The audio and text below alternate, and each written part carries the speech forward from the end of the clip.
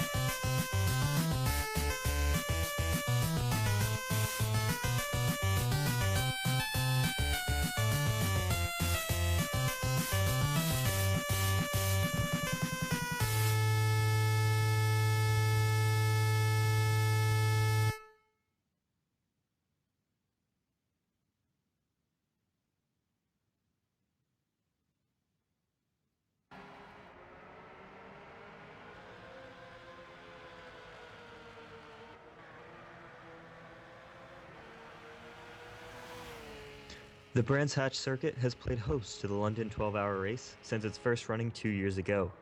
During that inaugural race, the pack was led by GT300 cars, with GT Cup following not too far behind. During last year's event, GT Cup was promoted to the lead class while TCN1 joined them for the race. This year, however, things changed quite significantly. The teams will now be running on the smaller Indy circuit, and everyone will be driving an original Volkswagen Beetle as part of the 2016 GTPlanet Fun Cup. A 50-second lap with almost no brakes applied means that cars will be on each other's gearboxes the entire event. Welcome to the 2016 GTPlanet Sportscar Series, and welcome to the London 12 Hours. I'm Rishabh Khosla, and it is great to be here with you all today. Joining me is Adrian Poi. Adrian, how are you? Quite warm, but that's a Australia-specific problem. Yeah. So we're back at last for the restart of the 2016 season. What's different this year, Rishabh? Well, actually quite a lot.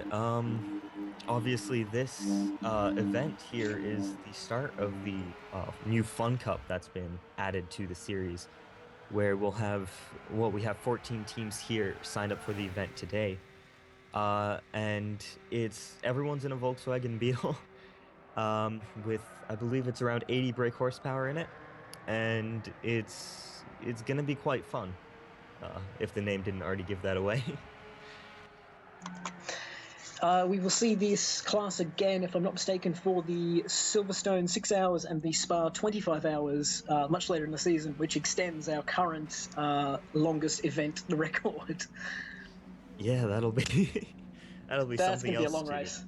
That is going to be a very long race. Yeah, that's going to be one extra long hour at the end there. Right, yeah, let's get down to business with the London 12 hour and run through qualifying before we sort of kick off proceedings today. Actually, before I do that, once again, everyone who's part of the series would like to thank AJ for, again, taking the time to organize and run such an incredible series. And we're all very thankful for him for doing so much work to give us all a lot of fun on a weekend for the rest of the season. So, once again, thank you very much, AJ. Yeah. Rightio. Qualifying. So the fun we all get to deal with right now is all of the car colours are relatively similar, so we'll spend a lot of time tripping over ourselves in the first few hours until we get our eye in.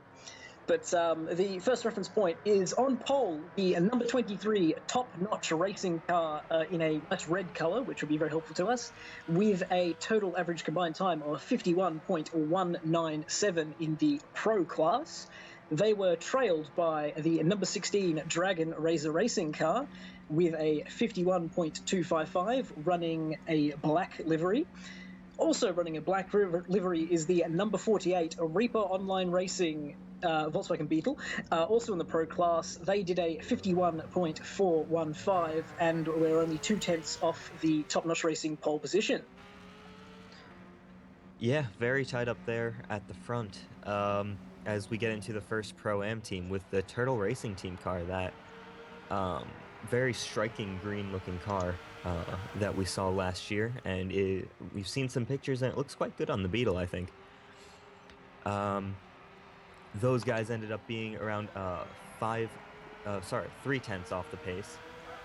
So once again, a very close field with the entire field separated by just 1.9 seconds.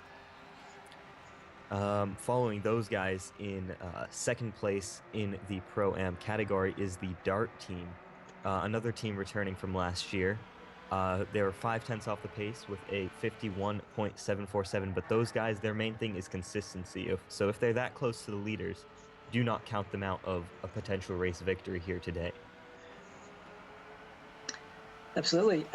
In seventh overall and fourth in the Pro class is the number 39 Scuderia GTMX car.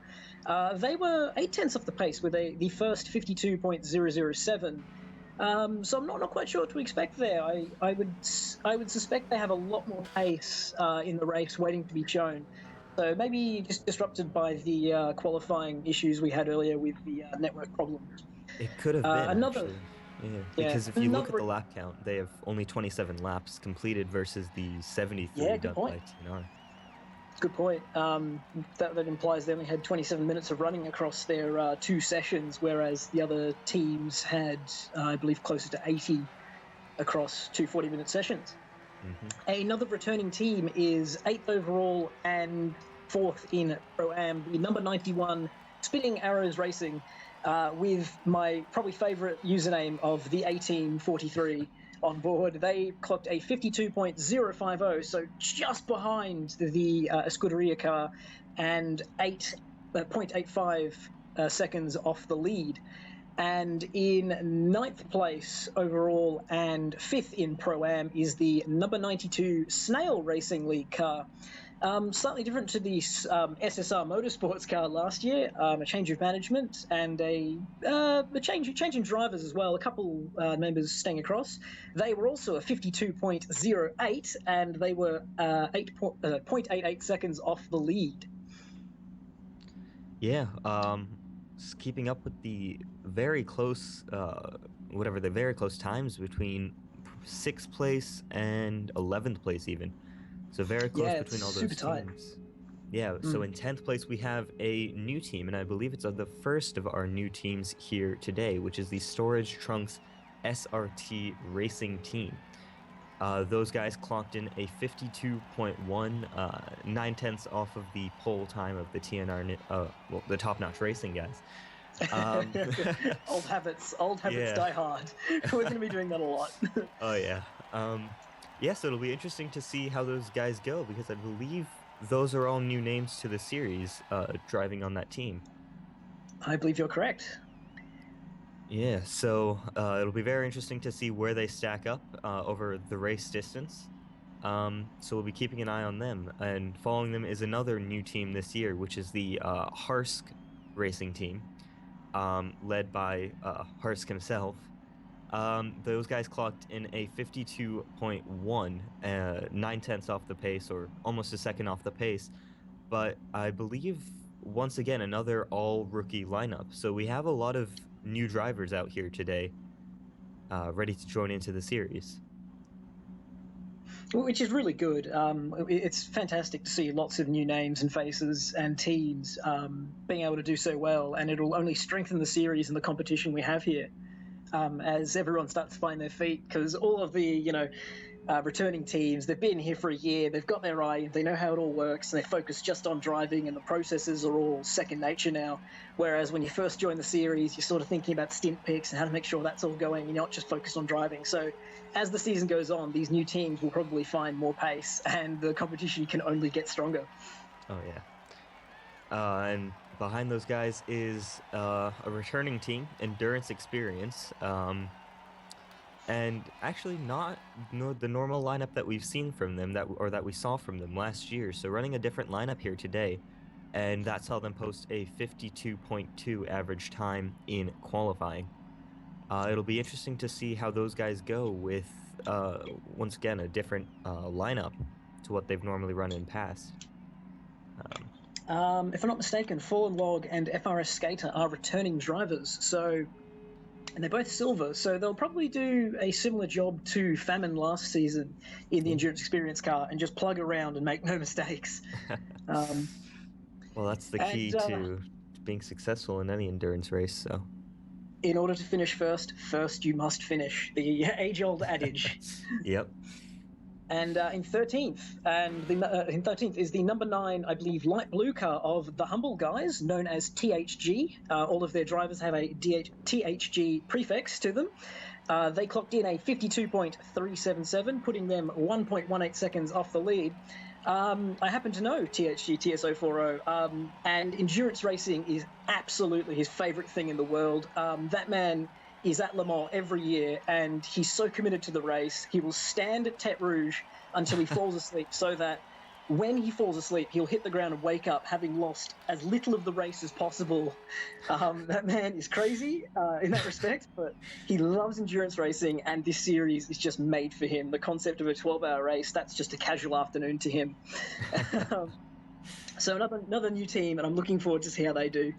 And in 14th, bringing up the back of the grid, but by no means a slow team, the GTR number 95 GTR Blackhawks team, once again led by GTR Racer Maniac. They clocked a 53.191, putting them 1.995 seconds off the lead. But again, they had a very low lap count, so I suspect they were in the disrupted qualifying practice sessions and weren't able to get as many laps in with their quicker drivers. So I look forward to seeing the race as they progress forward. And it's going to be tight. It's going to be a very long train until we see mistakes. It's going to be a very tight race. Yeah, these first few laps are going to be either extremely eventful, or it's just going to be a train of everyone following the leader. That's going to cause pressure. Pressure makes mistakes. Anyone can drive around doing their lap time consistently, but the second you put someone in there who's just going to look down the inside, maybe have a peek, have a dive, it just changes the dynamic, and we're going to see some very interesting things going forward. Yeah, this is endurance racing, but that does not change the fact that these guys are racing drivers. When they see a gap, when they see any chance to overtake, they will take it. That is absolutely true. Racing drivers. I'm actually looking forward to seeing how Escuderia GTMX, Endurance Experience, THG, and GTR Blackhawks all do, because those guys had a significantly lower lap count than everyone, actually, and also Wheel Racing Limited. So those guys all had a significantly lower lap count than other teams, which means they didn't get as much track time, which, they could potentially have the same amount of pace as the top 3 teams, which would be extremely exciting to see a team down in 14th come up to the front. That's going to be a hell of a battle. Yeah. I think it's worth noting that the wheel car is second in Pro-Am, considering they only completed 29 laps in qualifying, so they could well be battling with the top 3 very early on, depending on who their start driver is. And Yeah, this is going to be crazy. That's all I have to say. It's going to be excellent. Yeah, there's so much just anticipation, a lot of nerves. We've all been out of the game for a couple of months.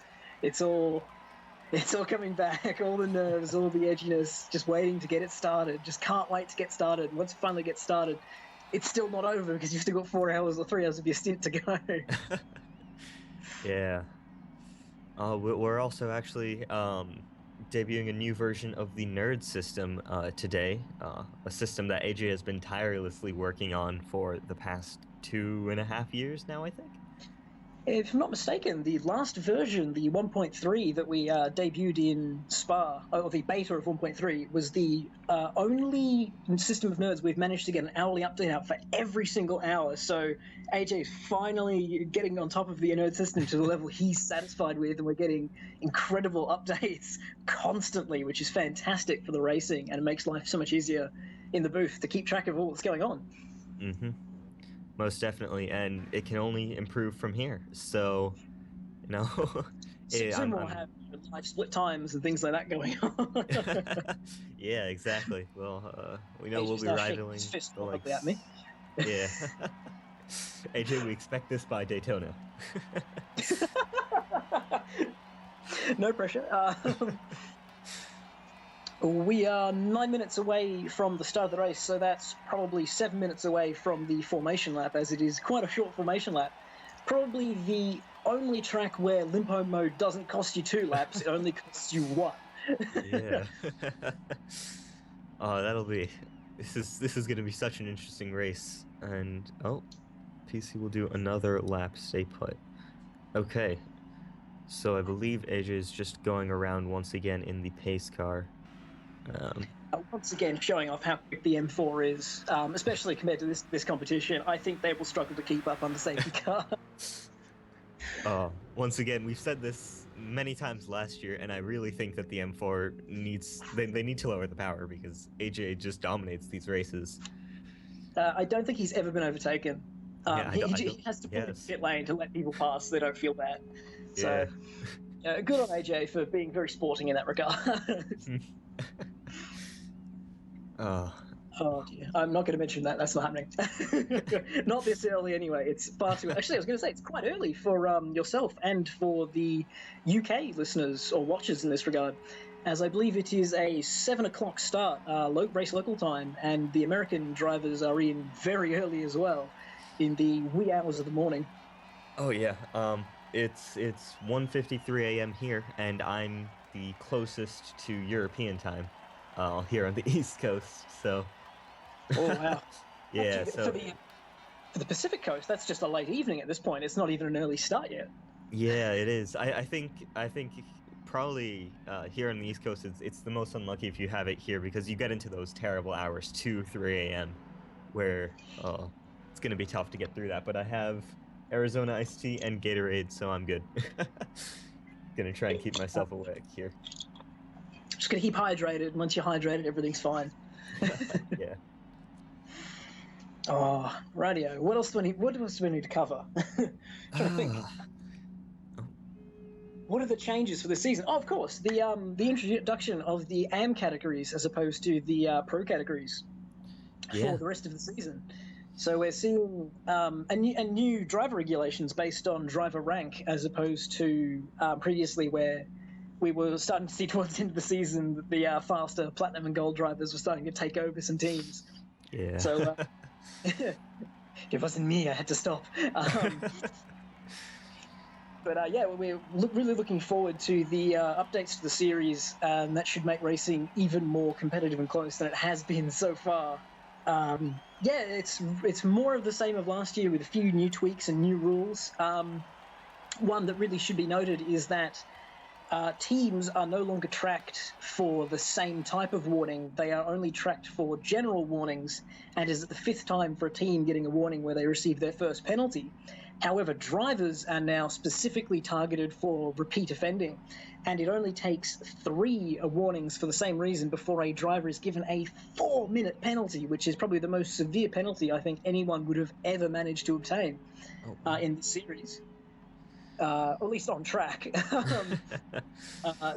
The post-race penalty for TNR at the Nürburgring 24, probably one of the larger penalties we've seen, which was an 8-minute penalty. Yes, That cost them 2 laps, but they were still able to hang on to the lead by a mere 5 or 10 seconds. As AJ lets us know that it's 3 minutes to the start, well, 3 minutes to the rolling formation lap, but that feels like the start. Yeah, this is going to be very exciting, and I think if you can hit the throttle a split second early once that green flag waves, you could get a significant advantage just because of how long it takes for these cars to accelerate. That's actually a really good point. Normally, the starts are a little bit sort of neutral, but with the Beetle, that actually makes a big difference. And also your gear ratios. No one ever really thinks about launching from 60k an hour because that's traditionally, the bottom of first gear and it's sort of not usable. But in these cars, that's about that's about the apex speed in a couple of places. So somebody might have a little trick gear ratio to get away in 60k an hour just to pull on everyone down to turn 1.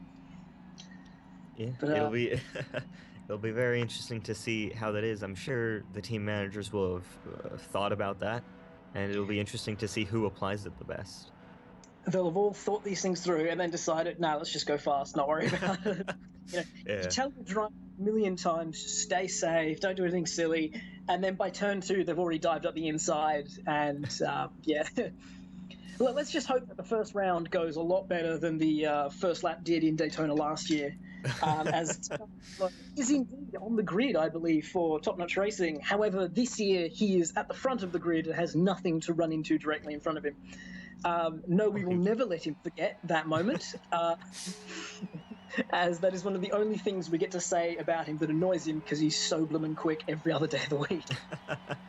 Well, I mean, I believe the SSR car started, though, on the front row in that event, so if DRR gets the jump off the line, we could see a repeat, so you Who's in the never know. DR question? Where is it? Dragon Razor is, I think, Sinister Plague is Yes. the starting driver for them, and Sinister knows Bilo very well, and those two will no doubt have before the race shared a joke about Turn 1 and Daytona last year. Yeah, this is going to be a very interesting start. You're obviously going to have. The BOP changed between qualifying in the race from mediums to hards. Oh, really? Yes, AJ decided to give people a little bit more power, but run on the hard tires instead. So the qualifying tires, essentially, with the qualifying fuel loads. So we expect to see a little bit slower race lap times early on, at least. But cold, hard tires, teams haven't really practiced much on the hards. Turn 1 could actually be very tough for some of the mid-pack drivers trying to avoid traffic. It could be as the cars begin to roll. Here we go. Yeah.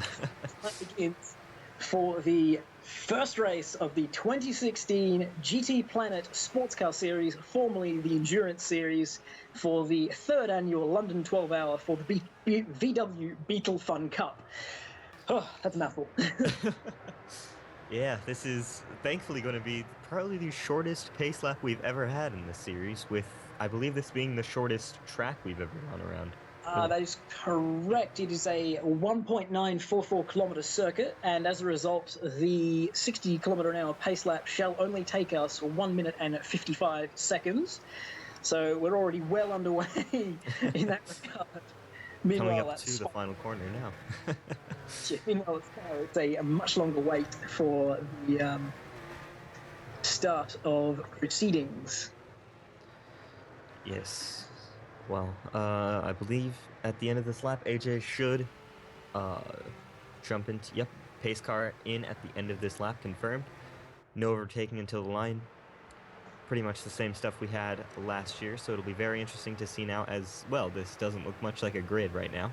Oh, there we go. Yep, well, as we're coming through clear now for the first time, but not at racing speeds, through Clark Curve, onto the Brabham Straight, waiting for the green flag. DRR giving up a lot of space to TNR there off the start, but probably just gridding up, waiting for the green. I believe that's green, is it not? Ooh, and that looks like Yes, a good jump for the DRR car. oh, Alongside the TNR. come on, the outside. Already we're side by side trying to do crazy moves. Oh, wow, no, he's going to have to back out of that. Yeah, and he does. But, He oh, keeps wow. down the hill. Will we have a dive into... Oh, there's a spin! There's a spin out of Paddock Hill Bend. That's the orange Uh, 72. Oh, let's go. That's... names. I I believe need that is to... the Wheel Racing Limited car. Ah, yes, of course, they are orange. With Yes. the Dragon Razor taking a very wide line through turn 4 of the name which would escape me. It's the critical moment. Graham Hill in. Now TNR taking a very large lead into the first lap as the Dragon Razor car is now coming under pressure from the Reaper Online Racing car, I think. Yes, the number 48. Yeah, Reaper Online Racing. So the two black-colored cars, this could get complicated. We never said it would be easy, but hey, that's where all the fun is. Wow, Yeah. the field is actually quite spread on lap 1. I'm surprised by that. I was expecting a very long train to form. Yeah, But it's... I'm guessing that spin at turn 1 may have just split people up. Oh, and is that a dive? Yes. The 48 is now in 4th place. They have been overtaken by Have the they? No, Racing League car. Was that? no, I Was believe... that Oh, there. Wait, is that Blackhawks behind them? There's no. another black... No. It's the I think Dart team, I believe, behind them. is now behind the Reaper car. So Dart has snuck him into 3rd place already, making huge ground on the back of the Dragon Razor car down the front straight. Wow, who's in that car? Oh, and I believe they've just made the pass. It was difficult to see there, but they are... Oh, this is... All 4 black-colored cars are right next to each other. This is giving me a headache. It would be too convenient if they could spread themselves out in orderly fashion, but oh no. And side by side, the turtle car and I can't see in the back of the frame, but yeah, the top-notch racing car is starting to escape, but it looks like the Dart car is absolutely flying. This is amazing. This is, you know, we don't normally see these kind of moves from the Dart team, and if they're able to pull this off and keep the consistency, I said this at the beginning, they could be a serious threat for the victory here. Yeah, absolutely. Very odd to see Dart so aggressive so early, but it's well-rated GTP Mad Max, and apparently Sinister Plague's silver ranking is not impressive enough for him, and he wants to get past and get on with it very quickly. Yeah, this is very impressive, and no one wants to let the TNR guys get away. So, you know, Well, someone wants to get in front. Hey, oh, someone's off in the background. I can't tell if that's the Reaper car or the Turtle car. Trying to see 66, 16, and oh, I didn't see the last number. Yeah. The Dart car is now ahead. Dart is now ahead of Dragon Razor Racing, up into 2nd place. Is that a green? I need more color. Doesn't help that it's also sunrise, so you can't really see much. Clarity will become better as we start recognizing things better. And it is indeed the Turtle car in 4th place. So the Reaper Online Racing car ran wide at turn 1 and lost a bunch of time there. I think the biggest problem will be seeing people trying to hang on to the cars as the tyres start to wear out. Because I think, if I'm not mistaken, qualifying, most corners were just about flat, so on the harder tyres, maybe it's not quite as easy to drive. Yeah, it could be that. And, I mean, I believe I was reading, I haven't actually gotten a chance to drive these cars, but I believe the cars should be able to make the full 65-minute pit, whatever, mandatory time to pit in. So cars need to stay out for a maximum of 65 minutes. And I believe the tires should make it if the mediums were able to make it, but that lack of grip from the hards. Definitely will. The hards definitely will, man. Fuel, I believe, is not a concern. The Stale Racing League is chasing the... I can't figure out this one. Is that Turtle car something further back, or have I got confused again? I believe it's the Turtle car because it has that metallic-y green look. I'm calling the Turtle car wrong this entire time, and it's actually something else. This is... Oh, who knows? We'll figure it out. Wait, are there 5 black-colored cars? As far as I can tell, there's the Reaper Online Racing team, the Dragon Razor team, the Dart team, and the GTR Blackhawks team Oh, to but make four. it could have been one of the dark purple or the dark blue cars that we saw because I remember seeing 4 black-colored cars, which just made things very confusing. Someone has a dark green car, as far as I can tell, but I thought that was the Turtle Racing car, but maybe it isn't. I think the bright green colored car would be the Turtle Racing car, but 68, Mm. that is indeed the Turtle Racing car, so I've misidentified someone up near the front. Did the Blackhawks somehow sneak up into the lead without us noticing? That's the lead I'm bunch. According to the nerd system, which should technically be accurate still at this point in the race, the 95 is still trailing in 14th place. So, That doesn't seem right, though, based on, I think it was the wheel racing car spinning on lap one, so unless they've sparred without us noticing. Actually, yeah, it looks to have updated. It's almost 3 wide into Druids there. oh no. As the turn. No, I can't tell. Oh man, This is going to be the story of the race. yeah. We need more color variation, but then we've got 14 cars. It's very hard to have lots of different colors. Oddly enough, after all of the blue cars we saw last year, only the humble guys THG are running a blue car this season. Oddly enough, Yeah. Bit of a change there. so everyone chose away from it, just as everyone else chose away. Catch 22, that one. So that's the Yeah. storage trunk racing car in the back of shot there in the pink coloured car, which makes them nice and identifiable. Yeah. That's nice to see there. So the white car is the snail car, right? Just piecing all the information together to try and work out who's where. Let's see, 92. Yes, 92 is the snail. Yes.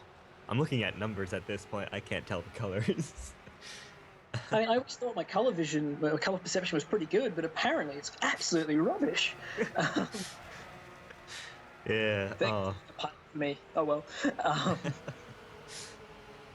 I would fail on many other requirements for that. Anyway, so all right, another battle with the 16 chasing the 66. Oh no, we've gone back to the number 92. So briefly, we were looking at the online racing. Sorry, not the online racing. The Dragon Razor car chasing the Dart car.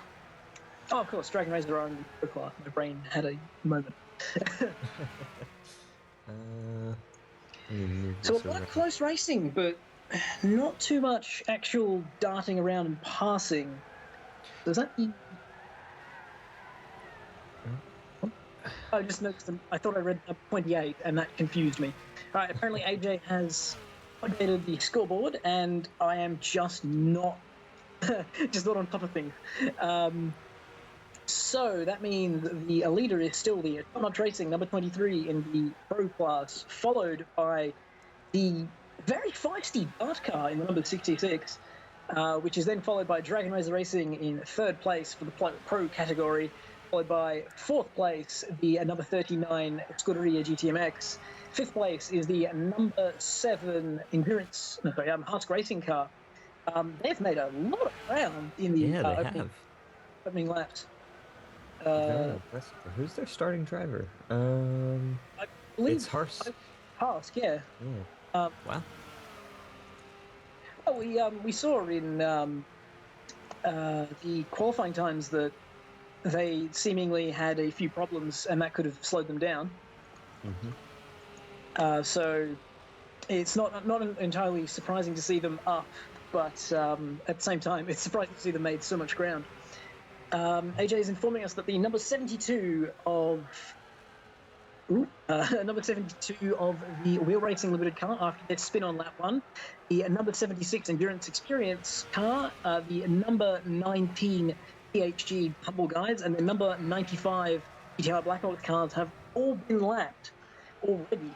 So I'm guessing that spin at turn 1 was a result of maybe some contact causing damage and forcing some pit stops, because it's only 10 minutes in.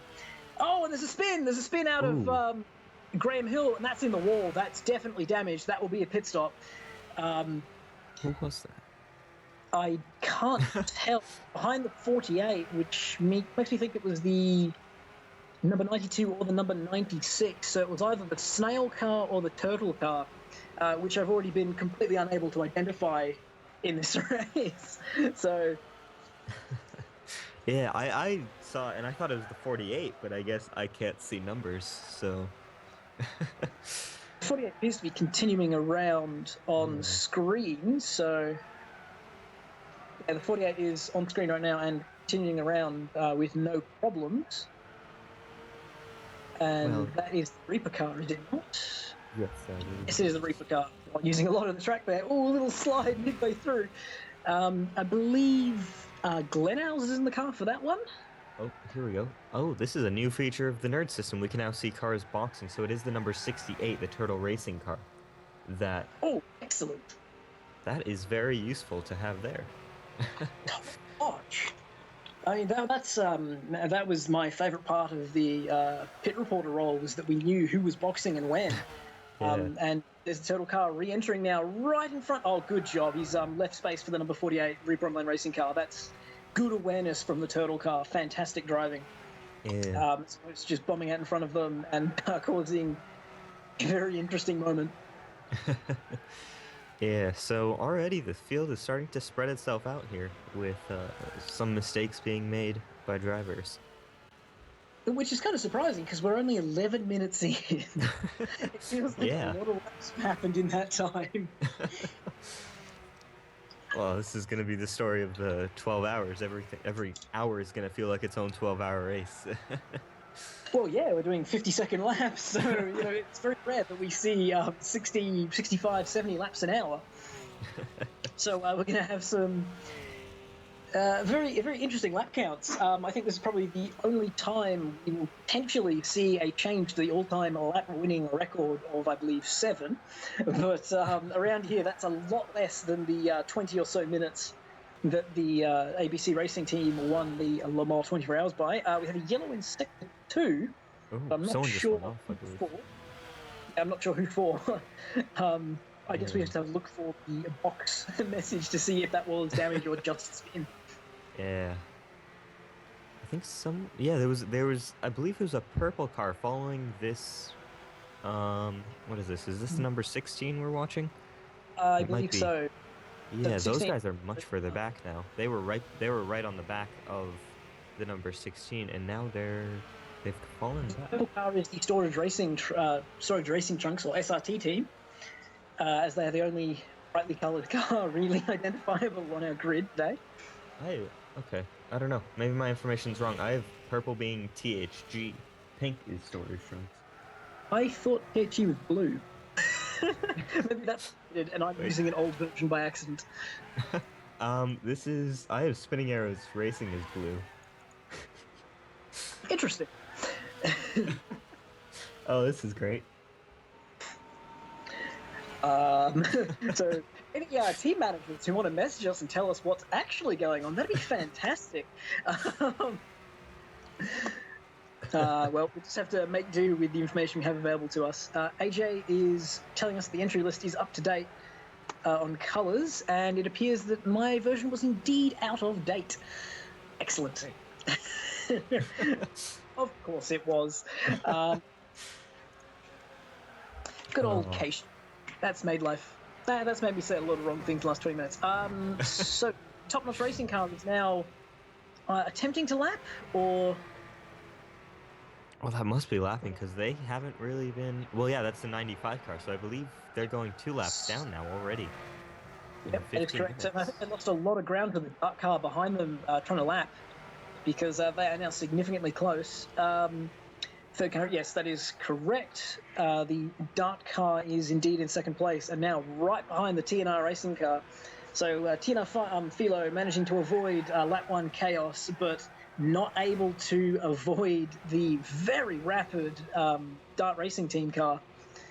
So this looks like that battle is going to start closing up and then become a proper battle for the next 45 minutes before the pit stop interrupts it in order to resume once again on the other side.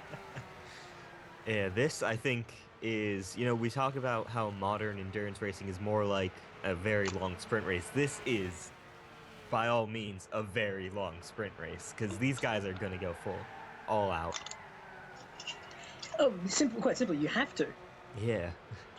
Because this is the ability to gain time is so minute around this circuit in these cars. You have to push 10 tenths consistently to try and eke out a margin, hundredths of a second at a time.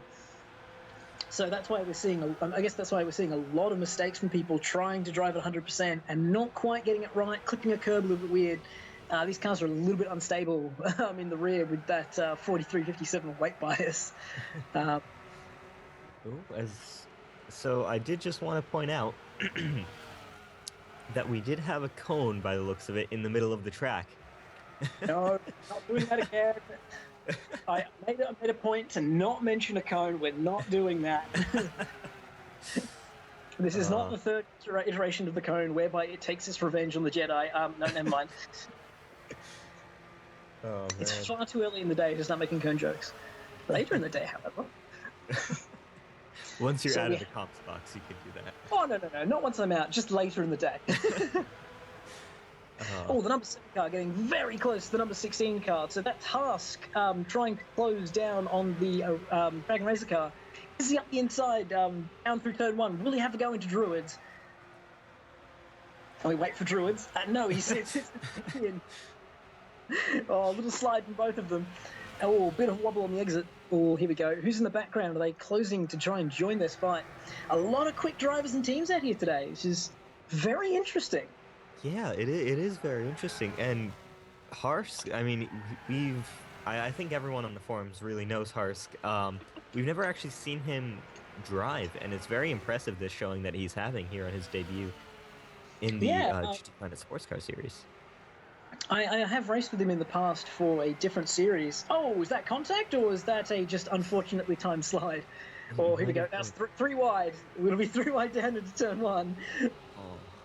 Oh, you just have to pause. Okay. These cars aren't fast enough to make the corner by the time we talk about it. It's a bit hard to start ramping up towards the corner because the corner happens a lot slower than we're used to. AJ reporting no contact, just a interestingly timed slide of the Dragon Racer racing car. So it's the Dragon car, the Hask car, and then in third, I can't quite tell. In third in that train of cars, as opposed to that overall. Oh, using a lot of track there in the Dragon car. Is it the number 7? I don't think it would be. No, 7 is the Husk car. What am I talking about? It says the 39 car is ahead, which well, who knows? Well, there is a cone on the road. Right. I think that's the Blackhawk car coming back towards them now. And Haas, once again, getting a much better exit onto the straight than the Dragon Racer car. But will we see lap traffic play a role? He's got to be side by side. That has to be overlap down into turn 1. Or is it? Oh, this perspective just threw me off there. I thought he had an overlap to try and make a pass. There's a spin! Oh! Ooh. I can't see what's happening. Sinister Plague is backwards. Yep. I think that was the Blackhawks car being lapped. Oh, Hask slow. Hask might have damage. Oh, that's very fortunate. This is not good. Oh. Yeah, that car is looking to struggle. It's lost a lot of ground there. And I do apologize, I called it being Sinister Plague. I'm seeing numbers and cars flying that aren't actually the cars. This is a lot harder than I thought it was going to be. So if we could just move AJ out of the room, we can get someone in there to start telling you everything. We don't need officials, we'll be fine. Ooh, we've got a little yellow flag at the top. Free each they'd be given. And the Haas car does pit, so unfortunate for those guys, just got caught up there. I really thought they were going to be the beneficiary from the lap traffic, potentially creating a wedge for them, but unfortunately the GTR Blackhawks car, I'm pretty sure it was, just spinning there and probably potentially causing some damage. But I haven't seen the 95 car or any other car other than the Haas car in the pit lane yet, so not quite sure. Anyway. Yeah. We have the 48 behind the 16 here. There's a bit of a battle going on between those two as we switch to the TNR car. But according to the counter, those two are not supposed to be anywhere near on track unless the 16 has just lapped the 48, which could be possible. That's too high, though, surely. because we had the 16 and the 7 battling, so the 39 car seems to have dropped out of that battle or gone ahead. We don't know. With this such a short lap, it could actually be a lap down. We just don't know. If I'm not mistaken, the TNR car is now starting to extend its lead again, just a little bit over the Dart Racing car. Okay, AJ updating the table for us. And yeah, the 39 car is supposedly between the 16 and the 48, so I'm not sure how that's panning out. As the 48 gets ahead of the 16 into the corner before clearways. That might have just been for a lap back. I guess the Reapers did have a moment early on, so they could well be a lap down, but I can't see the Reapers having such a odd start. No, actually, I believe AJ's just updated the ladder, and that was for position, so that was for the final podium position. Okay. Radio. So yeah. they were indeed nose to tail for position. That makes more sense than what we thought had happened. And I did see someone in the pits. We don't have it on the ladder, but it'll be interesting to see who that was and whether... No, that couldn't have been scheduled. It's too early for that, so they might have run into some issues on there. I would agree. I was going to say maybe you could play a crazy reverse strategy, Bob. Like, no, the field was just too spread. Field is too spread for that to work because you'd pit and come straight back out into more traffic. So Yeah. I was really expecting some long chains of slipstreaming, keeping everyone all tight, but seemingly not. As AJ reports, the number 39 purple car. No, the 39 is the GTMX car. GTMX. Okay. So the GTMX car is the interesting. The sheet had them as red as opposed to a dark green, which would explain my confusion much earlier on. So the very green car is actually the GTMX car. Okay, all the pieces fall together. That's not green on the monitor. It looks like a very, very dark green, if that makes sense. Oh, I'm talking about the entry list. That looks red That's to me. red. Yes, I know. Okay. Yeah, it makes sense because they ran the Bentley last season in LMP1. And that's why I was curious. I heard you saying that they were red, and I was very confused there. Yeah, I'm guessing the rims are red, which again matches their livery from the GT500 as well last season, where they ran that dark green with red rims. Yeah, and even their Bentley that they ran in LMP1 last year, very luckily was that same color. Yeah. Well, we did a similar thing for. In terms of we took the color we had and thought we're going to make that everything now. Yeah. We haven't been able to keep the Azzurro LM55 color across all our cars, but that's a problem for the rest of the season. As the PNR car is now catching up the back of the orange. Oh, look at this car. Words, use them. The GTMX car, too wide, overtakes the TNR car down into Druids after TNR car was balked through Paddock Hill Bend, and we have a new leader with the number 39 GTMX, the Scuderia GTMX car, leading from Top Notch Racing after being balked by the Wheel Racing car. Well, I did say that traffic was going to play a role with that one. That was brilliantly executed by the GTMX car. Boldly executed as well. I mean, there was no stuffing about. There was a gap to the left, he took it, and there was space to the right, and he made his car fill it. So, well driven, but I don't think Top Notch Racing are going to let that one slide particularly easily as he tucks into the slipstream down into turn 1. And no, I don't think he can do around the outside here, but he will be lining up for a move into turn 2. Ooh, nice over and under. Don't think he's got the ability to go around the outside into 2, but will he take another attempt at an over and under? Nah, the GTMX car just too quick through the mid-corner there. So this looks like it'll be a battle for the next while until we get some sort of incident to break these two up.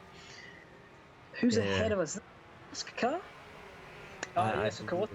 Again, Philo, we're being reminded by AJ that Philo has been given 2 warnings already for track limits in QP, and if he obtains a third one, that will be a 4-minute penalty for TNR Top Notch Racing, and that would see them lose 5 laps. And if I was the manager of Top Notch Racing, I would be telling Philo to just stay within the lines for the 2.5 hours, because losing 5 laps would really end their race. So probably best to just let this one go and wait for traffic to bring them back in. Yeah. So because I need to check fastest laps and things, but I'm pretty sure they had one of the quicker laps because they were circulating about the same pace. It looked like the TNR car was just starting to run away in clean air there. But I guess we'll see as the race develops. Yeah, very interesting to see there, and interesting to see what happens. Oh. Yeah. So, it'll be... Oh, as there was some smoke there. If I'm not mistaken. I do recall seeing something. I'm not sure if it was a spin. Can't really see anything. That's the nice thing about this circuit, is you can actually see something with that shot. You can see a large portion of the entire track. A lot of smoke down in turn 1, so someone's had a moment. It's that... I believe that was the 39 that went off. No, I think it's the car ahead of them. The 39 is still in good nick. I'm not sure. I definitely saw a car off in the gravel. The 39 is not. Okay, we have yellow in sector 1, but I'm not sure what for. AJ giving us an update. The fastest lap for the number 23 is a 52.327, and GTMX have a 52.216. So GTMX are slightly quicker at the stage, actually. Also, AJ updating, it was the THG, the Humble Guys car, that spun down at turn 1, and we go back to green. Excuse me. Yes.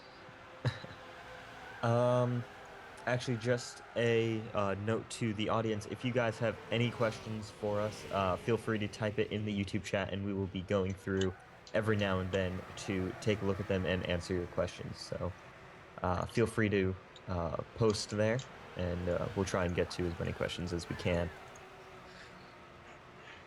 If I'm not mistaken, I believe we have no blue flags for this event, based on them all being the same car and effectively the same class, despite the division between Pro and Pro-Am. So leaders will have to make their own way through traffic, and, well, traffic in inverted commas, because if you make any mistake, you go a lap down and are really not really traffic, even if you are one of the quickest teams out there today. Yeah, exactly. And it could be very difficult if you have a team that potentially ran into issues at the beginning and is very fast, because they could end up holding up leaders, or because if they're running at similar pace or just slightly slower, it could end up holding the leaders because the leaders couldn't pass them. And so it could definitely be huge here, as a lot of smoke around. So are we The drag racer car runs into the GTMX car. It's sideways. Oh dear, this is going to end badly. Oh dear. Where's the TNR car? TNR car just taking the external route. An overtake. 3 wide. Oh dear, this is going to end badly. And the Hearts car just getting into up into clearways. Wow. The GTMX car lost out big time there. I believe the 23 is back in the lead now. Yep. Yes, that appears to be the case. So the number 16 Dragon Racer racing car getting a little bit sideways there out of 2, and then a little bit of contact between the Dragon Racer car and the GTMX car down into turn 3, which I believe is Surtees. Not sure if it was one person turning in on the other, or not quite turning in at the right time, causing contact there. But that allowed the number 23 to both overtake the number 7 car, which was holding him up there as the GTMX car was escaping, but also getting ahead of the GTMX car, who had to dive to the inside to avoid a potential crash there. But everyone hung on very well in the end, so well driven by everyone to make that not a total disaster. As we enter not even the 30th minute of this race. This is something else. This is a new level of racing, I think. I think the Brands Hatch 4 hours was about as intense, because it was just non-stop action. And I think the 12 hours was very similar in that regards, but we were able to take a breath occasionally to try and fill in the calendar and then go back to the racing. Yeah, it was those events were crazy. I think Brands Hatch has certainly given us some very good racing in the past, and it isn't failing to do so today. Which is why we keep returning. And we have the number 92 coming in for a pit stop at the half hour. So the Snail Racing League, I can't see that being scheduled, but it's half an hour, so maybe they are just pitting on the half hour to then do hour-long stints to just keep them off cycle with everyone, potentially to run a different driver strategy. But I believe that means they do an extra pit stop throughout the length of the race, so not sure about that one. Yeah, it's interesting to see what they do because you'd think, the with a series like this, you'd think all the cars would want to be essentially on the same strategy, which is every 60 minutes you pit, and so you do it by the hour. But it's interesting. I'm sure the team managers will have run the maths and they would have figured out, hey, this might be the best strategy. Absolutely. You'd think that not necessarily every. Ooh. Oops, something spun in the background. THG maybe. It looked a bluish hue. I can't tell. But in terms of because these cars can all run the 65-minute maximum, and the race is 12 hours, and you have to get 3 driver changes in, the maths very clearly points to do 1 hour stints, change every 3 hours. But in reality, you'll see 4s and 2s and 3s. It was the GTR Blackhawks car, not the THG. I apologise to them. Blackhawks not having a great race so far. After they did very well in the GT Cup class last season. I recall they won a race, but I don't remember which one. And taking a podium at the Nürburgring 24. They drove quite well, actually, without my nonsense going on in there. Oh dear, that second stint. Anyway. Yeah, they were a very good squad last year. Could just be, yeah, I don't know. It's interesting. Maybe it could be the car. It's. Yeah, true. It's a different vehicle. I think they have a rookie in. I'm not sure who's in the car right now. I believe it's GTR Racemanic, who's one of their gold drivers, along with GTR Venturi. But they also have 2 new drivers well, no, not new drivers to the series, but new drivers to, I believe, their team, with the bronze-rated Giuseppe and a rookie of Juan SI6872. AJ is informing me that is Giuseppe in the car, so that would explain some of the inconsistencies and lack of pace, as it is not the gold-rated driver in the car right now, it is their bronze-rated driver. That could be it. Yeah. So wait for the second half of the race as the quicker drivers jump in, and we'll see probably then climbing their way back up if they can just calm down their current driver and just keep them on the road for a while and just make back some positions through attrition. Yeah, I think, again, I don't think anyone's going to be out of this race until the last minute. Because one mistake puts you. Yeah, exactly. One mistake can put you 1 to 2 laps down, and it's insane that way. Absolutely. The way this works. I mean, it's worth noting that other than the 4 pro teams of TNR, Reap Online Racing, Scuderia GT Max, and Dragon Race Racing, everyone has to drive a bronze driver at some point. So the Blackhawks have decided to get their bronze driver on early, but a lot of other teams have put in some quicker drivers, try and make some positions. So maybe we'll see some other teams running into trouble as the race goes on, and we start seeing the less reliable drivers, or maybe not just the less quick but still reliable drivers. There's a big range of skill sets. Essentially, you've got bronze speed silver drivers like AJH 1990 or Famine, who just plug out the lap times time and time again. Never see them in pit lane unexpectedly. Oh, as the TNR car gets a little bit wide through Paddock Hill Bend and puts 2 wheels in the gravel, losing a bit of time there and increasing his heart rate probably a little bit more than he'd like. Yeah, those guys have shown serious pace. I think they have, they won the GT3 championship last year. It's really using all the track here, these guys. You're seeing them go on to, really riding the curbs. You're seeing them just clip the grass. It's very interesting how guys are finding the quickest way around the track. I mean, with a spec class with so low horsepower, you'd expect to see everyone taking every inch they can get, which is somewhat in contrary to AJ's definition of track limits. So we'll probably see some warnings and penalties handed out, and that's a little bit concerning because we're only half an hour in. I don't think we've seen one yet, but continual abuse will definitely receive a receive a bit of a hammering from AJ, and that could end a few races. Again, the guys at TNR, keep Philo under control, please. let's not take away the battle before it's really even hotted up. As this race looks like it's going to go all the way. Is that the Reaper car trying to overtake the Dragon Razor car? It might be. No, I believe that's the. No, yeah, that is the Reaper car over the Dragon Racer. Dragon Razor. So the Dragon car's falling backwards. I'm seeing probably making mistakes, losing a bit of confidence, and just deciding to plug around for a while at a slower pace, just to try and minimize mistakes. But you can easily throw away 2 or 3 laps with a couple of mistakes in this race. So commit to that not crash strategy very early, or have a good plan B. And here we are, actually, just switching to the battle for the lead. Take 2.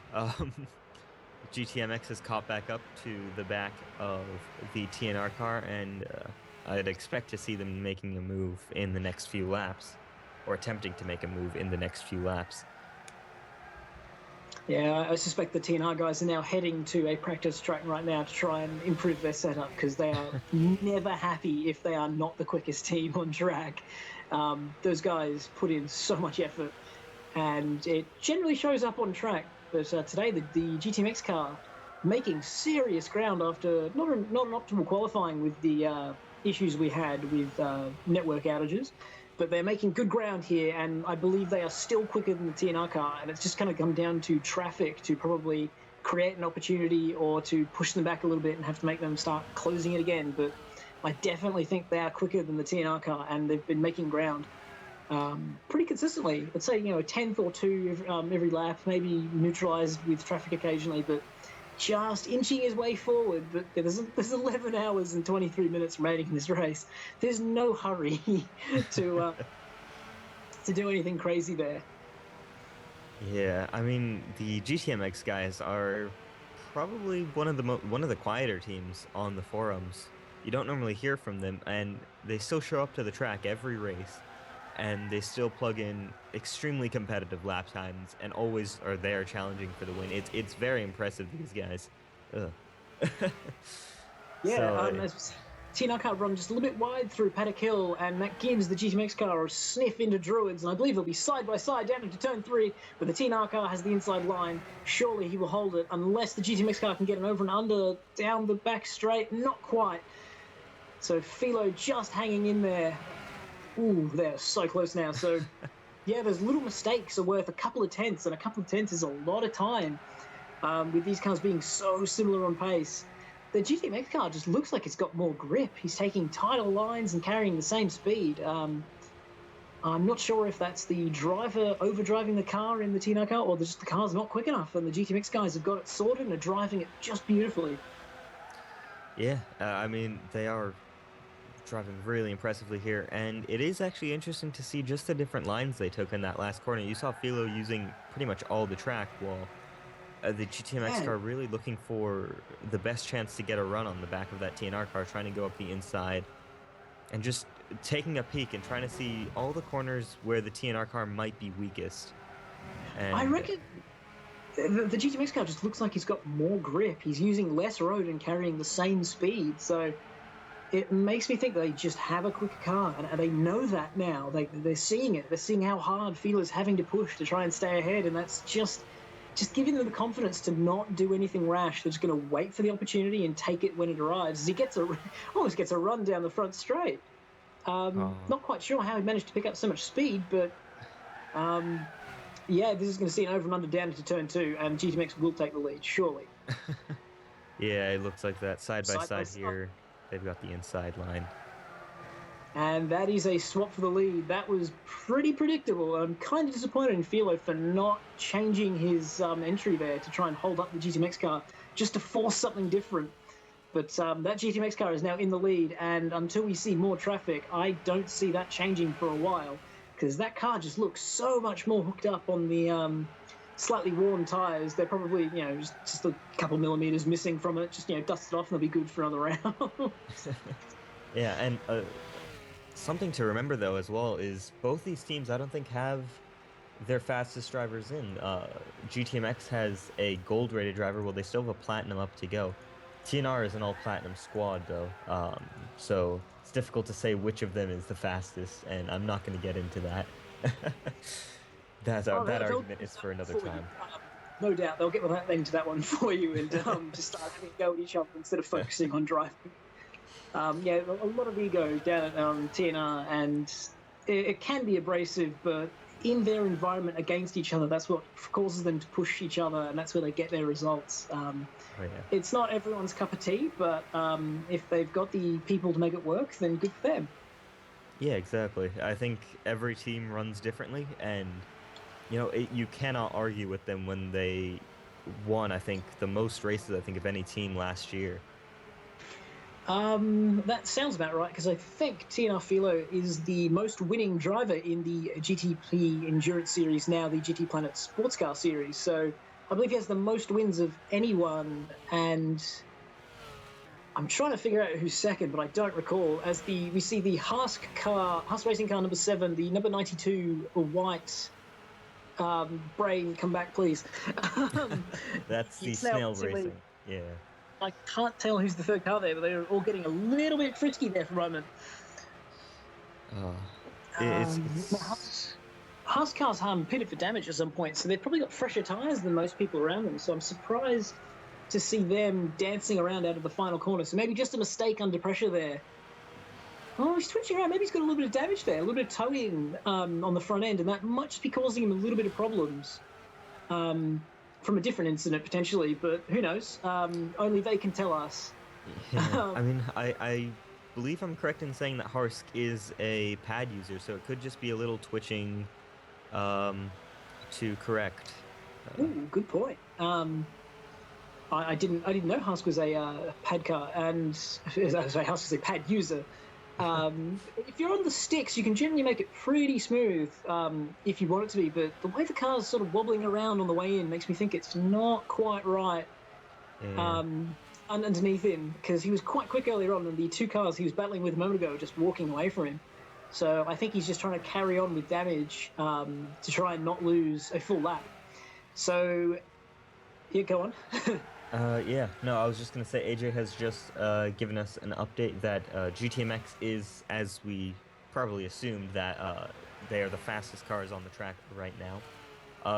Then the Reaper Online racing car is actually running quickly. I think those guys ran into some issues early on, so that's why they're down the order. But it'll be interesting to see how they can work their way back up. They're still in 4th, though, so they have the dark guys in front. And speaking of the dark guys, they're the third quickest team at the moment. Then the number 23 Pinot car is the 4th quickest car on track. So they're currently leading, but they're not the quickest by a long way. And the Hask car actually has the 5th fastest lap. So yeah, that definitely means something's not quite right with that car right now to be causing him to be slower than the guys around him. AJ updating us with the top 5 lap times, actually. So GTMX has a 52.216. The Ripper Online Racing car has a 52.249, so all very, very close at the top. The 66 has a 52.297. What just happened? My lord. And the Dragon Racer car comes out the other side, somehow, seemingly unscathed. I'm not sure what just happened there. Did you see that one? I did not actually. I was just taking a look at all the lap times, and I saw something out of the corner of my eye, and I just missed it, unfortunately. I'll try and catch it on the YouTube stream, actually. Let's see. Good job.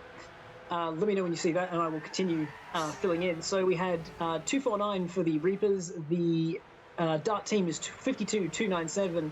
TNR is 52.305, and Haas is 52.533. So the top 4 are within a tenth, and then the Haas car is 2 tenths down, being the 5th quickest. So it seems the top 4 is the top 4 fastest teams for now, with the GTMX Reaper Online Racing TNR being the pro teams, but the leading Pro-Am car is the number 66 Dart car, and they have some serious pace, and it's showing, giving them 3rd overall and 1st in Pro-Am class.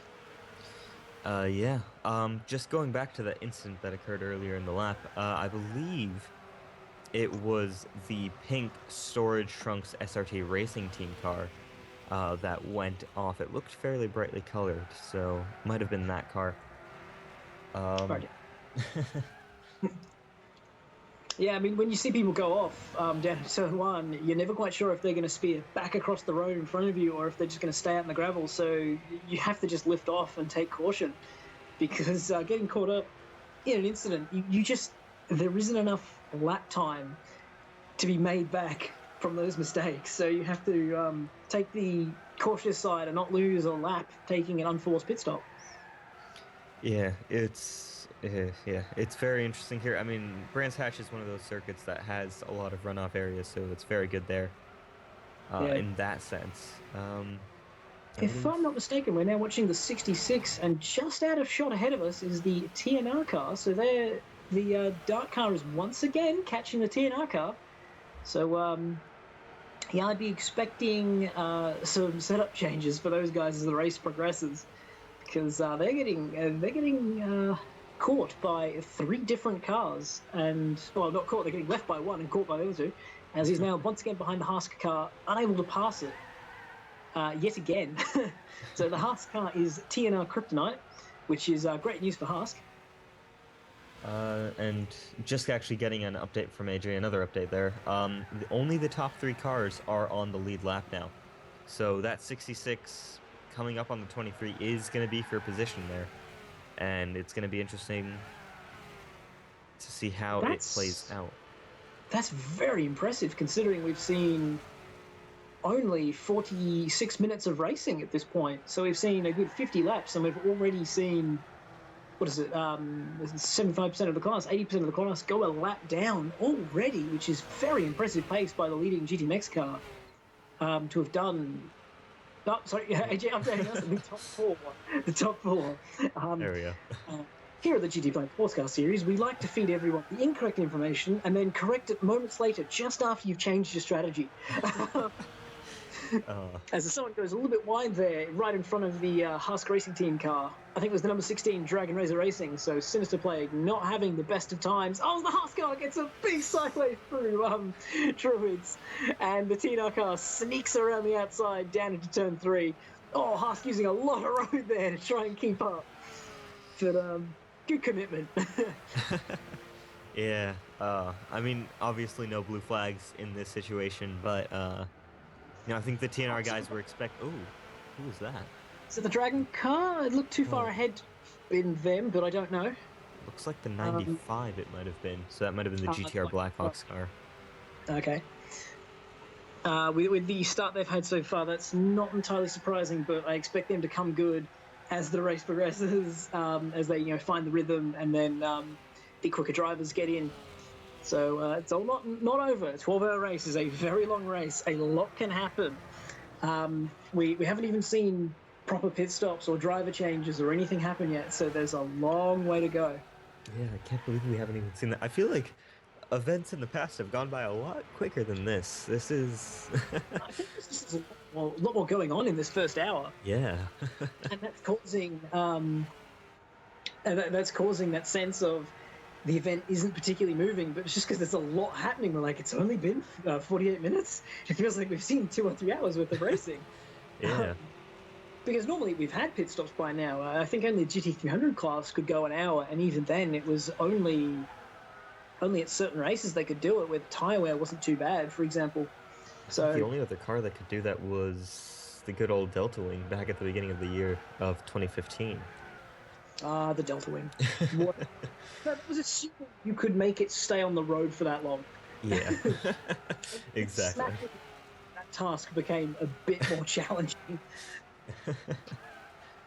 I see clouds. Time to spin. Yeah, that is probably the worst car for. I wouldn't say consistency, because it was such a challenge where any mistake and it punished you severely for it. It was a very knife-edge car, but when it was on song, it was so quick. Oh yeah, it was. I think I'm right in saying it was probably one of the quickest LMP2 cars out there, and the difficulty was getting it to work for you. But once you got it working for you, you'd be unstoppable. Yeah, If I'm not mistaken, the fastest laps in qualifying in the race for Daytona last year were Delta Wings, but neither of them finished in the top three I believe one overall. did. Oh, okay, so the SSR came third, or did the Inferno car come third overall? I believe it was the Inferno car that came third. After a late charge from those guys. Let me just double check. I've got the results up here. I will get back to you on that. Probably SSR being fourth overall. I think someone's had a moment there. Yeah, the 95 car did have a moment, spun back across the track, creating just enough smoke for me to pick it up. Yeah, they just need to focus on getting consistency and keeping the car rotating. But as far as I can tell, no damage for them, so that's a pretty good outcome. That's one of the benefits of brands. There isn't much to hit. It's the only thing you can really run into is other cars, as most of the walls are a long way back. I think realistically, you're going to hit the wall out of turn 3 when it oversteers and pitches you into the inside wall, which is such an odd wall. And sometimes out of turn 1, you can get to the inside wall, but normally in a quicker car that loses the back end through turn 1 and you just can't save it. But we'll see. As the race goes on, we'll probably see every wall have a nice meeting with the car at some point. An exchange of signatures, quick chat, and maybe a couple of some of the British teams out there. Going back to the Rolex 24 from 2015, the final order was the Teamwise Racing Lexus SC431 with ABC Racing in second and the leading Delta Wing in third with the Delta Wing AER of Inferno Racing got third and fourth was SSR. Okay, no worries. That was the THG car running a little bit wide through clearways there and having a nice slide, allowing the storage trunks or a racing team car through. If I'm not mistaken, that's THG Kemok in the car, who is, I guess they're all rookies.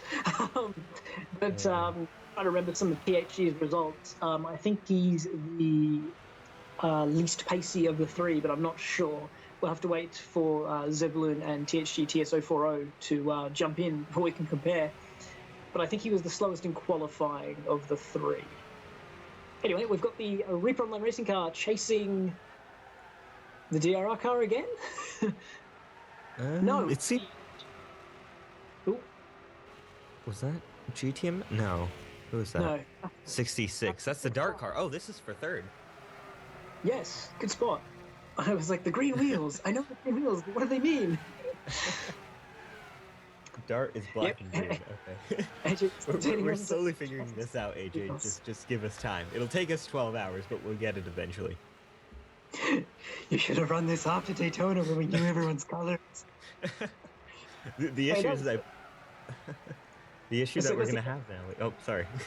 Yeah, the advantage coming in late in the season last year was we'd already seen everyone race. We knew everyone's cars. We walked in the commentary booth. It sounded like we knew exactly what we were talking about. So we come back in the new season and we know nothing once again. Yeah, I think the trickiest thing is going to be we're never going to have the same grid for a Fun Cup race. So because you have every team is technically eligible to run in the Fun Cup, which means that we're going to have different cars every race. So come Silverstone or Spa, it's going to be we're going to have to relearn the colors again and again and again. I was going to say, the logic is, though, they keep the same color as their main racing car. But then there are teams with two cars and two different colors. So, oh, dearie me. As I believe the 48 is past, the 48 is past the 66, so I don't know if we missed that. We probably did while we were idly chatting, so I apologise to everyone out there. I normally get annoyed at myself for making those kind of mistakes. I believe the 48 is now on a charge, despite being, I thought we found that they were, they were quicker than the TT6. Never mind, I was confused at the moment. So after some issues on the in the start there, they are now making their way back through as the TNR car laps. I want to say the Dragon Racer car again. Yeah, that was the Dragon Racer. I thought it was the GTMX. And I saw it out of the at the end of the shot, and I got very concerned there for a second. They just need a big number where the number plate at the back is, and it'll be perfect. Because all the camera angles here show the back of the car for way too long.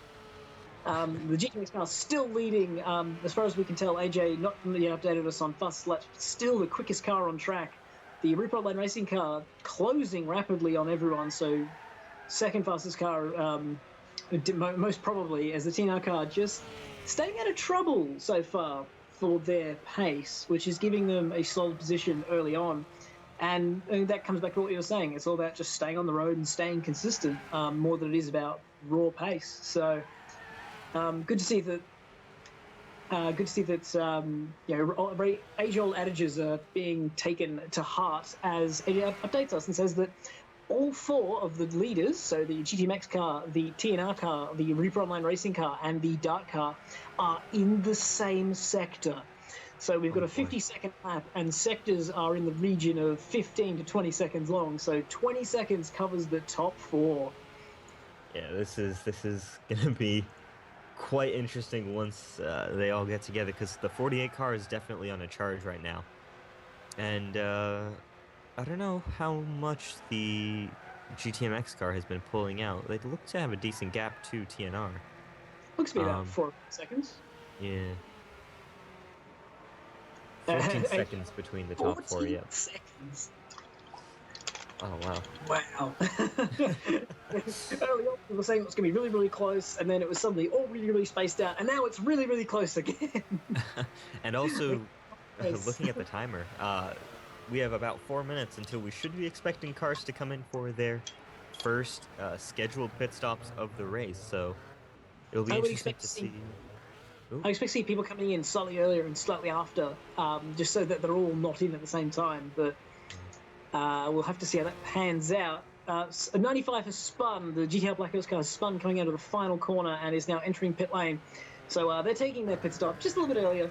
But that should just allow the driver, make sure he gets his stint pick in, just calm him down on the team radio, and just make sure he's focused on keeping the car circulating. Because sometimes you just need that moment to stop and just calm down and then go back out driving. Yeah, these races can get pretty hectic out there, and yeah. We've utilised that a couple of times in qualifying, where that's just not coming together. So we say swap out, let the other guy go. Our driver just sort of stops for a moment, just calms down, thinks about how they want to drive. They come back in and just straight away on pace. And I think we stole pole doing that in Fuji. Yeah. But big slide from the 91. Great save. Yeah, nicely done there. That was the blue car. Wait, I got this. Yeah. Not spinning that time, but just putting on some leery angles. As I dig to the bottom of my British.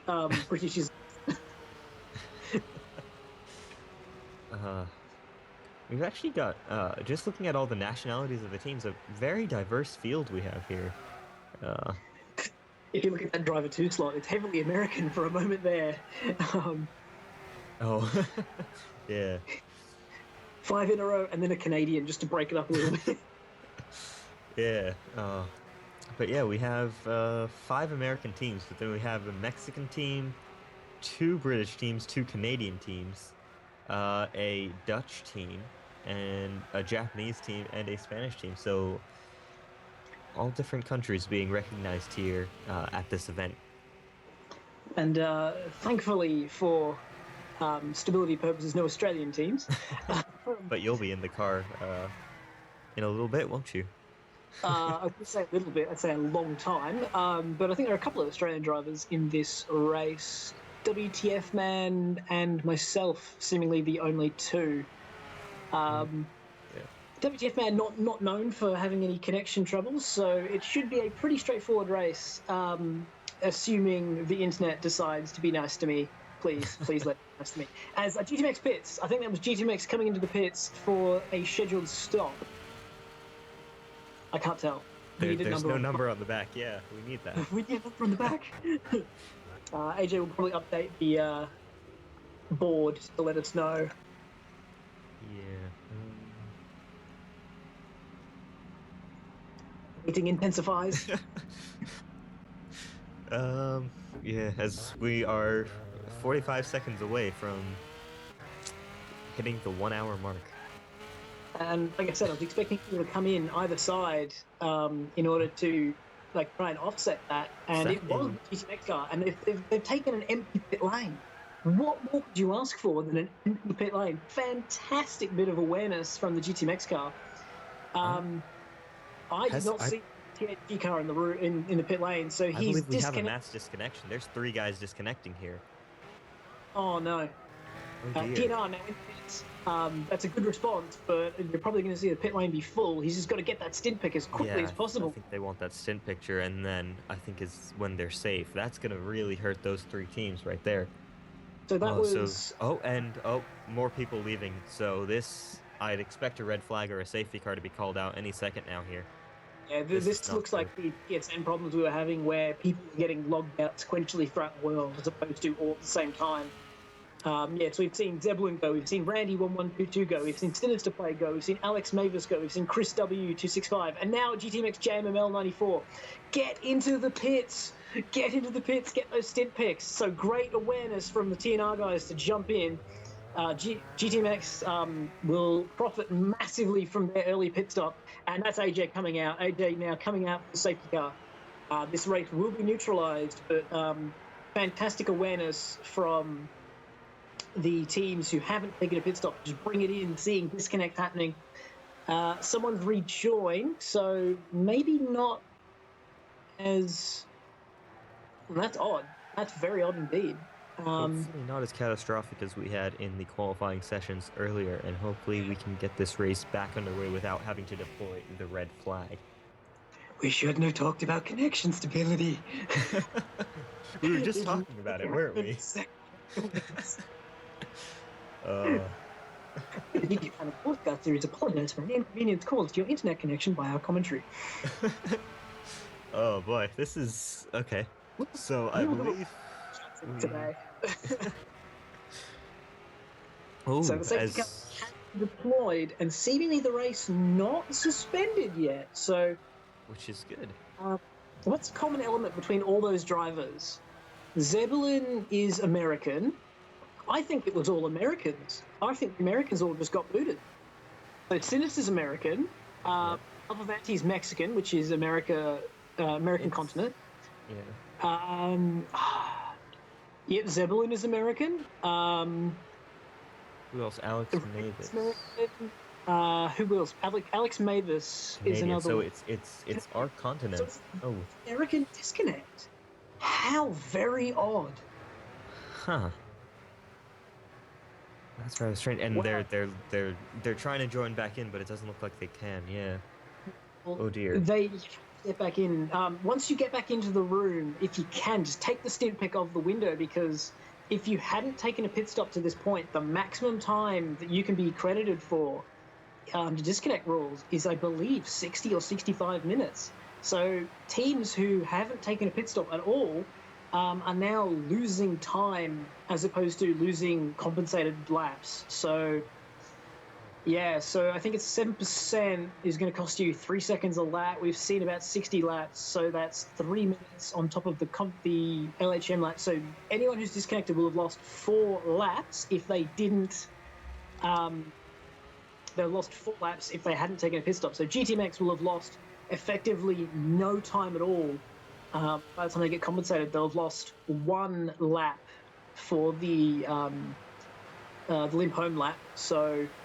Yeah, that's tough on those guys, because they were showing some extremely strong pace. So it's now going to be, hopefully, we're going to get 10 hours and 50 minutes of green running. But the way the room is looking, looks like it does not look good.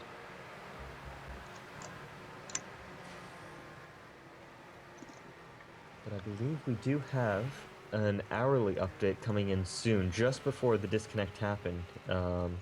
AJ on the ball, well done.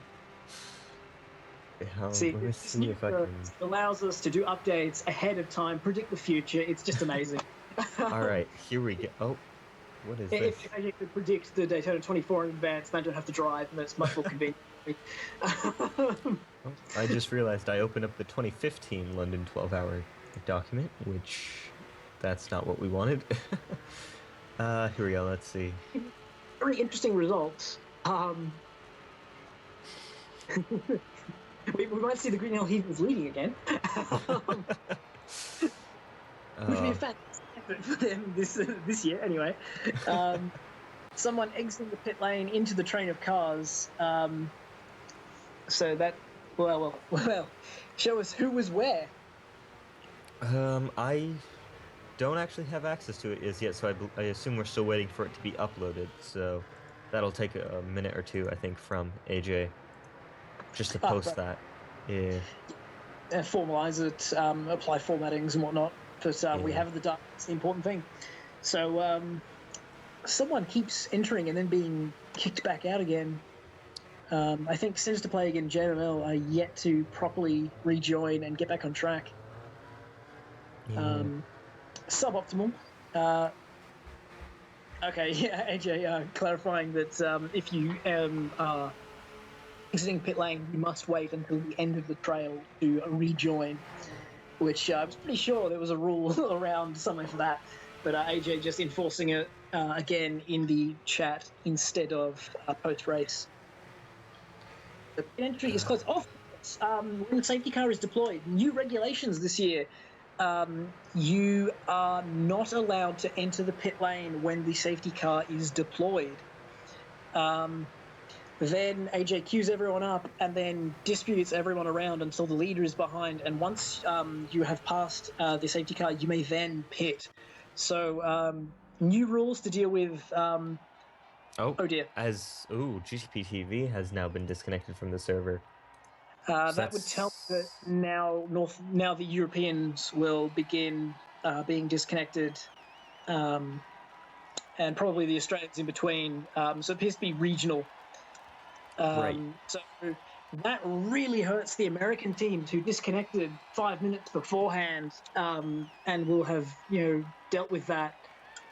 Oh dear, because if the lobby goes down, the event is effectively red flagged. So This remind you of last year's event at all? With that, I believe we had and it goes officially into red flag. yeah, actually, if it goes to red flag, it's not all bad. I think everyone then gets credited with a disconnect lap, as AJ will, from his piece of information, rebuild everyone's lap count. So anyone, even if you had taken a pit stop, you still cop a disconnect lap and 107% until the red flag point in time. So I believe we're getting a message from AJ that there are cars in the lobby, and it might just be GTP TV that is down. Let's get an update from him. Oh no, room down. Okay.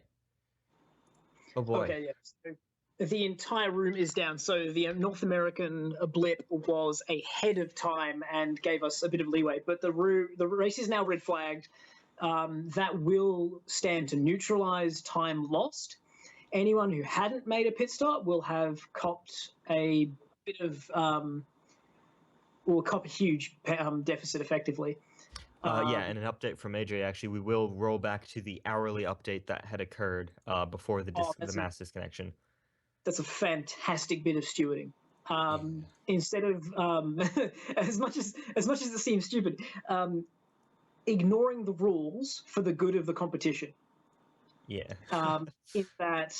in that the race will be rolled back to the point in time before the rolling disconnects affected half our drivers and then the other half. So fantastic bit of stewarding from AJ to somewhat screw the rules in order to provide a better piece of racing for us. So I don't see why we can't do that. That's actually very clever. Well done. Mm-hmm. Yeah. And now we get to the red flags begin. All right. So let's see. What did we do last year? We did calendar rundowns. We talked about our favorite race of the season, but we only don't really have that. Yeah. Well, we didn't really Spa because we were sort of in Spa. That was a crazy race too. It was a lot of quick driving. That 40-minute De Bomb and TRL, was it Andromeda or Evo? I want to say it was Evo, but it might have been Andromeda. I'm not 100% sure. I think the teams might have been cautious to keep the drivers away from each other on track. Oh, but that didn't work. 40 minutes of the GTR getting very, very close, but not being able to pass. That was a fantastic duel. Um, So, oh man, I can't remember most of that race because I didn't sleep through all of it. yeah. Oh, and AJ is saying okay. So I assume. Well, let's just start, I guess, with a calendar rundown of what's yet to come. You know, it's the start of a new season. Let's That's a fair point discuss. because when we were in Spa, the calendar looked a lot different to what it looks like right now, as we've Yeah. had a small adjustment, you might say, to the calendar for this season, at the moment at least. hmm But yeah, leads way. Well, we'll be after this round here at Brands Hatch, we'll be heading over to Florida for the Rolex 24 at Daytona.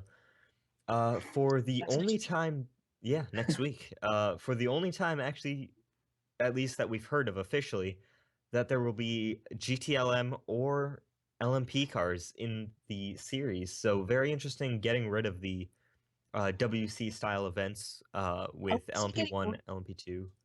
I would say postponing until further notice. Yeah. I believe AJ is waiting on various bits of information about various games that may or may not be released in the next year in order to host those events. Well, see, I've actually heard a few rumors. I'm not actually sure if they've been confirmed, but there could be some news about GT Sport, the successor to Gran Turismo 6, coming out in the next few weeks. So, I thought that was the beta. if we have beta testing, we could easily be seeing the game out by come like June. Oh, yeah, so essentially soon. That old Uh, chestnut. Yeah, so the LMP3 car is being repurposed as Daytona prototypes for that event, and LMGT is the GTE. Sorry, LMGT is being repurposed as LMGT, which is GTLM or something. um, and GT3 AM will also be at that event. Qualifying only half over for that event. We have qualifying practice 3 and 4 to follow up in about 12 hours' time, if I'm not mistaken. So that who's actually making that race is still completely undecided, and I look forward to hopefully having my team get through. But yeah, that's going to be very interesting with two teams failing to qualify, which is up on the original 4 after I believe Inferno changed from the DB class to the LMGT class to fill in for VEC Racing. And if I can have any more acronyms, I will use them. uh, yeah, yeah. So it'll be very interesting to see that race go down. It'll be the second running of that after last year's pretty crazy event that we had. Oh, that rain. The rain that arrived, sat around at 0%, and you thought, oh, everything's fine. I will now turn into the pit lane. Oh, it's very wet, sideways, backwards, and crashed. That was a very treacherous race. Yeah, I think we all learned a lot about the way Gran Turismo does rain in that race. Oh, Oh, well, I mean, you had Delta Wing fun, and I had not driving ABS for the first time fun. And of course, oh. Turn 1 is the greatest corner in all of Gran Turismo. At Daytona with that wall and all that grass. And, I remember the nightmares. first lap with the Delta Wing in testing without ABS, and I put my foot on the brake and went flying straight on. Nothing happened. It just Yeah, kept going. I was really good got to the point where I just managed to make the car lock up every lap just so that it wouldn't turn left or right without me, and it just went straight.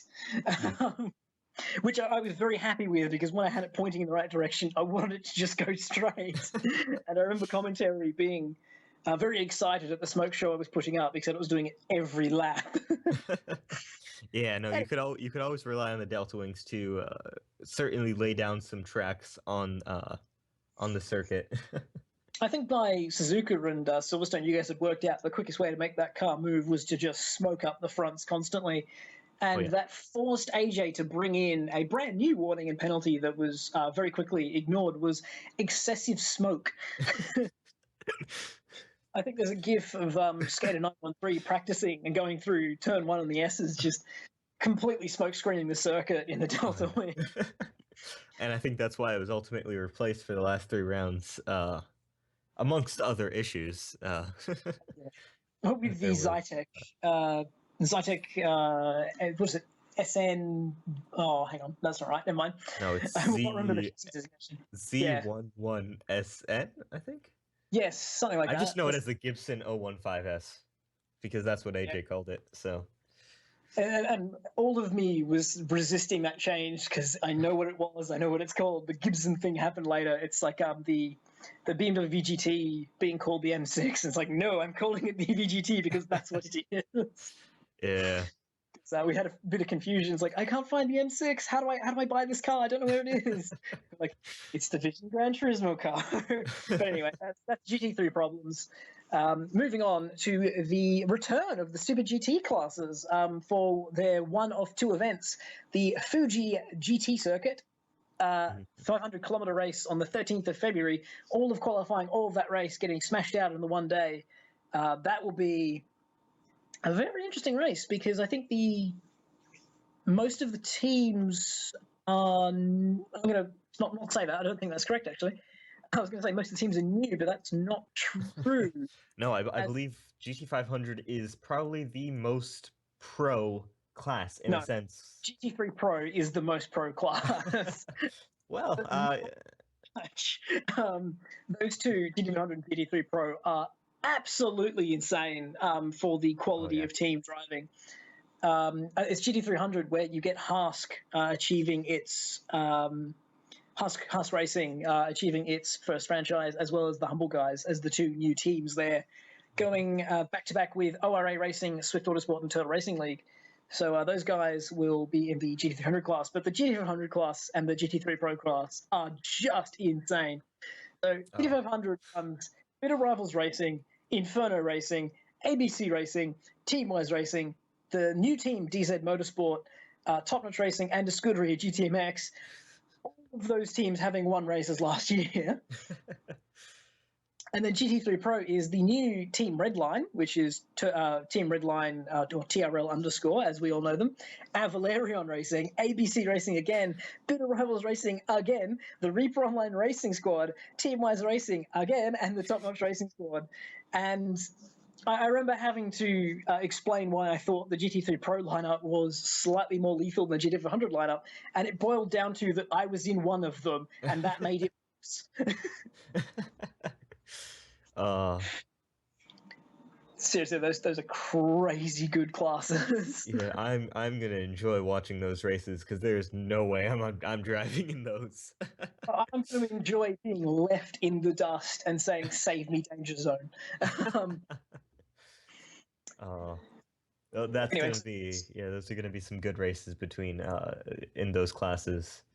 It's a 3 or 4 hour event. I'm not sure based on the 500-kilometer distancing. I believe that is one of the events where it can finish under time or under distance if we are able to establish who the leader is and how many laps they have done, as the Suzuka 1000 was last year, where that changed from a 6-hour race to a 1,000-kilometer race in the final hour and mixed up everyone's strategies just enough. That was a good race to watch, actually. Really was. That was fun commentating on that, stopping commentating on that, coming home, continuing to commentate on that. Yeah. Well, getting that penalty. Well, moving on to the most pro class now. So 2 back-to-back extremely competitive classes taking the lead now at the Bathurst 12-hour event. That'll be going on from the 12th of February to the 21st. It'll have GT3 Pro, like I said, and the TCN1 class, which consists of, let me just pull this up, Hyperion Racing Team, American Racing Series Group, who is a new team, I believe, in the series, Wheel Racing, the Green Hell Heathens, who are making a return from last year, Endurance Experience, the International Racing Entity, another new team, and Dragon Razor Racing Team. I just realized that TCN1 has no ABS, so getting down the back half of the mountain is going to be very, very hairy. Oh dear. So that will be another one of those events where, just like Daytona at turn one, the priority is to just not crash. But that's easier said than done. It's one of those places where you try and take it extra slow and extra careful, and then you touch the grass anyway, and then spear off into a different wall than you anticipated. Oh yeah. But Oh, that GT3 Pro Field, that should be fantastic to watch. yeah, it should. I believe, if I recall correctly, we had a very close race last year. I don't recall watching the entirety of the Bathurst 12 hour, but I believe it was a very close race towards the end there between I'm not gonna say which teams, I'm not really sure, but I think it was TNR Nismo because they ended up winning it. And I can't remember if it was the Reapers, Bitter Rivals, or Avalarion who were close. It might be even the other entities, but all those teams were so quick and quality last year that you couldn't put a piece of I was going to say cigarette paper, but am I allowed to say cigarette? You couldn't put a hair between them. yeah. They were just so quick, so close. Venator and who else am I missing? I'm missing a few teams. Oh, Green Hell Heathens, of course. Yeah. In the other GTR, I think they struggled at that event last year Yeah, I at believe their they home did. circuit, which I think that stung Heathen Pride quite deeply, and he went back and picked up a stronger lineup as I think Barbet moved to their GT Cup car and then turned that around and got that absolutely flying and won them the GT Cup championship. Yeah, that is correct. How do I remember that? Oh, Anyway, the event a month after that is the Bathurst 6 Hour, which is a more production car based a variant of a Bathurst Endurance compared to the 12 Hour, which is now very much turning into an all GT3 Pro affair in real life. And the classes will be TCN1 and TCN2. Both cars about the same speed. I think TCN2 is slightly quicker, but because they are front-wheel drive, their tyre wear is more significant. And as a result, they will probably be about the same over the length of the strategy, sorry, over a length of a racing stint as opposed to a pit stop stint, if that makes sense. And we'll see a lot of close racing between classes and no blue flags between the two. So it's going to be very interesting to see how those two classes work together or don't work together as such, with no aids for any of them. So the downhill will continue being treacherous. However, the TCN1 guys will have 12 hours of racing under their belt to have practiced it and got good at it. yeah. Actually, I believe I'm correct in saying you will be with Team Midweek Motorsports Racing. So, what are your expectations for that race coming in? Because you'll be in the TCN2 Scirocco, I believe. Yeah. Um, I think all teams qualify for that event in TCN1, TCN2 because there are 6 each. So what am I expecting? I'm expecting AJH to do his thing and not crash and potentially be the difference between us making the podium and not making the podium. Because I did a lot of the BOP testing there, and those cars on the downhill was just, that was difficult. So that's going to be a lot of blood, sweat, and swears in testing. So, yeah, I don't know what to expect, honestly. I think the TCN1 cars will come out overall just because the tyre wear is going to be significantly better. And coming across the top, that tyre wear and that lack of wheel spin in the TCN1 cars makes them just much easier to drive, so it's a lot more consistent. And I believe the driver regulations reflect that the TCN2 cars are tougher to drive, and as a result are allowed slightly higher rated drivers. I just still think the TCN1 cars will come out on top just because the drivability is there. Yeah. And as to who's where, I haven't got a clue who's going to be quick, who's going to have trouble. I think, as with every class this season, it's going to be closer than ever, and anyone's in with a shot of winning. Yeah, I think that's pretty much the story at any race here in this series. You can never count anyone out. Moving on. 2 months Actually, after that will hang on, be the big. TCN1 has 7 cars and 1 will fail to qualify. So Oh, that's actually, or is it? I need to look up the regulations. Where are they? Had a moment of clarity as I'm pretty sure someone doesn't make the grid for that event. I believe might be Yeah, true. 'Cause I don't think... TCN1 has 6 cars, yes. So TCN1 will lose a car in that class. So I apologize for that one. That was incorrect. So someone in TCN1 will miss the grid.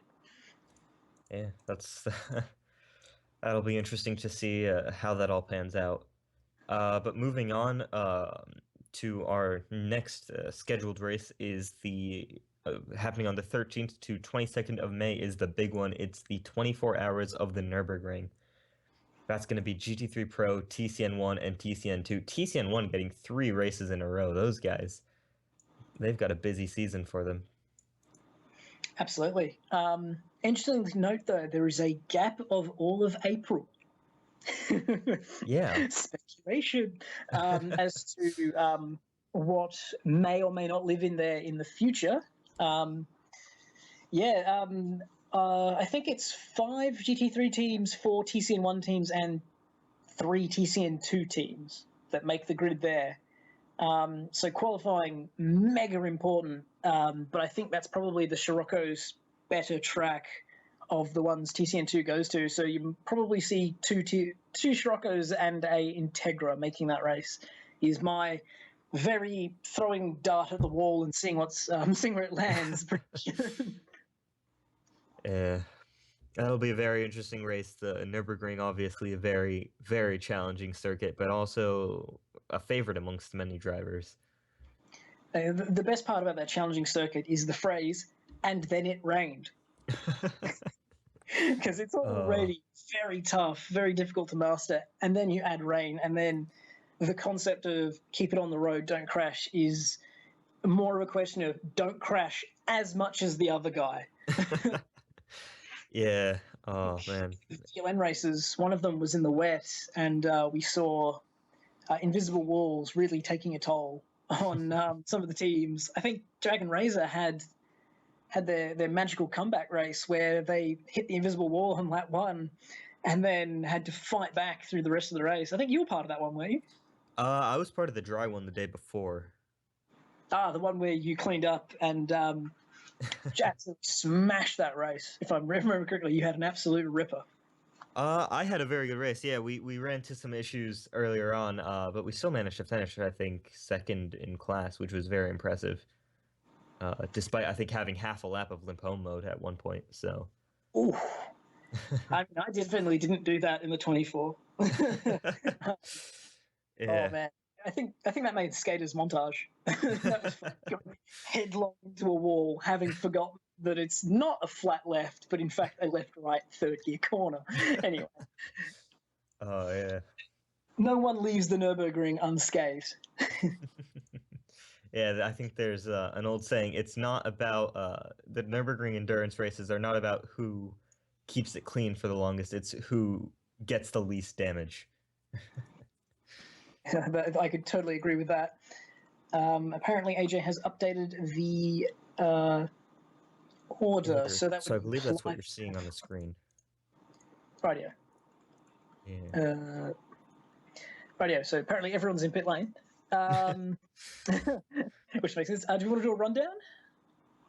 Yeah, sure. We have in the lead the GTMX car, which is very lucky for those guys because they were one of the first teams to suffer the disconnection. But reverting back to that hour 1 result puts them back in the lead. TNR will be in second now, much closer to whatever GTMX now with the restart. So it'll be very interesting to see if they can get a jump there. Again, this is going to be like a whole new start. So it's essentially, hopefully, if we get this started in the next 30 minutes, it's going to be the 10 hours of London. So That's a very interesting point because the Reaper car and the Dart car were closing on the TNR car at that time. They had more pace. So they will now be directly behind them. So we're going to see a 4-way battle. You'll probably see the GTMX car just start to escape unless they have a mistake early on. And the TNR car will come under a lot of pressure unless Philo can make a setup change under red and just improve the car just enough to put them back on par. But the GTMX car looking very good early on. Oh yeah, definitely. And those 4 guys are all in the lead lap. So, we could come out with anyone out of those 4 leading by the end of lap 1. So Well, lap 60, whatever. Yeah. but lap one of the restart, yes. Yeah. So third place, I believe, is the Dart car driven by GTP Mad Max, the Finnish driver, or at least Finnish recruited. Well, I mean, we've got Kimi Räikkönen, Mika Häkkinen, all the various Finnish drivers to explain why Finnish drivers are bloody quick. Hopefully they can continue on and keep up their usual consistency, as it looks like they are well on target for a podium in this race. And that's fantastic for them. And it's good to see that they're getting some early rewards on what has usually been playing the long game and waiting till the end of the race to sort of see the rewards of their hard work. In fourth and third in the pro class is the Reap Online Racing car. They had, I think they had a spin at one point in the first few laps, but they've been on the charge ever since. And this red flag will only do good for them to put them right on the back of the leaders as the second quickest car by, I think, 0.03 of a second, which is absolutely nothing. So it's going to be fantastic to watch the top four duking it out as I rub my hands together. Yeah. It'll actually also be interesting just to note how driver changes will come into it, because if we do, God forbid, have an extended red flag period, we could be looking at, we're almost we're 1.5 hours into the race already. Yeah, good point. At the second hour would be the first time you'd expect to see any driver changes, and I think that would be for bronze drivers. I need to check the regulation on the minimum drive time. The minimum drive time is in fact 3 hours for bronze drivers, so only platinum, gold, or silver drivers could swap out at the end of the second hour. So, unless they're in the pro class has no driver limits. So you could see a opportunistic pro team attempting to try and pull an early driver swap to put a quicker driver in. So I'm looking at Dragon Razor maybe swapping out Sinister Plague for one of their better qualifying drivers. I think they had Burner and Bambi. I think Burner was the quickest, so you might see Burner sneak into the car a little bit early to do an extended stint in order to try and make back some of the time they lost. I'm pretty sure the Dart team would not want to swap out Mad Max with the incredible run he's been having. Yeah. At the moment, it's all speculation. We'll find out. Yeah, hopefully the lobby is being worked on as we speak. We haven't really gotten any update on that, though.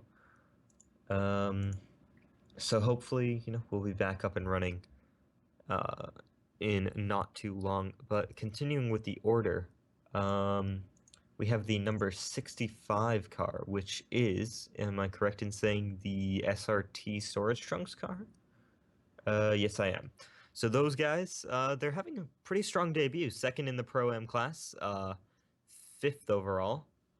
So very impressive going up against the establishment.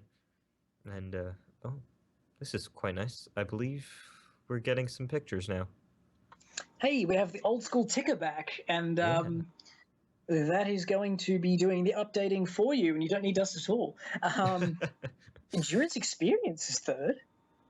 That's apparently the race has 7 days left to run. Never mind. Oh dear. Okay. It's no longer the 12 hours; it's the 12 days of London. Honestly, I reckon a 48-hour endurance event would be fantastic because teams would just have to straight up miss chunks of the race, and you would see a team like Dart, who managed to drive for all 48 hours, come out the winner. Oh man, yeah, that would be insane. I think the longest event there is 36 hours, which is still an insane amount of time. What event's that? Because I know the 25 hours of Thunder Hill used to be the longest event in the calendar, but now someone's come up with a 36-hour endurance event. I mean, wow, you get to the end of 24 hours and there's still 12 to go. I mean, that's pushing the limits of just endurance to a whole new level. Yeah, oh man. Let me see if I can find... No, I can't seem to find... Oh well. But yeah, no, there are some extremely long races out there, and they're I mean, certainly it's just not up to easy. us to pressure AJ to make them happen for us.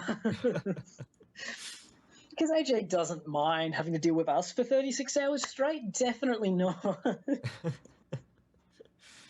Yeah, Poor guy's got to sleep some point. And to his credit, he's always putting in the hard yards for these events, very rarely actually taking any sleep himself, just to make sure that everything is run to his standards, which is a fantastic level and has produced he's produced this fantastic series as it is right now. So, oh yeah, 100%. And it can only get better from here, as I've said before. This is the second season of the running.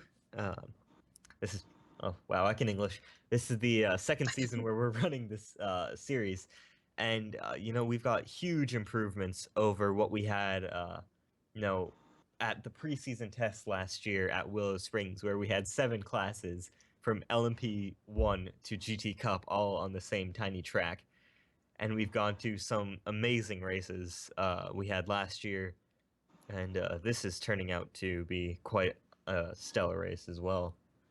So it's constantly growing, it's constantly improving, and I can't wait to see what the series is like come the Spa 25 hour at the end of this year. I mean, considering how intense this first hour has been, it's kind of good we've had this break to just calm down a little bit because it's going to be such a long race with such intense racing with just there's just no space. Yeah, yeah, we might actually get to see that little train we were talking about this time at the restart, so it'll be interesting to see how all that pans out. Now that the drivers have run for a bit, got settled, brushed off the nerves, blown out the cobwebs, you might be able to see that train. Definitely the top 4 are going to train up very hard. It's a question of whether or not fifth and below can stay attached or build their own train. Hopefully not spread out as much and keep the racing absolutely ridiculously intense and furious. Yeah. Oh man. This has already been we've had an hour of racing and it's been fantastic, and yeah, hopefully we can get it underway again. It looked like we were getting some connection to PSN. I don't know, we had images for a split second there.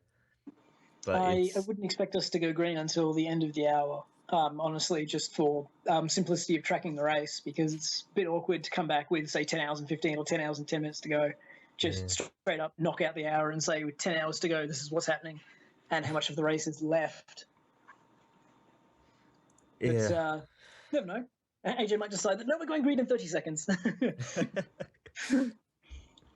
But yeah, we'll just have to stay on standby and hopefully have team managers tell us what they are seeing. I'm getting a message from the THG team leader that although THG Zebulun is the car's name at the moment, it is indeed Kemok in the car, as they are doing a local pairing for those two. So it's a mixed team where TSO40 is running on a different system to Kemok and Zebulun. So we have to remember that when he gets back in, I think Kemok will still be in the car. So it'll read Zebulun, but Kemok is indeed in the car, just to confuse us. Yeah, that always becomes a little bit tricky with the local teams, but yeah. Be worse. Mm. I mean, we've always got AJ there, and he's always aware of what's going on. So to AJ's credit, he keeps us informed when we have our general usual complete cluelessness going on. AJ fills us in and makes it sound like we know what we're talking about. Yeah. Right, we were halfway through the calendar before we just sidetracked as usual. Yeah. we're probably the worst commentating combo for actually staying on topic. Oh yeah. Which is why we've been getting so many races to Hey, we have commentate. fun, and AJ's yet to tell us that we can't come back, so it must be barely enough okay. So Yeah. take that one and run. Right, back to the calendar. After the absolutely epic 24 hours of Nürburgring. 24 hours of Nürburgring that will see a lot of hearts broken at some point in that race. Probably a lot of LHM because that lap is so long. We get to June, and I believe the weekend before the 24 hours of actual Le Mans for the Silverstone 6 hour, which is on the national circuit for the Fun Cup race, where we get to see all the Beatles busted out again for more crazy shenanigans. Hopefully a little bit easier to commentate now that we'll have already got our head around who's driving and be able to work out what's going on a little bit better. They'll find a way to make it difficult still for us. Everyone will decide that, let's all run black cars today. Oh, man. But hey, if that's what people want to do, that's what people want to do. It just makes it harder for them to follow the race as it does for us to follow the race, because ultimately the live stream does provide some very critical information at times to teams. So, make it easy for us, or make it easy for you. Anyway, so not much really to be said about that. More of this level of just crazy driving on the National Silverstone circuit. On that same weekend, we have the Silverstone 10 hour, which is for TCN 1 and 2, if I'm not mistaken, maybe. That is correct. That is correct, yeah. Yes, TCN 1 and TCN 2. Go over it. That's 10 hours on the international circuit, which I believe is not the Arena Grand Prix circuit, but the shorter one. And I can't remember if it uses the new pit lane or the old pit lane. I think it uses the new pit lane. It does, yeah. National is old pit lane, international is new. Yeah, I think the front-wheel drive will really struggle there compared to the rear-wheel drive TCN1 cars, because all of the long sweeping corners where throttle and understeer going together is going to be very, very frustrating. Yeah. Well, I mean, last year you were Mr. Silverstone. Will you be returning to defend your title at those two events? I'm effectively I'm retiring from Silverstone so I can remain undefeated. That's one way to go.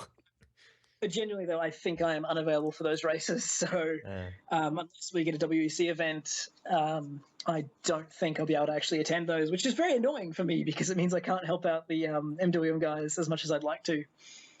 Although the ranking means I can't actually qualify the car anyway, so it's that sort of hang your life and please make the race. But I guess it's not too bad for Silverstone. I think only one team misses out. And it'll either be TCN1 or TCN2. Not quite sure there. But I look forward to at least hearing about how it went. If I can't watch or be a part of it. Because it should, again, provide some seriously close racing with the TCN1 field being pretty balanced, TCN2 being only two cars. So it should be, you should at least be able to fight someone in your car if your car is at a disadvantage, and there'll be the spread of the quickest of the, say, Scirocco's is matching the second or third Integra anyway. So it'll be a good race. Like I like the classes when the drivetrains and the power levels and the cars are all very similar, because it produces close racing just because the cars aren't so widely varied, but it makes overtaking a little bit harder. Mm-hmm. So you'll have to see some quality over and under slipstreaming, braking duels.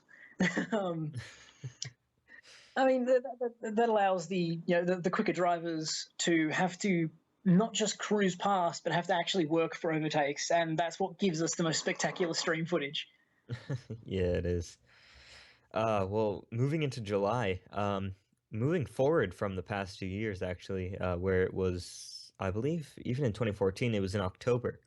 The 24 Hours of Spa-Francorchamps, and it is important to note here that it is not yet confirmed that it will be on Gran Turismo 6. All the previous events we've talked about have been confirmed that they will be taking place here on Gran Turismo 6. Dun, dun, dun! Much earlier this year, but also slightly more in step with the actual Spa 24, exactly. Being more mid-year than late in the year. I think with the removal of the Le Mans 24 Hours, this was originally billed as the endurance seasons with the 24 Hour of Nürburgring, the 24 Hour of Le Mans, and the 24 Hour of Spa-Francorchamps. But now he's slightly broken that up as the GT3 cars will return. This time, for the first time, actually, an all GT3 field, GT3 Pro and GT3 AM. So it'll be very interesting to watch the higher ranked GT3 AM teams battling with the GT3 Pro teams at roughly the same speed. Yeah, it'll be very interesting. Last year we saw, it was still a gap, but we did see the GT300 cars because of their insane cornering speed. They were able to keep up with the GT3 cars in Sector 2 and sometimes even be just a little bit faster. But those straights, Yeah. the GT3 cars really did pull away. I think some of the GT300 drivers actually managed to overcome some of the GT3 drivers. Of course, there are a couple of people who were called into race, I think 2 days before, and that was for the GTR as well, which didn't help. Yeah. So not much practice in a not particularly friendly car, but as we saw last year, the Tier 9 Nismo guys managed to get that car to work for them, probably with thousands of kilometers and countless hours of testing and tuning and just getting good. Essentially, I mean that car is such a beast to try and make quick. Whereas the Yeah. SLS, you get very close to the end of its potential very quickly, and then spend forever looking for those last hundredths of a second. Yeah. But very difficult car. A lot of difficult cars to master in GT3. Yeah, there are. But you've also got, that once you master all of those cars, I think each and every one of them is fantastic in its own way. Even the GTR, that might be debatable, but no, I think It's one thing really well, and that's pull out of a corner once it's already straight and hasn't understeered off the road into a wall. mhm. But getting to that scenario is very difficult. Yeah. I think with that car, it's very important to run absolutely no downforce on the rear wing, like none at all, just so that you can get it to turn around. Still understeer. It'll still understeer just to spite you. Oh, yeah. I mean, I would really love to see the updated GTR as like the 2015 car, which won the Bathurst 12 hours in real life. I mean, that car clearly could turn, so it'd be nice if we could get an updated model in Gran Turismo that allows maybe less front spring and actually turns a bit more and is a bit more user friendly. Yeah, that would be nice. And those of you who remember last year's event, that was pretty much just a small taste of what is to come in GT3 Pro here at the Spa 24. It's gonna Oh, be one hell of a I race. remember when we were talking about the calendar next year, we were so excited to hear about the Pro and the AM and all the Platinums and Golds put together. And then those GT 500, GT3 Pro lineups came out, and everybody in the YouTube chat was losing their minds. It was such a fantastic lineup. Oh, wow. Yeah, oh man, and it's gonna be fantastic racing. I think that's pretty much a guarantee just looking at the teams that are there. All of them are well-known drivers, well known for being extremely quick. So, Absolutely. it's going to be great. And moving on to a returning event back on Gran Turismo 6 will be the Suzuka 1000 from the 19th to 21st of August at the Grand Prix circuit. I don't think we have the East circuit anymore. We might. I don't know. I think we have East. We don't have West anymore, though. The West was using the second pit lane along the back straight. It cut out the S's and leaves you only with the hairpin and the Degners. Hairpin, Degners, and Spoon, which I don't know. I like the S's a lot. Yeah. I can't say that I like East or West more because the S's are fantastic, but the whole circuit as one unit is such a great mix of sweeping corners, fast corners, slow corners, tight corners, open corners, and then 130R, not quite flat corners depending on what car you're in.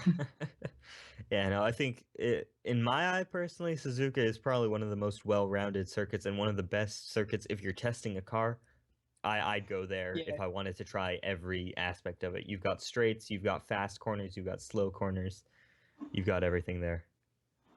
Yeah, it really is very much an all-rounder circuit, and I mean, it comes back from before the computer-generated Tilka domes, so it's just a fantastic piece of circuit that works with the natural landscape. As the S's rise and then fall and then rise again, it's just beautiful to look at and drive. Anyway, We'll stop talking about how amazing Suzuka is and move on to more of the calendar. I believe it's the last round for the Super GT classes. They only get 2 rounds this year instead of the.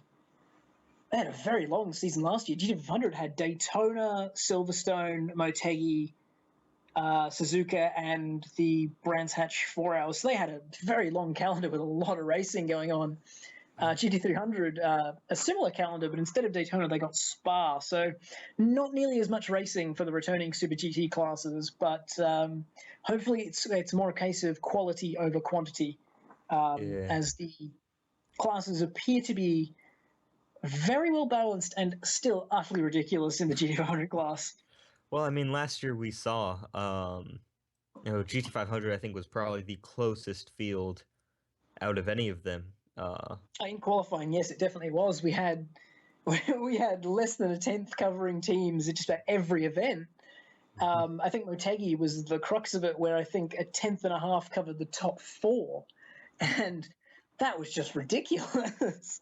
Unfortunately, I don't think the race has ever panned out to be as close, because I think Daytona, GTMX won by 2 laps before they were found to be not classified. Silverstone was broken apart because of late disconnect issues with a room problem, and that ended up making the race not particularly close. In Motegi, I believe the Reapers finally got their revenge and claimed a win by, I think, just about a lap. London Inferno showed up. Sorry, Brands Hatch 4 as the Inferno squad showed up and just destroyed everyone. And Suzuka, I believe, the SSR and Inferno cars duked it out the entire way to finish within a lap. Inferno again victorious. Inferno arriving late to that class and making the most of it. Well, we had some very talented drivers alongside us, and hopefully we'll get them again this year. Rightio. With the final 2 events being the 6-hour Ruhrpokalrennen. Brutal translation unknown. I'm pretty sure Rennen means race, though. So I'm going to stick that far and then get told off by everyone who speaks German saying I'm a complete idiot. Anyway, Right, that's at the Nürburgring Type V, and that will be GT3 AM and TCN2, which is fun for me because I have to deal with 2 teams once again in that. And I'm pretty sure a GT3 team fails to qualify for that as well. Or is it a TCN2 team? Doesn't qualify. The numbers aren't specified here on the team calendar. They are in the sporting regulations. Right. 7 GT3 AM teams and 5 TCN2 teams. So a TCN2 team will miss out for that race.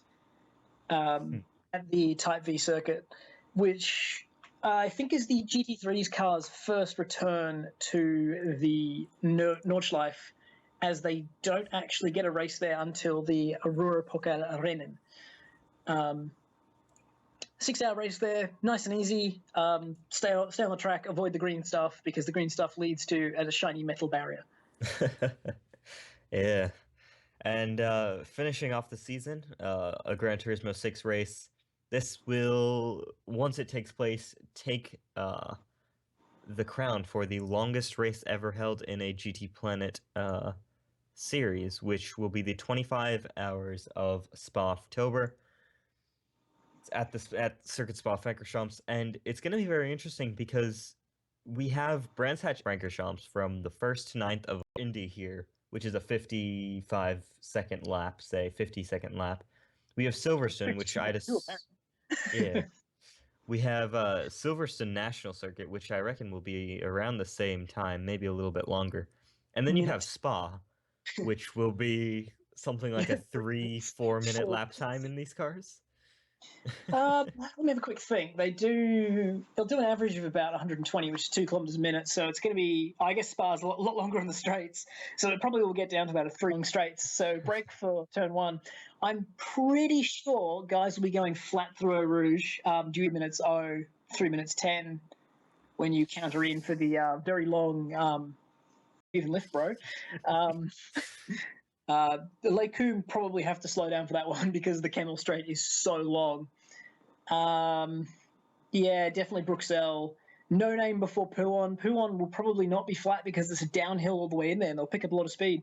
I think Spa will actually be a more challenging circuit than Brands Hatch Indy is, and as a result, it'll probably spread the field out a bit more, which is a little bit disappointing, actually, because the intense racing has been fantastic. Yeah, I feel like in cars like this, it would make more sense to use a smaller circuit just because it means that there's less room for people to get away. Yeah, it keeps the field very tight, and the way these cars are currently being driven and handling, it's all minute differences in your style that are making all the gains, and the gains are all very small. But on a track with longer straights and forcing people to actually brake for corners, there are more chances to make bigger losses or bigger gains. So it probably won't be as crazy, but the competition will probably still be about as equally balanced. Yeah, In terms of flying groups of cars getting together and battling for the entire event. hmm Yeah, that's gonna be a fun event, and that's in October, rounding out the current calendar, which is a lot shorter than what we had last year, obviously with the absence of ELMS and WEC races. Uh, Speculation, Jesus Christ, maybe. yeah, hopefully we'll get some news about that coming in the next few weeks.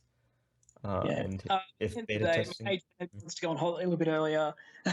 um, but yeah, we'll see what happens. As we're getting information from AJ, the lobby will be opened in the next 15 minutes. Please refer to the third annual London 12-hour thread on gtplanet.net or gtplanet.com for information as to when to rejoin. Rejoining before you are called will generally result in a penalty, so we don't want to see anyone getting penalties, so please wait for AJ to tell you to rejoin before you rejoin the lobby. Yeah. I want to get a TNR.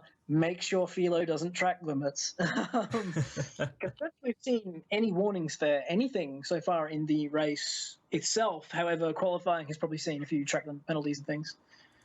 Yeah, it has. I think, yeah, because we were talking about how TNR, Philo has two, I think, track limit warnings already from qualifying, and yeah, it'll be interesting to see if maybe AJ is being a little less strict for the start of the season, or it's genuinely been cleaner, I think, lines than we've seen in the past. I think it's comes down to in qualifying, track limits are very, very strict, and you can easily fall foul of those if you're not particularly careful. However, in the race, it's less about that one lap pace, and it's more about how consistently you take a specific line.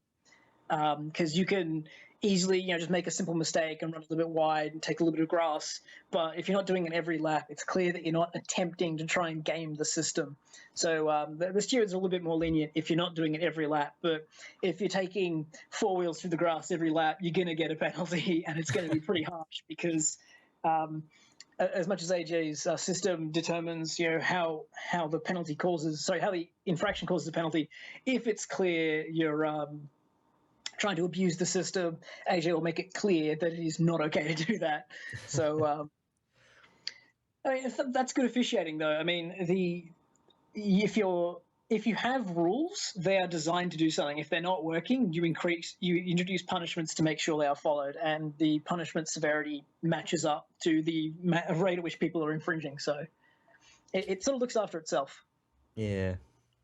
Just checking the race control notices so far. The warning log, pre-event Dragon Razor Racing has a warning for changing the event registration after the deadline for QP, which is one warning for the team, meaning they have 4 warnings as a team before they receive a 30-second penalty. Storage Trunks Racing or SRT Racing team, has 2 warnings for the same infraction. However, they changed their submission during QP. After QP is 3 warnings, and that used to pretty much put your whole team on notice for instant penalty. In QP3, the HRSC, Husk Racing Society Club, I think, racing team received a warning for ignoring instruction from race control. So I'm not sure what happened there, but whoever was sound in good. QP3 for them ignored AJ, and I believe ignoring instructions from race control is a 1 minute penalty, because I totally didn't achieve one of those at Le Mans last year. And then in QP4, Philo obtained the exceeding track limits twice.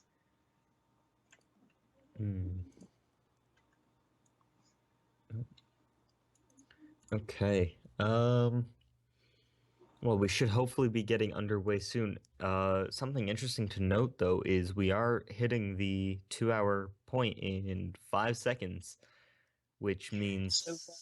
So it means AJ's nerd system completely on the ball, nailed it at 1 hour, and it's once again on the money. We'll have 2 updates for 2 hours completed. Will we see another perfect event for the nerd system?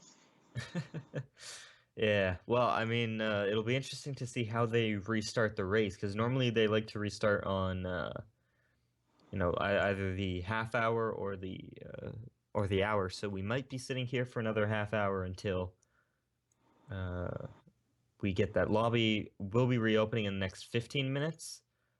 But we are getting a message now that issues are still persisting. So looks like PSN is still causing some issues. Yeah, but when AJ does announce that the lobby is up, again, we reiterate, do not, I repeat, not join the lobby when it is up. AJ will inform you on the GTPlanet.net forum for the 3rd annual London 12 Hour as to when your car number may rejoin. Until that time, do not rejoin. Penalties will be issued for teams that join ahead of time, before AJ is ready, and we've made it clear here in the stream. It's clear in the regulations. AJ makes it clear on the forums. So just, try to be sensible, guys. There's no hurry to get back in. When the room comes up, AJ will make sure everyone's here, and then we'll go racing again, because we've still got just under 10 hours of the event left to go. And I'm not sure what AJ's regulations are for calling a race early, and if half points are awarded or anything like that. I am not sure, but we will find out. Yeah, hopefully we will soon. Hopefully the issues... Don't find out. Hopefully we don't find out and we go to racing. Yeah. Well, I mean, hopefully we'll figure out what's wrong with the PSN systems, and hopefully everything will be back up and running. Absolutely. Yeah, interesting to see, though, if the issues persist, what'll happen to the event, because we can't expect it to continue in red flag for the next 10 hours, but the issues have been going on since QP yesterday.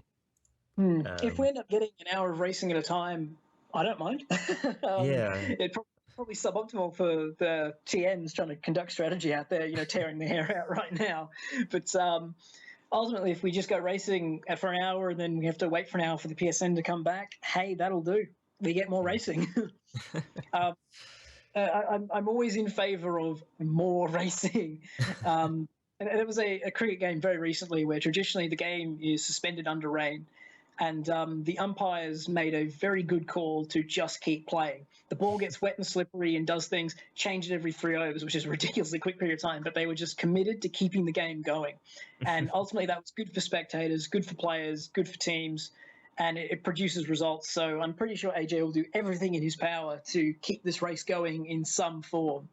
I believe he said that if we did have any issues, we would not be going about cancelling the event until after, I think it was 1300 UTC, which is 6 hours into the race. So this race has at least 4 more hours before it's officially canned. So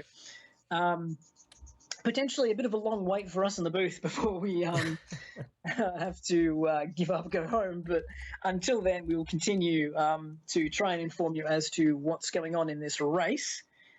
So in the meantime, I will update you on the current order, which you can see scrolling through on the ticker there.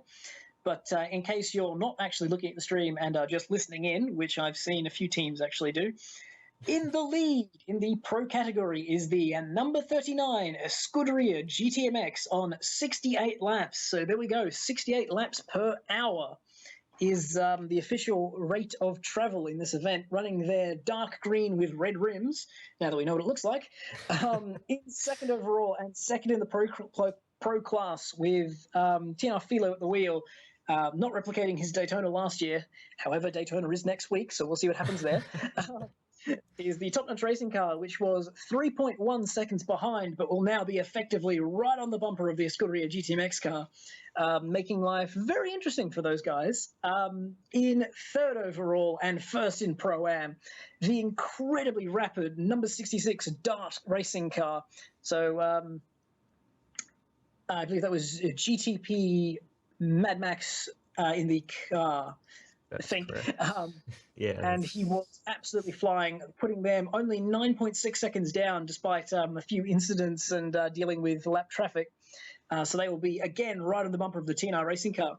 And a change from what we had of earlier information. In fourth place overall and third place in the pro class, the number 48 Reaper Online Racing Team, they are officially one lap down. So only the top three are now on the lead lap. The Reapers, the timing of the hourly update has just pushed them a lap down. Had they gone, maybe they took an early pit stop, if I'm not mistaken, and that might have just been what pushed them a lap down. So those early pit stops have might have caused some issues there for the Reaper team. And that's pretty unfortunate for them. However, it gives an opportunity to the next three cars, being in fifth place overall and second in Pro-Am, the number 65 Storage Trunks SRT Racing Team. The new team for this season, they are 26.7 seconds behind the Reaper team, but now they are directly behind them, but one lap down overall. So fourth place is currently their target. As the race progresses, of course, we will see people losing and gaining laps pretty effectively, as any mistake is pretty much worth a lap. In sixth place overall and third place in Pro-Am, the number 91 Spinning Arrows Racing Team. They were 31 seconds behind the Reaper team and only 5 seconds behind the SRT team. They are now a little bit close to the team in front, but no further away from the team behind. They were in a fierce battle with seventh place overall and fourth in Pro-Am, the number 92 Snail Racing League. Rebranded this year, they were separated by about 4/10 at the 1 hour mark, and they are the last car to be one lap down off the lead. In eighth place overall and fourth in Pro is the Dragon Razor Racing Team. They are number 16, and they are officially 2 laps down. So the first car 2 laps down, and that means they're now a lap behind 7th place. No kidding, but a long road of recovery for those guys. Ninth overall and 5th in Pro-Am, the 5th quickest car on track before the disconnect, the number 7 Hask Racing team car, which is 5 seconds behind Dragon Razor, but now on the same lap. They've been very quick, but had a few issues that have just cost them, and those 2 laps are now... they don't really gain much back from the 2 lap marker, as they only gain really 5 seconds for the Dragon Razor car. Unlike the 10th place overall and 6th place in Pro-Am, the number 72 Wheel Racing Limited car, which was 33 seconds back off the Dragon Razor car, but now gaining a good 20 seconds, which is a third of a lap when you think about it. They are also 2 laps down and will be fighting off the number 11 and the 11th place and 7th in Pro-Am, number 68 Turtle Racing League, which was 42 seconds down. They had a few issues early on, but they're a very quick team, and I expect them to come good as the race progresses and the quicker drivers jump in. And then probably the team who gained the most in 12th place overall and 8th in Pro-Am, the number 76 Endurance Experience, they were 51.7 seconds behind the Dragon Razor car. So they profit an entire lap to catch up to the Dragon Razor car, to be on the same piece of road now. And instead of being nearly 3 laps down, they are now back to 2 laps down, so they've negated a solid 50 seconds. And seemingly in 13th overall and ninth in Pro-Am is the number 95 GTR Blackhawks, which was 7 laps down. We appear to be missing the Humble Guys from that list. I'm not sure where the number... Excuse me. According to this... I'm not sure where the number... That's actually a good point. Wait, I have you 15 have different... Yeah, Adria did just give us a sheet. The Humble Guys are 7 laps down on the same lap as the GTR Blackhawks, down in 14th place overall. Okie doke. It's interesting, though, to see, actually, because their timer shows that they're on exactly 59 minutes, while everyone else has a much more exact time. So either AJ got them at the perfect time, or they might have lost something in that disconnection. It'll be interesting to see what happened. Car to disconnect. And 7 laps down feels like 107%. The number 19 car had to have lap compensation for those 59 minutes. Which, as I said, sounds like 107%. So that's highly unfortunate for those guys. Not getting that stint pick really hurt them. Yeah, well. Yeah, that's pretty brutal, but it can happen to anyone at any time. It's just happened to hit them at the probably worst possible moment. But they're not out of it. Ultimately, Kemok was their slowest qualifier. He was having a bit of trouble out there, but he's essentially done 2 hours 10 minutes already. So his 3 hour stint is just about over. So in theory, the next 2 drivers, Zebulin and TSO40, will be able to make back some ground. And AJ correctly pointing out that 5 laps down, it's only 4 minutes. So there's really not that much time lost there. It can be lost very easily by any team at any time. I mean, that's the beauty of the endurance racing in such a short lap. These seemingly huge gaps that are in our minds have always been insurmountable distances. They're just a slight mistake and a brush with the wall, an extra pit stop, that's a lap gone. Yeah. It's, so those guys, they'll be racing the GTR Blackhawks, and I think, straight off the restart, and I think they had decent pace, if I recall correctly. They weren't this far back. I think they were around 9th or 10th overall.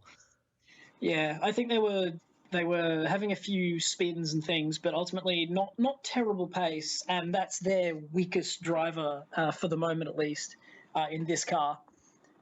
Mm-hmm. So it'll be very interesting. Those guys will be getting stronger as the race progresses. Interestingly, their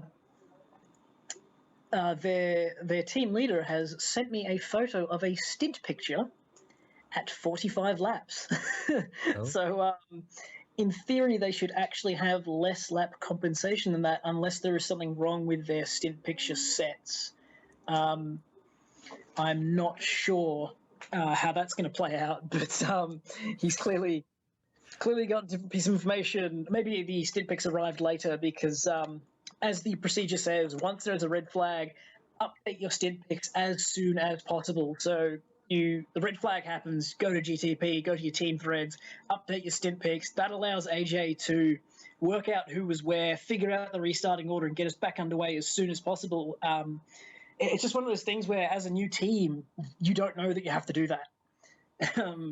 Yeah.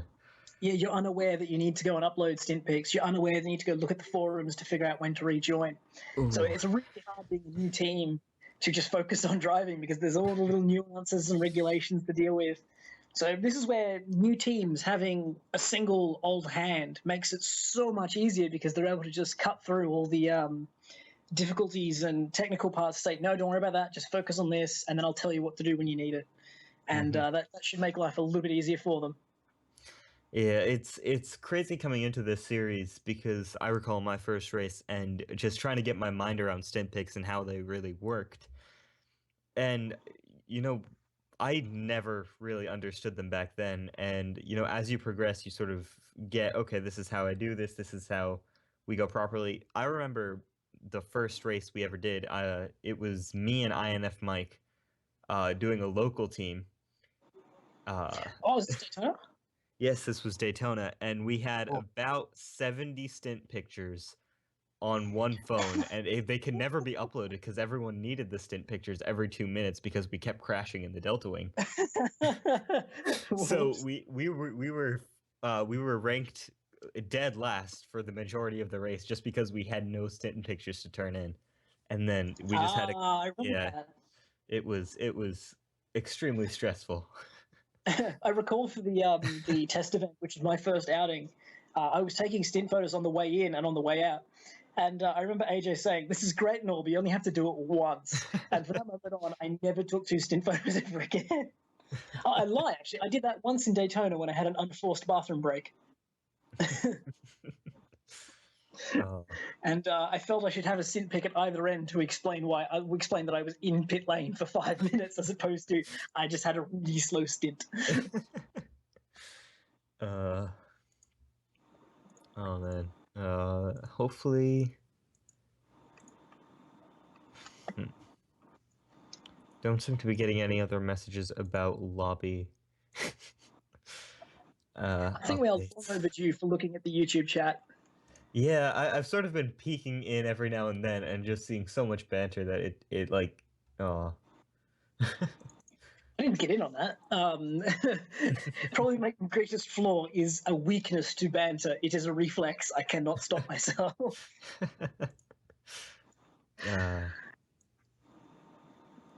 AJ reporting that there will be no update for 30 minutes.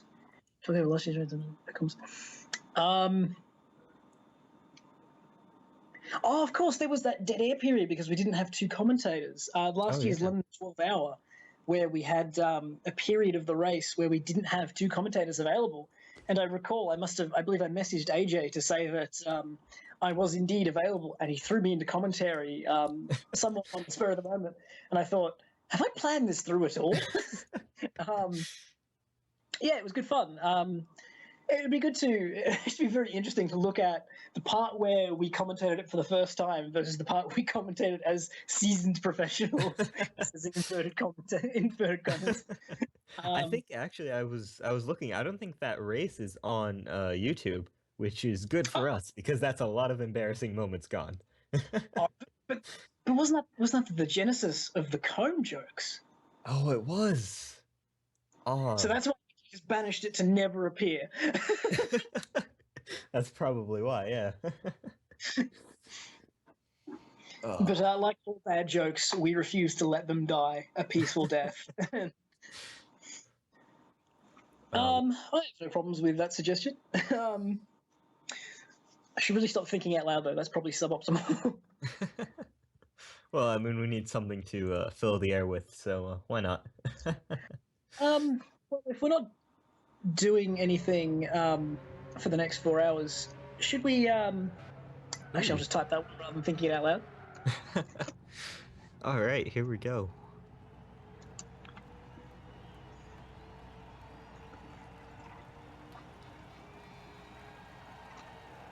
Screen's a little small here, but Once again, AJ leading the way in the M4. yep.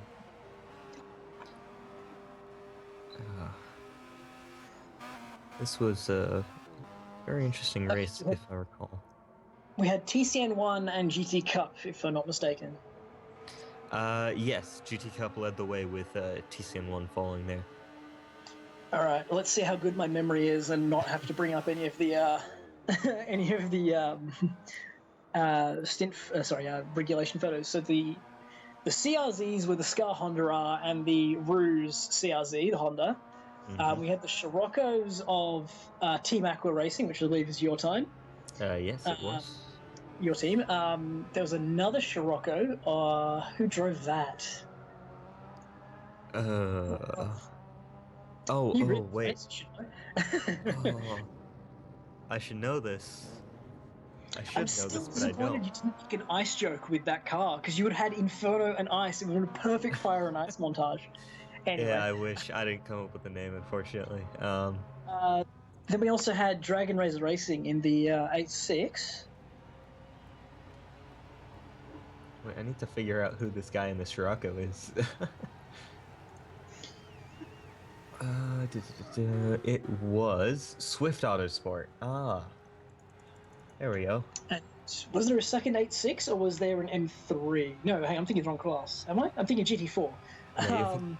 No, Yeah, Jaguar Racer had the Lexus. That's right. yeah, there you go.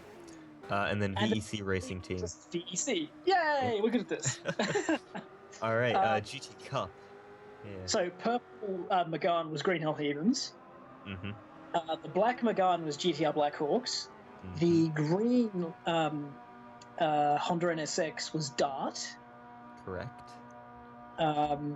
Scar Lotus. So Lotus had it. Wheel Racing had a Lotus, and I'm missing the other the other NSX. The other NSX was Hyperion.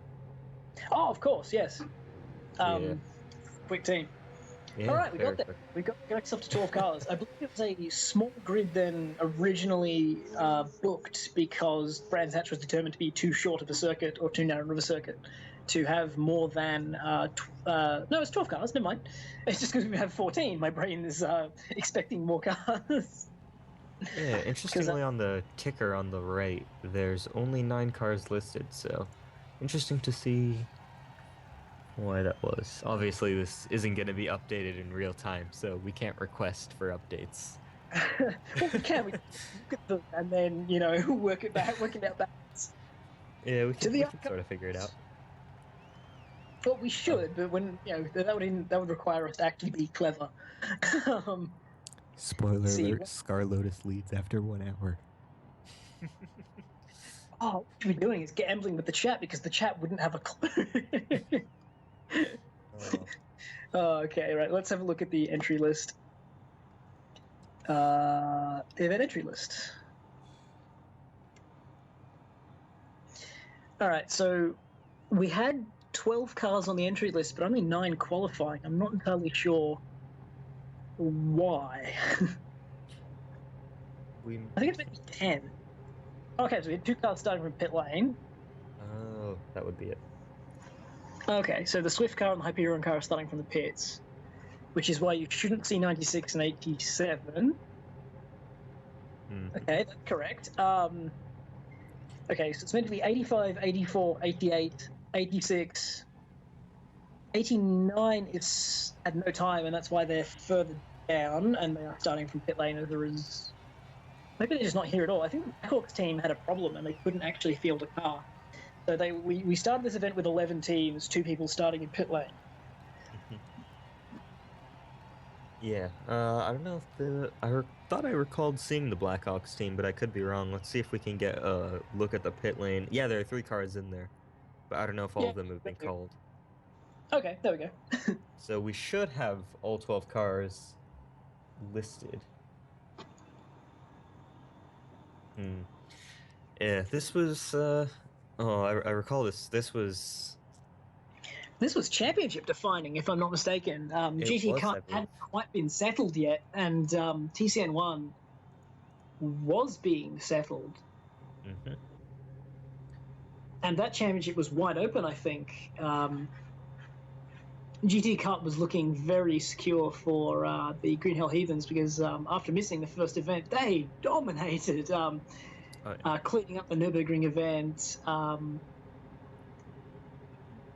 can't remember the rest of the event. Silverstone 12 hours, I think they were racing yes, of course they were. Yeah, they were the second class of the GT500s. Mm-hmm. It was actually interesting. GT500 and GT300 only raced together, I believe, once. Oh, sorry, once before Suzuka. Yeah, Brands Hatch. Brands Hatch. So typical buddies only showed up to the same event on 2 occasions. Yeah. They have raced. GT4 raced with.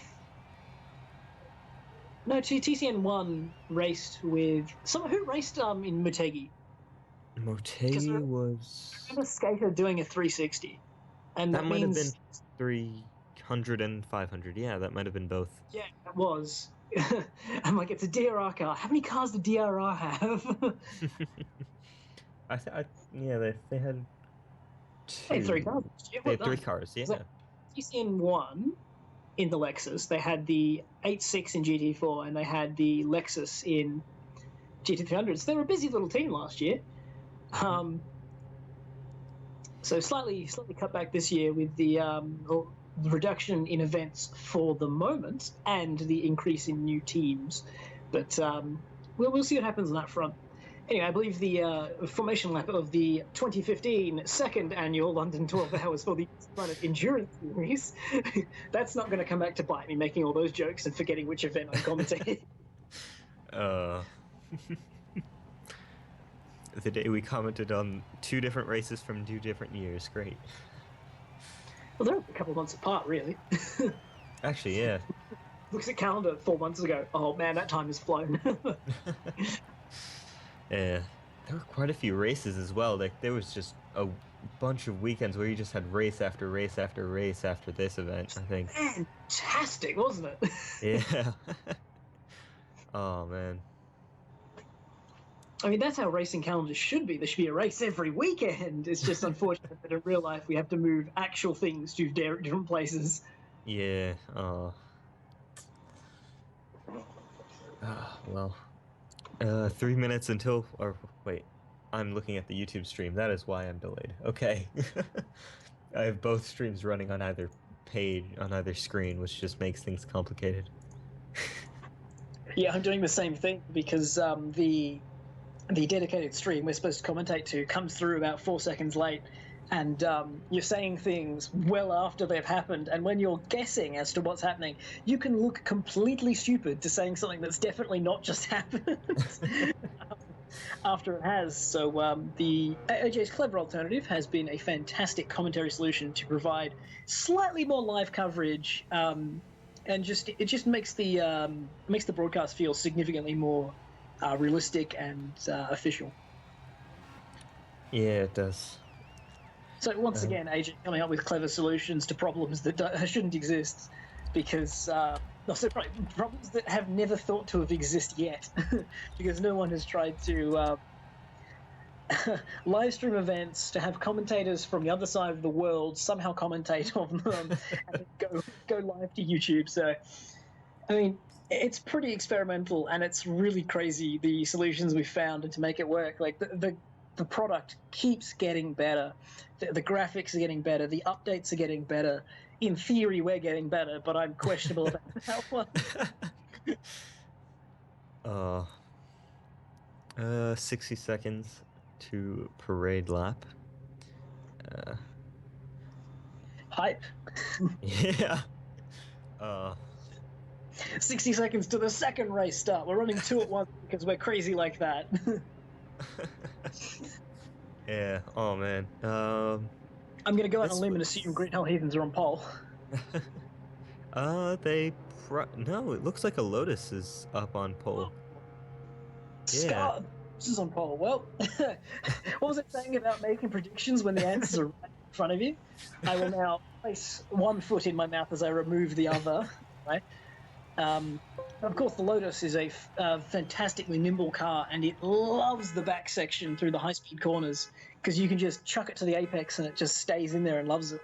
However, on a wheel, once you get to that point, the back end does decide to continue to keep rotating, and that makes it slightly more challenging than I'm saying it is. So Soka GT, platinum-ranked Lotus driver. He was fantastically quick in that car all of last season. I think he had the fastest lap in the Nürburgring race, well ahead of the rest of his team. All congrats to him. He drove fantastically. Oh, yeah. In second place was the Wheel Racing team, which was the second Lotus. So the Lotus is taking a 1-2 in qualifying. In third place, led by Bo Albert 6, the Australian who took over the GHH GT Cup team after a very difficult Bathurst 12-hour and turned it around and made it a fantastic championship-winning team in the Renault Megane, as we're suddenly going down at turn 3. I didn't notice when that happened. So we've not moved over the grid. In fourth place on the grid is the Dart Racing team. Fantastic bunch of guys. Consistent They are. We should just rename them the Seiko team because they are ticking away constantly, absolute precision. They were fourth on the grid in the Honda NSX LM concept car. I think it's concept car, might be Gran Turismo original, one of the two. It might be the Laval car. I think it was the LM race car. Yeah. Just say LM race car? Okay, because I believe GT made it up based on the NSX car that went, but it wasn't officially licensed. Yeah, something like that. People, here's something we want to do, we can't do it because of regulations. How do we circumvent regulations? They did that with the C6R as well, so... Yeah, they made those LM cars, ZR1 and the Z06. In fifth place and first in TCN1 is the Dragon Razor racing car.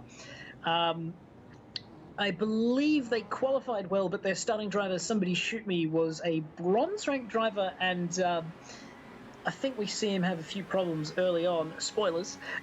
The sixth place and second in class for TCN1 is the Scar Honda R, who were, I believe, in contention for the championship with the Dragon Razor car. I think whoever won this race would actually be the victor in the championship. So it was all to play for with the top two off the front two grid spots.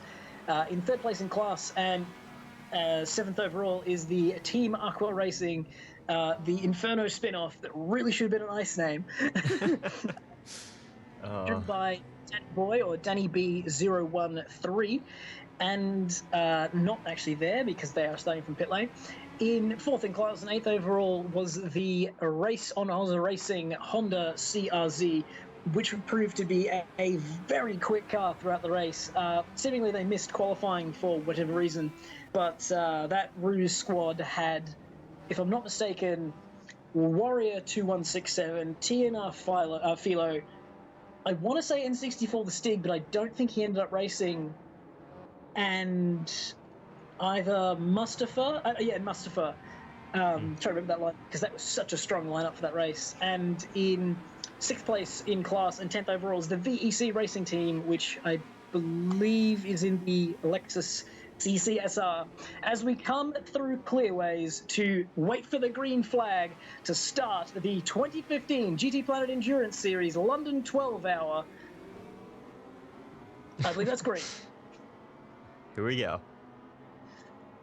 And across into turn one, we have to be a lot quicker now that the cars are actually getting to turn one at a good rate. And the Scar car leads away down into turn one, and I think the Dark car making a move to the inside. Nope, but... Position? Not quite. Never mind.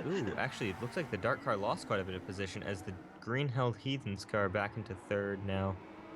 Yeah, I think I got a bit sideways on the exit of turn one. So it's the Scar car, the Wheel Racing Limited car, the Green Hell Heathens car, the Dart Racing car, and then in TCN1, the Scar Honda car goes very wide as the Lexus leads, the Team Aqua Racing car trying to get up into second place as they go into, not McLaren, Jim Clark? I don't know. Turn four. I didn't look at the extended map. I'm pretty sure you had that exact same quote at this event when we did it live. I can see that happening, but then again, I was supposed to be prepared for this event as opposed to this event where I walked in halfway through. Someone thrust me a mic and said, "Start talking." That race was actually bookended by an interview with Mid GTR just after he won GT Academy. Yeah, that is true. We should probably stop using last year's event because technically, according to the stream, it didn't happen. Anyway, the Scar car now leads back into clearways to complete the first flying lap, and trailed by the Green Hell Heathens Renault Megane, followed by the Wheel Racing Limited Lotus Elise 111R and the Dart Racing Honda NSX. That car looks particularly feisty. That's probably going to come through very soon and start putting some moves down, as they're looking very aggressive early. Yeah, the GHH car also moving up, I think, 2 spots off the start, and they look to be chasing down Scar Honda, who I think there were some notes some talk going on in the forums that this track really suited the Lotus, and I think that was clear from qualifying. And right now, with the gap they've sort of pulled out a little bit, it is pretty clear now. Yeah. And Soka GT, also a very quick driver and good in that car. He was untouchable in that car all season. But Bo Albert up from third into second as the dark car side by side with the wheel racing car into turn 5. And we wait for the results. Not quite done it. He's backed out, but he's right behind the wheel racing car, putting on immense pressure through the back half, which is all high-speed right-handers. Make a small mistake, clip the curb wrong, and you're in the wall. A lot of drivers dislike the circuit for its very hit-and-miss potential, but I really like it because if you can just get it, Bex, that's all you have to do. Yeah, it's a lot of fun. I think if you're Very in the right much. car. Yes. I'm You were very unfortunate to be in a front-wheel drive vehicle that didn't handle nearly as well as the CRZ. CRZ, sorry, I'm Australian, I forgot that for a moment. That car handled significantly better. The Scirocco, with lots of pushing over understeer, made that not particularly fun. And the Yeah, dark and car is also- now ahead of the wheel racing car as they come through turn 1 at the completion of the second lap. Someone's been given a penalty for avoidable contact already. just a warning, actually. But yeah. Sorry, warning. Which I believe is in the TCN1 field. The 92, yeah. Yes, that is the Scar Honda R. So potentially contact with the Team Aqua racing car as they were close together when we last saw them. But because we're following GT Cup, we're just not sure. And we can't ask AJ to tell us. No. Anyway. Yeah, oh wow. The front two guys are really starting to pull away from wheel racing and dart. You can't. Well, if we can see, It's pretty yeah. much a carbon copy of every other race this season where the Scar and the GHH team jumped out to an early lead before the longevity of the GHH team took them to victory. And I think every race they attended up to this point, except Bathurst, but I don't think they attended Bathurst. The Dart car, just like it was at the Nürburgring, it qualified on second, actually. So the Dart car has had some very impressive qualifying results and some very aggressive starts. So the typically consistent robotic driving, they've put a few rabbits in amongst the amongst their Seiko watches just to make it a little bit quicker, just keep some teams on their toes, make sure they can qualify for events and actually enjoy their sim racing, which, frankly, good on them. There was a penalty handed out, I believe, to the 89 car. I believe that's GTR Blackhawks. Correct me if I'm wrong. That sounds right, and that will probably be for failing to set qualifying times or some sort of pre-qualifying penalty. Hence the pit lane start. So traditionally, pit lane starts do end up having extra penalties on top of it because if you change your roster and then don't field drivers in qualifying, you can get failure to attend QP sessions, you can get penalties for not fielding a driver, penalties for changing a driver afterwards. So Yeah. you can start the race having a really bad time before it has even started. As we now go on board with the Scar Honda R chasing the Dragon Racer Racing and being chased actually quite closely by the Team Aqua car. So I would suggest it was a Team Aqua collision with the Scar car. Do you remember that one at all? I do not, as I was asleep for the start of the race. That's fun. Yeah, kind of left our rookies out there, but no, they performed very well. And, You guys will be fine. I'll just stay asleep. If you need problems to deal with. well, hey, I mean they've graduated to the GTE car, so I think they did a good job. So this was a good Fair race enough. from them. We shall test them once again at the Daytona 24 Hours. Yes, we shall. I notice a bit of trepidation in your voice.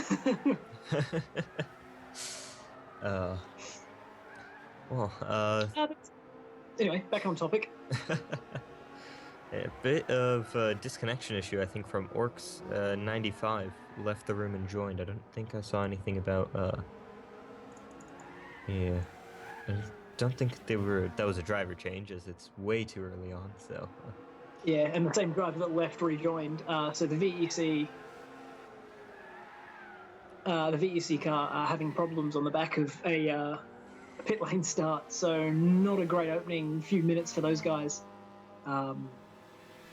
Not a fantastic season either, but I think they were planning to come back for the 2016 season, but had to withdraw, unfortunately. So a bit disappointing there that this would be, I think, their last race. And it started not particularly well, but I mean, that's the nature of the beast. I mean, real racing has real mechanical faults, and online racing gives us the same thing with in-tech quality. As the Dragon Razor car goes very wide coming out of the final of the right-handers, and the Scar Honda R is now right on the back of him. I don't recall which of the drivers was in the car at the start, but I'm going to guess it was either Il Conte Sky. They had Il Conte Sky, Skater 913, Sinister Plague. I think it might have been Somebody Shoot Me. Yeah, sorry, Somebody Shoot Me was indeed listed as the leading driver. But I'm not sure if he was actually in the car as, of course, all those things. Actually, no, you get a penalty for changing your start driver. Never mind. As the Scar Honda R takes the first place in TCN1 into Druids, and Somebody Shoot Me not taking that line down, staying right behind him, trying to get a little bit better turn using the front hinge rear drive nature of the Lexus to his advantage, but seemingly unable to make it work as we cut back to the Green Hill Heathens car, which is behind the Dark car. That's a surprising development. There must have been a mistake, I'd guess, there, because that's pretty far back from the Scar Lotus. Yes, Unless it the is. Dart has made a crazy surge forward. Well, I do recall him being very feisty early on this race as the Dragon Razor car right in behind the Scar Honda car, but not taking any massive dives or risks. So good stuff. Keep it safe. Hopefully just wait. If you've got the quicker car, you can just outweight your opponent if you so choose to, instead of taking any high-risk moves early on. But that's a very long game strategy. But it is a 12-hour race, so it's not like the 4-hour sprints where overtaking is critical to track position. So it's fair enough to see some more conservative strategies at the beginning of such a race before, as the pressure comes on towards the end of the race, you see some more crazy moves and more desperate dives as championships are won and lost. Yeah, especially in a race like this where, all the championships dwindle down to this very race.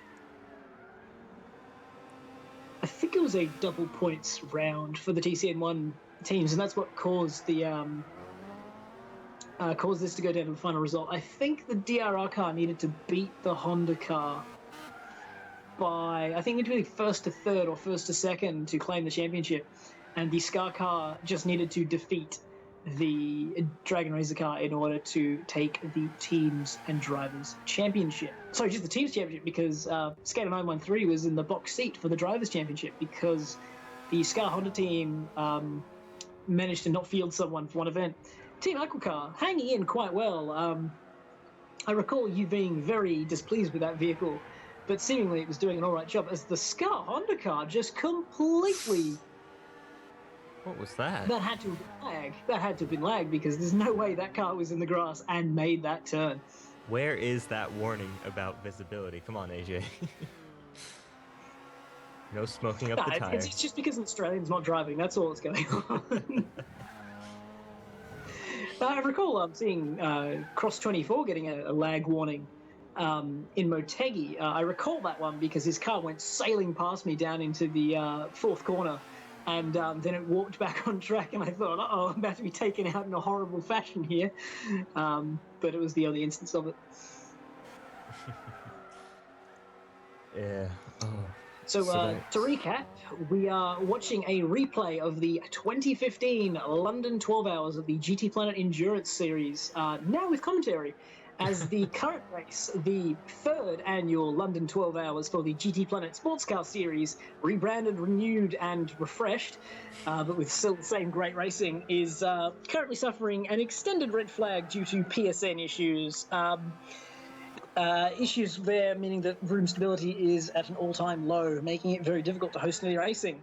But we will persist and continue with coverage of the 2015 London 12 Hours for the GTPlanet Endurance Series, featuring GT Cup and TCN 1.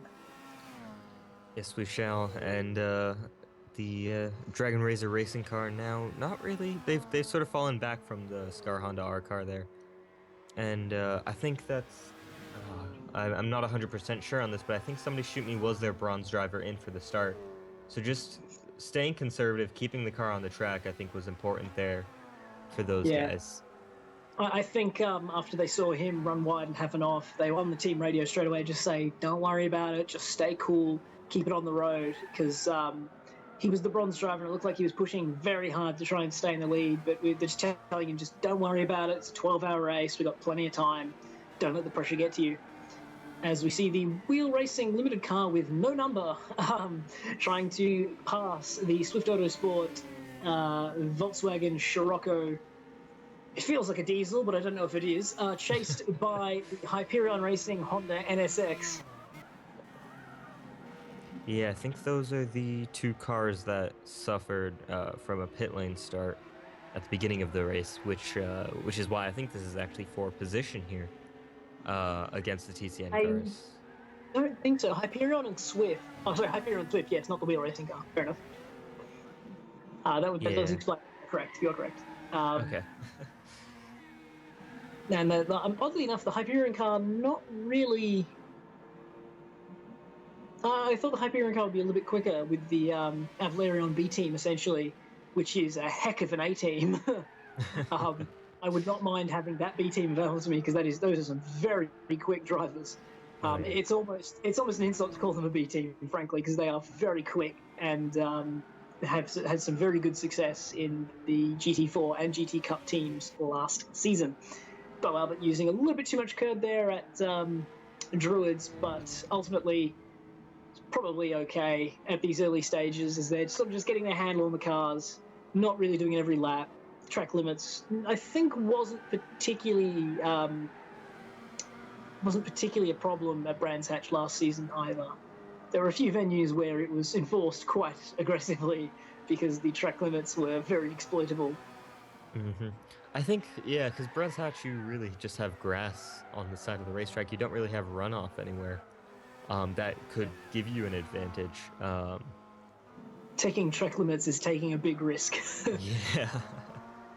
Unlike the modern Tilka Dome, where you've got seas of tarmac, say Red Bull, the modified Red Bull that is, the Fuji, Silverstone to an extent nowadays. Where you've just got masses of track to run off onto, and those are the places where you'll see track limits enforced. I think Spa, for example, that was very heavily enforced for track limits throughout the season for both the 6 hours and the 24 hours. Oh yeah. I mean, future 24-hour race that hasn't happened yet. Anyway, as the Wheel Racing car closes in on the back of the Hyperion car down through the front straight up towards turn 1 for Paddock Hill Bend. The Lotus should, in theory, get a little bit better turn in, but will the NSX get a better launch off the corner to get down to turn 2? Was the wheel car not just in front of the Hyperion like a lap ago? Yes, and the Hyperion car has had massive lag. Oh, wow. Just broke down to turn 2 and then drop back in on the apex. We have photographic evidence it's not just an Australian thing. I look forward to this never being broadcast because AJ refused to broadcast it because we did such a terrible job. But yes, I think you were correct. The Hyperion car was behind, and now they have swapped positions again. So I assume the Wheel Racing car made a mistake through the back section, took a lot of grass, and then was overtaken, and is now back to closing in on them. As they look a lot quicker, or at least they're searching for a way by here, just moving about, not quite happy, sitting in behind, being blinded for these. They're very intuition braking corners. There's no real markers to reference because you're sort of always looking towards the apex rather than the outside of the corner for the braking markers. Yeah, it was very tough. I think this track. I think you really need to have driven it a lot to be fast around here. It's not one of those tracks where you can just pick up a car and start posting competitive laps around. Yeah, a lot of those apexes across the top, you can't see them. You have to turn in and believe they will be there. Oh, the Wheel Racing car touches the grass on the way in. What a save! That's the reverse entry drift. Give that man 10 points out of 10. Perfect drift. Oh wow, that must have raised his heart rate. Oh wow. I wish I could do that, honestly. Oh, And we go back to the Scar Honda car being chased by the VEC car. So they must have gone a lap down already as the Dragon Razor racing car is just in the background a shot there, slowly falling away. But considering the race is now 17 and a half minutes old, something in the region of 8 or 9 laps, he's not that far back. And considering that's their bronze driver, that's a fantastic start for the Dragon Razor racing guys. You'd expect them to come strong in the second half with Skater 913, Il Conte Sky, and blankety blank blank left to come. Who did they have? They had Conte Sky. Oh, somebody shoot me. He's a gold driver. No, sorry, he's a bronze driver. That's correct. They had TNR Pfeffer. Pfeffer joined the Dragon Razor Racing squad late in the season, and that is so they have a rookie in Il Conte Sky who went straight to gold, and Skater 93 who was gold ranked. all right. Yeah, so a very talented squad for those guys. A talented squad for pretty much all of these teams here. Because obviously this was before we had any driver restrictions. So you had teams with the platinum drivers and gold drivers in even these extremely low speed cars, which certainly made the competition extremely high.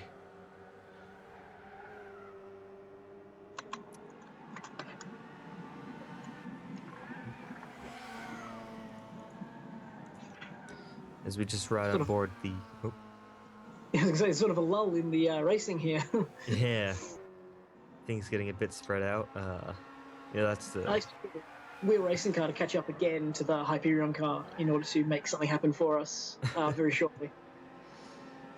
Yeah, hopefully we get something like that. Right now we're just watching the number 92 Scar Honda R. That CRZ, I think I'm right in saying these cars had a little hybrid unit that gave them just a little bit of a boost in the first 15 to 20 minutes of the race.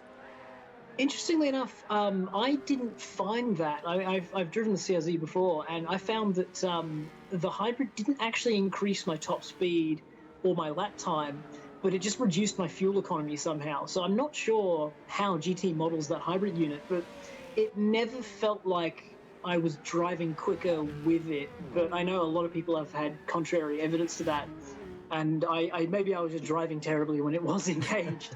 But I always found that the hybrid unit didn't actually help me when I noticed it was punching. And the way it sort of activates once it drains is it would be inactive for a while, charging, and then it would kick out for a minute or so, and you'd have full hybrid boost for a minute, and then it would go back to the charging phase for a minute and a half. But yeah, it was a very interesting car in that it didn't handle like a front-wheel drive car. It definitely turned and handled like it had a fantastic chassis, and that's what made it such a competitive car in that class. Because the Scirocco did not turn nearly as well. It needed a lot more power to keep up. It was also even heavier, and it was a very interesting mix, to say. It was an interesting mix, and yeah, I'm a bit disappointed to be in the Integra this season. Not to be in the Integra this season, because I liked that car a lot. Anyway, as we move on board with the Green Hill Heathens, Renault Megane chasing the GTR Blackhawks, Renault Megane. So Megane v Megane. I believe the Green Hill Heathens had the quicker lap times at this stage, but the GTR Blackhawks did not attend qualifying, so we don't have any reference times other than whatever AJ was seeing in the lobby at the time. And we don't have access to those, unfortunately. So visually, though, we can see that the Green Hill Heathens car is closing at a good rate of knots. As the Blackhawks car goes wide, and we cut away to the VEC car being chased by the Dragon Razor car. The Dragon Razor car not gaining too much on the VEC car, so Orcs 95 probably had very good pace in this race. Yeah, it looks like he did. It's unfortunate for the disc here as he runs wide. Give him a good wrap and he runs wide. The commentator's curse works through time travel. Oh boy. Oh my god, that's good. Yeah, it's interesting to see. I'm not really sure what Orcs is ranked, whether he's let me see. Hawks was rated silver at the time. He was rated silver at the time. Okay. So I guess think that would sort it's of explain. higher. Because it's ranked higher than Somebody Shoot Me, but the Scar Honda car was GC255, who was silver at the time and then ranked gold after this event. The E-War, who was gold and I believe still is, and they had a rookie driver for that event. So I'm not sure if their rookie maybe started that race and then handed over to The War and GC255, who were their campaigners for the GT500 team, and they did a fantastic job all season. As the GHH cars just around the outside the Dragon Race Racing car, that's how much quicker the GT Cup cars were than the TCN1 cars. Fantastic bit of driving. I mean, the Dragon Racer car held his line. GHH car went, okay, I'll just go around the outside. It's pretty funny because we've seen some other races where the GT Cup cars were in the lower category, and like I used to think they weren't very particularly quick cars, and then you watch this and the speed difference between these and the TCN cars is just impressive. I'm pretty sure actually no, I was going to say it's the downforce, but the Megane has no front downforce and I believe 50 to 100 rear downforce, so it's just fantastic chassis and a solid amount of power. It wasn't that much more power than the TCN1 cars were at the time as well, so just fantastic chassis vehicles. Mid-engine rear-wheel drive Megane, mid-engine rear-wheel drive Lotus, and mid-engine rear-wheel drive NSX LM, and very different weights, very different aero configurations, but somehow they were balanced to have the same lap time. So all credit to AJ and the BOP testers who sorted that mess out. Very well done to you guys, because that's a very difficult task, getting cars to be equal across as many events as possible, or across the entire championship. It's very difficult, and the way I see it, if everyone's complaining about their car, you've got it just right. Yeah, if someone's exactly. not having a whinge, then their car's definitely too quick. Yeah.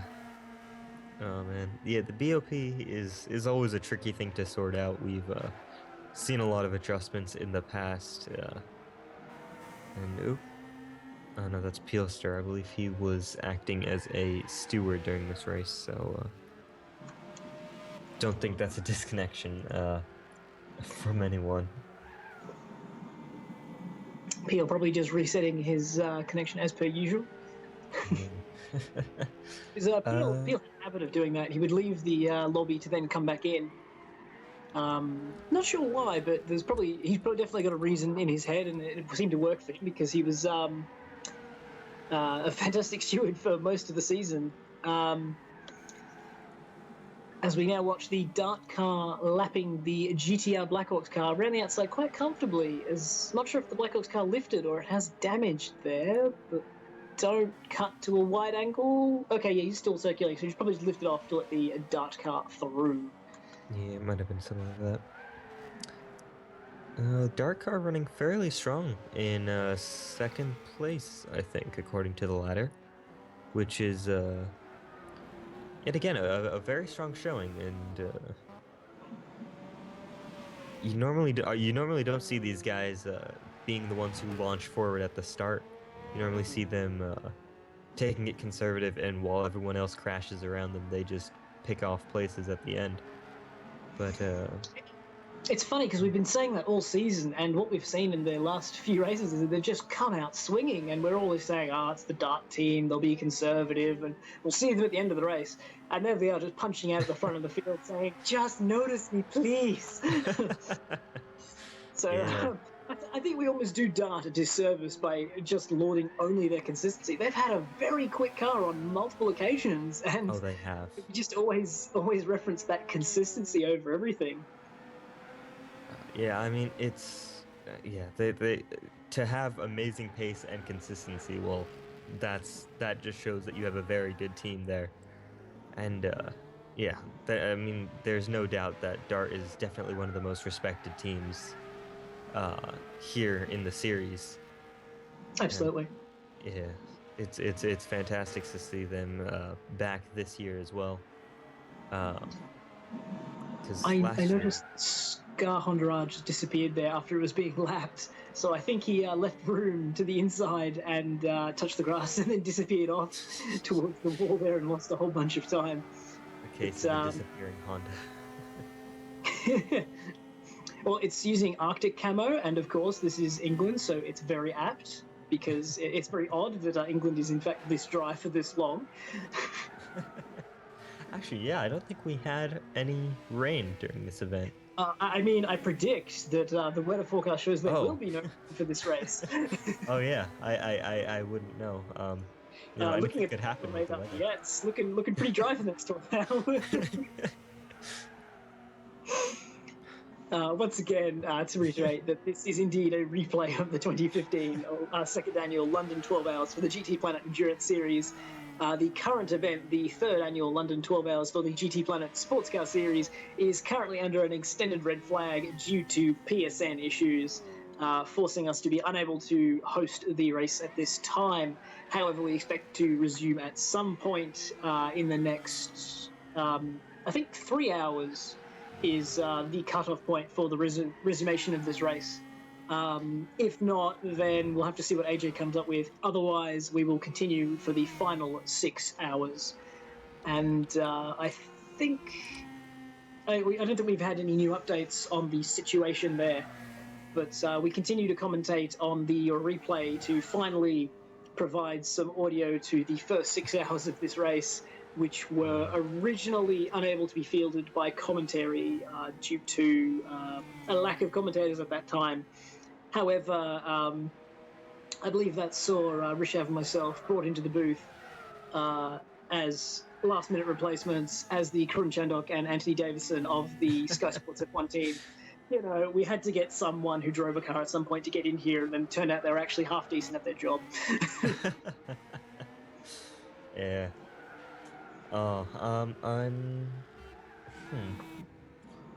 I think they're just going through the YouTube chat. Some people are trying to connect to the PSN, to PSN, and some people saying it's working, some people not. So, still looking like some issues. And any uniformity as to who are saying there are no issues and those who are? Is it regional, or by any chance? I guess it's very hard to know which users are actually posting from the chat. Fair enough. yeah, it'll be interesting to see what happens now. Hopefully, we can get underway, but it's not looking very good. It's a shame that the race happened to fall. I don't think we've ever had such a long red flag period. Nope. That is probably the most of the red flag of an entire race condensed into one moment here. So it's a bit unfortunate. As we see the Team Aqua Racing Volkswagen Scirocco GT24, chasing the Swift Autosport Scirocco. Down the back straight up towards the fast sweeping right-handers of the top half of the circuit. A lot of understeer there as the tyres smoke up. Any tuning advice you might want to give prospective teams for this season? Don't tune it the day before the race. That's the best advice I can give you. So tune it the day of the race. Yeah, there you go. No, you really need to. I don't know. I've never been good at working on front-wheel drive cars. I just I find them so difficult to work with, just because you have everything. You just have two wheels then at the back just hanging on for dear life while the front wheels do all the work, and I never understood that. Well, it's a weight thing. Convenience of having your engine and your drive wheels as the Team Aqua car for the second corner in a row, using a lot of grass to try and take some ground. But because it's front-wheel drive, that's just causing more understeer and wheel spin, which is not good for lap times. It's such a frustrating thing to do. You take a little bit more curb, try and take a little bit more speed, and you just end up spinning it away. And that was actually a very clean exit there, but I don't know if this straight is long enough to give them a chance to get a run, as we see the CRZ in the background of the Race Honours racing team just zoning up to the back of them. Yeah, they will be. Pit lane start a lap down, but they'll be. I think they will come into play with that driver lineup.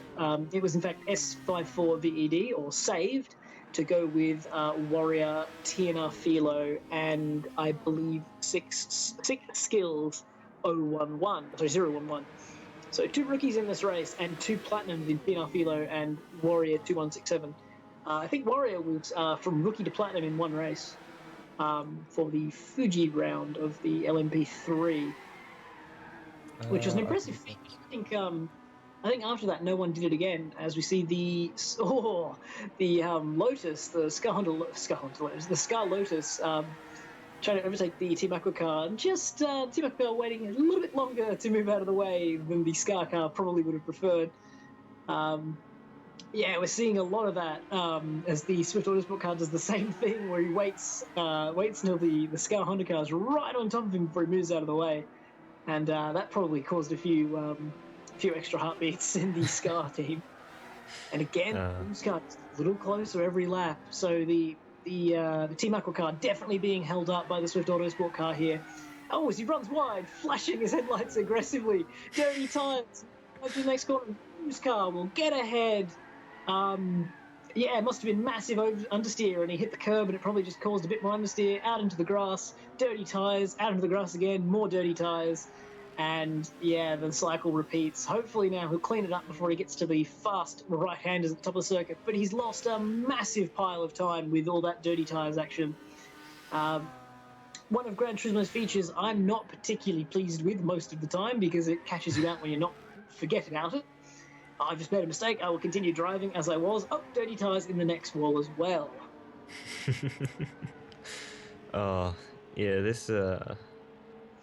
This game is something else. Well, I mean, it's relatively accurate in that you do get dirty tyres. It's just that it's very extreme. And when you've been having a really good stint, you forget that it's a feature because you haven't had a problem. You've been stuck in your rhythm. You go straight back into your rhythm and then go flying out of that groove. Yeah, it's... We have an update from AJ on the 2016 third annual London 12-hour for the GTPlanet Sportscar Series. Drumroll.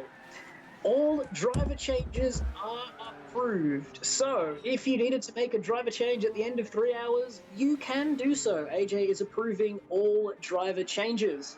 A new lobby is also now open. However, do not join until your number is called in the GTPlanet.net, GTPlanet.com, third annual London 12-hour thread once AJ posts your number. When you do enter the lobby, load to the pits. So, to reiterate, all driver changes in the 2016 London 12-hour have been approved under this red flag. The new lobby is now created. However, do not join until AJ posts your number in the thread. Once you join the lobby, load to pit lane. So, that sounds like we are going to be resuming at some point. That sounds very good. And with 24 minutes to go, I'd assume that we'd go... Oh, wait. This is the wrong timer. Oh. You were going to do it too. 3 hours and 7 minutes into the 2016 London 12-hour. So we will probably get going again with 8 hours and 30 minutes to go or so, potentially with 8 hours to go. Yeah, hopefully we can get it with 8 hours and 30 minutes to go and get underway. But it does take a bit of time to get all the cars lined up on the grid and start the pace lap.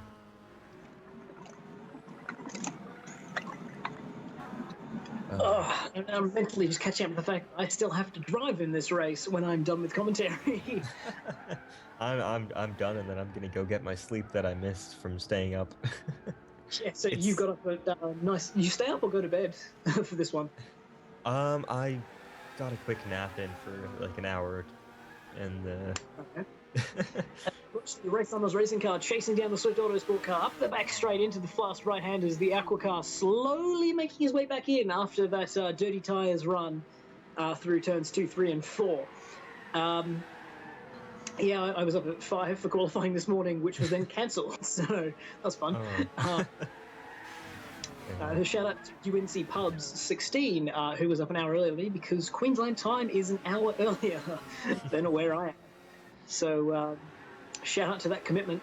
as the Ruse car gets a much better run coming into the final left-hander before it comes down the back straight into clearways. But around the outside is not the way to go as the Greenhill Heathens car sneaks through to lap them all. And the Team Aqua car now files onto the back, and it's now become a three-way super battle. I knew this race was exciting. Yeah, unfortunately there was no one here to comment on it. It was too early in the morning, and I remember coming upstairs to see what was going on, half awake, and seeing this and just being like, okay, I'm going back to sleep. I don't know how I could have slept through this, though. Well, it's your car dicing, I believe, for third place, as the Scar Honda R and the Dragon Razor Racing car should be a long way up the road. The Race on Horse car has just been motoring up to the back of, now monstering the back of the Swift Autosport car. And, he runs wide, trying to make a pass there. I think locked up, trying to avoid a collision after braking a little bit too late. Now the Aqua car sneaks on the back of the Swift car. The Ruse car once again at the back of the train and trying to catch up. If the Aqua car can't get past the Swift Autosport car here at all quickly, we will see the Ruse car joining onto the back again for another three-car battle. It seems that the Swift car is just unpassable right now and is holding up the Aqua and Ruse cars, not sure which is quickest. And the Aqua car trying to go too wide into the third of the fast right-handers after a really good exit. Oh, that angle. That angle looked bad. Oh, wow. Might be able to get a run here coming onto this back straight and onto the main straight.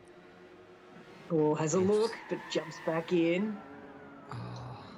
Gets a clean run, though. It looks better. It does, yeah. Getting that inside. And Don't know if he has overlap, but he's at the inside, and the Swift Autosport car is not defending. He'll probably have a dive into turn one, and he does! He's at the inside. Will he make it stick? Touches the curb. Both power down, nice and clear. But the Swift Autosport car runs wide, touches the gravel, and the Team Aqua car is through. He's broken the shackles. And he should be away now after being much further ahead. He lost a bit of ground with a mistake somewhere.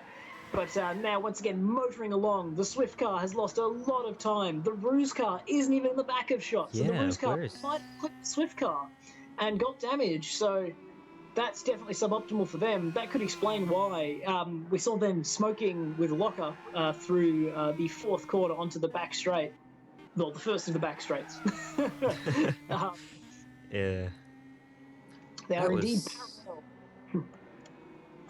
Yeah, they are, actually. We don't use them in the 2016 event, but... Yes, because we are at the Brands Hatch Indy Circuit, which cuts from the Cooper Straight through Surtees, and then McLaren, which is the section of the circuit that joins the first half and the second half into clearways. McLaren is a corner that exists on half of the layouts. Alrighty then. I believe it's one of the major overtaking places in the BTCC when they race on the Brands Hatch Indy Circuit, because the front-wheel drive cars can get so much more aggressive on the brakes with their lighter cars and their front weight bias in order to stop the car more effectively than the rear-wheel drive counterparts, which allows them to get up the inside and then take away the apex through Clark Curve onto the Brabham Straight. Yeah, and just a quick update, there are numbers being called in the third annual GTPlanet London 12-hour forum, so make sure if you are representing a team or you, as a driver, make sure you're there, make sure you see your number before joining the lobby. Well, hopefully we can get this underway very soon. Looking forward to resuming racing. I should probably obtain more water so that my voice does not give out any further than it already has. As my incredible loud and excitable tones are very high stress.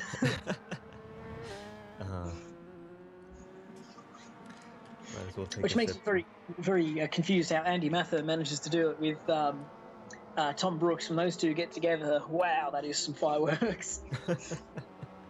Oh yeah. That's That is hopefully our we'll Murray see, Martin Brundle, let's face it. yeah, it really is. Hopefully we'll get those two together some point during this year I on think they're all multiple together occasions. for Daytona. Are they? Spoiler alert, I believe we have them together in the booth at Daytona, which is a fantastic news. Oh, yeah. Fantastic news? Some fantastic news.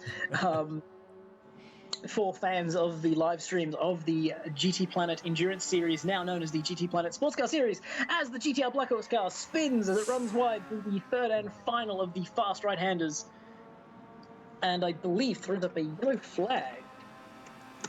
Yes, it is yellow sector 4. Doesn't look like he's come back across the track and hit anything, so probably go green very quickly again. Haven't gotten the command from race controllers yet, so was there something we potentially missed? I don't know. Maybe the yellow is a legacy yellow, and we actually saw a blue flag coming up. Not sure on that one. We will. Well, we would endeavour to find out, but unfortunately, the information is slightly out of date on that one. As we're closing in on the first 45 minutes of this race, we should be due pit stops very soon, actually. As I think 45 minutes was the optimal stint for GT Cup and for TCN1, unless we've missed the pit stops and I haven't even seen them. I don't think we have seen pit stops as yet, so hopefully we will. Oh well, I expect we'll be seeing them any time now. The Dragon Racer car still behind the VEC racing car, so matching on pace with the two Lexus CCSR cars. Very well matched, which implies that they are equally well tuned and equally well driven. Driven? My lord. I thought I was struggling with English earlier. Wow. In the words of Ralph Wiggum, me fail English? That's impossible. Dear me. Anyway. Closing in on 44 minutes of the 2015 London 12 hour for the GT Planet Endurance Series. Yet to confuse the two, but it's only a matter of time before I do. Surely pit stops are soon. I don't recall the TC1 cars being able to do an hour, especially not the front-wheel drive Scirocco's. Yeah, I believe the Scirocco's were. I'm trying to remember back to the race. I know the Lexus cars were able to complete the full 65-minute. They were able to run for all those 65 minutes, and I think the Scirocco's could only make it 50 minutes. So within the next 5 minutes, I think we should see a stop from the Scirocco. I'm not sure about the CRZ. I was going to say, any knowledge on the CRZ as a competitor in that race? Okay. So pit stops in the next 5 minutes, if there aren't any now. I think it's rare that AJ cuts to someone in pit lane anyway, because that's an absence of action. So it'd be very difficult to find out. Yeah, it would be, wouldn't it? Because we don't have an analyst in the lobby, as there is no lobby. Well, there was a lobby. Well, there was a lot. Wait, but we were doing this in. Oh, I'm confused now. We were talking in present tense, and now we're. Oh, I'm done. Just play the Doctor Who theme tune and move on. It's too early to be thinking this hard. It's 5 a.m. All right. Well, Dark card closes up. Yes, it does. Should probably just get a blue. These two. Yeah. It must have been the GT500 race where someone tried to jump out of the way onto the front straight and they accidentally balked someone off the road. Yeah, the Dragon Racer car picking the high side very early, making it nice and clear for the dark car to get through. I recall that happening during this weekend. And there was a lot of outrage on the YouTube chat about terrible driving. The reality was they didn't realise there was a faster car coming. They saw them right behind and they didn't want to get run into, so they moved out of the way just as the faster car tried to choose the same direction to overtake. And mistakes happen. I mean, that's part of endurance racing. If you don't realise someone quicker is coming up on you, early enough, you can accidentally balk them and make a collision. Oh yeah, it's yeah, you can't really avoid mistakes.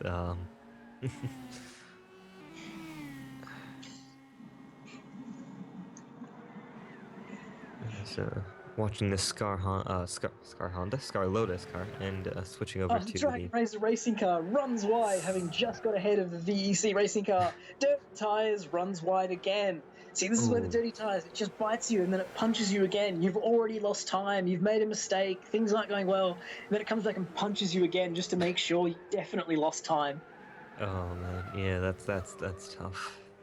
Oh man, Daytona, for example, if you completely mess up the bus stop and you take four wheels through the grass through there, you get down to turn one and you've still got dirty tires.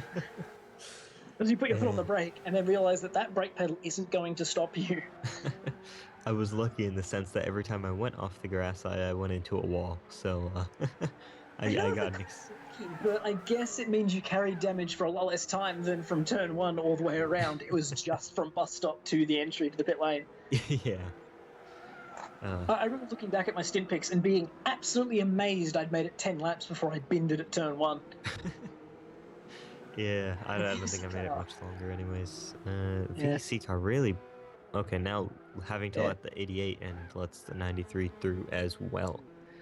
Yep, and the GHH car should come up the inside of the DRR car. DRR car takes a wide line to get a perfect run onto the straight, but the GHH car not quite nailing that apex and almost making a mess of it, but getting through there A-OK. Yeah, good to see their both of those guys got through. We have almost all the cars in the new lobby, which is great to see. I think we're just waiting on 2 more to be called in, and then we might be switching pictures over to that. Excellent. And then the London 12 hours will have been commentated. We'll use it again in the next red flag period. So then we'll have had 4 different commentary stints on this race. It'll be a compilation of commentators, new and old, 2015, 2016, and maybe 2017, to finally get this race up on the YouTube. On the YouTube? I was going to say the YouTubes, but that's not correct. On the YouTube, the one and only. Boy, I sound like I've been up till all night.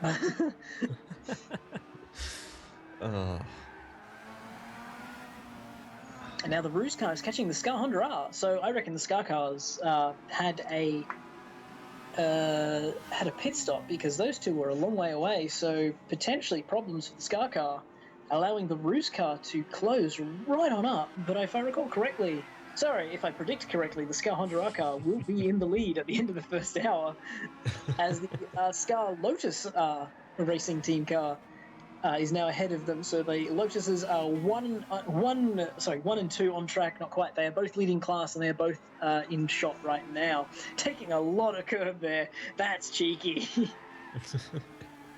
Actually, interesting. I don't think we have the Scar team in the 2016 Sports Car Series. Yeah, they were not returning. From my understanding, the Daytona 24 was originally designed to be populated by the top 2 returning GT500 and LMP3 teams because the GT500s were the Daytona class last season, but the LMP3 cars were determined to be the right pace for for Daytona Prototype this season. So instead of having, I think it was SSR and Scar Honda R returning, SSR is disbanded and reformed as the Snau Racing League, and the Scar Honda R team didn't return, which meant that TWR and GTMX, who ended up finishing first and second in this event last year before GTMX were not classified to return, and they were meant to be joined by the MWM Racers Collective and the Inferno Racing Team, but Inferno moved to GTLM to fill the VEC Racing slot that was vacated, who are not returning this year also. So it's a bit disappointing to lose. The Scar Honda Draft team, for example, very, very quick, quality team. So it's a bit of a shame to lose GC255 and the E-War, among a few other very quick drivers on their team. But those drivers, or at least that management, decided it wasn't worth doing all again, which is a bit disappointing, but that's racing. Yeah, it is. some decisions, obviously, maybe some drivers not available to run a full season commitment. So Yeah. hopefully we'll see Oh, and of some of the course- drivers maybe coming in with some other teams doing one-off appearances. But yeah, the Oh, of name course, star. I failed to mention Good Wolf, Soka GT, and Wee Scotsman, who were consistent drivers for that team. Those teams, those two Scar Honda teams, that is, all season, and did a fantastic job. I believe taking TCN 1 and second in GT 500. Mm-hmm. I think. I believe we are returning to images from today's race. Yes, we are, and here we are at the And Brands then Hatch Indy Tata's Circuit. handbrake noise, and we've moved forward 4 months. Oh, except my stream, I'm not sure. I think the stream will update. It's a few seconds down. Yeah, Ooh, that's not many frames per second. yeah, that's what I'm worried about. Probably just needs to be refreshed, honestly. Because AJ's been running the stream for 3.5 hours and it's probably got a lot of backlog. Yeah. Let me try and refresh my page, hopefully.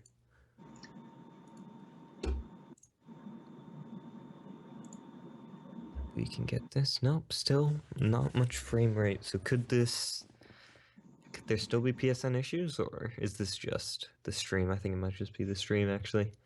This could be stream issue specifically. Yeah. The team owner and team manager of SSR Racing would like to point out that Snail Racing did not disband. I never said that because Snail Spec Racing is still Snail Racing is still very much around, but the SSR motorsport team broke ties earlier in the year, and the SSR team pretty much became what is DZ Motorsports this year. Which is actually fairly true. A lot of the people who drove for SSR last season have joined DZ when he made his new franchise, because sensing an opportunity, DZ noticed that there were some drivers that didn't have a team anymore to populate his team. So pretty straightforward piece of thinking there. So that's a inside scoop from Paul Log, who was the team manager for SSR Motorsport last season, who ended up winning the GT500 Teams Championship, but fell short on the driver front by, I believe, 15 or 18 points due to me hogging all the seats and then accidentally going platinum and not being able to drive. So I apologise to Paul Log on that one. We should have probably taken both those titles last season after a rocky Daytona. But that's racing, and all credit to, I believe it was TWR Seb 72, who won the GT500 drivers title for Teamwise Racing. I think they had I think Seb to take it from EOL. Yeah. But Wow. mad talent to have made it to race camp. Fantastic effort. I think he was knocked out in the second or third challenge, which is very disappointing, but fantastic effort to make it.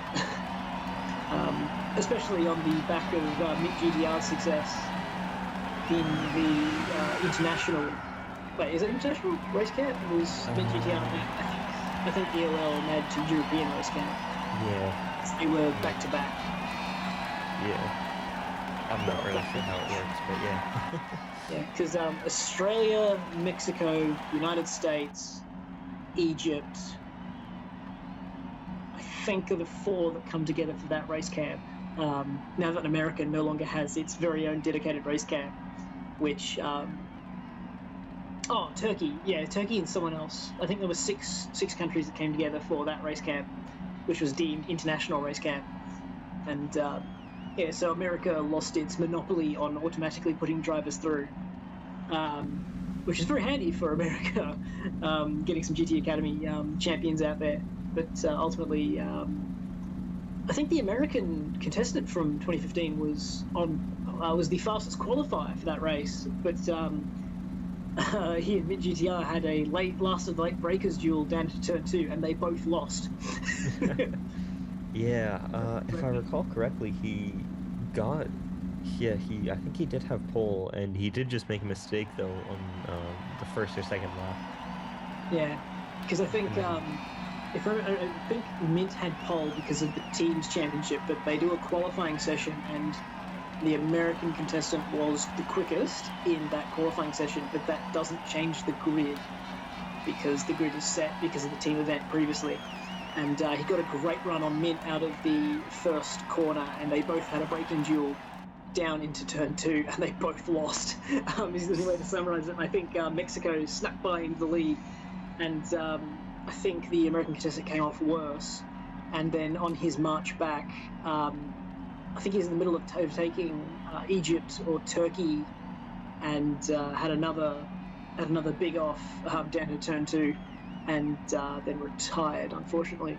So he was the quickest in the qualifying session, but in the race, in the all pressure, all important moment, just didn't quite put it all together, which is, I mean, that's pretty brutal, really. Yeah, it is. All that effort, all that time, all that racing, and it comes down to 10 laps at Silverstone National. And yeah, but that's racing. You got to be able to deliver under pressure, but that's probably as much pressure as any of those contestants had ever dealt with. Your future was literally on the line for that event. So, I mean, getting to the final of race camp is a seriously impressive achievement, and yeah, congrats to him on that. But commiserations on not taking the overall title and the all-important racing contract. Yeah. Anyway. Well, cars are starting to line up. Hopefully we'll be underway soon. Don't know when soon is, but soon.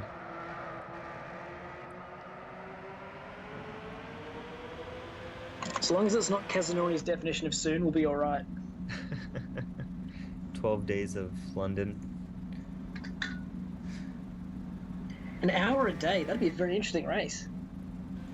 That would be, actually, because everyone has their good and bad days.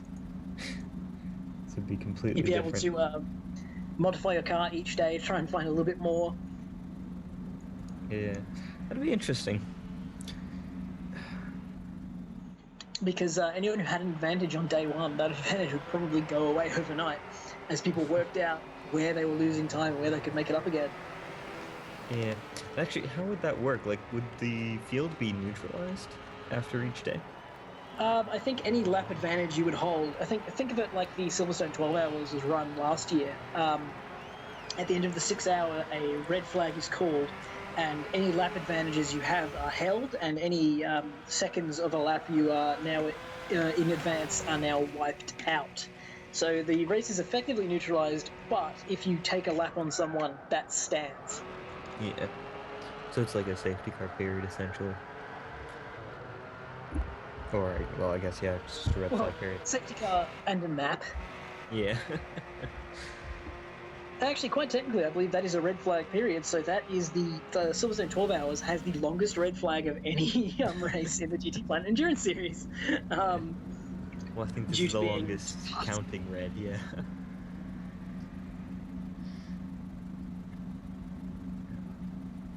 How long has it been, actually, since... It'd be clock... we went red at just about the hour, so 11. So this is 2.5 hours and counting under red. So yes, this is the longest red flag where we're actually losing racing time. Great. Oh,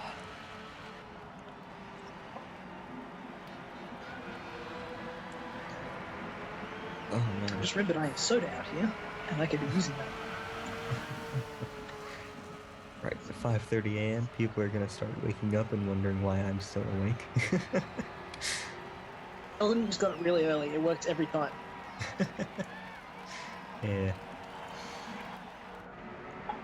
They're too busy being impressed with you waking up early to question the reality of if that's actually happened. Yeah. I speak with years of experience on the matter.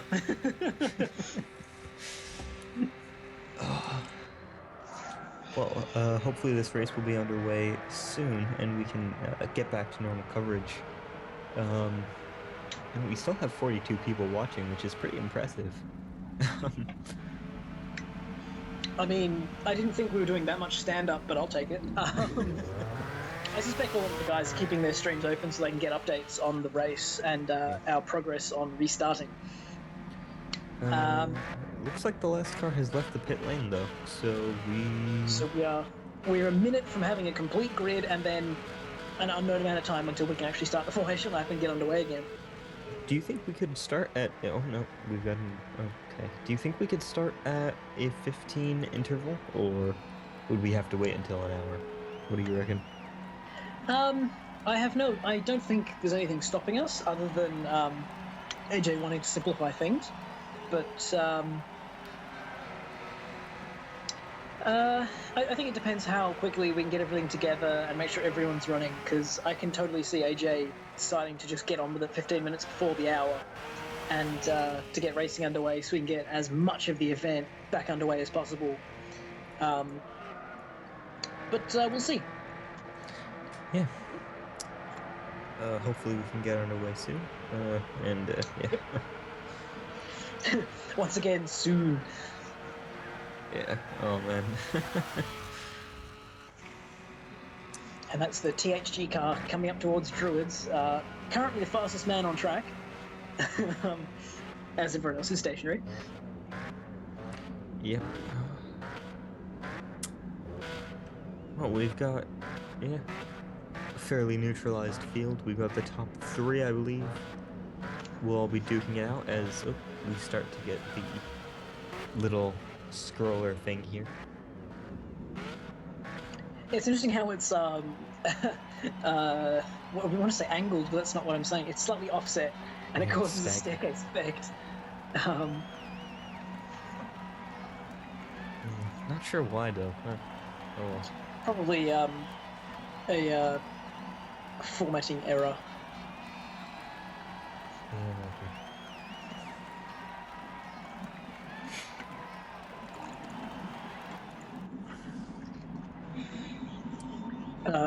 It looks like it's experimental new software, so it's probably not quite detuned, or it's designed like that. I'm just not sure why. AJ will have to obviously explain that one later on, but I think it just feels like it didn't quite start itself at the right time, and that's caused the problem. But it looks to be that the top four are synced to be the pro classes, and the bottom 10 are designed for the pro-am classes. So it looks like it's done intentionally, as the second drivers of the pro class match up with the first drivers of the am class. But yeah, I think it's an interesting artistic effect, but it may not have achieved, what AJ was looking for. Oh, sweet. 2 minutes until safety car restart. So, let's see. Okay, so we're gonna go green around 8 minutes and 18 seconds, so I guess we don't need to be on an even time. 8 minutes and 18 seconds, or 8 hours and 18 seconds? Oh, 8 hours. Quite short race. Sprint to 9-lap dash, let's go. Yeah, 8 hours and 19 minutes, I think, is around when we should be starting this. So, get ready, everyone. Stints, because technically, once the green flag is dropped is when people's stints actually start. So anyone who wanted to run an odd-timed stint needs to know exactly when that green flag drops, because that's when their stint officially starts. In GTPlanet land. So the safety car will begin rolling at 8:20. So maybe 8:20 is when he will start counting from, as the time that people have started for. So that'll be interesting to see how it pans out down the race. As people potentially have their quick drivers in now to try and go for 4 hours. Who knows? We just don't know. Because... Sorry, another thing to note is, we've done 2 hours, 40 minutes now. Maximum drive time is 4 hours, I believe. I don't think that's changed from last year. So I reckon the next round of pit stops will be driver changes for all the teams that haven't done it as yet. people have to have changed under red because AJ authorized all driver changes. So you would absolutely have jumped on the free driver change bandwagon. I'm not actually sure about that. I think we might not have that many people changed. Really? Okay. Yeah, because Because driver swaps around here are worth 3 laps. yeah, exactly, which is surprising for me. But teams have their Sorry, strategy. 2. Well, that's a bit odd though. I mean, what's the point of running for 19 minutes? That's 20 laps. Yeah. Well, yeah. Not really sure why that is. So it'll be interesting to see. Under safety car, behind safety car, do not weave, do not accelerate or brake rapidly. Yeah, just watching everyone fly through turn 1 and then jump on the brakes. And let's try to not run into each other before we go green again. I mean, we've not been running for 3 hours, guys. You can wait 2 minutes to go racing again. Yeah. Well, we're getting a lovely view of the pit lane here. Look at that elevation and the curvature of the Earth. Isn't that beautiful? Wow. Shame Isn't we can't that actually see the cars. Rightio, let's get ready to go back underway. The GTMX car leads the top-notch leads the Dart racing car, leads the Reaper Online racing car. The top 3 on the same lap, and for the lead, I haven't a clue who's in any car. I'm pretty sure TNR Pfeffer is now in the top-notch racing car, and he's away. The GTMX car jumped very early and gets a fantastic start. Oh, well done there by those guys. In a huge amount of ground, and now we see AJ call green, so it's a jump start. But anyway, I'm not sure if there's a regulation against that. Anyway, I'm pretty sure you're only allowed to jump after the green, but I don't know if there's a specific regulation pertaining to that. So we'll see if AJ decides that is a violation of the rules at all, let alone one worth warning someone for. So yeah. Well, here we go. We already have the top 3 duking it out here. And instead of turning left, they turn right. Yet we don't know how to get back into that mentality. All right. Yep, taking the wide line here. Let's see. I want to see the TNR car and see if there is a new driver in there. I want to see how he's driving that differently, if they've done potential changes to the setup. I'm fairly confident that there is a different driver in there, but I don't know about the setup. Seeing the mid-pack proving to perform the train we were expecting as the Hask car leads. I need more colour. Is that Diana? 5 cars there, as I think the turtle car jumps around the Snail Racing League car. That's the Dragon Racing car between the 2 groups. He's got to catch up to catch the Hask storage trunks, and I couldn't see the 4th car, probably the Blackhawks car. As we're looking at TNR in the sandwich at the top of the field, Pro and Am. Yeah, the TNR car just not looking that quick, so... Yeah, and the Dark car looking very feisty as well. Yeah, I think they're going to struggle. From what I can see, I'm going to keep that thought to myself, actually, never mind. that's critical information. Feel free to share it. I'm sure all the team managers would love to hear this. That's fine. David, who's also in commentary with us, will be joining us eventually, has decided to post the regulations for resuming a neutralized race. 7.2.A, when message is displayed SCN, this will be the signal that it will be entering the pit lane at the end of the lap, and the race will resume. 7.2.B, once the green flag has been displayed, the first car in line behind the safety car may dictate the pace at any speed above 60 kilometers per hour. Okay. So... that was technically legal. Only after the green flag has been displayed. So that may actually be a jump start. As I think I see the Hask car in the pits, and Hask is doing a driver change. That seems a bit unnecessary. That's 5 minutes after. Oh, that's going to lose some huge amounts of time there. Yeah, this is where a seasoned veteran, not even a seasoned veteran, just a veteran of the series would be very useful to know that you can do driver changes in red flags if they are permitted. I'm getting a notification to read the YouTube chat because apparently something's going on down there. Oh no. Don't read the YouTube chat. Is it that bad? I thought there'd be something interesting going on. I think I see the TNR car running too wide with the GTMX car. And the GTMX car drops to the inside. It's now. Oh wow, there are two cars in. Oh dear. Oh my god. Alright, TNR here we go. GTMX leads Dart, but I can't expect that's going to stay the same for much longer. So either the TNR car a little bit quicker. Oh, big slide! Oh, the GTMX car dives out of the way to avoid him. That TNR car, not well, it's not understeering as much as it was. It's doing a bit of the opposite now.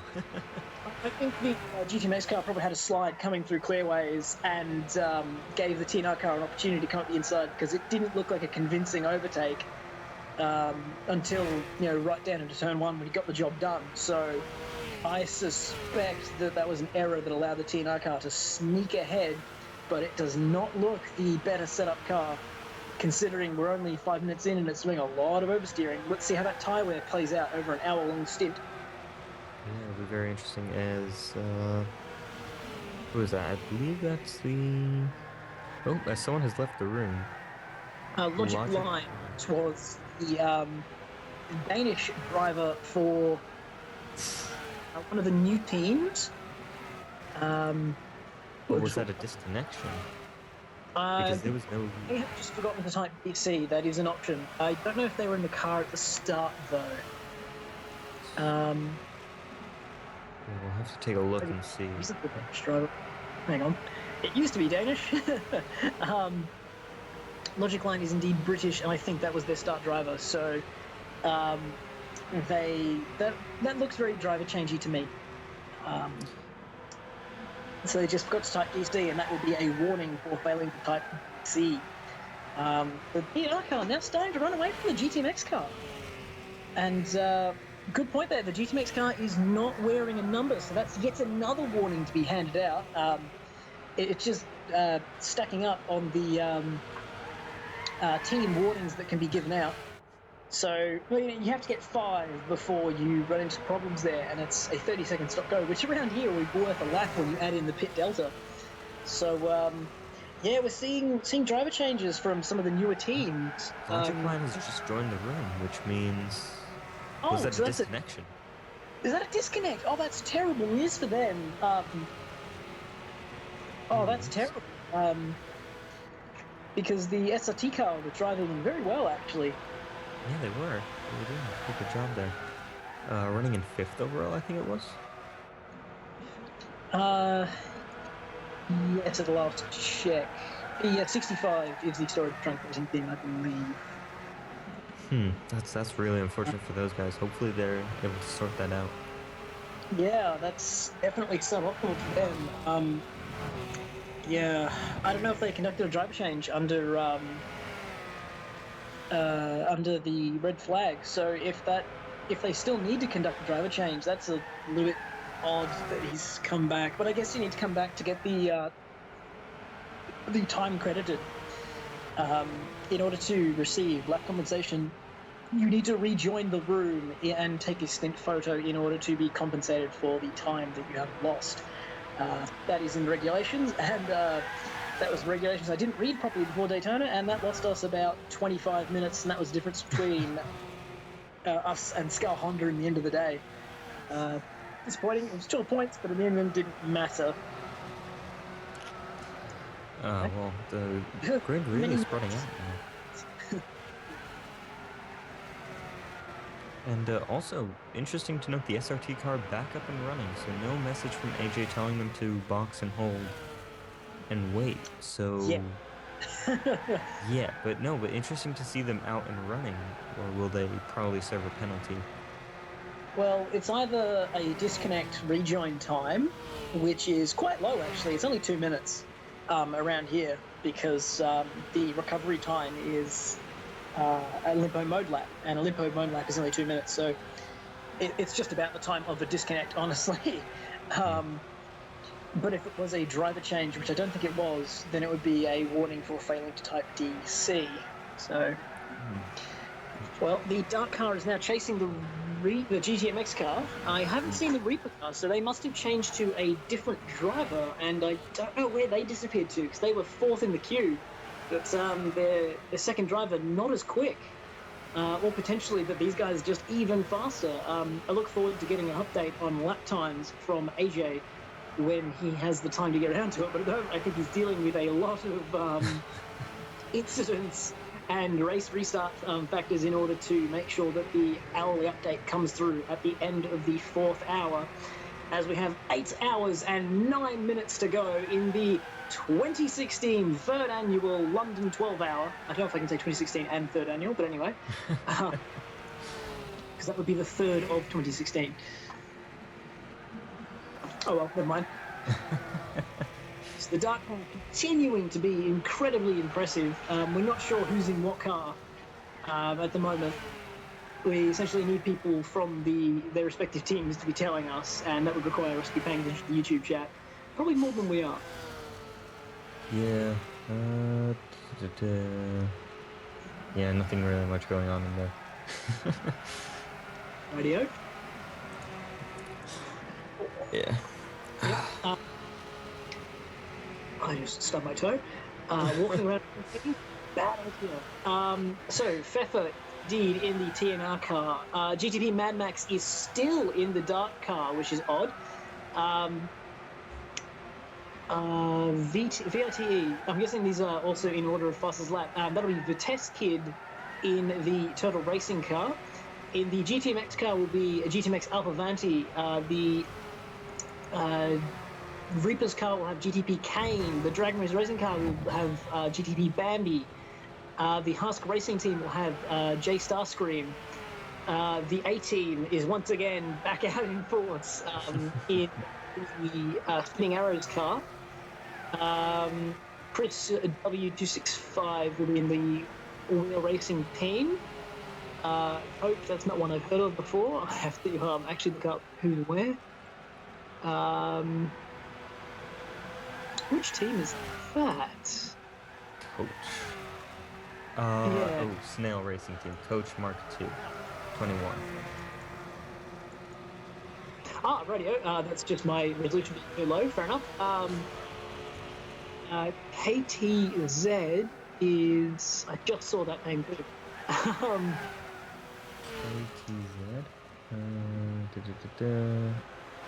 GTP KTZ. Endurance Experience. Okay. Then it's TX040 in the THG car, and Logic Line once again in the Storage Trunks Racing team.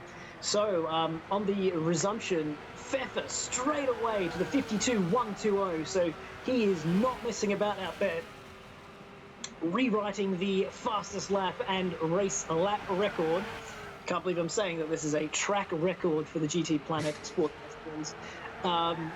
With the second quickest time being GTP Mad Max, I'm assuming, unless there's a Mac Payne in here somewhere, who I believe is on the roster for Bitcoin 24.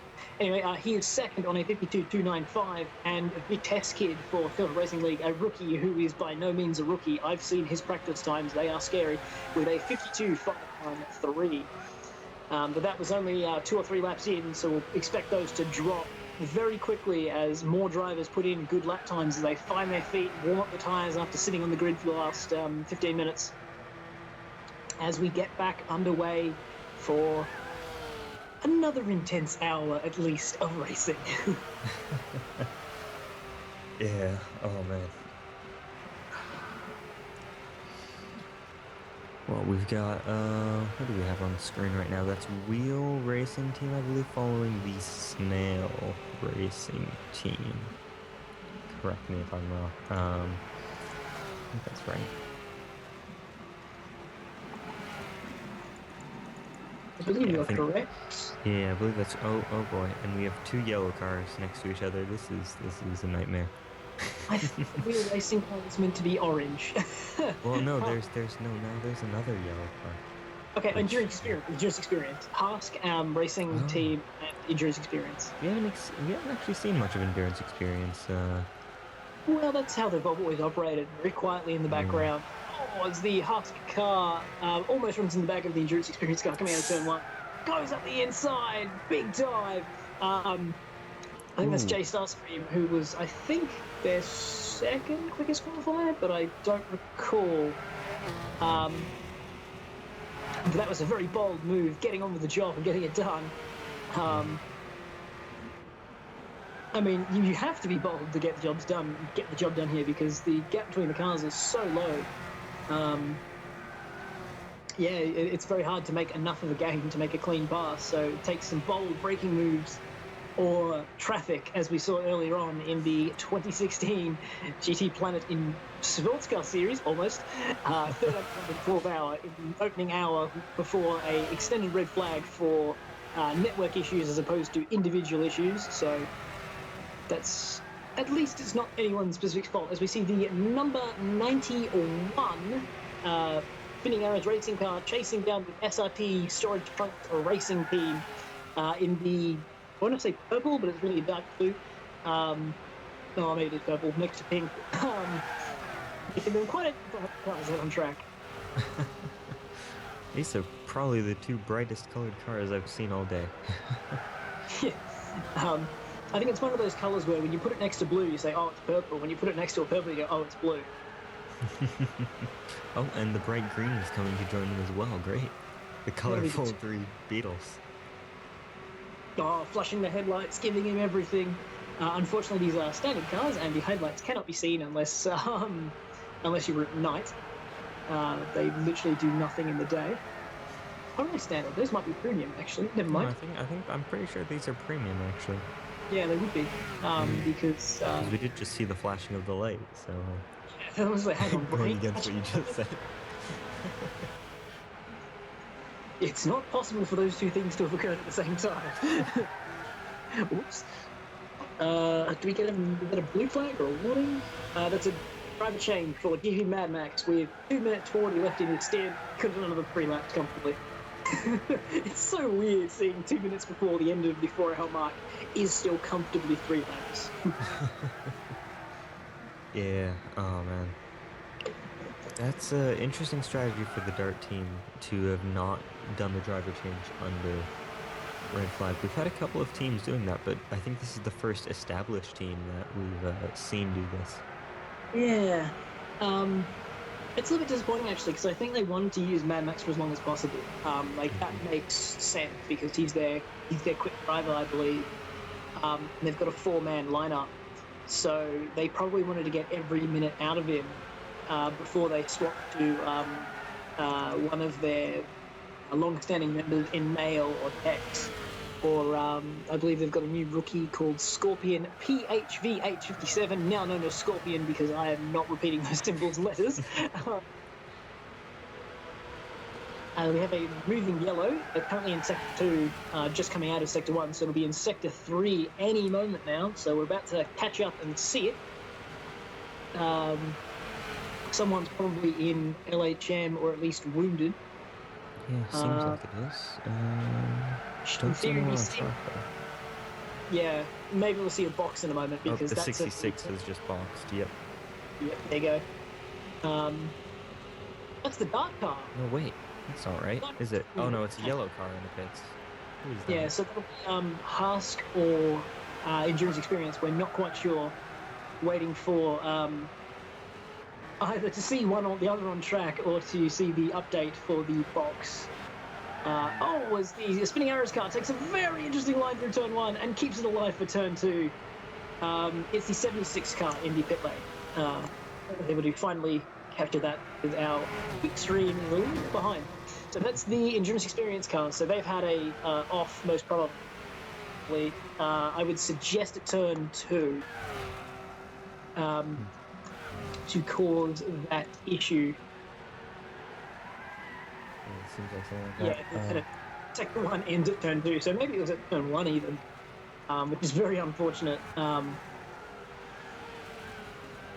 Yep, AJ confirms it is indeed the Endurance Experience car, which would be much easier to read if I had just paid attention.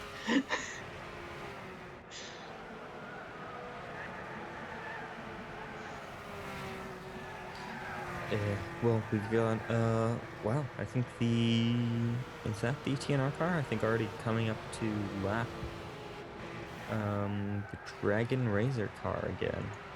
Man, the Dragon Razor guys, after such a fantastic qualifying, they are not having a good time out there. But we have now completed the 4th hour of the London 12 hours here. We're a third of the way through, and it feels like we've only commentated for about an hour and 20 minutes. Yeah, oh man. My That's flight's right. up in 30 minutes, so I've got sleep coming in that way. And for another 2 more hours, so you're not able to get away from me just yet, everyone.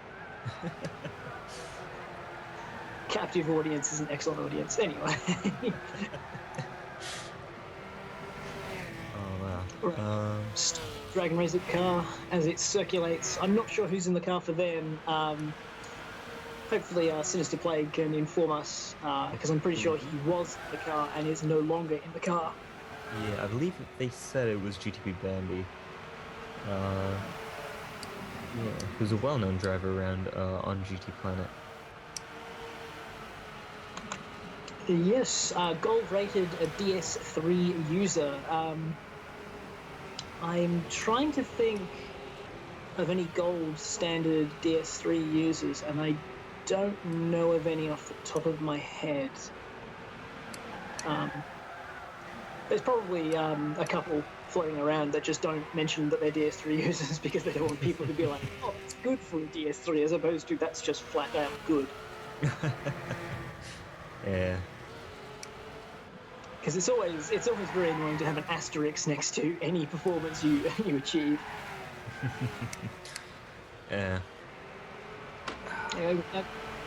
The field once again breaking up and not really sticking into packs like we had originally anticipated, and well, I guess the form of the first part of the race kind of indicated that, as the new drivers have all sort of jumped in and then filtered into their natural positions, overtaking people.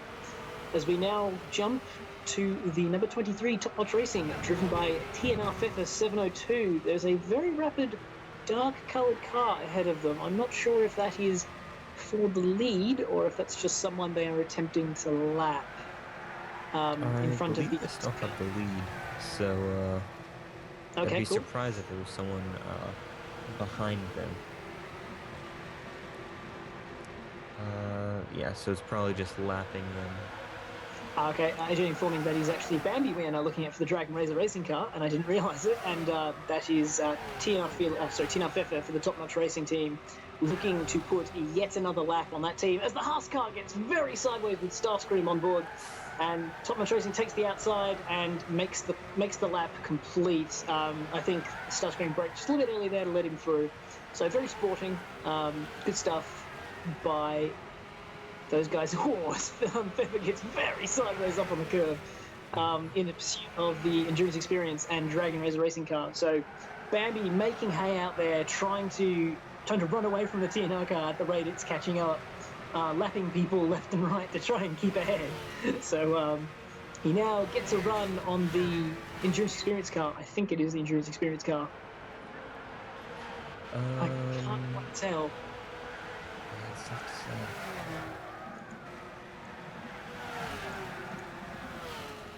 But he's through, and I believe he was their second quickest qualifier in the second quickest qualifier in qualifying. No kidding. Just turn on, reboot, control. The TNR car now catching up to the Endurance Experience car. Yet Bambi appears to be clearing the traffic as quick as Pfeffer is, if not faster. So when he gets some clear air, we might see some really good laps from our resident deer.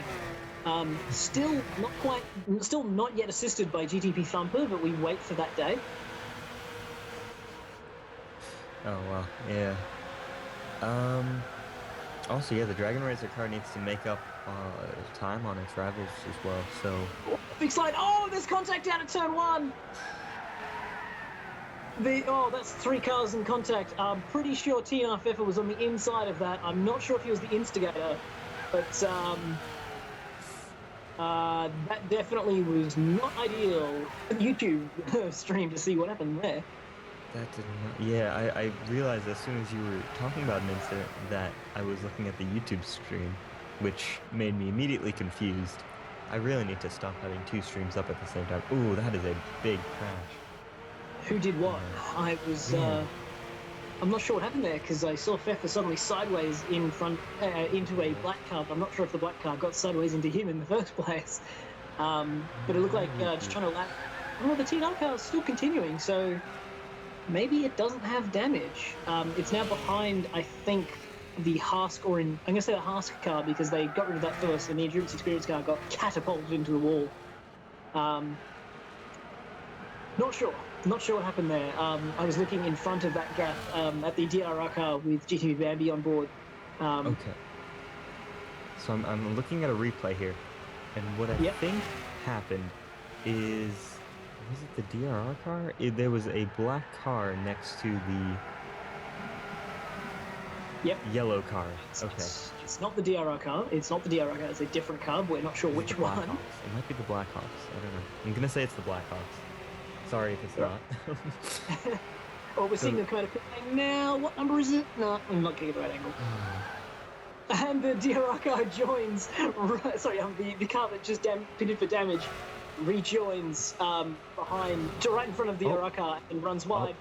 The Haas car has a huge moment in front of the Top Notch Racing car. As Top Notch Racing car goes around the outside. Oh, that's bold. Has he got that done? Oh, wow. I mean, I'm impressed with that. That's actually very good. But you have an incident like that, you do a pit stop, and you lose a lap instantly. So, it's tough around a track like this. Back to green. I'm still not sure which team it was that had a problem there, but I just looked and I saw the art car is now back on track. I saw their green rims flash through shot. So they are once again on track with Nail 27, one of the more robotic drivers out there. As the THG car has a look up the inside, but Nail takes a lot of grass. They're both slow. The TNR car's now 3 wide. Oh, he's got around the outside into Druids. How was there any space for that? And the Humble Guy's car loses out to Haas. Haas picks up both of them in that interaction. So, Pfeffer using a lot of the track on the exit there. I wonder if there's something not quite right about that car. I reckon there's probably a little bit of suspension damage, but because he's only been out there for half an hour, he is not keen to pit. And Haas got the inside. No. Okay. It looked like something. Yeah, so it looks, Pfeffer looks like he got heavy damage from that incident. Again, I've still got that, held up here. The black car hit the yellow car, which went off into the gravel, and the yellow car hit the black car into Pfeffer. Pfeffer is the only car I know there. Yeah, I'm pretty sure the yellow car was the Endurance Experience car, because the Haas car was lapped, and then the yellow car was still ahead of them. And they're just not quite sure. And AJ is reporting that indeed the Top Notch Racing car is wounded, but because Pfeffer is, the constant wheel user, constantly dealing with the GTR and understeer, so he's probably used to this much understeer. But the Top Notch Racing machine is definitely wounded, but we're not quite sure how wounded and how much pace he's losing as a result. But we'll have to wait and see if the GTMX or the Repo Mine Racing car can then start catching up to make a pass. But his early pace of 52.1s is definitely no longer apparent. It's just a question of how much time he's losing every lap. But AJ reporting he's not losing much, but he's losing some time. And the reality is, for half an hour, he's got to do 30 laps. It's got to cost him a second a lap to be worth pitting. And it's not worth that much time, frankly. So he'll only end up losing a couple of seconds at most, as opposed to losing a whole lap. AJ reporting his best lap is now a 52.008, and he was only 0.1 of a second off. So, That's just top-notch racing for you. Gets damage, keep driving. One of the advantages to using a wheel, if the damage isn't too bad and you can keep driving with it. But yeah, it's one of those things where it works, and then it stops working and ends badly for you. When the car becomes undrivable and requires limp home mode, whereas on a controller, it's straight up undrivable regardless how much damage you've got. Yeah, that's Actually, I plumbed new depths of damage at the Nürburgring race, and I found out there was more tow on that car than I ever knew what to do with. I didn't know a car could be so damaged that as you tried to enter the road, full lock towards the road, that the tow-in would push you back off the road. That was fun. Yeah, I don't think I've ever had damage that bad. Try going headlong into a wall without stopping. I remember sitting there laughing, just going, I cannot believe how much tow-in this car has right now. I should have been, very unhappy, but it was just funny how much that car was moving around.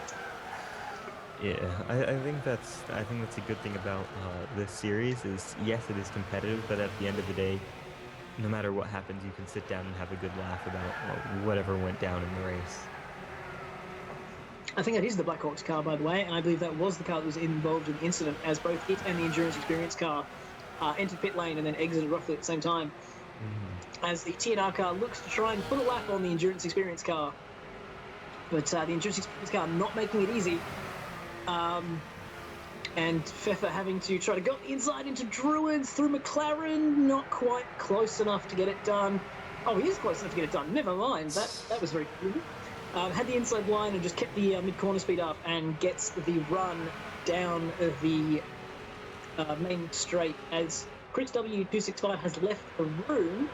I'm not sure if that's a disconnect or a driver change without a DC message. I would suspect a disconnect, though, because it is 4 hours and 12 minutes into the race. So if you were doing a driver change now, you have left it too long and definitely too early for a second change. There is actually a post from him booted from PSN, so we could be seeing some issues. Yeah, keep an eye out, everyone. If we start seeing more people here having problems box essentially with their stint picks, but it seems the stability isn't there yet. Was Chris in the car for wheel earlier on, or was that someone else? Someone just joined them. I'm honestly not sure, actually. So I'm going to see who their starting driver was. Their starting driver was... Oh, because they're a local team. Ah, rightio. That makes a lot of sense. So that hurts them massively if they can't get on. Well, he's back in. He's back in the room. I'm not sure if he's still in the room, but saw that he rejoined, but I think I've just seen him leave once again. No. And Logic Line is left now. Again, Logic Line having the second disconnect in this stint. Excuse me, since we resumed. That soda was a terrible idea. What was I thinking? Excuse me. As we now back on board with the Hask Racing car. I think it's Hask Racing. I can't tell until I look at the number to confirm my number 7, yeah. Okay. It is I'm starting to pick them at distance, but I'm not confident yet. Yeah. Because there are also some cars that we just haven't seen as much of. Yeah, so it just gets a little bit more complicated. And the THG car, TSO4 sliding through every corner. I'm seeing him slide through the last corner. I'm seeing slide through turn 2. Will he slide through turn 3? Is he going for the Drift King award? No, apparently not. Logic Line has joined, and hopefully those guys will be stable now. As TSO4 has just passed the GTPlanet Rocket car. That might have been for position after the issues that THG ran into. So that might have been for 13th position. We need to wait for the lap compensation to appear because the lap compensation is not officially added until after the race. So officially, the THG squad is on 0 laps at the beginning of the stint because they have to get lap compensation as they never quite got into pit lane, apparently. But we'll see. TNL's backwards! TNL's backwards! He spun coming off the apex at turn 3, I'm pretty sure. Yep, yellow 2. Has he got damage? Or has he got more damage, if anything? But that's definitely going to be lost as the THG car now come through. So the GTMX car is right behind them. As the TNR is coming through the last corner behind THG, and the GT is pitting. That's damage. That's damage. Oh, pings off that wall as well. Well, it's already broken. Just give it a bit more, it'll be fine. So, unforced error from TNR Pfeffer. Unforced error. You know what I think it might be? He had that damage. Yeah. Well, that's probably what's caused the spin, and he's had enough. So 35 minutes into the stint, and TNR Pfeffer has pitted for damage, giving up the race lead. And once again, the race lead goes to the number 39 Scuderia GTMX Volkswagen Beetle, I believe piloted by GTMX Alpha Vanti, who is a gold or silver driver, I'm not sure off the top of my head, as he now attempts to pass the Endurance Experience guy, who graciously lets him out of the way. The Endurance Experience guy is doing a fantastic job. It's one of those gentleman teams who never hold you up, never give you any grief, and just polite to deal with. Fantastic stuff. Yeah. Taking a bit of grass there. As we're seeing 2 wide in the top corner, I believe it's a green or a black cargo at the inside of the SRT storage trucks car. No confirmation on that. Yeah. Have to wait for the hourly update.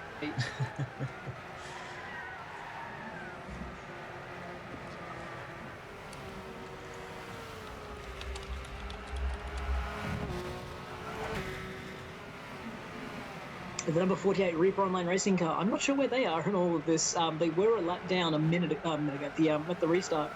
But with TNR's problems, I think they might have managed to get back onto the lead lap. And that will allow them to become a big player as this race goes on, because the Reapers are notoriously quick. All ex-GT Academy finalists for the GT Academy UK division, all very, very quick drivers. I think Ronno Thomas, Glenn Owls are gold, but GTP Kane and R. Clark are platinum, of which That's correct. Kane, Ronno, and Glenn Owls are actually here. R. Clark is not.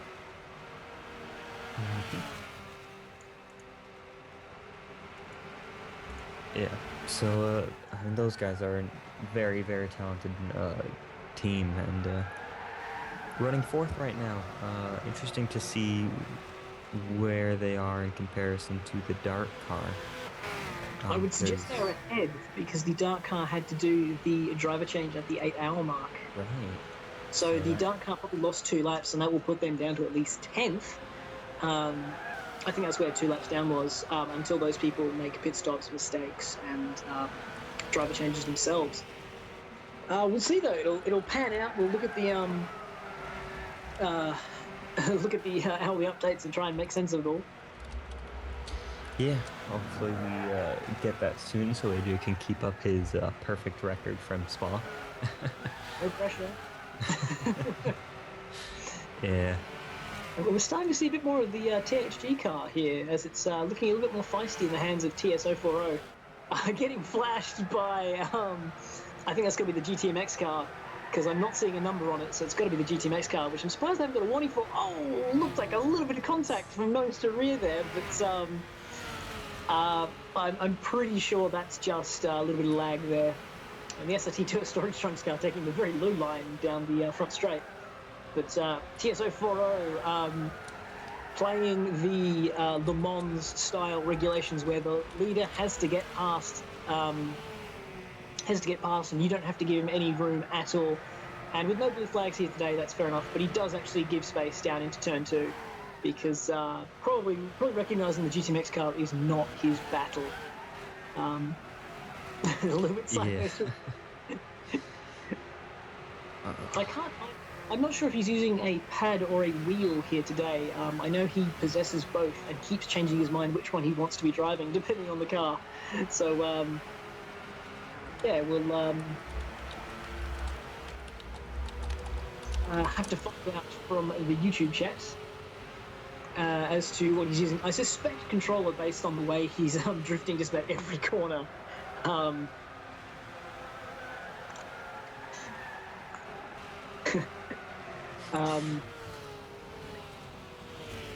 Yeah, I would just like to introduce our third commentator for the time being. I'm going to be heading off in just a little bit, but David Fuller.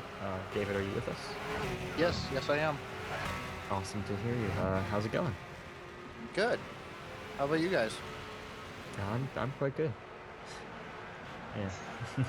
David Fuller, to those of us from the forums, known as Fallen Log, who is currently managing the Endurance Experience team, who's out there today right now. I believe you had first stint or you had third stint? I did have first stint today. Not yet.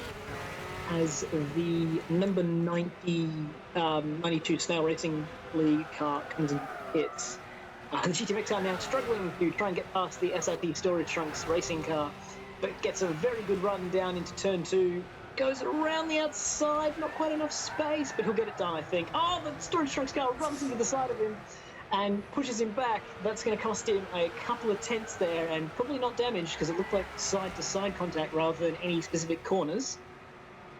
And that's the battle. You've got to try and overtake the cars that are you're not battling for position, and without blue flags, that's a very difficult ask. Side by side, up into through McLaren into Druids.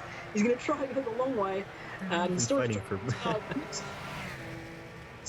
Trunks car looks like it's just run out of steam there, but I think there might still be an overlap. No, not quite. So the GTMX car gets the job done. Took him a full lap, but he got it done, and I think without damage, but bold driving there. That was certainly impressive driving.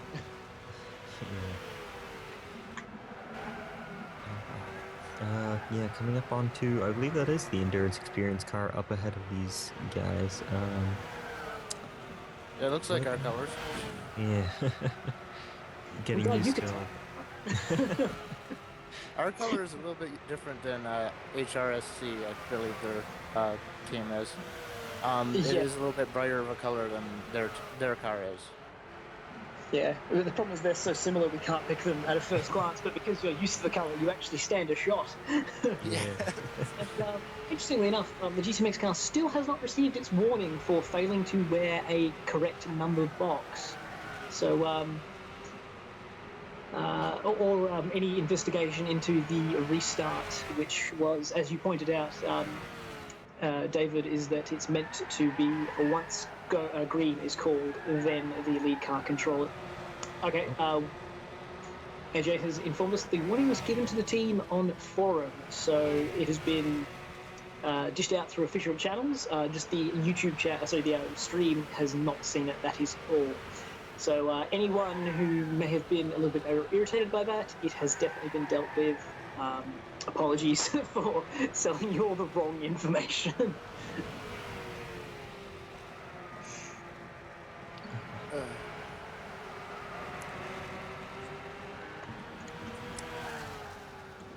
The racing has been really good so far today.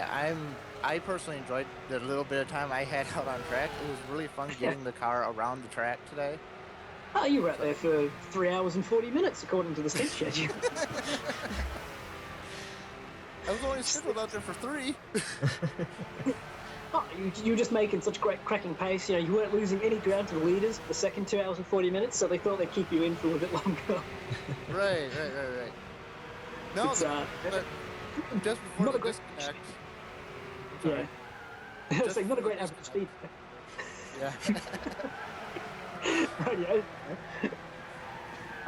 Just before the disconnect, though, I was actually gaining pace. I was gaining on the majority of the field, I felt, as I was making laps after my first pit stop. Unfortunately, I only got 20 laps. Actually, good running. The GTMX car has just pitted, I believe, from the lead with 7 hours and 35 minutes to go. That is 45 minutes after the resumption, so I'm not sure what strategy they're playing, but we were on board with the TNR car to see if they came out at the other side, but I think with that spin before their pit stop, they will be behind the GTMX car when they resume, as I think we go on board with the either Dragon Razor or Reaper Online Racing car. I won't tell until they come past. It is the Dragon Razor Dragon racing Razor. car. Yeah. You have to wait until the number shows before you... Yeah. It's my turn to get used to the black cars now. And the TNR car goes right outside of the dark car and now comes up behind the Spinning Arrows racing car. No, Snail Racing.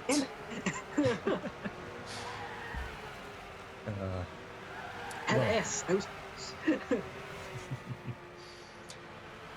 I'm not quite sure, where the GTMX car is. I think that was just them in front, so GTMX are only still barely in the lead from the top-notch racing car. So despite that spin, I suspect the TNR guys have been absolutely flying in this stint. Yep, AJ has now just changed the camera to prove that the GTMX car is directly in front of the TNR car. So we will see the TNR car begin to try and reel in the GTMX car and make a battle out of it, as I think Theffer is quicker than Alpha Vanti is, which is reversing the flow from the first hour of the race where TNR Philo was slower than GTMX JMML 94. They were running a really impressive pace when I was out there. I happened to be in the field when they decided that they wanted to pass me. And they came relatively quickly. Yeah, they were running low 52s out there for their best laps. What kind of laps were you putting out there, and where did that rank you overall as you started to get good running going in the end there?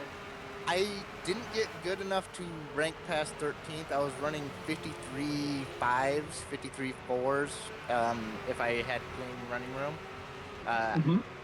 But I was running average of 53 7s in my second stint after the pit stop, but I was only running about 54 2s in my first stint. So I gained about half a second for the pit stop. Interesting. Because I wouldn't have guessed there was half a second of time there, but I guess the tires wearing out actually does matter around here. I actually didn't take fuel on my stint, so I believe the weight reduction may have helped as well. I'd actually have to do the math on that one, because I have a general formula for fuel weight divided by car weight, but I guess the Beetle is quite a light car. But the fuel burn is so low because it was burning, I think it was like a quarter or a third of a tank of fuel, and traditionally, on a long track in a normal car, it's roughly a second from full to empty. But around here, because it's a shorter lap, it should be less time. Because the car's lighter, it should be more time.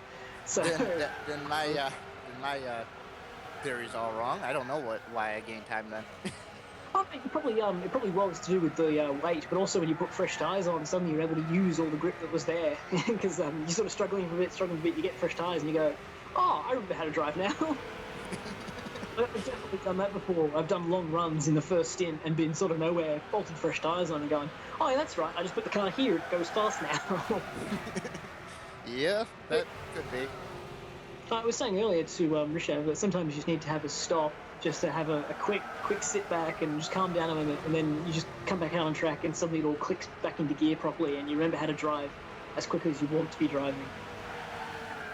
Yeah, my car, unfortunately, I didn't get enough time to tune it, as I was helping the rest of my team tune their cars. I didn't have enough time to tune my car, so when I got out there, my car was a little bit on the loose side the whole run through. I believe that's the GTX car backwards at turn 1.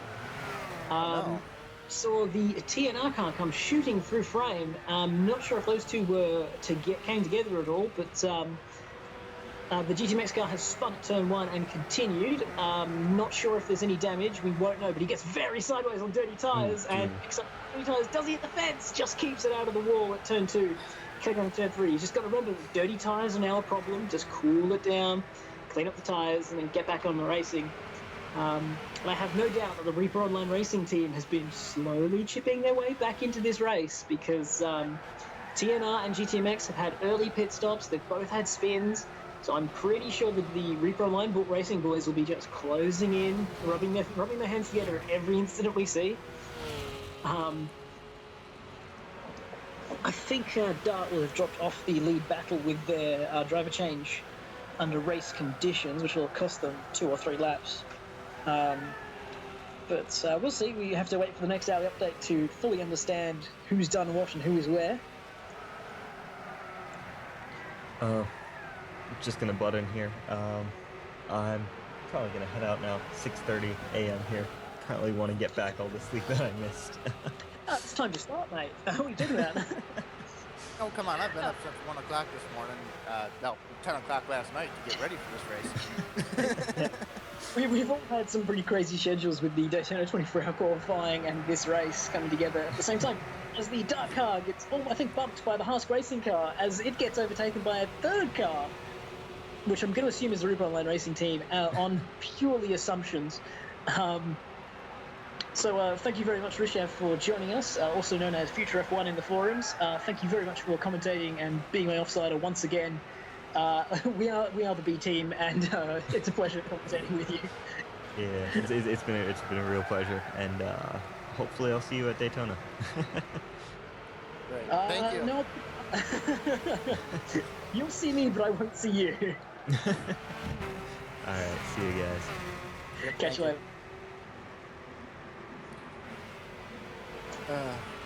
The racing really has been really good today. I personally don't think I was getting the most out of my car, so now I'm looking at Staying what on the road is the important aspect of it. I mean, we've seen the Dart guys do it a million times. It doesn't matter how quick you are, as long as you're staying out of the pits and on track. That's the most important thing you can be doing. Right, and that's what I did in my stint, is I just kept out of the pits as long as I could, and I turned out I was 12th, ranked 12th when I finished, but I was running 13th or 14th lap times. So it just so happened I was out of the pits longer than the guys behind me. Yep. I remember I raced with you for Daytona last year, and you never made an unforced pit stop unless there was weather involved and you had to change tyres. Right. And I was very impressed with that incredible consistency, because I think I had a second lap on you, but with all my extra pit stops, I think you ended up covering more laps per time than I did for the first half of that race. Yeah, that is one thing that I've pushed to my team is consistency. Keep the car out of the pits, keep it off the wall, and keep it on the track, and you'll run good. Speed will be found as you get used to the car. Yep.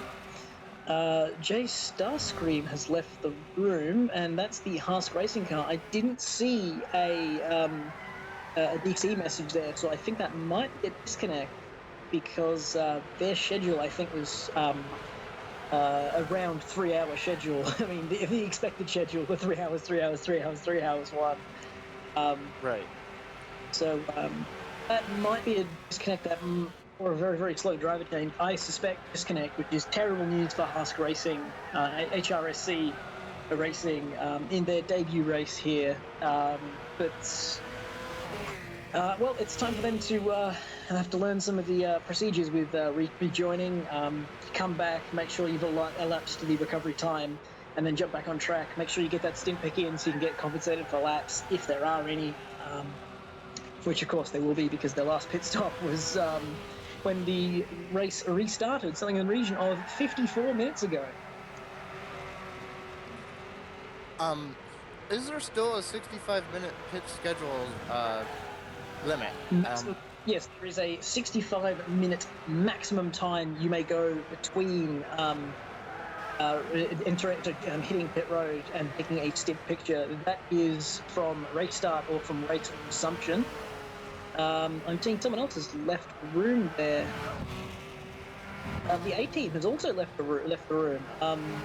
The A team in Canada, but I think Starscream is registered as a Swiss driver, and Starscream has rejoined. So a couple of disconnects there. So it's not been a flawless race by any stretch of the imagination.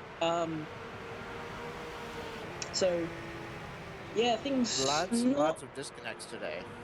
That's for sure. We've had a lot of instability out there, and that's not been. There's nothing we've been able to do about it. Honestly, it's just the stability hasn't been there, and it's coming down to which team has the best internet connection. a little bit, which is not good news for TNR because they could deal with me at some point because for some reason I said they said they needed my help, and I don't know what they were thinking when they thought of that, but we'll see what happens. We have an update at the 4-hour mark, which is half an hour, 35 minutes ago, which was just after the restart, and it had Top Notch Racing and Scuderia GTMX leading on the same lap.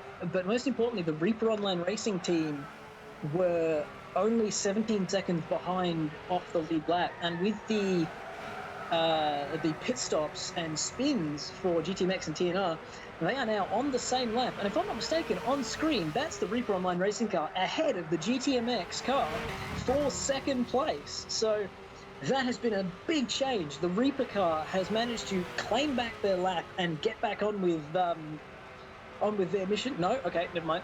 They're just telling me I'm wrong. I was so excited. Got back on the same lap. Okay, are you sure? I'm fairly sure with a pit stop they would have lost more time than just 17 seconds. But AJ seems to know what's going on. So they are now back on the same lap as GTMX. Although by only a few yards. I think that means they are still behind TNR and not officially on the lead lap as he spins through Druids. Sorry, Paddock Hill Bend. I think he keeps it out of the wall, but that is not ideal. That'll be a yellow in Sector 1 for sure. So, spin. Yeah, I think he kept it out of the wall, which is good news because he won't have any damage. He'll be able to continue. And then box at the end of his 65-minute stint window in order to try and get back onto the hour for a pit schedule. I mean, with 8 hours 20 to go, I'd be doing 64-minute pit stops to get myself back onto the hour and end up doing one fewer pit stop. But I don't think TNR have that option available to them with their early pit stop.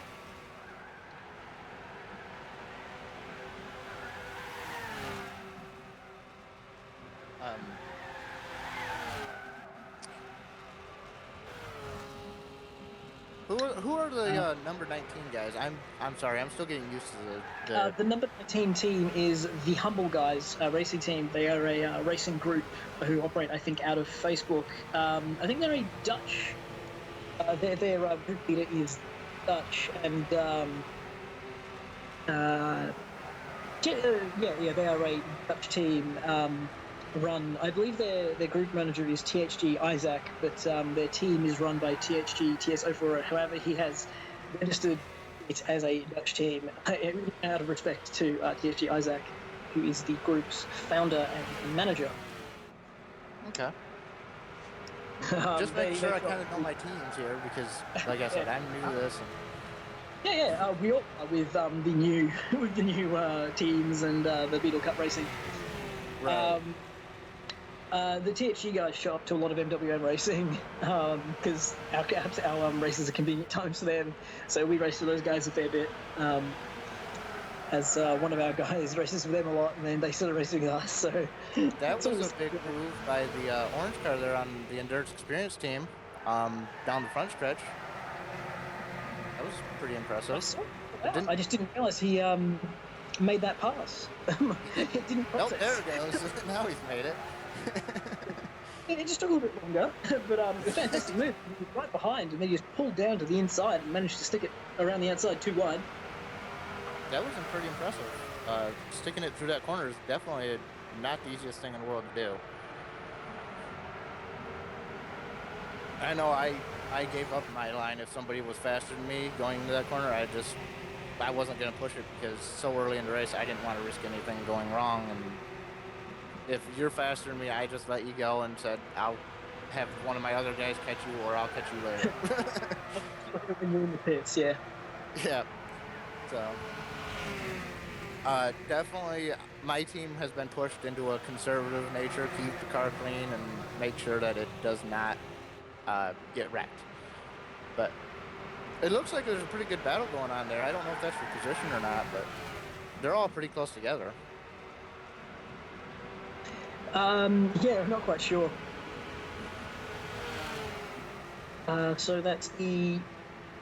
it's one of those things where you've got the number 73, wrong tab. So number 73, which is the 73? Am I blind? 72, my 72. lord. The real racing car, which is the orange car, obviously, brain catch up, being chased by. Oh, that was. Where'd he go? Yeah, I keep looking at the wrong screen. There was a black car there. I guess he went off somewhere. That ain't good. Yeah, I mean, I'm not sure who it was or where they went. But, well, someone just lost time. The problem is there are too many black cars for us to keep tags on them all. So it was one of the Reaper Online Racing team, the Dragon Razor Racing, the Dart Racing team, or the GTR Blackhawk. And considering Dart are incredibly consistent, I would assume it wasn't them. The Dart team has been really fast so far. I'm actually impressed. GTP Mad Max was absolutely flying. I think he had the second or third fastest lap early on as the TNR car just overtakes the Turtle Racing League car. I'm assuming it's still Turtle Racing League. Might have changed. There's a few name overhauls everywhere as they're catching up the SRT Storage Tractor Racing team. A bunch of other colorful Beetles again. Well, it's glad that we're seeing a couple of really brightly coloured cars out there, making them very distinguishable between the two, whereas we've got 4 black cars and a very dark green car, making life very difficult for us. Yeah. As he goes outside of the SRT car into the corner before McLaren and Druid. Anyways, I think there was contact. The TNR car runs wide, keeps it pointing the straight direction. The SRT car oversteers but keeps it out of trouble. I think it was light contact. I don't know if there was any damage, but it was just enough to unbalance those cars, as they look like they're all pretty much on the edge of grip, so any tiny bump is enough to cause a upset. I can confirm these cars are running at their max potential. They're definitely very, very light on their tires. And they're very, very loose on their tires. Yeah. So the slightest bump will make these cars do weird, funky things. I am a little bit concerned how long I have to drive for without somehow running into things or spinning off the road. So it hasn't looked nearly as easy as it did in practice and testing, because of course a race situation is never as straightforward. We see more room action there. Oh no. It looks like GTP KTZ has just disconnected. That's disappointing. I think it's. I don't want to commit to Their saying experienced team. Oh, you know this, wouldn't you? That'd be my driver. Yeah. And it should have opened with, well, great. Steve instantly, after using a lot of curb there, but he completely missed the apex for turn 2, so as a result, just running wide, being unable to bring it back, losing probably a bit of time there. Turn 2 is actually very critical lap time. I'm constantly finding a way to not get it right. Yeah, same here. At one point, my car actually did a weird thing where it gripped in the front but didn't in the rear, and I had to counter steer that, and all of a sudden it gripped in the rear and hooked me the other way. And Yep. Steve, like, whoa, wait a minute, that's not where I want to go. I just wanted to correct, I didn't want to go that way! Fuck. As we're looking at the THG car closing in on the Dragon Razor Racing car. Dragon Razor Racing, after qualifying so well, struggling on the new race BOP. I'm guessing the hard tyres are not hooking up with their setup nearly as well as they had hoped. So probably a little bit more tuning required from those guys for the second half of this race if they want to try and climb back up the order and get some more points. But yeah, after qualifying so well, after being forcibly moved into the pro class because their bronze driver decided that he was no longer able to race because he was too busy focusing on qualifying for Daytona, which is, I think, only 8 hours away from here, so 9 or 10 hours away from here with 7 hours of racing left, so kind of fair enough. However, I still will poke fun at him for bailing. As he is driving for my team, so I will have fun and poke fun at my guys. Yeah, I'll definitely poke fun at my guys. I wonder, he hasn't messaged me or anything, so I don't know what's going on there. He's not rejoined yet, so No, that's kind of concerning to me. 23 and 65, no further action. So that is the Top Notch Racing and I think it's Storage Trucks. Yeah, so I'm assuming there was a coming together between the pink and red car. Oh yeah, that was in the final corner. Rightio, fair enough. AJ determined that was a racing incident as the TNR car tried to lap the SRT racing car and a little bit of contact, causing the TNR car to run wide and the SRT car to run narrow, if that makes sense, with his oversteer. As the Uber Online racing car now sets up to try and lap once again the SRT racing car. Oh, that's going to end badly. And it ends badly. Oh no, no, that did not look good. That's heavy damage for the Reapers and heavy damage for the SRT racing team. Well, he got a good run through the front corner and then side-to-side contact. By the time they changed cameras, they were into each other and careening to the scene of the accident with not much to be able to do to change that. At least to note, the engine is in the rear of these cars, so they can continue with massive front damage to get back to pit lane in a timely fashion. But that damage will be very hard to drive with, so you'll probably see both the Reaper car and the SRT car pitting to repair it. And yes, we do see the Reaper Online racing car coming in to the pits for, I think, I would call it an unforced pit stop, but they only restarted at 7:18. So this has actually been a 64-minute and 30-second stint. So the Reapers picking a perfect moment to have an incident forcing them to take a pit stop. So, That's convenient for them, huh? yeah, it is rather. So not all bad, but still the lost time with the spin and having to reverse out of that wall. That's. I'm not sure what happened there. I don't know if the Reaper car got into the storage trunks car. I don't know if the trunks car got loose and then got into the Reaper car. I did not see it based on the camera angle showing essentially the track as they go over the hill and then us coming back into both cars being in the middle of the road making contact. Unfortunately, I was being a team manager when that happened, so I had to come back to see the end of it. Oh, that's the hard part about being a team manager and being in commentary, because you're in commentary, you think everything's great, and then suddenly your team starts falling apart and suddenly you need to jump back into the car, and that's the worst thing that can happen. As we see, I'm out of the car. I'm not going back into it. I'm the slowest driver on my own team, so... I if think something else happens... Sorry. Is the endurance experience car back in the room, or was it the HRC car exiting the pits? Okay, so that was That's my car. Alrighty, that was the endurance experience car rejoining and then straight away giving room to the THG car coming through at full speed at turn one. Again, massive credit to your guys for just giving people space as they rejoin the circuit. Katie I know. had actually raced in the karting series last year, and I picked him up through the karting series chat that AJ invited me to.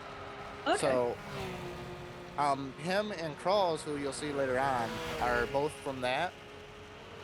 Skater was my teammate in SSR last year. Yep, I know Skater. Yep. So 48 and 65, both receiving a warning for avoidable contact there. I'm not sure how that works, but I guess it was deemed that both of them were at fault enough to receive a warning, but not enough for either to receive a straight-up penalty. So AJ on top of that one and deciding that warnings were to be dished out. Good for AJ because I didn't see what happened there. So. I'm glad someone was on the ball.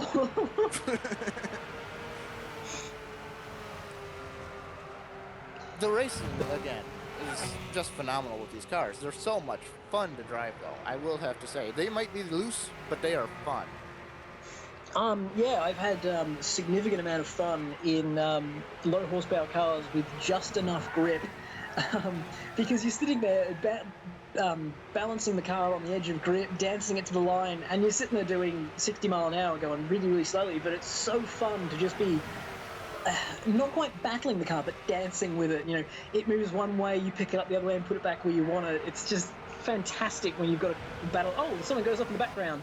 I think it was a yellow car. As the That Turtle looked Racing, like my car. as the Turtle Racing League car pits, I don't know if they've made a pit stop yet, but that's probably well after the 65-minute countdown. That was a 68-minute stint if they hadn't made a pit stop so far. As Jay Starscream once again leaves the room, probably too early.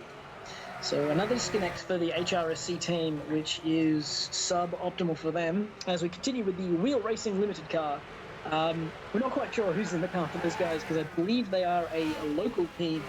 So it could be Chris W265, Heather Ant, or Jack Shea, who was their starting driver, so I don't think he's still in the car, or John Hope. It's his name. It's in.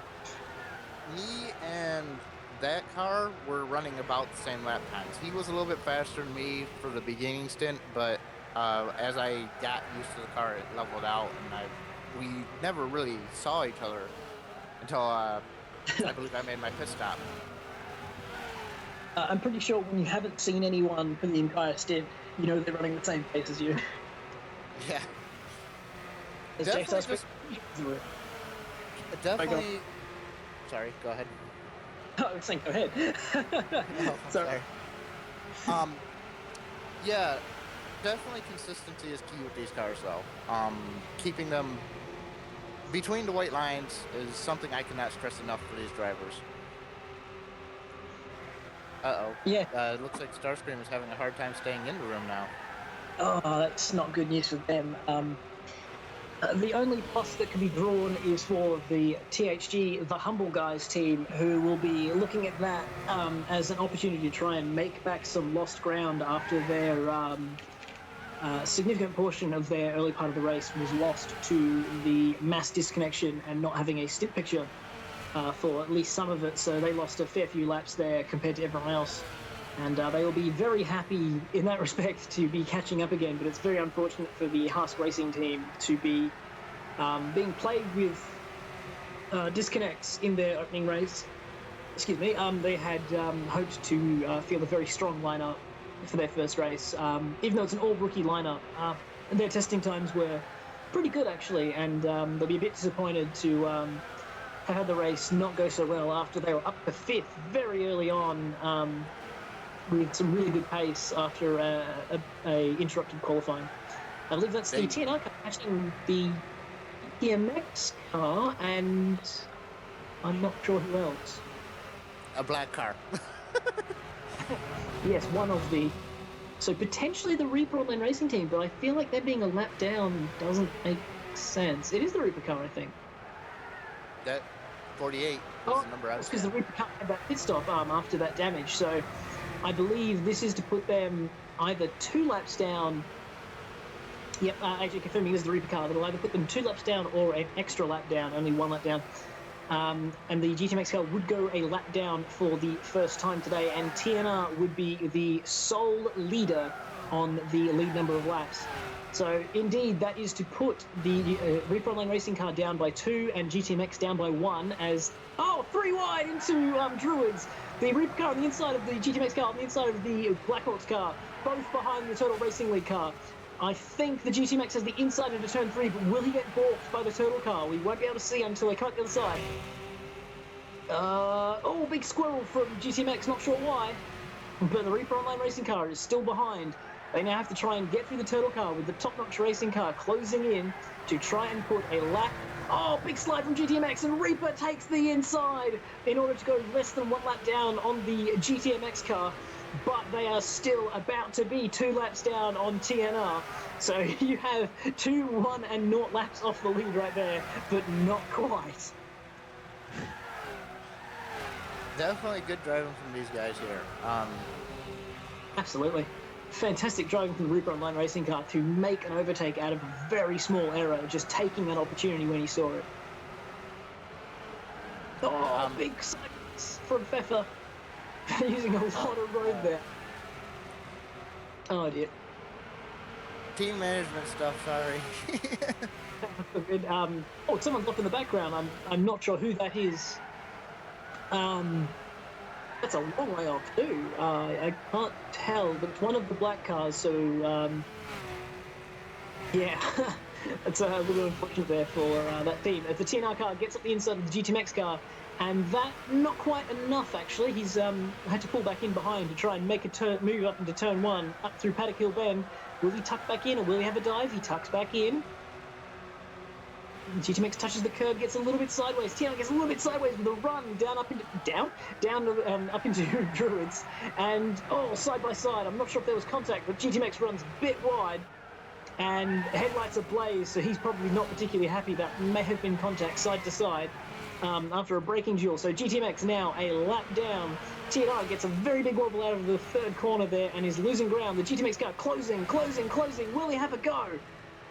TNR leaving space. Is he going to let him back through, or is he going to take the position again? Takes the position again. They were side by side, and again, I think a little bit of lag contact there. So it didn't appear to actually get close enough for contact on the stream, but definitely looked like a big wobble out of the GTMX car. All the while, the Reaper car is just starting to reduce that 2-lap lead, closing it down.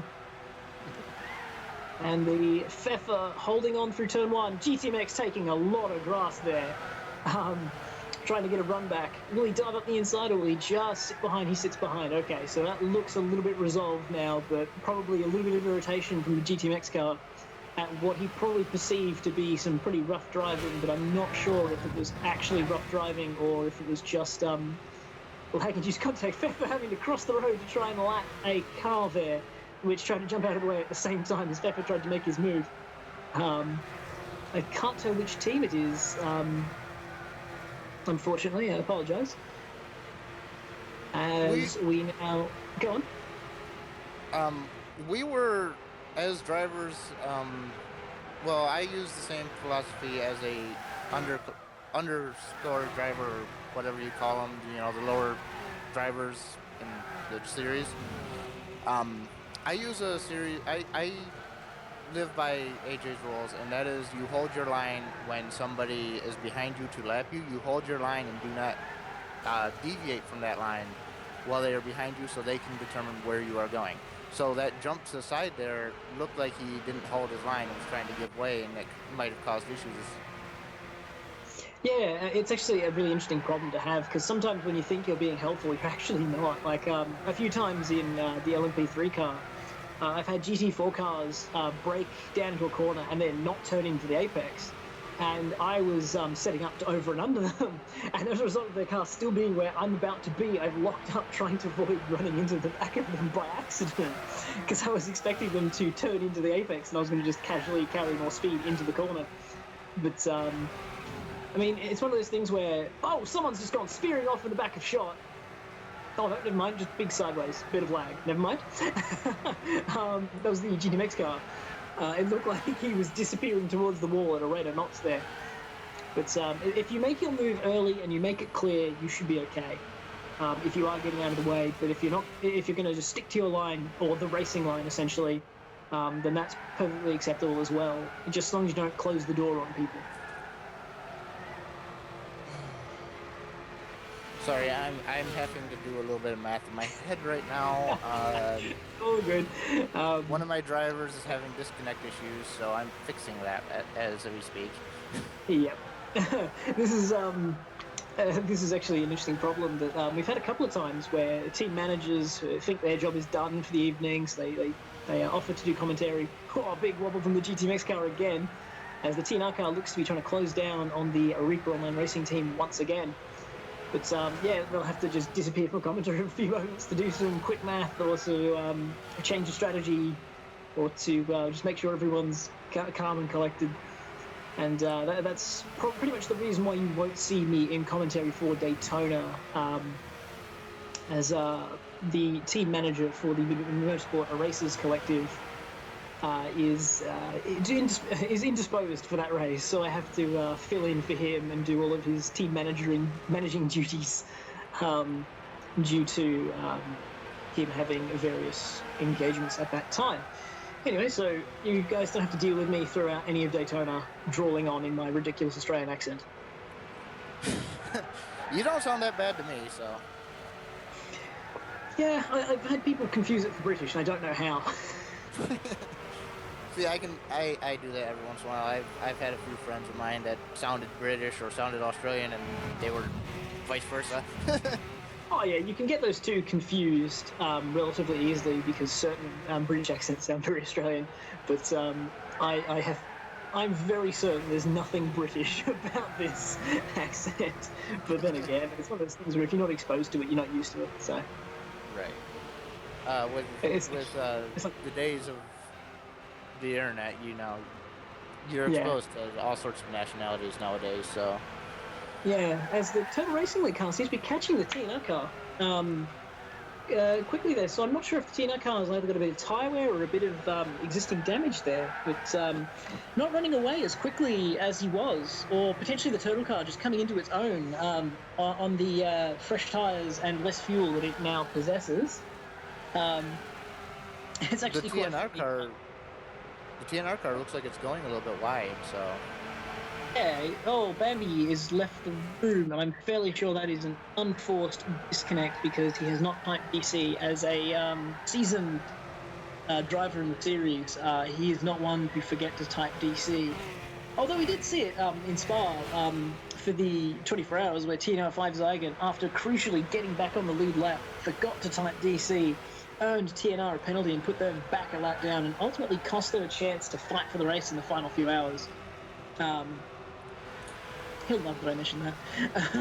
the DC came in after my final race with SSR. I had to teach my team how to do it without me actually doing it myself. Can only go well. The blind Yeah. leading the blind. But no, So, it's a pretty simple rule. It just lets us know what's a disconnect and what is actually a driver change. It's just unfortunate that BC in the past has always meant disconnect as opposed to driver swap. But anyway, it's one of those things where you just live with it and get on with it. And it does help a lot when we're expecting people to type DC before driver changes. But we're always wondering, is that a mistake? my own team has just brought up a very good question. If somebody is having internet issues and they decide the team were to switch drivers, would they get a penalty for doing that without typing DC, or would that be approved? They would get the warning for failing to type DC. However, they would lose the lap compensation time for not having their driver rejoin and take a stint photo in order to determine the lap compensation time. So they would actually lose out on lost time, as per the regulations as they stand. Excuse me again, GTMX Alphavanti has just typed DC and will be conducting a driver change. Oh, excuse me. That is suboptimal. And that will see a new GTMX driver join the room with just under 7 hours remaining in the race. And it's GTMX Hector 1. Hector is a very quick driver, so expect to see some fireworks out of the GTMX car. I suspect the... who's going for Alpha Vanti? Is he gold? Yes, he is gold. Okay, so that means that he has cleared the minimum drive time regulation. I was like, hell. Yes, the minimum drive time for a gold driver is half an hour, so he was perfectly fine. Oh, I have the driver time regulations incorrectly. I was reading the 25-hour ones, not the 12-hour ones. So, never mind. As the TNR car attempting to get a run on the number 91 Spinning Arrows car and almost losing ground to the Turtle Racing League car there. Oh, someone spun. It's the dark car. It's the dark car, which I believe has Nail 27 in the car, which is very unusual for him. Usually very consistent, very reliable, but I'm not sure if he managed to make contact with the wall and whether or not he has any damage. As the TNR car is still doing battle with the Spinning Arrows racing car. AJ, can you tell us if there's anything wrong with that car, or he's just got no pace on worn tyres? And we see someone's backwards at turn 1 as well, coming out of Druids. I think it's the Wheel Racing Limited car. It looked a bit slow coming in there. Yep, AJ, right on the ball. It is indeed the wheel racing car. As we go back to the TNR car, sliding out of clearways there, and the Spinning Arrows racing car now gets a run on it with the Turtle Racing car. He just looks slow at the back end of this stint. Either that or the Turtle and Spinning Arrows cars are driving really quickly, but I can't be sure either way. But a lot of grass there from the Turtle car. As Coach MK21 has just typed BC for a driver change. So with 7 hours remaining, we're starting to see a few more driver changes as people set up to do a 3 and 4 hour stint, as far as I can tell, to the end of the race. So it's going to be interesting. Well, this is definitely interesting. My driver who was on track has said that he's going to go eat because I told him that he could switch, and now he's gone from where I can get a hold of him. This ain't good. Not ideal. No. And Bobby Dye has now joined. I think has actually TNR just jumped into the pits. I think I just saw TNR jump into the pits. So there probably was damage to have caused that really odd strategy and slow pace. But I was kind of about to make a joke about Bye Birdie Die being the Birdie V. Old school Simpsons reference there. Jumping on track there for, I believe, the Snail Racing team. I think it's Snail. He is indeed driving for the Snail Racing League. Sorry. The TNR car is now back out on track, but I am not quite sure where. And AJ does point out that GTMX now do gain a lap back. However, they had, I guess both teams had the same number of driver changes left, so I'm not sure what's going on there. So either some damage carried forward by TNR FIFA, or potentially tyres just not lasting the way they want. So I'm pretty sure that's an unforced stop for Fefa, considering that he last stopped only half an hour into... Oh, maybe not, because the race started about 8:20, with 8:20 to go, and then half an hour in. Maybe that was a scheduled pit stop and the tyres were just running out of steam for him. But I believe that is the GTMX car once again ahead of him, so he's got a different GTMX car to try and chase down. Now, if I'm not mistaken, I think that GTMX car is a little bit higher. I reckon they're running more ride height than the TNR car, but maybe that's just my imagination. TNR car all over the back, gets a very good run through clearways, but I don't know if it's going to be enough because that GTMX car has been quick all race with regardless which driver in. TNR Fefa switching the lights on, 100% full beam. Now he's flashing them. But trying to unsettle the GTMX, Hecto 1. But that man has nerves of steel. He will not be phased at all by this kind of pressure from TNR Fefa. And this battle will probably go on for quite a while as Fefa attempts to try and get past to put a lap back on the GTMX car and continue his march through the field to continue lapping everyone in sight. As we see the Wheel Racing Limited team trying to make a pass on the SRT Storage Trunks car in the foreground, soon to be the background. Oh, up the inside, they're too wide all the way through. I think it was Jim Clark and McLaren.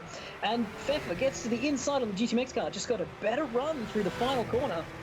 I need to copy that line because I cannot do that myself. He's got the inside line, but it's not done yet. He can still be over and under down into turn 2, so he's just got to make sure he gets to the apex, gets it nice and tight, and gets the power down early to hold it out the other side. And indeed he does. Well driven there. Used a bit more track than I think he would have anticipated, but job done, moving forward. The car definitely needs to use more tracks at some point. When you're pushing these things, they definitely want to use all of the track that's available and then some. Absolutely. I mean, that's, well, really, realistically, that's just racing drivers refusing to lift. But lifting is slower. I must continue to remain full throttle. Not always. I've had plenty of instances that will warrant lifting. Ah, yes.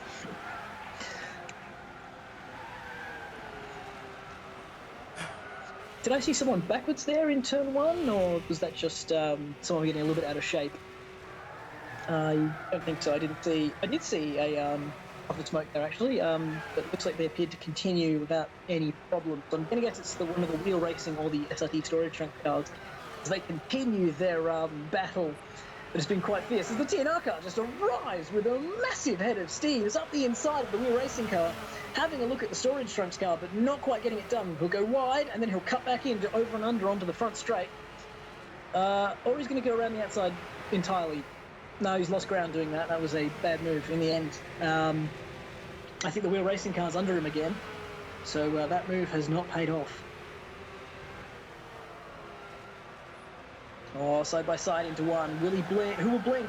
The wheel racing car is almost at the inside of the SRT car, and Pfeffer now drops back to behind them. The SRT car gets a big slide off the curb, keeps it pointing in the right direction, but I don't think he's going to lose a position for it. And the TNR car once again to the back of that queue, and very eager to get past. He'll be cursing himself for letting the wheel car get back through, and he has a big moment on the apex of the curb. And doesn't quite take him out, but I think, yes, the wheel racing car, is he going to let him through? Is he going to block? No, he's at the inside of the SRT car. How did that happen? The SRT car takes the inside line to clearway. Who will get the better run? Pfeffer senses an opportunity there. He's going to get a really good run and try and pick up both of them in the same move because they're both compromised. And I see a yellow car in pit lane. Is that the Endurance Experience car or the Haas Racing car? That would be the Endurance Experience car with a new driver. Our current driver that was in there could not come back at this time. Rightio, and a little bit of contact there from the wheel and SRT car. Pfeffer going all the way around the outside, still unable to get past these two. And you've just noticed the GTMX car has crawled back up onto the back of him. So maybe not the best pace yet, but he's not losing any time as TNR Pfeffer is unable to get past the Wheel Racing Limited and SRT Storage Trunks car. Again, he gets unsettled through turn 3, and that's probably going to give the GTMX car a sniff up into turn 4 and 5, and indeed it does. The GTMX up the inside, but TNR Pfeffer takes the inside back. Oh, and there's contact! Contact there. I think that was understeer from Pfeffer running into the side of the GTMX, or potentially GTMX coming back across, not expecting Pfeffer to understeer. I'm not sure which, but GTMX has, I think, spun and continued, but most certainly a contact at least on the stream side of things, even if it potentially wasn't from Pfeffer's point of view.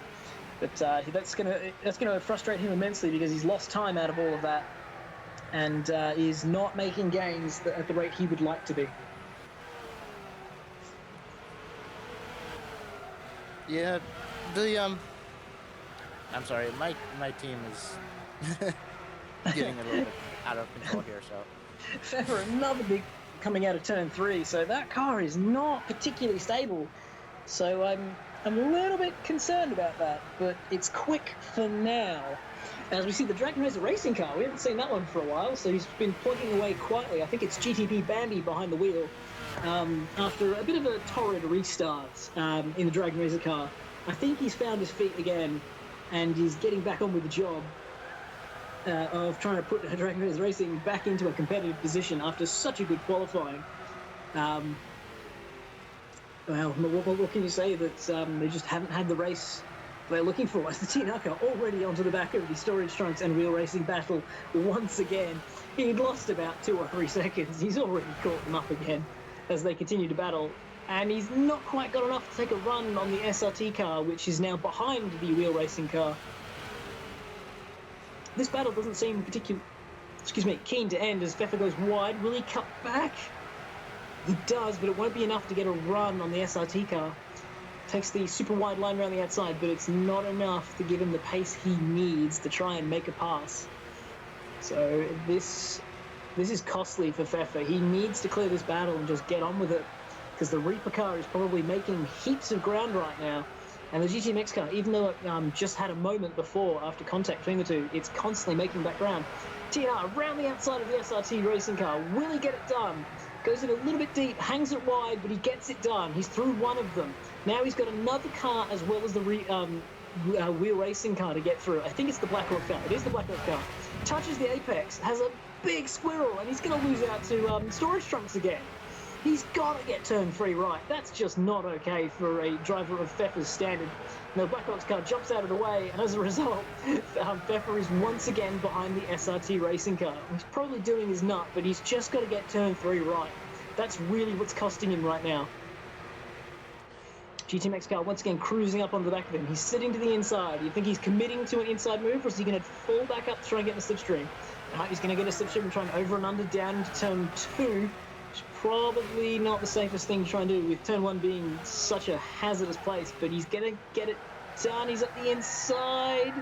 SRT breaks deep, and then, oh dear, that wasn't great.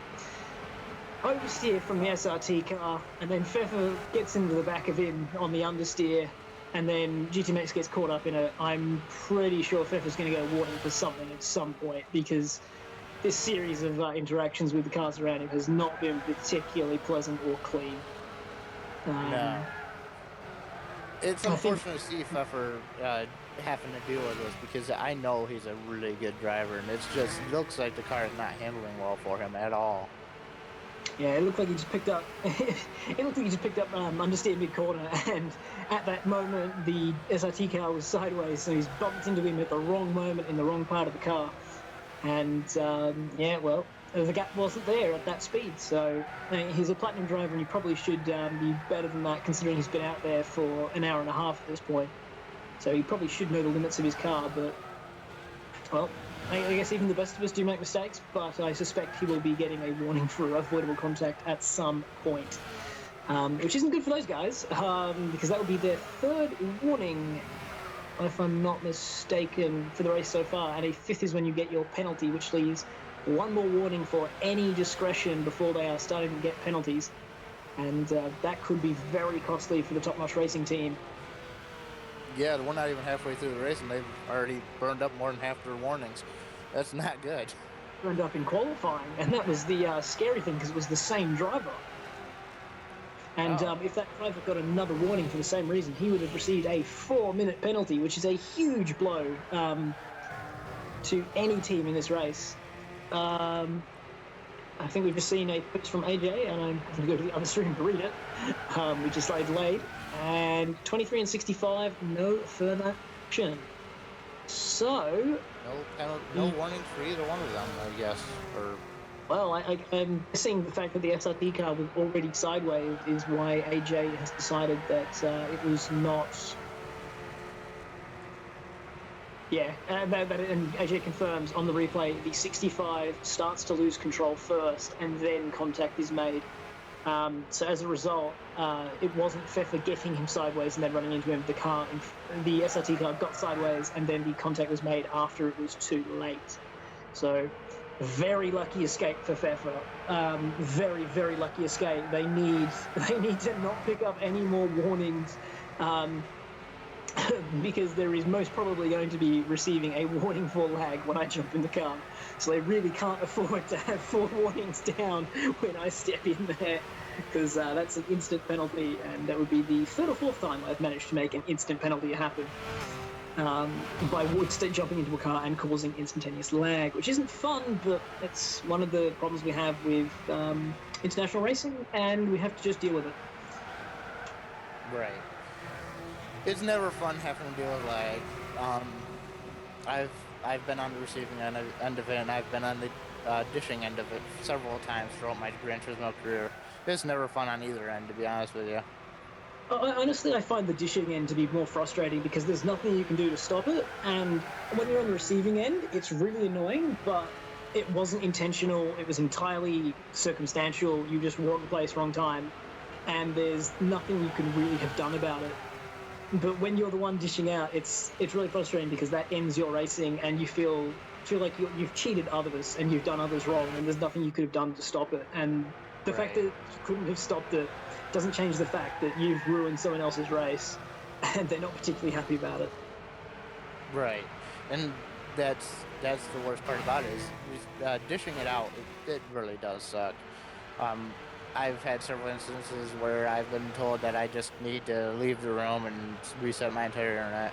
This was back in the early days of GT5, though. I've since upgraded my internet to be a lot better, so. Yeah, as the 2015 season went on, the incidences of it just increased for me, and I'm not entirely sure why. So there'll be a reason eventually somewhere, but my connection has been pretty solid. But for whatever reason, the GTPlanet Endurance Series hasn't been kind to me in the second half for the few instances I have actually driven. I think that was the Black Car or the Reaper car that looked at it was running slowly, so probably a spin down at turn 1 for them once again. Definitely a lot of spins today. Well, yeah, with that 43.57 weight bias, I mean, they've got no power, but they're still oversteering like mad. So, I mean, as with all racing, you know, you have to get that car to be neutrally balanced to be as fast as possible, but when it's neutrally balanced, it means it can oversteer and it can understeer, and if it does oversteer, you're going to be able to hold it, and if you can't, you're going to spin. So it's always that fine balance between chasing lap time and chasing consistency, and ultimately you'd like speed and consistency, but you can never have everything that you want.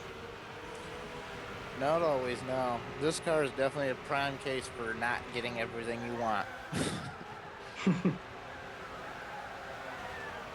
I mean, I found a very quick setup that I could have used for qualifying, run one good lap, and I'd be done.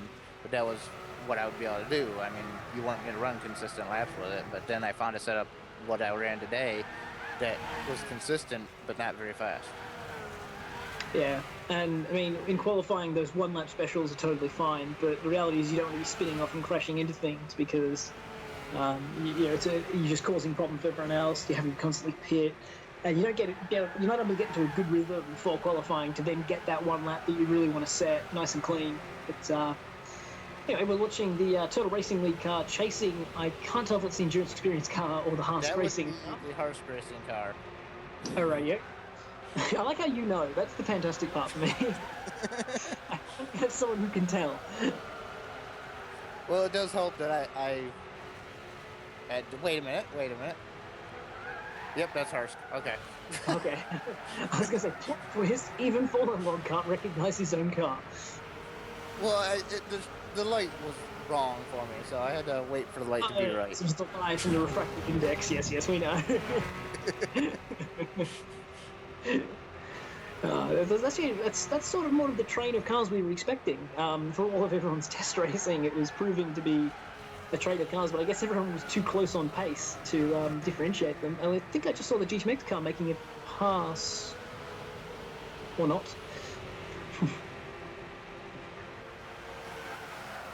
Yeah, early on in the race, first lap in particular was very interesting. I was able to watch the early part of the stream while you guys was under red flag, and I heard you guys were talking about this train, and then all of a sudden, at the end of lap 1, we were really spread out. On my screen, it looked like there was 3 instances that could have separated us all from front to back that really did affect the field. And I believe that's kind of the same thing that we might be seeing here is we're getting a grouping on this backstretch, but this field is still spread because of these instances that have been happening. So not 100% sure. What incidents were they? Because I know there was a spin at turn 1, and then what else happened? There was an incident in turn 2 that was not caught on camera. It just looked like a pure miscalculation and braking on somebody's part, and just ended up getting loose and catching into somebody. Cold tires, you brake for the first time, it locks up, and then everything goes wrong because you can't come back from a lock up on cold tires. Right. I happened to be behind that and got through it, and that's why at the end of the first lap I was like 8th or 9th on the first lap, and then I fell back progressively throughout my stint to where I should have been. Oh, excuse me. That's all you get back to, is just stay clean, stay out of incidents. As we just saw the TNR car once again around the storage trunks racing team, so I'm not sure if they've managed to pick up a lap in the last 10 minutes, or if the TNR car has had a moment and fallen back towards the SRT car again. I'm pretty sure there's a GTMX car hounding the Haas racing car. So I'm not sure where the TNR car is and how much time they are up the road, or down the road, that is. Looking forward to the next hourly update to make sense of what is going on. And They should be coming in a minute now, as far as I can tell. yeah, because I think the last hourly update came through in about 10 minutes' time. And we will have the update as of 5 hours into the race with 7 hours remaining. As we are currently 5 hours and 24 minutes into the 2016 London 12 Hours, the third annual event of the London 12 Hours on the GTPlanet Sportscar Series, formerly known as the GTPlanet Endurance Series, with 6 hours and 35 minutes to go. We aren't even halfway there. We've only been racing for approximately half of that time, but we're making some good racing out there, as we're starting to see some bigger trains, as closer drivers getting together and are making battles significantly tougher. Yes. That was one thing that I was always worried about, is either having a big train of these guys coming towards me or dealing with a big train of these guys going as I was going faster than them. It's always a pain when you're coming up to one of these groups. It never gets easier, neither. Absolutely. I mean, when you have one car to overtake, you can get through them, it's fine. If you make a little mistake in this bit of time, it's all good. When there's a train of them, you try and make a pass, it doesn't go quite right, but another guy's up behind you, he's past you, and then you're offline, and then another guy's past you, and you've suddenly lost 3 positions instead of gaining 1. And it's just brutal, because you get pushed out the side of the pack, and then it's your job to try and find your way back in as quickly as possible to then start your march back towards the front of it. Yep. But that's the beauty of endurance racing, is you might run by yourself for half the race, and then all of a sudden you're in a big group of cars and you don't know why. Well, you've been running faster than these guys. And it's your job to get through them. In front of you. Yeah. Fall behind, then they start catching you. Yep. That's what was happening to me, is I was getting run over by big groups of cars today because my car was just not right. So I was dealing with that all morning long. It's a good way to wake up. No unforced errors, though, so that's all that matters. Right. It's a good way to wake up in the morning. Let me tell you, doing a few laps around this track with a Beetle is a wake-up call. Well, it's a good Sunday morning, as I think we see the GTMX car run wide there in front of the THG, the Humboldt guys racing car, driven by THG TS040, as AJ updates us with a new fastest lap for the race overall, and lap record here at Brands Hatch Indy for the GTPlanet Sportscar Series is a 51.932 for the top-notch racing number 23, driven by TNR Pfeffer. As I think we see the Turtle Racing League have a big sideways moment through turn 2, and is now just been caught and passed by a car I cannot see. I think it's the DRR or Blackhawk's car. If DRR could run like pink rims or something, we could actually see it's their car. That 51 is incredibly fast. I didn't think it would be possible, but wow. Well, it comes down to if you've got magic broken tunes, because I mean, this is a lot of driver in that to make that lap time, but ultimately I think with spec classes, it's all about getting your tune to work with your driver. And especially the car like the Beetle, I mean, all these corners are not quite flat, so getting it to feel really good for your driver so that he has the confidence to stay flat or do a little quick lift and then just keep that throttle down for longer than ever. Turtle Racing League has a big sideways mode. Just that confidence in the car allows you to stay on the throttle longer and go faster. Right. And that is a big part of this type of racing, is just keeping the car. The Turtle car just had a big sideways out of Druids, touched the grass, and I don't know if he managed to keep it out of the wall. By the look of things, yes, he has. Somehow, taking the grass on the inside, keeps it out of the wall, jumps out of the way of the TNR car. That looks damaged there. Just had a big wobble. Maybe he's cleaning up his tyres, but not ideal for the Turtle Racing car. Sinister Plague informing me that DRR will never run pink rims, and I'm very disappointed in them. I mean, we'd actually be able to tell them that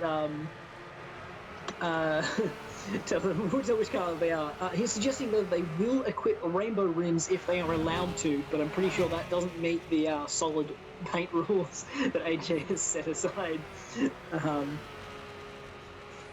Anyway, slightly less humour. Oh, TNR taking a very wide line there. Maybe I should be doing that line. I keep looking at this and thinking, should I be adapting my technique or just driving? I tried to follow these guys, and then I realized I'm not fast enough to follow these guys, so I just went back to my own line. It's like, I'm I 6 hours. tried to learn. Yeah, I think 6 hours into the race is a bit late to be trying to learn how I'm supposed to be driving it. Oh, I have a big sideways through paddock hill, and the turtle car spins. The turtle car runs wide and spins, and THC TSO4 has a big sideways movement in front of the TNR car. Feather flashing his lights incessantly.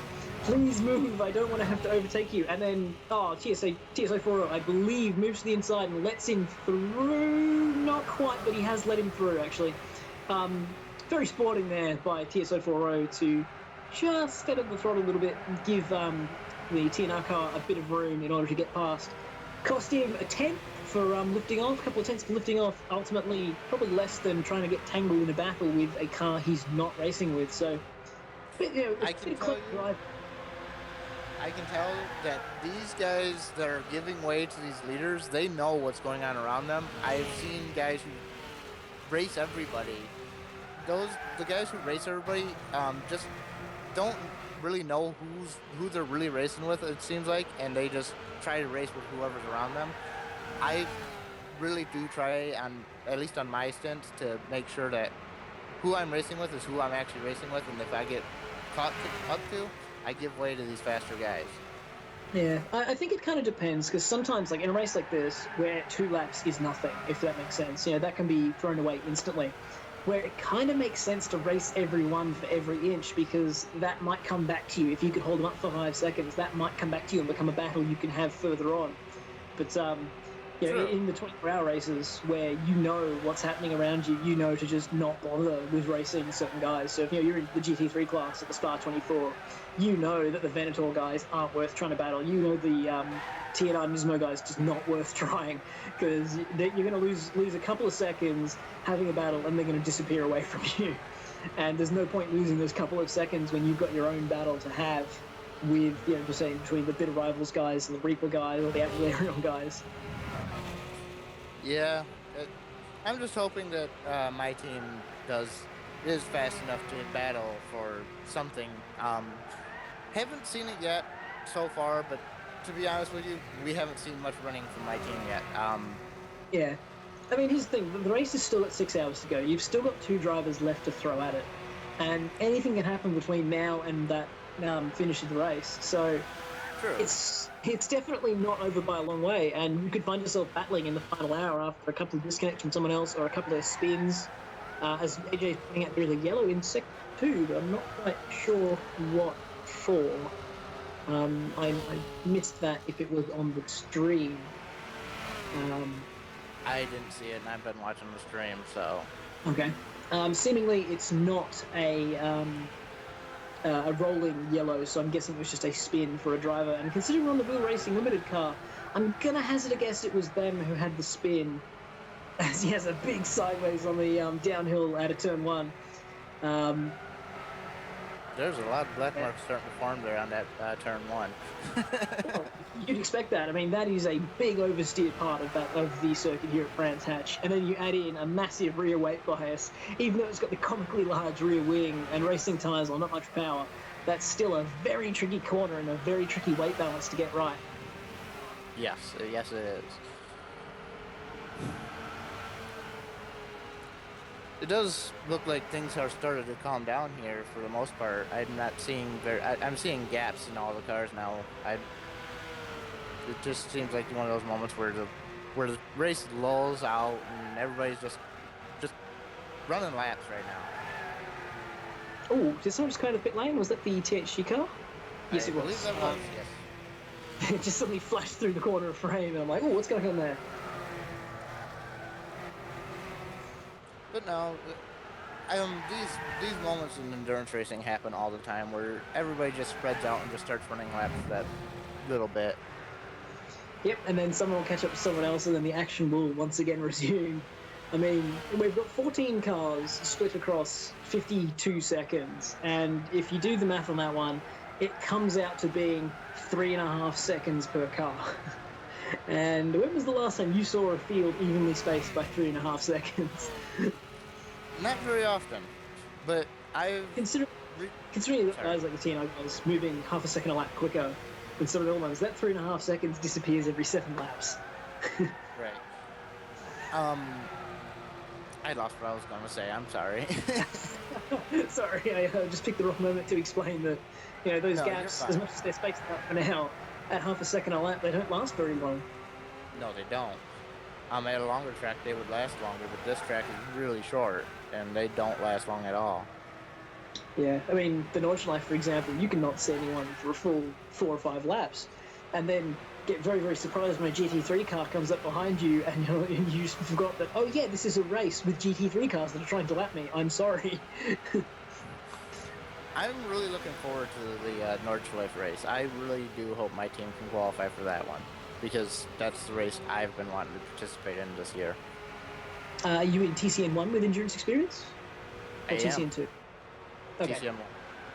Yeah, the Nordschleife race is a fantastic race. It's just unfortunate that so many cars can't make the grid there, with 2 GT3 cars missing out, 3 TCN1 cars missing out, and 3 TCN2 cars missing out, with 543 being in the race, whereas 7, and 6 franchises exist. For now, at least, we don't know if anyone will be unable to make the race or drop out between now and then. Hopefully not, and we keep the full grid. But we'll just have to see. Right. It does. It is really. It's starting to pick up a little bit on track again, isn't it? Yeah, see that half a second a lap for 3 laps, and there we go. Everyone's little clumps are forming again. I think I saw the Spinning Arrows car closing up onto the back of something. I saw a purple car and a black car. Very descriptive. Yes, I know, right? Well, I can definitely confirm it was a Volkswagen Beetle 1200. I can guarantee you there will be a Volkswagen Beetle that finishes this race and wins. That's a very good summary. Actually, I predict that it'll be a Volkswagen Beetle 123. And unfortunately, the 14th Volkswagen Beetle will end up being the last car. Very true. Very, very true. There's the TNR car, another black Beetle. I think it must be the GTR Black Ops car. I think I saw a 95. I could be completely wrong. Who knows? I think we are destined to never know, because they're all black and the rims are all relatively similar. Yeah. And I implore the DRR team to wear pink rims for visibility's sake.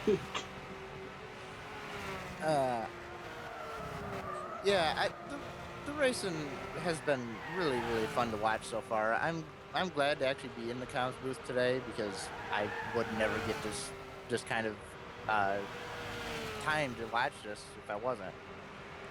Yeah, it's pretty cool, actually. I really enjoy ending up in here, because inevitably it takes a crowbar to pry me out of it. But it's really fun commentating on all this, because you get all the action live, and also it's more exciting to you when you're the one shouting it. I mean, even though there are the dull patches, you find something to talk about that's race relevant as we watch the shadows pop in and out in the background there. Classic Gran Turismo. Yeah. And as we're in a lull, so we're just sort of following the leader, the number 20 through TNR Top Notch Racing, the car in lovely all red, wearing the number 23 number, which is relative to their Nissan GTR that they should be carrying into next season, I believe. Currently driven by TNR Pfeffer 702, previously driven by TNR Philo, I'll get it right eventually, with, I believe, 5 Zygons still left in the shed. So that'll be very interesting to see what kind of pace he can do, as he did not qualify. So maybe TNR leading with their strongest drivers to get themselves a lead, and then having to sort of protect the lead for the second half. We'll see, I guess, as the race unfolds. It's one of those things where you can speculate. We have to wait 6 hours to find out the answer. Right. Yeah, definitely all of a sudden spread back out again on the track. That was quick. I look away for half a second, all of a sudden there's nobody on the track again. But it's the thing where you speculate on what's going to happen, and say in Formula One, that speculation turns around in 20 minutes. But with a 12-hour endurance race, the turnaround time can be as long as 12 hours on any of those speculations. Right. I believe we're about to have a new hourly update, and it is right on the money. We have the hourly at the 5th hour. So keep an eye on the stream, and I will go pick up the hourly update of GTPlanet. Rightio, so at the end of 5 hours, we had the number 23 Top Notch Racing Team in the lead by a lap and 20 seconds over the Reaper Online Racing Team. However, since then, I think TNR have done a pit stop, so that gap is probably a little bit smaller. So second is the 48 Reaper Online Racing Team, a lap and 20 seconds down, which is actually less than a minute and 20 seconds behind. In third place is the Turtle Racing League car. So I was wrong when I said the Turtle Racing car was keeping up with the Top Notch Racing Team, as they have vaulted to third place. I guess that's with the extra driver change for the GTMX squad. They are 2 laps and 26 seconds behind the TNR team. In fourth place, which was previously battling for the lead, but with an extra driver change, the Scuderia GTMX car is now 3 laps and 53 seconds behind. So that was back when they were battling after Hector had just come back out of the pit lane.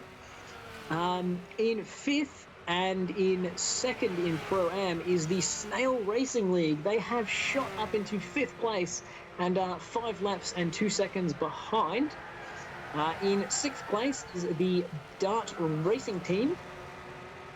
Ajay is informing us that between first and second, it's still the same gap. So 6th place and 3rd in Pro-Am is still the Dart Racing Team, after Mad Max had a furious start to that race, making really good time. They've put Nail 27 in the car, and they were sitting in 6th at the end of 5 hours, 8 laps and 42 seconds behind leaders. In 7th place, a very happy The Humble Guys THG Racing Team. They obviously must have found that stint picture that AJ was missing, and they are on 154 laps, putting them 9 laps and 20 seconds off the lead. But critically, in the top half of the group, they will be very happy with a position so high in their debut race. In 8th place is the number 95 GTR Blackhawks car. They are on 150 laps and are 13 laps and 25 seconds off the lead. In 9th, we have the number 72 Wheel Racing Limited car. They are, I believe, 6th in Pro-Am as their local team. They are 146 laps, putting them 17 laps and 50 seconds off the lead. In 10th place, we have the number 65 Pink Storage Trunks SRT Racing Team on 135 laps, putting them 28 laps? Yes, 28 laps and 89 seconds behind. So I'm guessing they had a driver change or a small problem on that lap for the last update.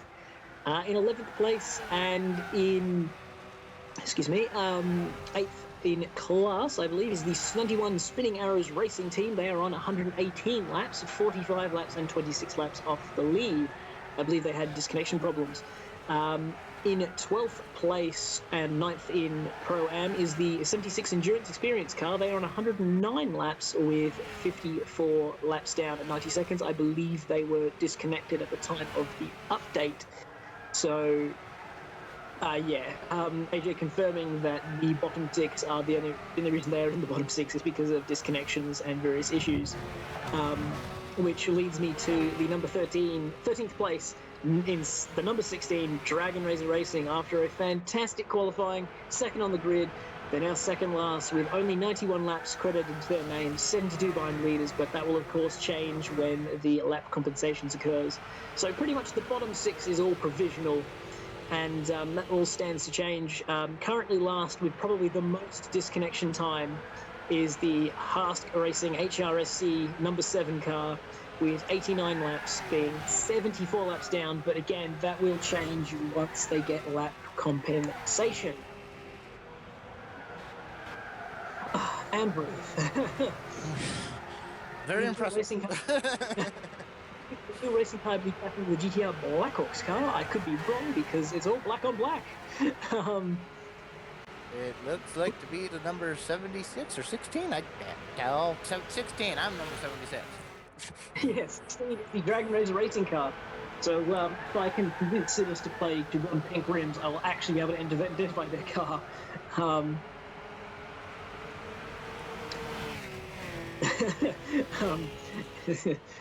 AJ pointing out that it has been yet another marathon stint for myself in the commentary booth, but as with Spa, it takes a crowbar to get me out of here. I was in there for what can be described as too long, because I think I went a bit loopy by the end of that one. But I believe I need to just make a check there, and then I will continue with that. But we have 6 hours and 15 minutes to go. We are almost at the halfway point.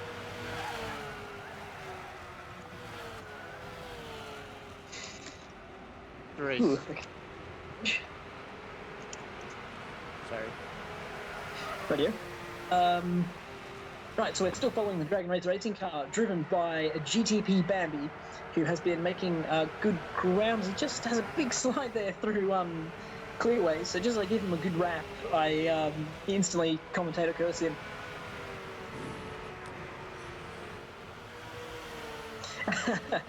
Senators are suggesting they'll run fluorescent green rims, which I believe is what the Dart Racing team are currently running.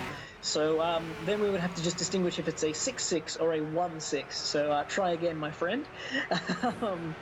The Dart Racing team beat you to it.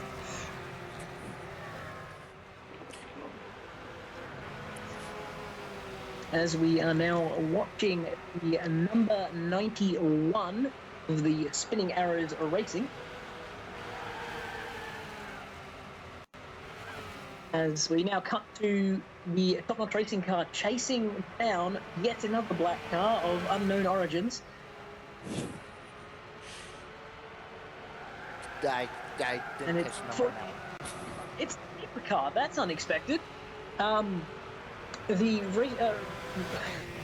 Reaper Online Racing. So last update, they were a lap and a half down, but suddenly it's they're on track together. I'm not sure if TNR have had a mistake or if the Reaper guys have had a pit stop. So It looks like they've had a pit stop, but according to AJ here, it's for their strategy. I think that's what would make sense for the strategy, because they haven't had an unforced pit stop, and the last pit stop they did was an hour ago.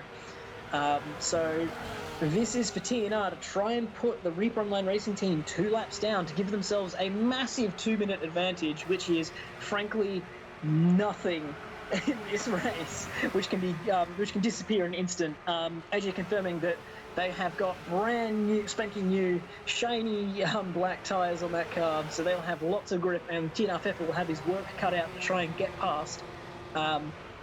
Quick question, AJ, who's got less fuel? In theory, they should have the same, but I'm not sure who's actually burning more fuel as they drive, because that actually could be a thing to look out for. Because I'm pretty sure they at the restart. So they should, in theory, have been on track for the same amount of time, but one of them may have burnt more fuel than the other to have covered more distance in that time. I believe Reaper Online has better tires than TNR here, because I believe, like we said, they just came out of the pit, so it'll definitely be interesting to see how they do. Okay, AJ's informing me that GTP Kane has significantly less fuel. So I'm not sure how they've managed to achieve that, as they've both been in the room the exact same amount of time. So maybe on the reminds me of Fuji, where on the grid waiting for the race to restart, had his foot mashed on the throttle, revving the guts out of it. I believe I did that on the starting grid, and AJ told me off for doing so because the LM55 is a screaming engine, whereas the Beetle you can sort of not notice. AJ suggesting alternatively TNR accidentally put fuel in at some point, potentially. I am not sure.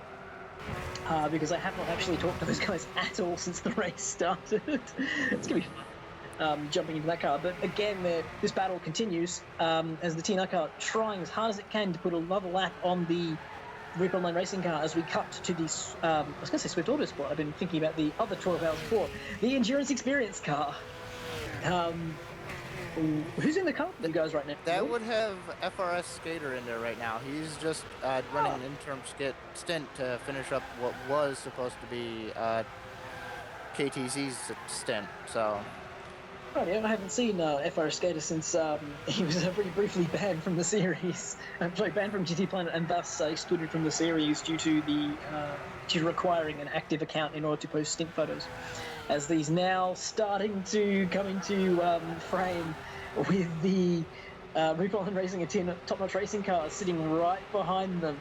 So it's Raw and TNR. Will the Endurance Experience car be the wedge that causes a gap? I think he just got walked. Will the TNR car make ground? No, I think the TNR car is close, but I don't think he's gained anything. And the Reaper Online car is going to get a run here. He's going to have the line up the inside into turn one, and that will mean that the top-notch racing car needs to somehow get in behind and follow him through. Otherwise, he's going to have the Endurance Experience car sitting between him and GTP Kane, which is going to cause him to lose a bunch of time. Side by side through turn one. Oh, and the wheel racing car's backwards there, and it doesn't come back on the track. It's okay. And the Endurance Experience car hangs on around the outside, but ultimately doesn't make any contact as the Reaper slides and spins. He's crashed into the front of the TNR car. So Kane has an oversteer moment and snaps back into the TNR car. We look to seeing if there was damage from either of those cars, but I suspect heavy damage on one of the corners for those two. So that did look pretty bad. Yeah, that gives the Total Racing team a sniff here of getting back on par with the top two. Because ultimately, if both the Reaper Online Racing car and the top-notch racing car pit, it's a net neutral for those guys. But it just brings the field closer. And yet, the Reaper Online Racing car comes down into pit lane. All the way through the last corner, it looked like he wanted to come in. I can't tell if Pfeffer is in the lane or if he's continuing with damage once again. And that's not good for the... It looks like he's continuing with damage. Yeah, the Reaper's just significant too. by what I was looking at. It looked like he still had complete control of his car, so... Yeah, but TNR guys just... They never look like they've got damage until you look at lap time and go, oh, he's not going quick, and then he pits and then finds 5 or 6 tenths. But yeah, that's not good for the Reapers, because then they just pitted to get fresh tyres, so they've had to pit once again, and that's going to cost them the best part of a lap. So TNR putting the Reapers 2 laps down with a mistake from the Reapers. GTP Kane through turn 2 with a big oversteer moment, and the extra pit stop now puts them 2.5 laps down. So, well, TNR just starting to build a lead here as we come down close to the halfway point at 6 hours to go. We have 6 hours, 7 minutes and 35 seconds, and the TNR car once again onto the back of someone else to chase. That would be my guys. That would be the Endurance Experience again.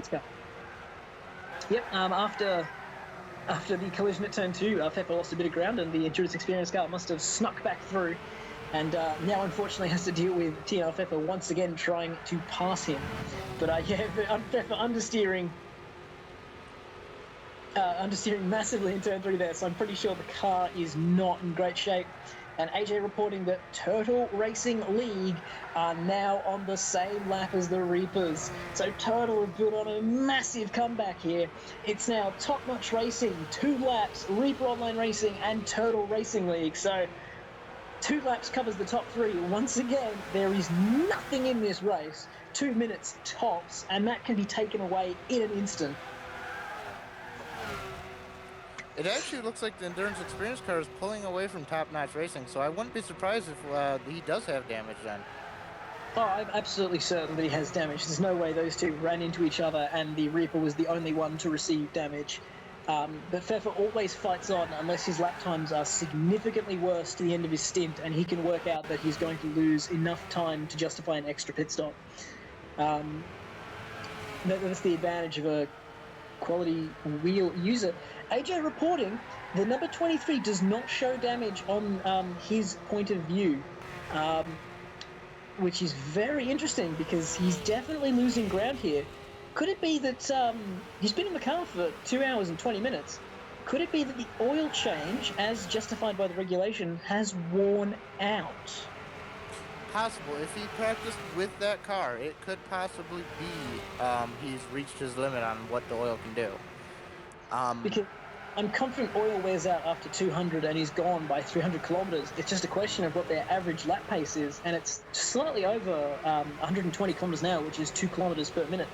So at 100 minutes into your stint, you start running out of oil, and at 150, which is 2.5 hours into your stint, you are suddenly running on 90 horsepower 93 instead of 98. So we restarted 2 hours and 15 minutes ago. So yeah, we could be at the point where Tina Pfeffer's oil change has worn off and is, as a result, costing him lap time. So, well, what do you do? Because you come back with a new car, but you end up with a full fuel tank. So, less fuel, but less power. Which is worth more? Is it 5% more power or 5% less weight? That would be a hard choice. Half a tank of petrol is worth 30 kilos, from my understanding, and that is worth 5% of the mass. So if your car is less than half a tank of fuel, you would gain half. Oh wow, the power is more important when drag comes into the equation, but braking or someone break out a lap simulator to work out what's worth more. See, that's why the B-Spec would be excellent. We could actually build a lap sim and work out how much X percentage of horsepower and X percentage of weight is actually worth, or X amount of wing. But the reality is, B-Spec is not consistent enough to allow us to produce such simulations to be analysing a video game, quite frankly, far too much and to an extreme that does not need to be done. No, I try not to get into those numbers. It's not worth it for me. It gives me a headache when I try to think about what happens when I lose oil.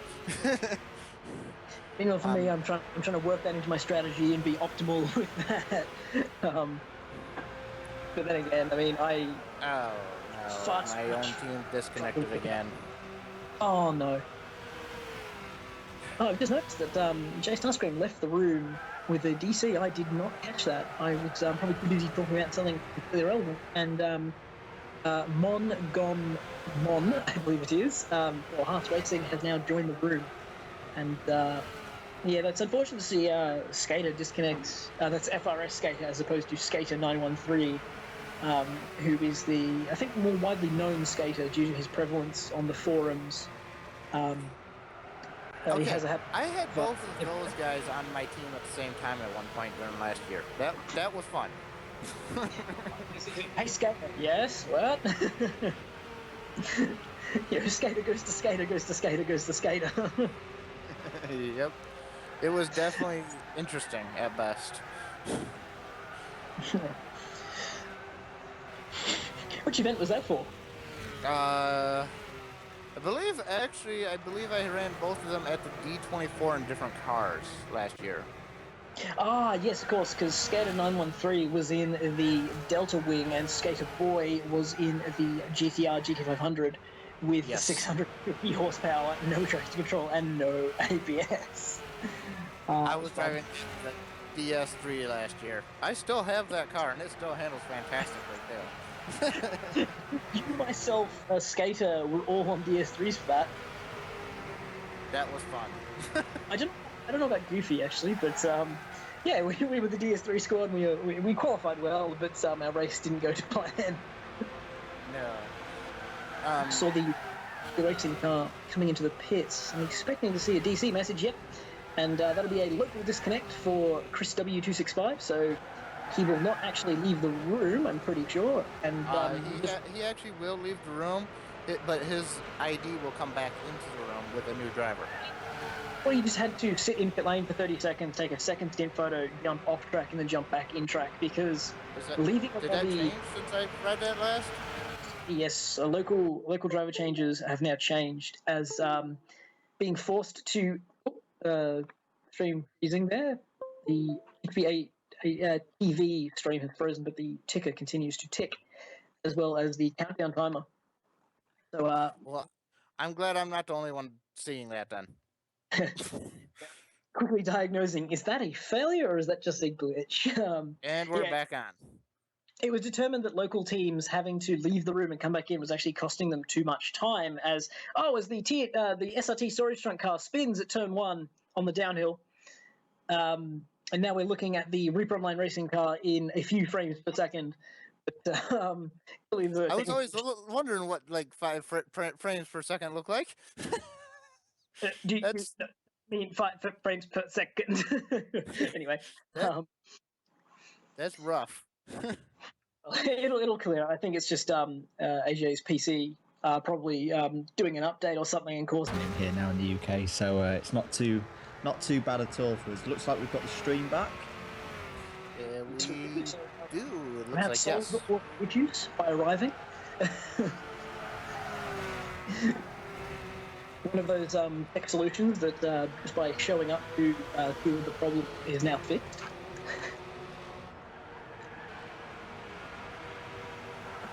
So as we're looking here at what I believe, do bear with me guys as I get up to speed, the 48, the Reaper Online racing car, going down through Paddock Hill Bend and up the hill to the Palmer Bridge. Caller 69 I can see has joined the room. David, I believe that's one of your guys in the Endurance Experience number 76.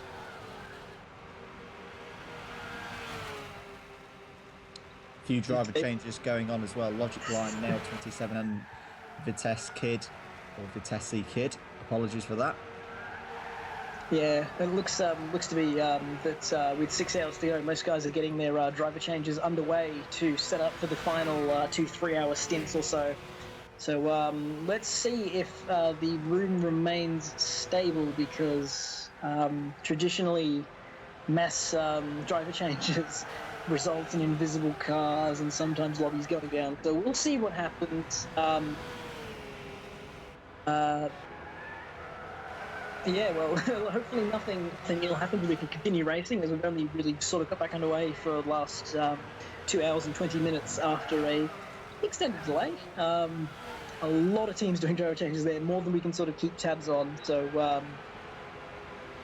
hopefully we're okay now. Good little scrap going on here between the number 7, which is HRSC, who has a massive slide through Paddock Hill Bend and does very, very well to hold on to that. You can see with the little tower on the left-hand side, this car has had some problems. I think I've been told that the bottom 6 at the moment have all had disconnections at some point. So, not a good day so far for HRSC. The Husk Racing Society Club, I think it is. So Husk Racing, they've had a lot of disconnects and problems, which is a pretty rough way to start your GTPlanet Endurance Series, which is now the GTPlanet Sportscar Series, and that won't be the first time that mistake is made. I mean, you've got to deal with those things when they happen, and they're still plugging around out there, and hopefully with some lap compensation to be able to pick up a few places. Absolutely. SRT are in the pits. You can just see in the background there the bright pink number 65 car now coming down pit lane and out onto the track. Spot there. See, you're already up to date on which cars that we've been misidentifying all day long. Because I think there are 4 different black cars to work from. Hey, that's not our fault, that's the team's fault for choosing silly colours. It's like Formula 1, like half the cars are either grey, silver or black. Is it a Force India or a McLaren? When I take over Formula 1, I'm going to ban them. I'm going to ban black cars just because and we need some more colour on the Formula 1 grid. Can I come join you? I'll be working on the technical regs. Yep, we can get that on. So we'll make a new rule. There's only 3 wheels allowed, and we'll see what happens there.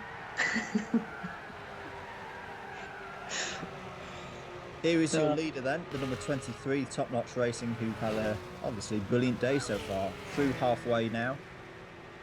They've done half the job. Can they do the second half of the job? We've got a bit of traffic to deal with, though.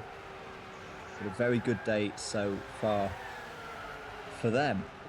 I would definitely stress the so far because I still need to get in that car at some point, and I'm very concerned at the pace that these guys have been running, and I'm pretty sure I'm going to struggle to keep that up for them. I'm sure you'll be fine. Give you a bit of hope to the Reaper and the Turtle Racing League teams, but hopefully we're all right. Yeah, I feel a little bit underdone having been here for the last 6 hours instead of madly practicing. But the pace was good in testing, so we'll see what happens. Good stuff. So, just to have a little rundown from more and reminder of myself of what has been going on in this one. Here was your 5-hour or after 5 hours classification. Top Notch Racing, as we mentioned, were in the lead, having completed 163 laps. Second were Reaper Online Racing, but as we know, in the last half an hour, they've had some issues after some contact. They were 1 lap down on 162, but I think they're a little bit further down than that now. I do believe they are now on the same lap as the car that was and still is in third place, the number 68 Turtle Racing League. At 5 hours, they were 2 laps down as the leader, trying to get past one of the, I think that's the number 91 Spinning Arrows racing car, one of the Pro-Am entries. Back to the overall classification after 5 hours. Fourth were e-Scuderia GTMX on 160 laps. Should mention as well Turtle Racing League being the leaders in Pro-Am. Fifth was Snail Racing League on 158 laps. Sixth were Dart on 155. The Humble Guys were 7th on 154. GTR Blackhawks, we'll see them back for the new season, were in 8th on 150 laps completed. Real Racing Limited were 9th on 146. 10th were the Storage Trunks SRT Racing Team on 135. Spinning Arrows Racing, as we just saw them be overtaken by the number 23, the number 91. They'd completed 118 laps. Endurance Experience, 109. Dragon Razor Racing, though, bottom of Pro at the moment, having only logged 91 laps. Some clear problems for them. And the Hask Racing Team in 14th place on 89 laps. And that about sums it up for the moment, as we are now past the 5th hour and we've completed the 6th hour. We again wait to see if AJ can replicate yet another perfect race with every hourly update from the Nerds 1.3 system. But those are coming through about half an hour after the fact, so at the bottom of the hour we'll probably get the next hourly update in order to work out who is where. Excellent. So here is once again. I love the colours that we've got in this race. Just to kick off with, it's nice and clear. I love it. Well done, everyone who's liveried their cars in this way. Here's the number 68 Turtle Racing League, leading Pro-Am at the moment, and looking to put a lap on. I believe is that the Hask Racing entry again. As out of the pits comes a white car, which I don't have on my tracker. It's the Snail Racing League. I've been getting Spinning Arrows and Snail mixed up all day long. But yeah, I think the Turtle Racing car, one of the most identifiable cars out there by its bright green nature, which is frankly refreshing considering you've got 4 black cars to try and choose from and a very dark green car. As we see the TNR car getting very sideways trying to pass the Snail Racing car in the background there as he comes up behind the Turtle Racing car, which is trying, as far as we can tell, to put a lap on the Hask Racing car, and he does so, gets up the inside through clearway there and gets a run down the straight. Ooh, bit of a wobble there. Those two getting side to side, bit of lag. Oh, laggy contact, and the Haas car is now spinning off as the TNR car is now on the inside. Oh, that's lag. It wasn't me. I'm not in the room yet. Yeah, not good stuff. I'm not sure. 68. Where did the TNR car go? Did he back out or did he receive damage there? I think he did do the sensible thing and back out there, but definite problems there for the number 68. That will that's going to probably be incur a little message from AJ, because we can't be having these kind of lag issues in the race. Yay, I'm not the first person. But it might have just stabilised there for a moment, so it could have been a momentary lag spike causing those problems. So hopefully that resolves itself, and they're able to continue, because they're having such a great race. It'd be such a shame to see them forced to do an extra driver change and lose an extra couple of laps there. Yeah, I'm just looking at that going, that's going to happen to me in a minute. Anyway. How nervous was, because I believe it's Pfeffer at the wheel of the 23 at the moment, am I correct in saying? Well, he's got plenty of experience racing random MWM races with myself, having to deal with me just now teleporting all over the place. So he's very well drilled in the art of dealing with lag. Most of the time, it's getting to the apex of a corner and then being demolished. But yeah, he's probably the person who's caught my lag the worst of anyone. Yeah, he's pretty well drilled on the matter, where he just sits back and waits for it to stabilise, and if it doesn't stabilise, he'll do something different to try and get through cleanly, or to just stay out of it. So that's exactly what he's done. He's slipped through on that previous lap, so the nerves will be over for Pfeffer. Good work there by the race leader. Here's a little battle in GT. Oh, sorry. Oh, there's my first mistake of the day, saying GTE Am. Pro Am. This is I believe, the Haas Racing car again, having recovered, and the kind of French blue Humble Guys number 19 entry. Correct. I believe THG TS04 is still real as he goes up the inside, as the Haas Racing car goes wide through Druids, as they, and he has now completed the pass down to turn 3. Haas car running very wide there. I suspect he'll be on the grass if we can pan out. Nope, never mind. Well, there's not much grip out there on the outside of Druids. It's pretty much a corner where there's one line only through there. And inevitably, you're not on it. It's a line that everyone else takes except you. If you know what I mean. You always feel like you're not on the right line. And the number 19 now nicely pulling away. The number 19, of course, in 7th place after 5 hours, but still in a good position. And you never know, with a good second half of the race, this could be a chance for them to take a Pro-Am podium, as the EH Team 43 comes into the pits. It's the A-Team? Of course, the best Canadian joke we have seen in the series. I think you were the first person to clue on to the fact that it was the A-Team, in referencing the Canadian question at the back end of just about every sentence. And I remember when you first recognised that in one of the GT4 races, you and Tom Brooks were having an absolute riot. So that's as a result, one of the names I will never forget. I must admit, that's one that's not coming to my head before. Oh, it could be the Team 43. Yes, precisely.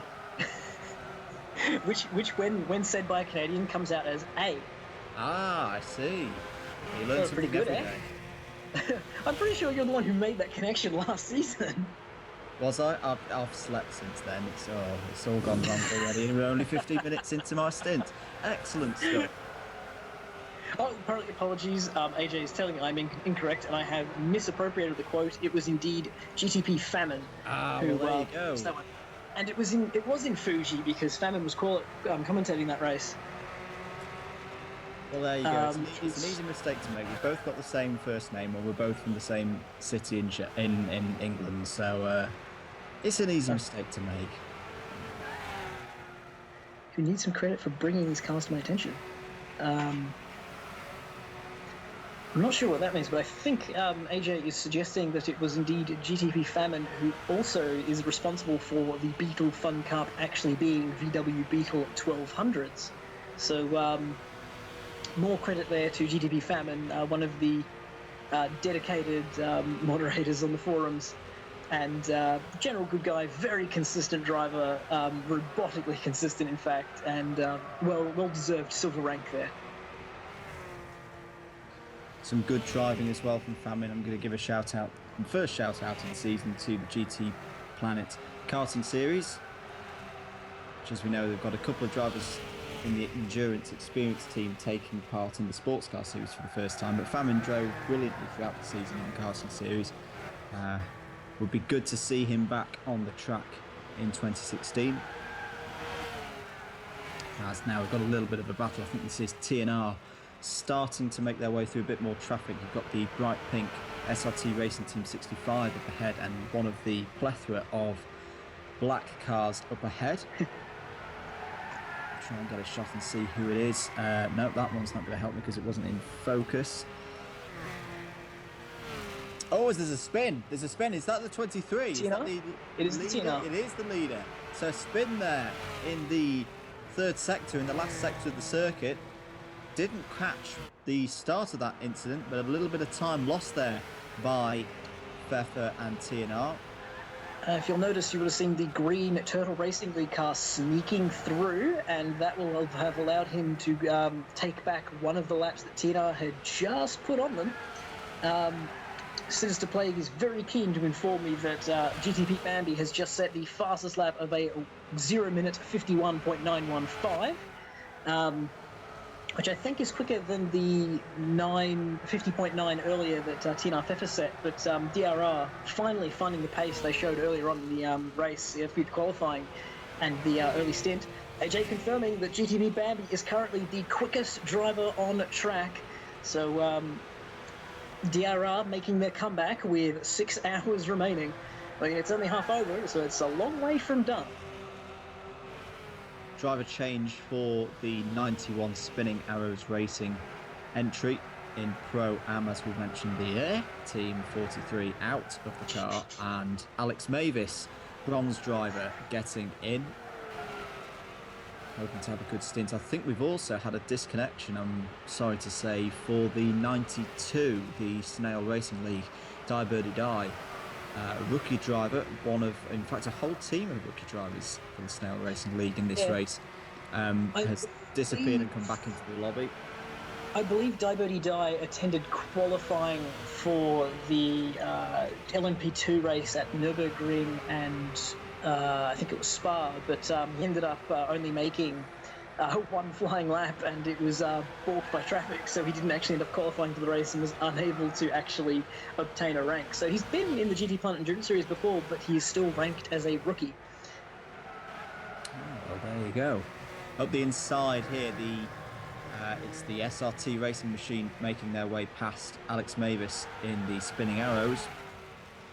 Alex getting up to speed with 5 hours and 42 minutes left on the clock here at Brands Hatch. You're watching the third running of the GTPlanet London 12 Hour. Thank you for joining us. My name's Andrew Mather. In the commentary box with me, Stiggs TC and Fallen Log, also known as Adrian and David. Thank you very much. I haven't done a review of who's actually in the booth for a long time. This is why we're glad to have the consummate professional in the booth with us. Oh, don't use that P word. People get wrong ideas. Yeah, I'm just a rookie here. I'm just letting you guys teach me how to do this. Well, if you did any learning from myself or Rishav, that was a mistake. Only focus on what Andy can teach you. Oh, contact there between the 91 and the 65, and in the middle of that, sorry to say, David, I think Crawler 69 disconnected because he suddenly teleported out of Brands Hatch into goodness knows where, but he just disappeared on our screen right in front of us. But there was definitely a little bit of door-to-door action there between the 65 and the 91. Alex Mavis now pulling back ahead in that 91 machine, definitely getting up to speed with things. But yeah, another unfortunate disconnection there for the Endurance Experience team. Yeah, my team and a lot of other teams have been fighting that all day long today. So, as a matter of fact, there was a 2.5-hour red flag because of it earlier today. Yep, that was definitely interesting watching you guys try to entertain us for 2.5 hours. I wasn't in the booth for that, thankfully.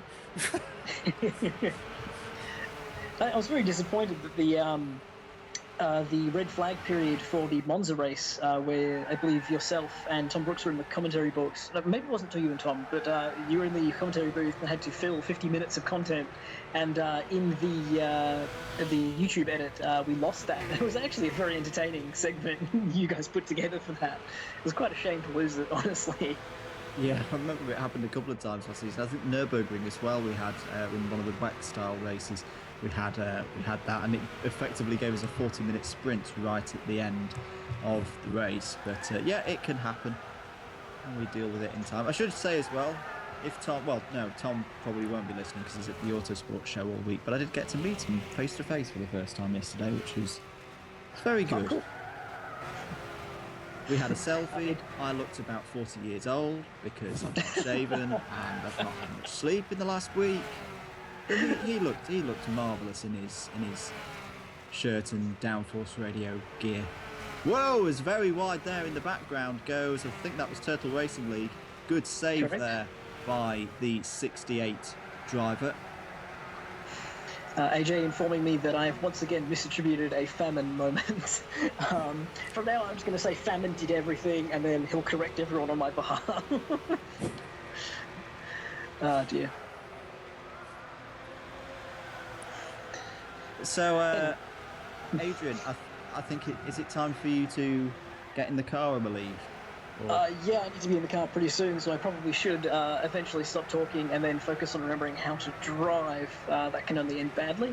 But thank you very much for allowing me to yap on here for the last 7 hours, essentially. But as I've said before, it takes a crowbar to get me out of here most of the time because I just have too much fun. Too much fun pretending to be, Murray Walker or John Hindhaugh. Excellent stuff. So thanks for taking the first half of this race, Adrian. We'd love to have you back. No worries. Thank you very much for taking over. I'm glad we can actually have someone who knows what they're doing in the booth instead of me for the last 6 hours. But Definitely been fun with you. Thanks again for having you guys. It's been a pleasure, and we will continue watching the second half of the 2016 GTPlanet Sportscar Championship with the third annual London 12-hour. On the other side of this, the final 5 hours and 37 minutes. I'm Stiggs TC, and I will bid you all farewell for now, and I will see you in the future. Good evening. You have a good evening.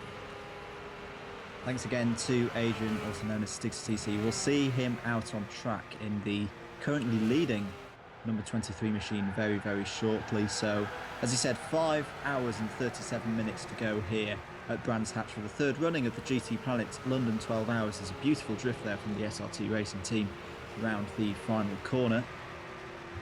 If you want to follow the series and keep up to date on everything that's going on with the series, to keep up to date with the series when we're not on air, if you want more information, visit our forums at www.gtplanet.net. The series has its own dedicated sub-forum there with all the info and all the news that you need for the series, all detailed there. And also, if you want to get involved, if you want to potentially drive in the series or be part of the commentary team, whatever it may be, that's the place to head to. You can also follow us on Twitter at GTPlanet News for everything GT Planet related. If you want more endurance, oh, there we go. There's my first one of the day. If you want more sports car series related tweets, then you can follow at GTP_AJ. He's our series organizer and working away busily in race control today. And if you're watching on our YouTube channel, you can of course get involved on our live chat to the right of your screen. Put your questions in. David's going to be looking at those and keeping track of what's going on. Trying my best. Hello to Rono Thomas, and he saw the picture that Tom put up on his Twitter yesterday. Yes, that was my ugly bearded face at Autosport yesterday. Here's number 23 then, still leading this race, Top Notch Racing. A brilliant day for them so far. Pfeffer still at the wheel, now past the SRC Racing Team Pro-Am entry. So David, how are you finding your first stint in the comms booth? Very, very much easier than I thought it would be, to be honest with you. It's been fun. I thought I'd be a lot more challenging trying to keep up with you guys, as you guys are more experienced than me, but so far I've just kind of relaxed and let you guys take the lead, and it's worked out well for me. Excellent stuff. So, always very wide, and that's a very interesting line there from the number 19, the humble guys, as they're overtaken by, I can't quite make out the race number on that black VW Beetle. It's a black car. That's how we describe it today. It's one of the black ones.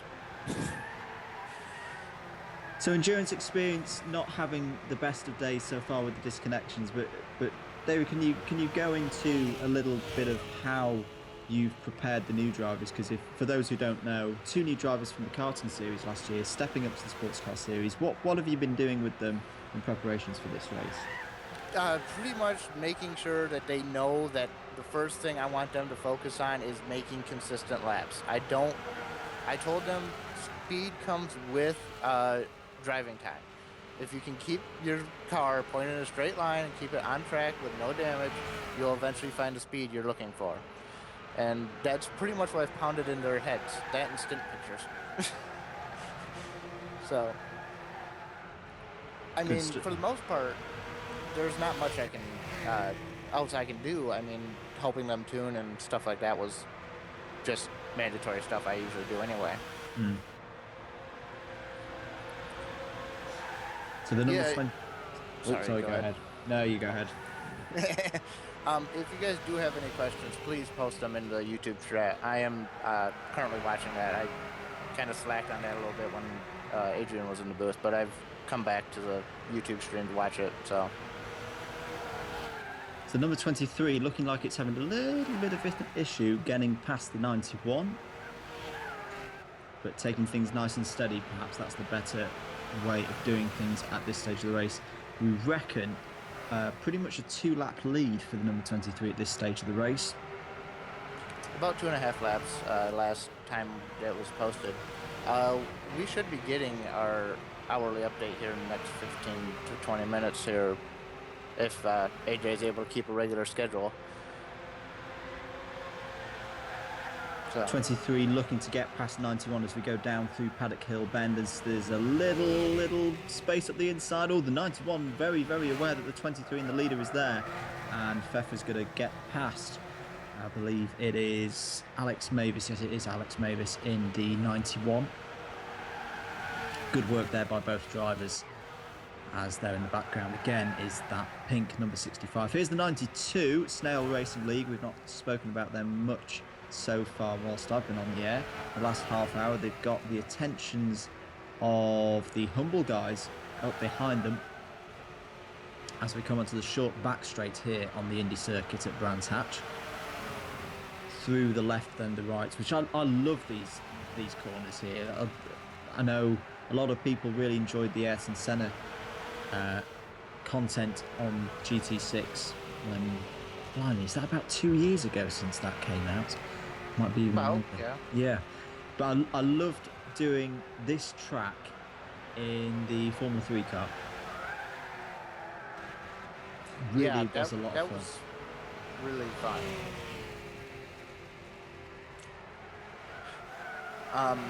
I'm just pulling up something on here. I'm pulling up some rules and stuff just to review them as we're going through this. Yeah, like I said, I am on the YouTube chat. It seems to be kind of slow right now, so I'm currently also readjusting so I can watch the YouTube live stream. Or not the YouTube, but the GTP live stream here. Get a little bit more accurately on time here because I'm finding the YouTube is a little bit behind right now. Yeah, the YouTube, for those of you who don't know, why we how we have to plan and organise all these things. The YouTube stream is about 30 seconds behind real time. For those of you who wanted a little fact on that, driver change for THG, which will be one of the guys in the Humble Racing guys car, of course. So TSO 40, I think I saw, was the name of the driver who's going to be coming in and handing that car over to one of his teammates. There's three drivers in that number 19, and I'm definitely going to say one of his names wrong. You've got Kemo Kamok, TSO 40, and Zebulin in that car as well. All rookies. Good to have a new team and new franchise on the grid for this season of the GTPlanet Sportscar Series. 5.5 hours to go then in this one, the first event for 2016. If you want to review the calendar, as it's Zebulon getting in the number 19. If you want to review the calendar, best place to go for that, as I said earlier, is the forum. The Notice Sport over there giving you all the details for the coming season. Next event is our own running of the Daytona 24 Hours, which was an absolutely fantastic event last year. Very exciting throughout, and I'm sure we're going to have another barnstormer at the Daytona International Speedway once again. I'm excited for that race. I get to participate in that race as a driver for the ORA Association in that race. So I'm kind of excited for that. Here's the 65. 65. I do like this livery that the SRT racing team have come out with. You can definitely spot it from a long way off, as there's an overtake being done there by, again, one of the black cars on, I think that is the Harsk Racing number 7. Yes, it is. So Harsk Racing taking things nice and easy. Not that that's a problem. Keeping things nice and steady and running to a time schedule is a very, very good thing to do in endurance races such as this. There goes the number 68 Turtle Racing League past them as well. So there we go. A little bit of a weave going on there for the 68. I'm not quite sure what that is about. Doesn't look to be being inferior to the speed though. Do love these cars as they go through Paddock Hill Bend. They get properly sideways and a good bit of roll through that corner as well. Excellent stuff to watch. My short time driving these cars, due to the red flag that happened this morning, the cars were very, very quick, but also very, very loose around the track. I was noticing a lot of spins early on in the race as people were getting used to the cars and getting used to the track in race conditions. It was exciting to be a part of, but I kind of wish I was able to see it through the stream. I think it would have been more fun to do that. But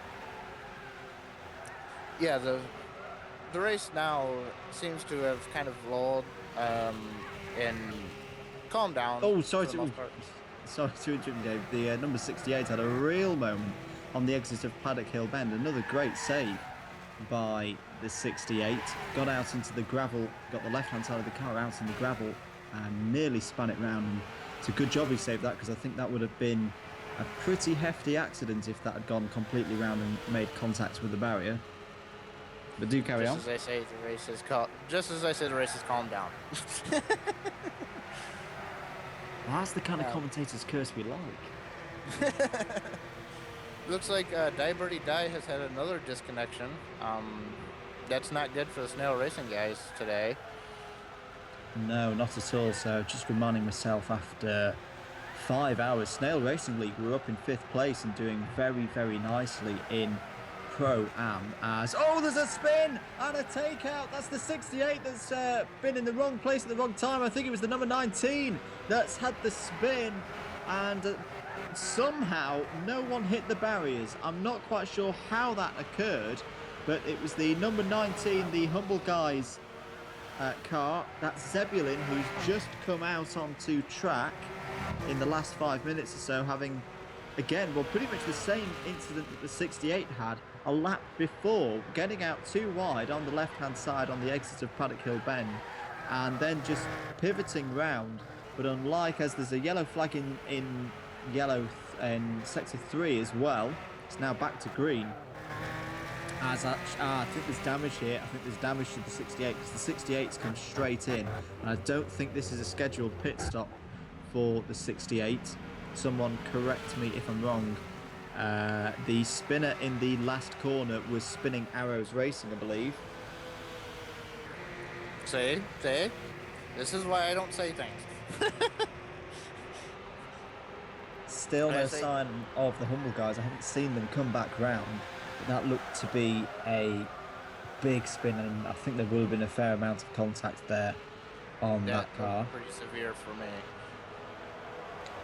Here's a car we haven't talked about, or I haven't talked about so far today. Great to see them back in the series after some really strong showings in 2015. E-Scuderia GTMX, the Mexican team, showing their patriotism again with this brilliantly dark green, red wheels, very, very Mexican looking Beetle, very easy to distinguish. As AJ passes me a little note, they were leading this race in the opening hour. Yes, I think I was looking through some of the facts and figures very, very briefly before I joined. And yeah, good to see E-Scuderia having some good speed so far today. Tex36 has joined the room now. Let me just look on my tracker. That should be Snail Racing League as far as I know. Is it? You might be right, because I can't see Tex36 on here at all on my piece of paper. I had affiliations with Snail Racing for quite some time, so I know most of the drivers that they're running. They're all relatively quick drivers, so Driver looks like it was a little bit of confusion. Yeah, driver change for Dragon Razor Racing. GTP Bambi is going to be coming in. Dragon Razor Racing, of course, having had some really, really harsh luck with disconnections so far after at the last update that we had from Race Control, they were ranked 13th out of 14. But we know GTP Bambi's been doing some very, very fast running out there in the last couple of hours. So hopefully, and still a long way to go in this race, still 5 hours and 22 minutes to go in this one, so anything can happen, and a class podium isn't out of the question for Dragon Razor Racing.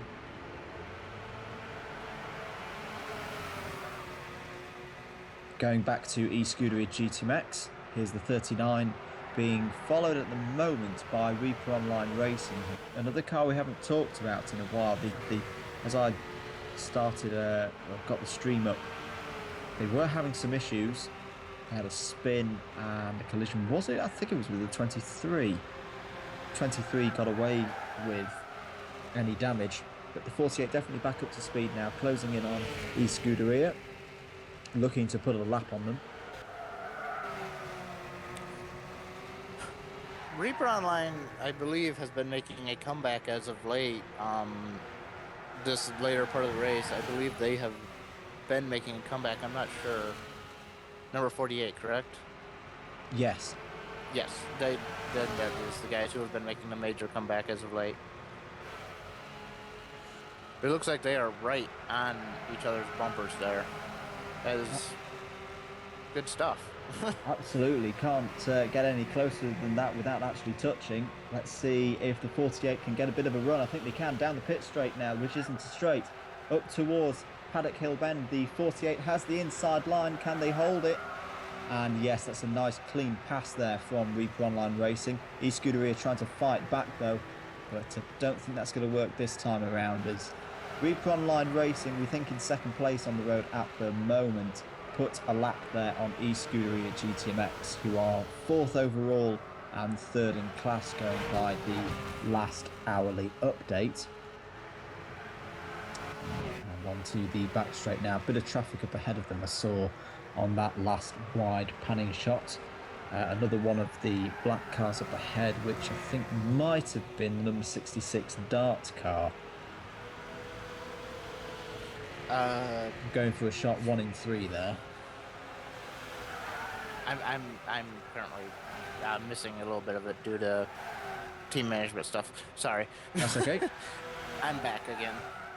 Just quick thing happened right there. So yeah. Sorry. Go ahead. With the issues that Crawler 69 has had, is that something that's potentially going to be affecting his race for the rest of today, or is it hopefully just a temporary thing? I don't have much of a choice of what to do anymore. My one guy had major disconnection issues during his stint, and we had to switch out with him to make it at work. And I've run my final guy for an hour to fill in for that, and now my next guy's having issues. I can't run my final guy again, and I'm not fast enough to hold pace to any of these guys anymore. I absolutely was way too slow for these guys for me to be any use anymore. So I'm gonna have to let it ride and see where it puts us, unfortunately. Yeah, it's a tough situation to be in. Do hope that Talk 69 can fix his. The good news is I'm not the only team dealing with it. So, No. by a long shot, there are a lot of teams dealing with the disconnects today. Unfortunately, it seems PSN has not fixed their issues yet. Hopefully, that'll get severely fixed over the week, and it will be clear for the Daytona 24, which is next week. So a bit of traffic here. We're still looking at the e-Scuderia GTMX as SRT Racing Team come out of the pits. I should say as well, Pielster 1 has gone into, I'm reckoning, the car that Bambi will have got out. Let me just confirm that for you. Yes, he did. So Dragon Racer Racing now with Pielster at the wheel. Very experienced driver, and if you've followed the Sportscar Series or the Endurance Series as it was called last season, you'll recognise that name. A lot of traffic here along the back straight as up the inside of, I believe, Hask Racing goes, who was that? It was the number 48 of Reap Online Racing. That car would have actually been the Endurance Experience team that just got overtaken. Ah, sorry, you're correct. Yeah. Difference in the colors, you kind of just joined in. Difference in the colors between Hurst Racing and Endurance Experience is Hurst has a more of an orange tint to his car. Yes. So, look up for that. I believe we just got the update for the 6th hour. Yes. Let me just I'll arrange keep an eye on the this. stream while you... Yep, bring that so here we go then. So the provisional classification, I always stress that it's provisional. After 6 hours of running here at Brands Hatch for the third running of the London 12-hour part of the GTPlanet Sportscar Series, in the lead, having completed 232 laps in 6 hours, 8 minutes and 47 seconds, were top-notch racing. Stiggs TC, 5 Zygon, Philo and Pfeffer 702 making up that team. They led by a full lap from Reaper Online Racing, the number 48 in second, Glenn Alls 81, GTP Kane and Ronno Thomas. Third place, up to third place in the last hour, e-Scuderia GTMX, GTMX Alpha Vanti, Hector 1, JMML 94 and Oscar at the wheel of that car. They'd completed 227 laps, so they're 4 laps off the lead. Fourth place and leading Pro-Am, the Turtle Racing League team of Dolfo Drago, Little Regret 265, Randy 1122 and Vitesse Kid. They had completed 226 laps and having a really good showing so far for them in the first race of the series. Fifth place were the Snail Racing League team, Coach MK21, Die Birdie Die, J Car 1 and XRAD 11 in that car, 226 laps completed. But as we know, Die Birdie Die has been having some issues with his connection in the last 45 minutes or so. In sixth place were the humble guys, Kemo Simok, TSO 40 and Zebulin making up that team. 221 laps completed, but as we know, in the last 10 minutes they've had a fairly hefty spin, and we'll have to see if they can recover from that. Into the second half of the order. No, we're not in the second half. We're just still in the inside of the first team. I'm so used to having 12 cars. Anyway, 7th place, GTR Blackhawks. Good to see them running well today. Giuseppe Rosamaniac, Venturi and Juan SL 4872. They had completed 214 laps after 6 hours. Now we're into the second half of the order.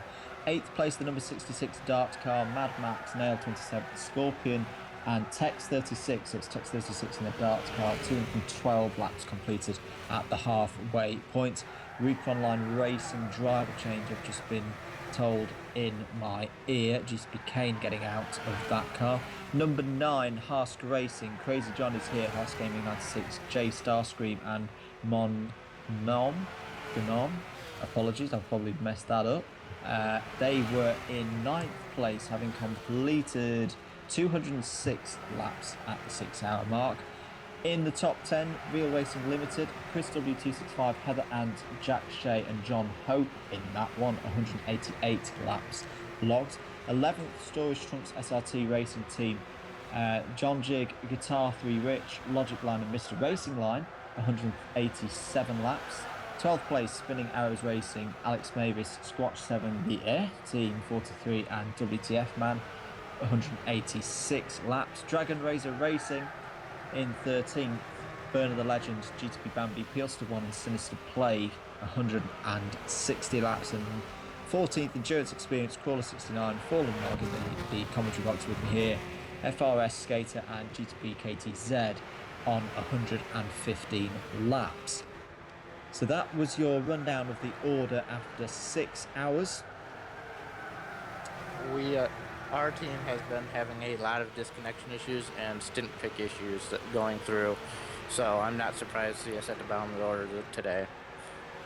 This is the main reason why I've brought these new guys here, is to get this through.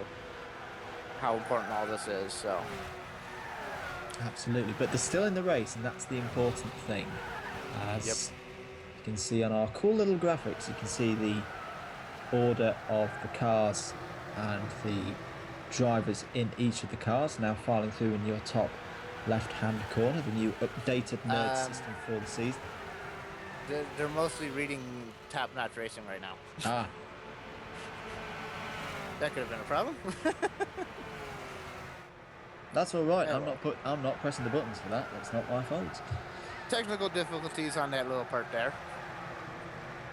So we mentioned Reaper Online Racing had a driver change going on as we ran down those stats and figures. Reaper Online Racing, second place, of course. GTP Kane getting out of the car. Haven't spotted myself who's getting in. It's going to be either Glenn Owls 81 or Ronno Thomas.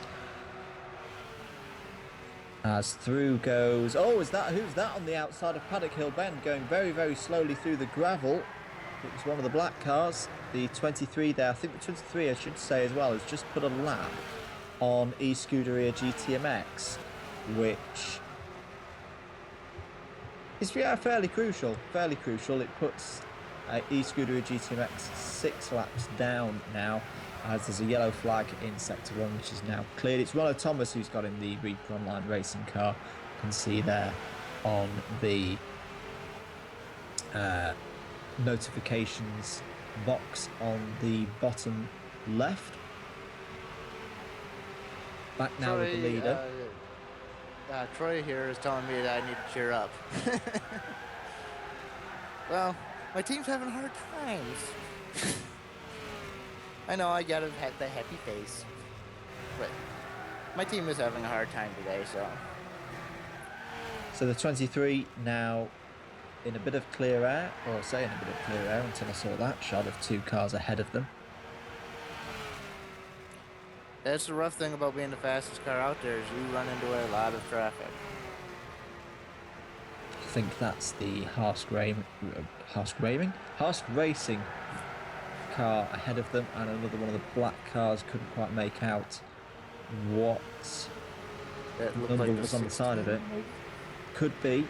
That's Dragon Razor Racing. We'll know if it's Dragon Razor Racing because it'll be going fairly quickly, with Pielster now at the wheel of that one. As the 23 really getting close up behind the back marker there. Yes, you're right, it is the 16. Dragon Razor Racing, House Gaming, the number 7, the 23, the current leader of the race. Top Notch Racing with TNR Pfeffer 702 at the wheel of that VW Beetle 1200cc machine. 5 hours and 10 minutes to go. They have been having a fantastic race today. They have been posting some of the fastest laps I've seen in a long time. So House Gaming run a little bit wide there, and that allows the number 23 to go through there. Don't know whether that was deliberate or not to give the 23 that room. looked deliberate to me. Just getting out of the way so the leader can get through. Yeah, good stuff. It's that they're running their own race, Haas Racing. They don't want to be getting involved in a race with the number 23 because, frankly, what is the point? Here's your team, the number 76, Endurance Experience, now back out on track. And they've got a rear mirror full of Veal Racing Limited, the number 72 in that orange car with the green wheels. And another one of the black cars, which I'm going to take a punt at, is going to be... It looks like the Dart. number 66. Yes, with the green wheels. So Dart, the number 66. So yeah, three-way Pro-Am battle at the moment here. As we now switch back to the leader, getting past Dragon Razor Racing and putting another lap on their fellow pro competitors. But of course, as we saw in that last update, Dragon Razor Racing have had some awful luck with disconnections so far. And unfortunately quite a way behind. Oh, there's a big wide moment there for the 23. That'll have got Pfeffer's attention. Coming through Paddock Hill Bend. Very, very good driving to recover that. Not so good driving being out there in the first place. But yeah, a little bit of a slight lapse in concentration there from Pfeffer. But still had the driver's skill to make sure it wasn't going to be a big incident. Wake up call. Just making sure you're there. Yep. Yep, those gravel traps don't move over the cut. Well, they do move a little bit as people run into them, but they're still there in their vastness throughout the whole race. And I think that's one of the things I like about this track. It is, and I know it's because it's not to the level of a Category 1 Grand Prix or WEC circuit, but this still feels like a proper old school facility with gravel traps and grass and barriers close by. It really is one of the prime circuits in the UK. And it's a shame it doesn't see more top line racing. I agree. I do like Brands Hatch. It's one of the most fun tracks. I've driven this car on all three tracks, and I thought this was the funnest track to drive these cars around, to be honest with you. I thought it would produce the best racing, and so far it really hasn't disappointed in the racing aspect. Alex Mavis, there's a notification that he's left and joined the room. That normally means a disconnection. It looks like the Humble guys are slow on the front stretch. I wonder what that's about. Good spot as wide again. Pfeffer, second lap in a row and more deeply into the gravel this time. And has he got a problem because he's going a little bit slowly? Looks like he's fighting dirt tires, or dirty tires right now. Yeah, he's just been repassed by Dragon Razor Racing. And that's 2 laps in a row now. And I was saying, he's a very experienced driver. That's quite a surprise to see him do that kind of mistake 2 laps in a row. So I do wonder, is Pfeffer nursing a problem with that number 23 machine? Let's just stay with it. It wouldn't be the first time today he's been doing that. He's done that several times over the course of his stint today. So fair enough. But here's, I think, Tuttle Racing League looking at this and thinking we could have a piece of this. Going through the corner, wide of the apex again there for Pfeffer. He keeps it out of the gravel and off the rumble strips this time at least. Hopefully that indicates those problems are over for him, because that's not a good thing being out there. Never fun. No. But still a comfortable lead for Top Notch Racing. Just trying to look out at the moment. Haven't seen Reaper Online Racing in a while, where they are on track in relation to the leaders. They may be just a little bit further back. There is one of the many black cars in this race. You can just see there in the back of the shot as they come. And here is the 48.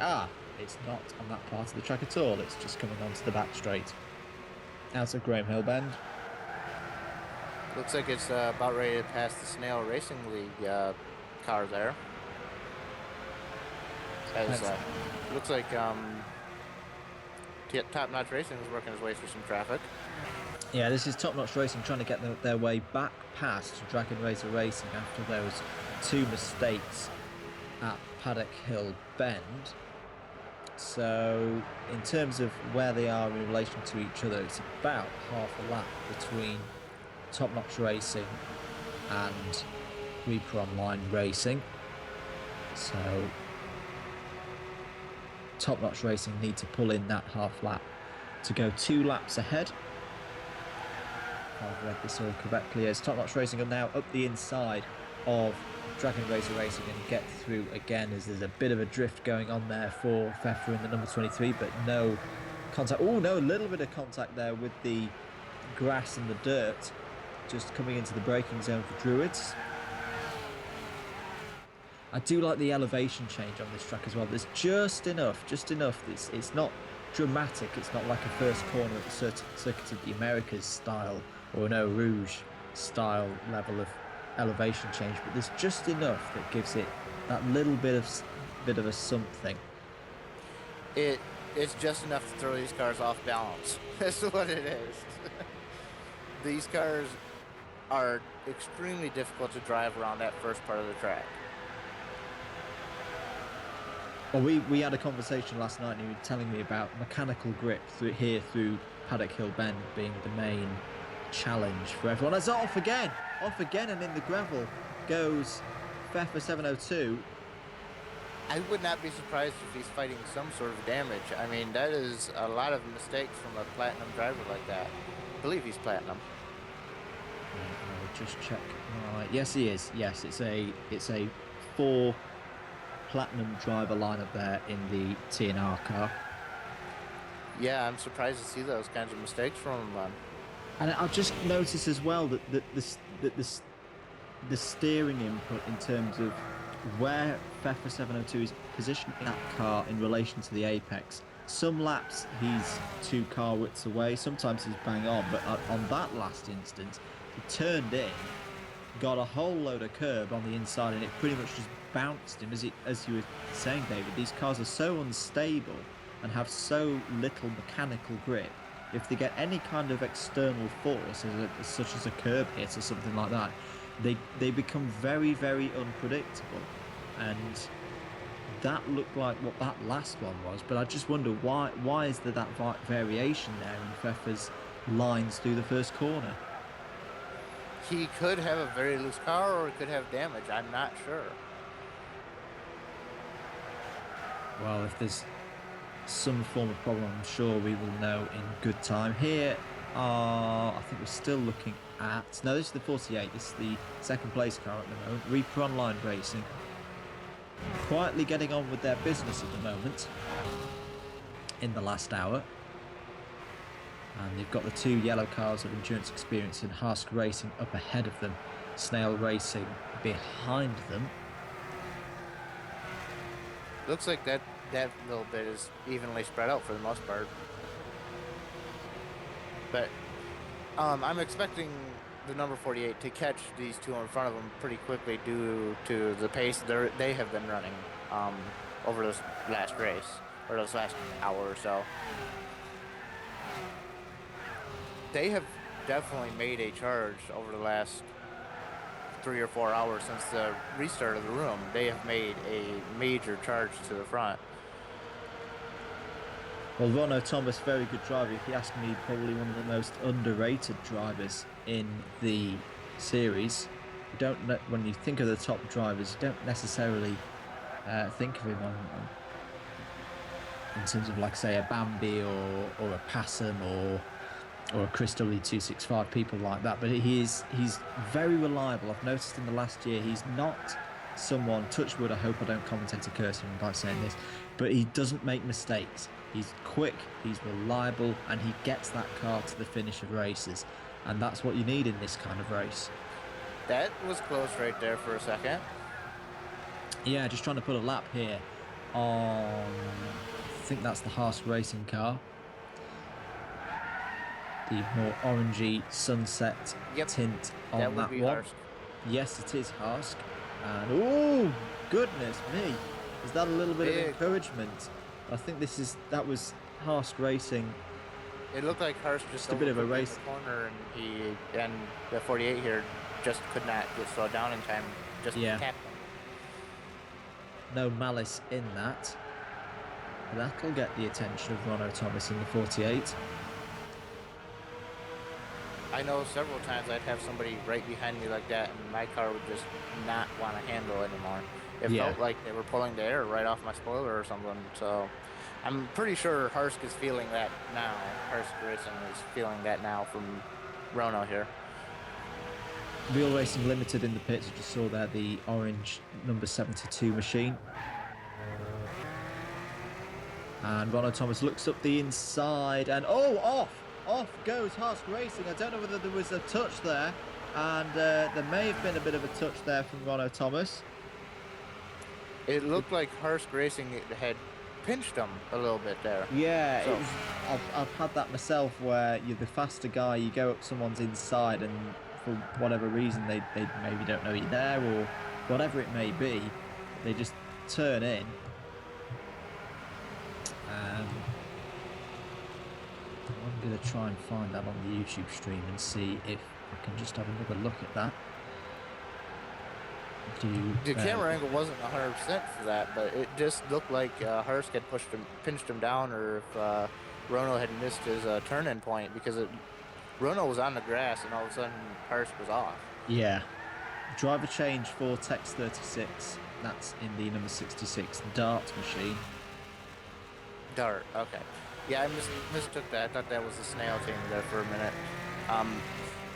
I'm used to both Snail and Dart members. I ran in the Snail Racing League for a good year a couple years ago, and I know most of these guys from them, so got that mixed up. They're both from the same camp, pretty much. They're both from Snail.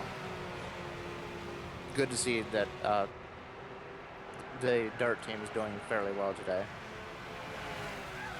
Yeah, I've just had another look at that as the e-Scuderia GTMX car has been in the pits, and Hector 1 is getting out for a driver change.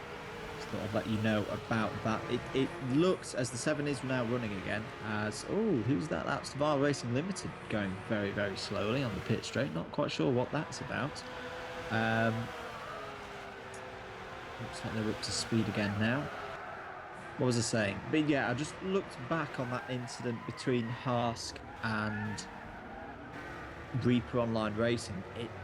I don't think there was any malice or necessarily fault. I think it was just a miscommunication.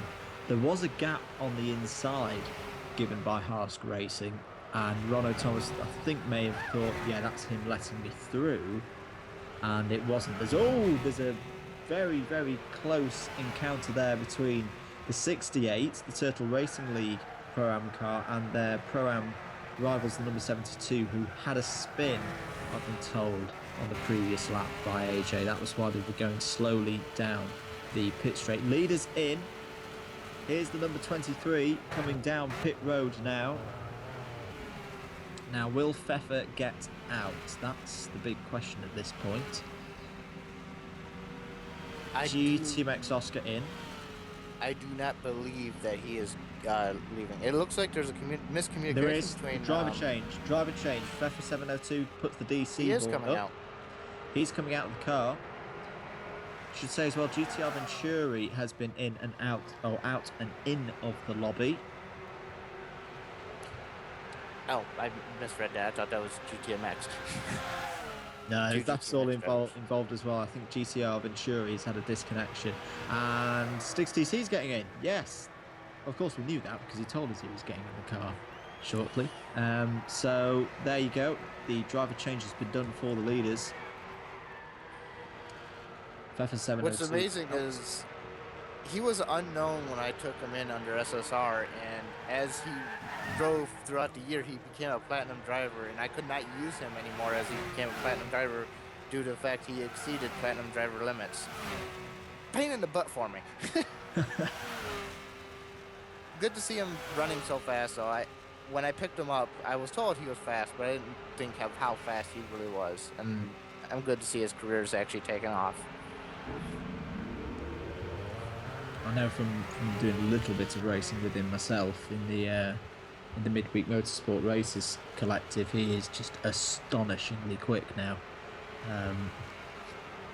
So it's really good to see Adrian doing so well, and I think he's going to have a cracking season in the different pieces of machinery that he is going to be in throughout the season.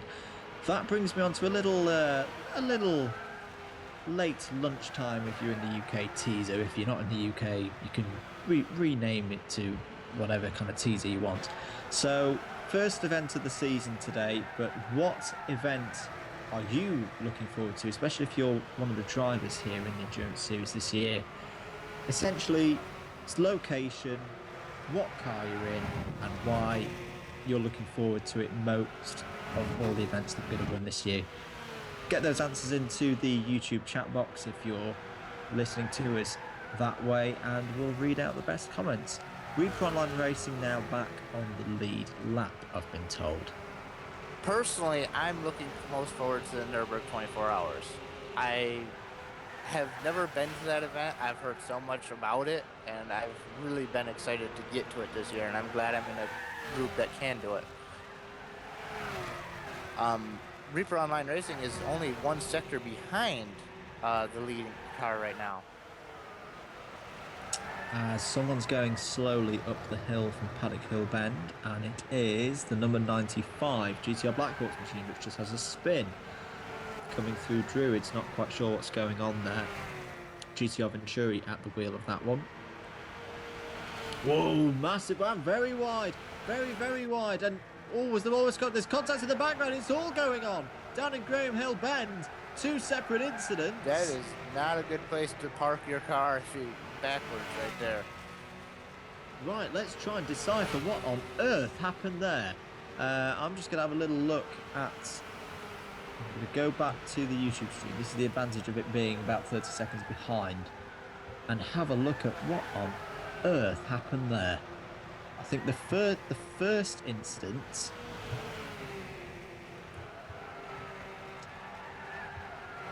We have to wait for the YouTube stream to catch back up, but the first incident looked to be VAR Racing Limited, VAR Racing getting wide and having a bit of a moment, and then in the background I suspect it was GTR Blackhawks with their issues had another spin and parked it right on the racing line on the exit of turn 3. Never a good place to be. As the Turtle Racing League car and VAR Racing Limited continue to squabble. Right, I've got my YouTube stream back to the point, so you just cover for me for a moment. So let's have a look at what happened here. So VAR Racing Limited go very wide, get on the grass, saves it, and then in the background, GTR Blackhawks have their own little spin, nearly collect another one of the black cars, which I suspect was either one of the two pro cars, either Dragon Racer Racing or Reaper Online Racing. So very close moments there as round again goes the number 72. VAR Racing Limited having real problems there. They've got to lose a fair bit of time with that as well. Round again, yellow flag in sector 2 again. It's all going on down there. Real trouble there for VAR Racing Limited. No idea what's going on there right now. I mean, I've been watching. There hasn't been much issue in turn 3 today. I don't know if there's what's going on there. If they're just miscalculating turn 3 all of a sudden, or if they got nervous, or because of people behind them or something. But that's 2 mistakes there in 2 laps. That's not good. Oh, the 72 with another massive drift. This time through Paddock Hill Bend.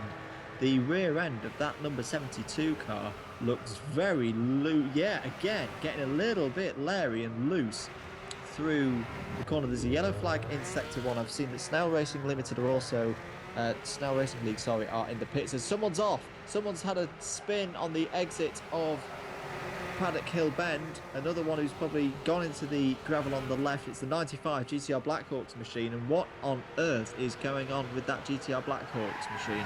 Because that's now 3, maybe 4 spins in the space of 3 laps or so with that car. There was one on Paddock Hill Bend a few laps ago, which we caught them being slow for.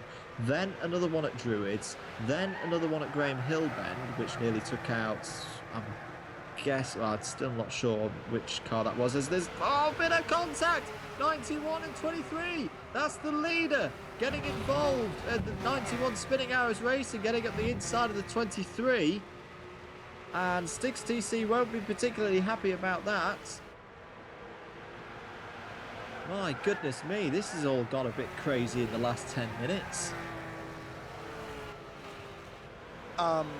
Yeah.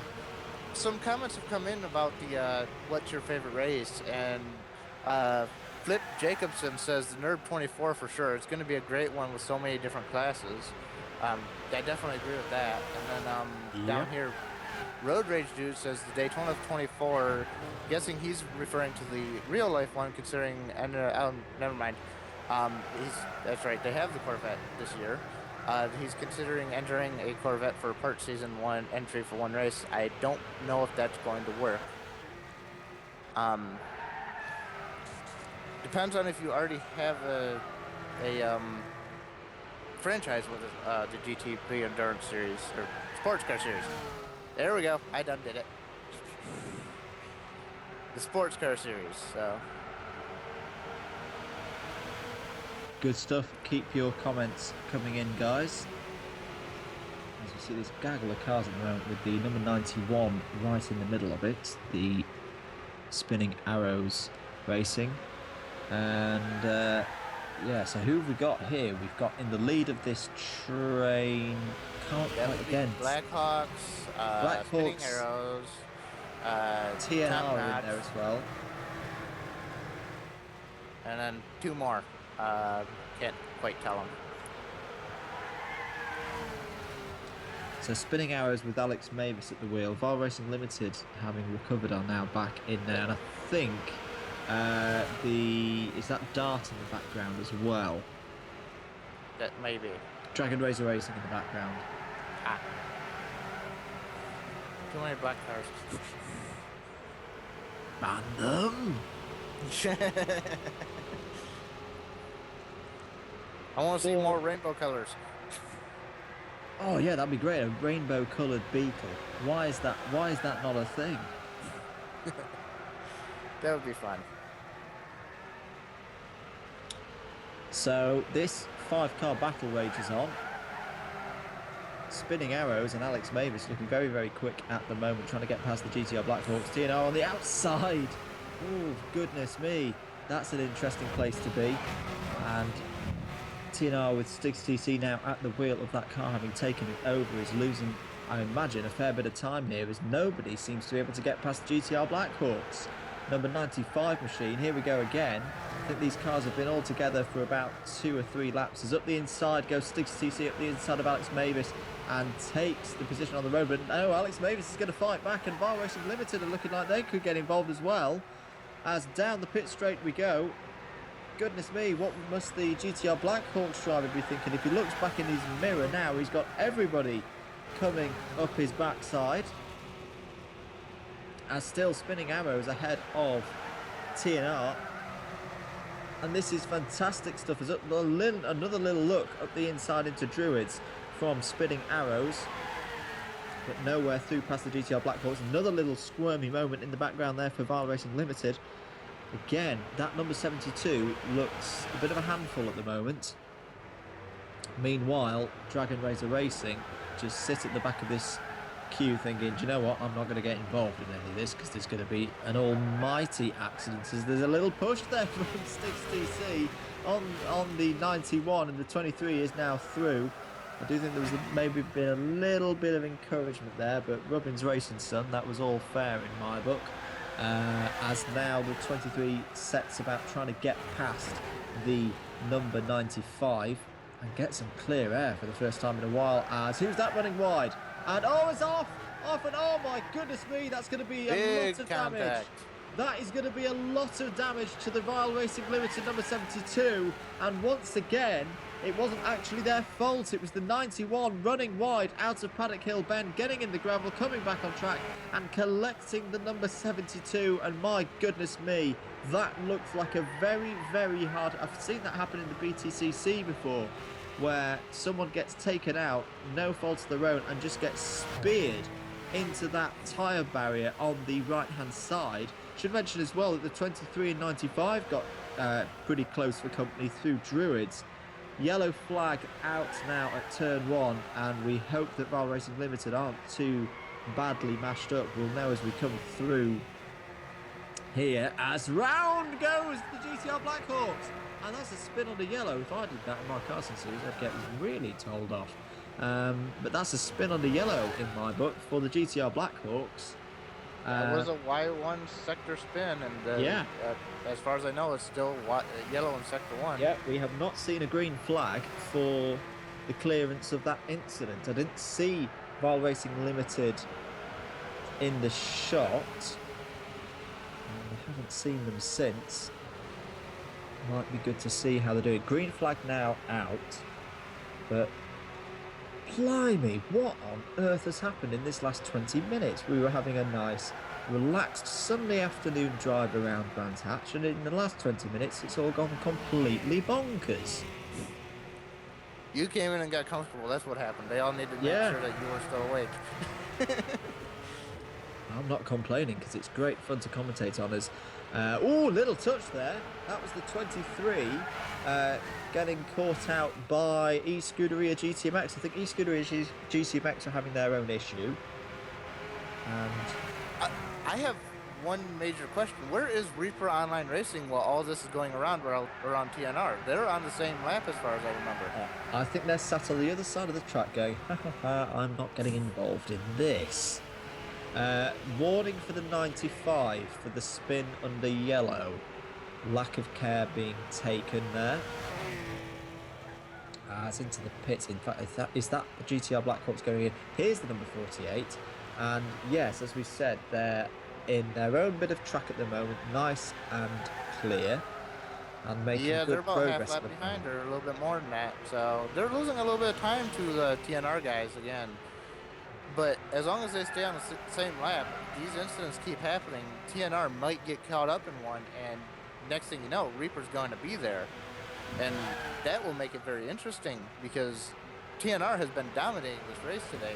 To see the Reaper Online, if they're actually on the same lap, that'll be quite the battle between the two of them. So, yeah, go ahead. I already lost what I was going to say. 4:42 to go then in this one. And well, the last 20 minutes have we had, well, since the last hourly update. It's all gone a little bit crazy. None of our leaders have been caught out badly by it. We've still not had any news on how the 72's doing. We've not seen them on screen for a while, so it might be good if we can get the 72 on screen. If they're still out on the track, of course. We'll keep an eye out for them. Here's a little battle, Turtle Racing League and Spinning Arrows Racing League. So this is some of the embers of that. And there they are, the Vile Racing Limited team. So somehow they've got out of that incident. They must have hit that wall with a fair bit of force, because they were hurtling to the driver's right, just up here. That's quite a rate of knots. I'm amazed that car is not significantly damaged. While Racing Limited has definitely had an interesting last few laps. That's for sure. It looks like Snail's gone wide. Yeah. Going for a bit of rallycross. Mowing some lawns there, I guess. I think there is a rallycross track here at Brands Hatch that they can combine with. I think I remember racing on it on, was it Tucker Race Driver 3?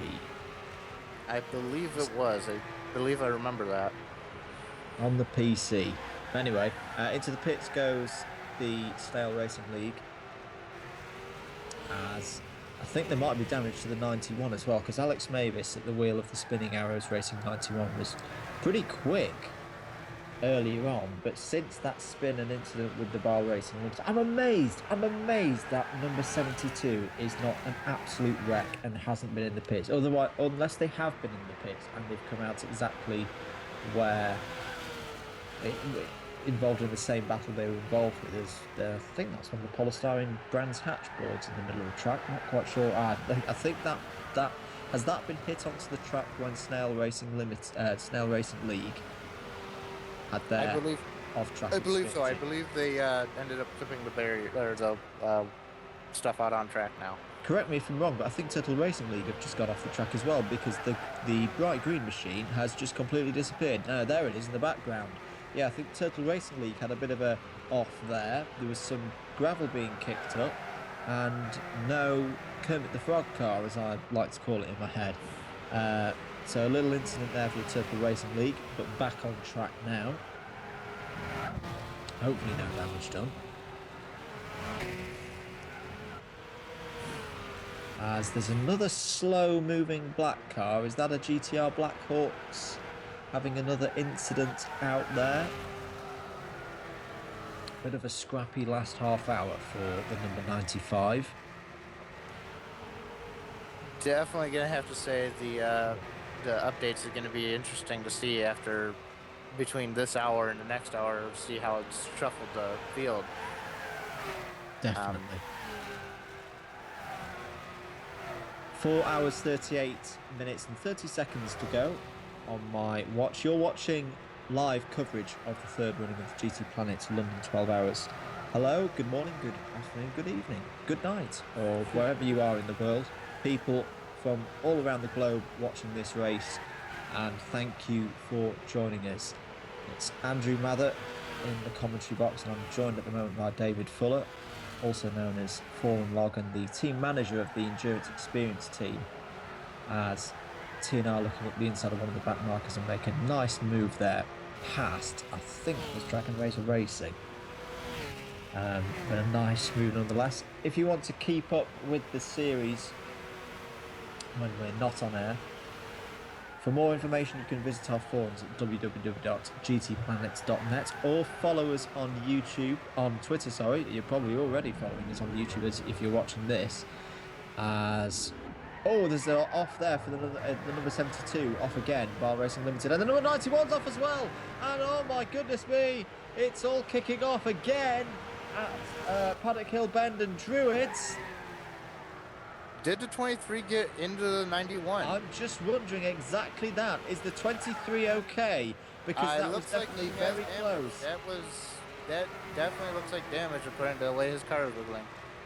So it's the 91 and the 72 again for the second time now in the last 15 minutes, getting into one another through Paddock Hill Bend. Let's just see the 23. Is he coming in? Yes, he is. Styx TC, the leader, the number 23 Top Notch Racing car has got caught out through no fault of his own by a separate incident, and this is going to give the lead to the number 48.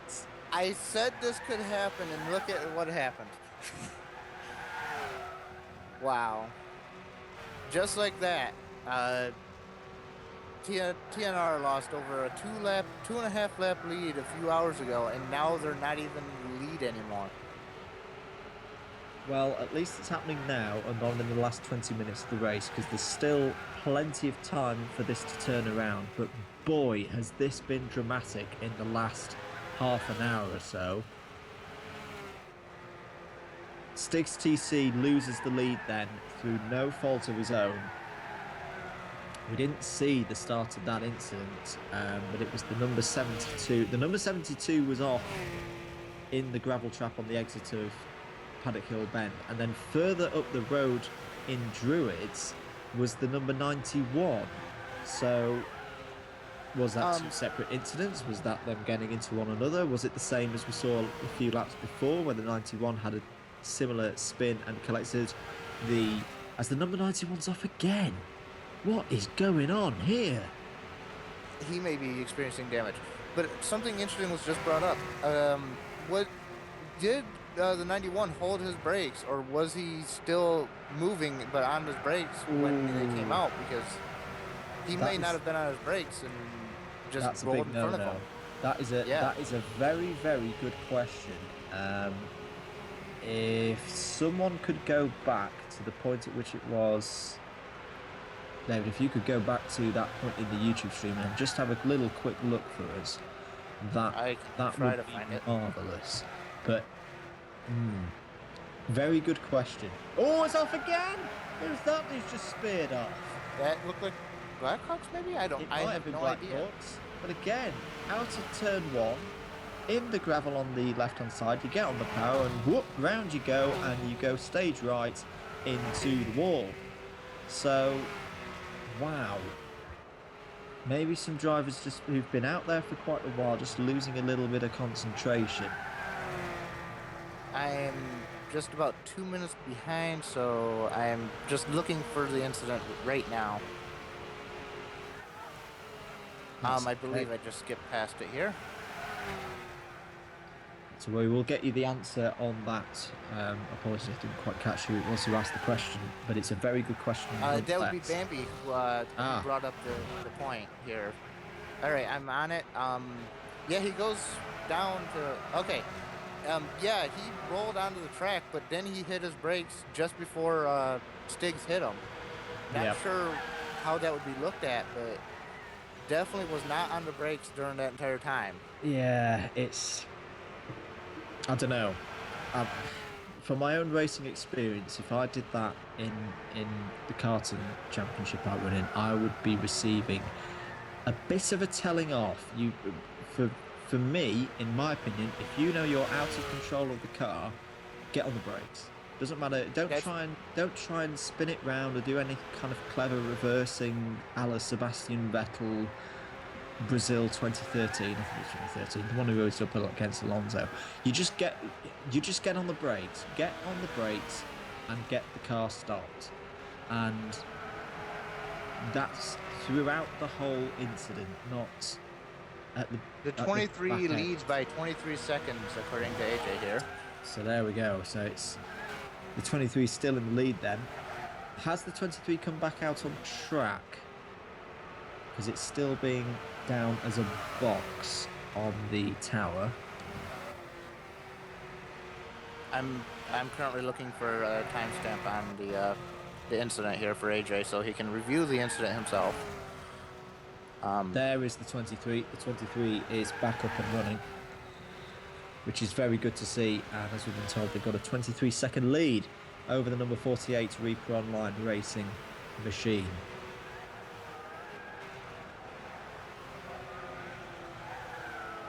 So the car's a bit more spread out now. Here is the 48, chasing in second place. Going through Druids now. 4 hours and 31 minutes to go here. In the third running of the GT Planet London 12 hour. Thank you for joining us.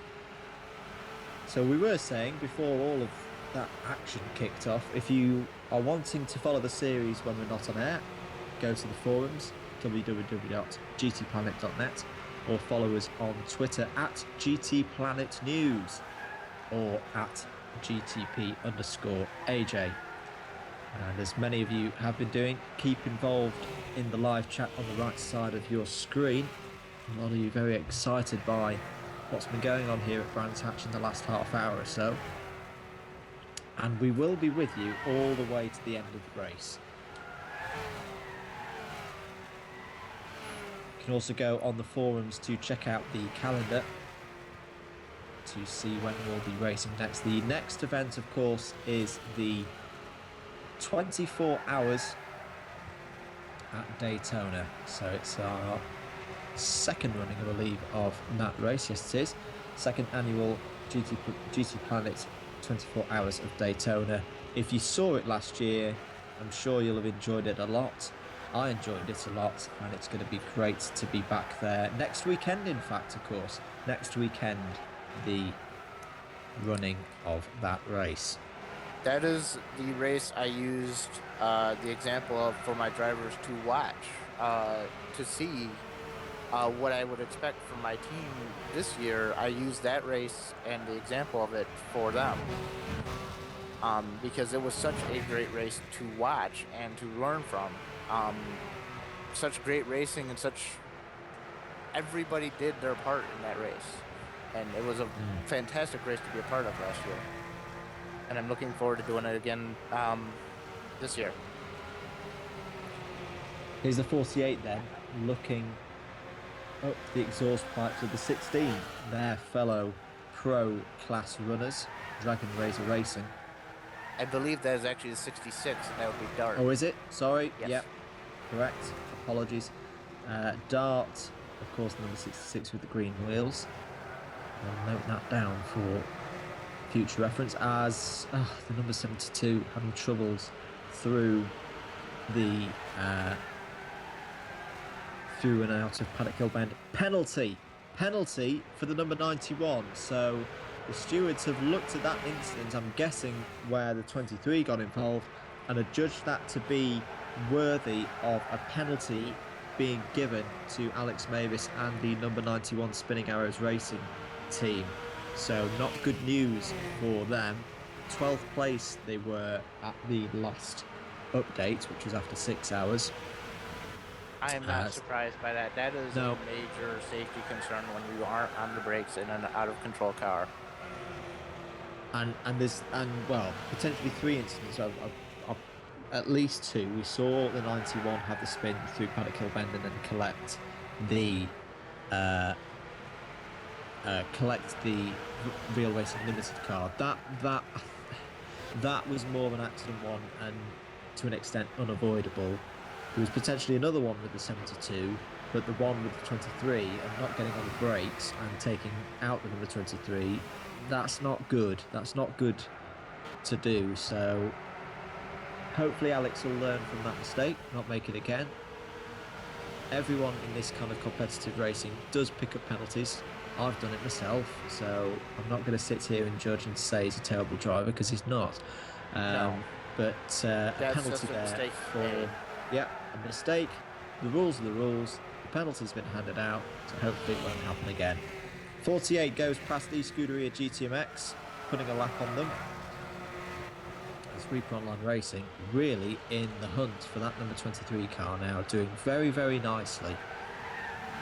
We're getting a lot of requests for lap times at the current moment, and I personally can't bring that up. We're going to have to wait for an update on that here for a minute.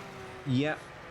So just to explain to you guys, because I know we've been able to supply lap times in previous events, we can't do that live today, and I'll just explain why. So, as many of you'll know, 16 places in the lobby are available.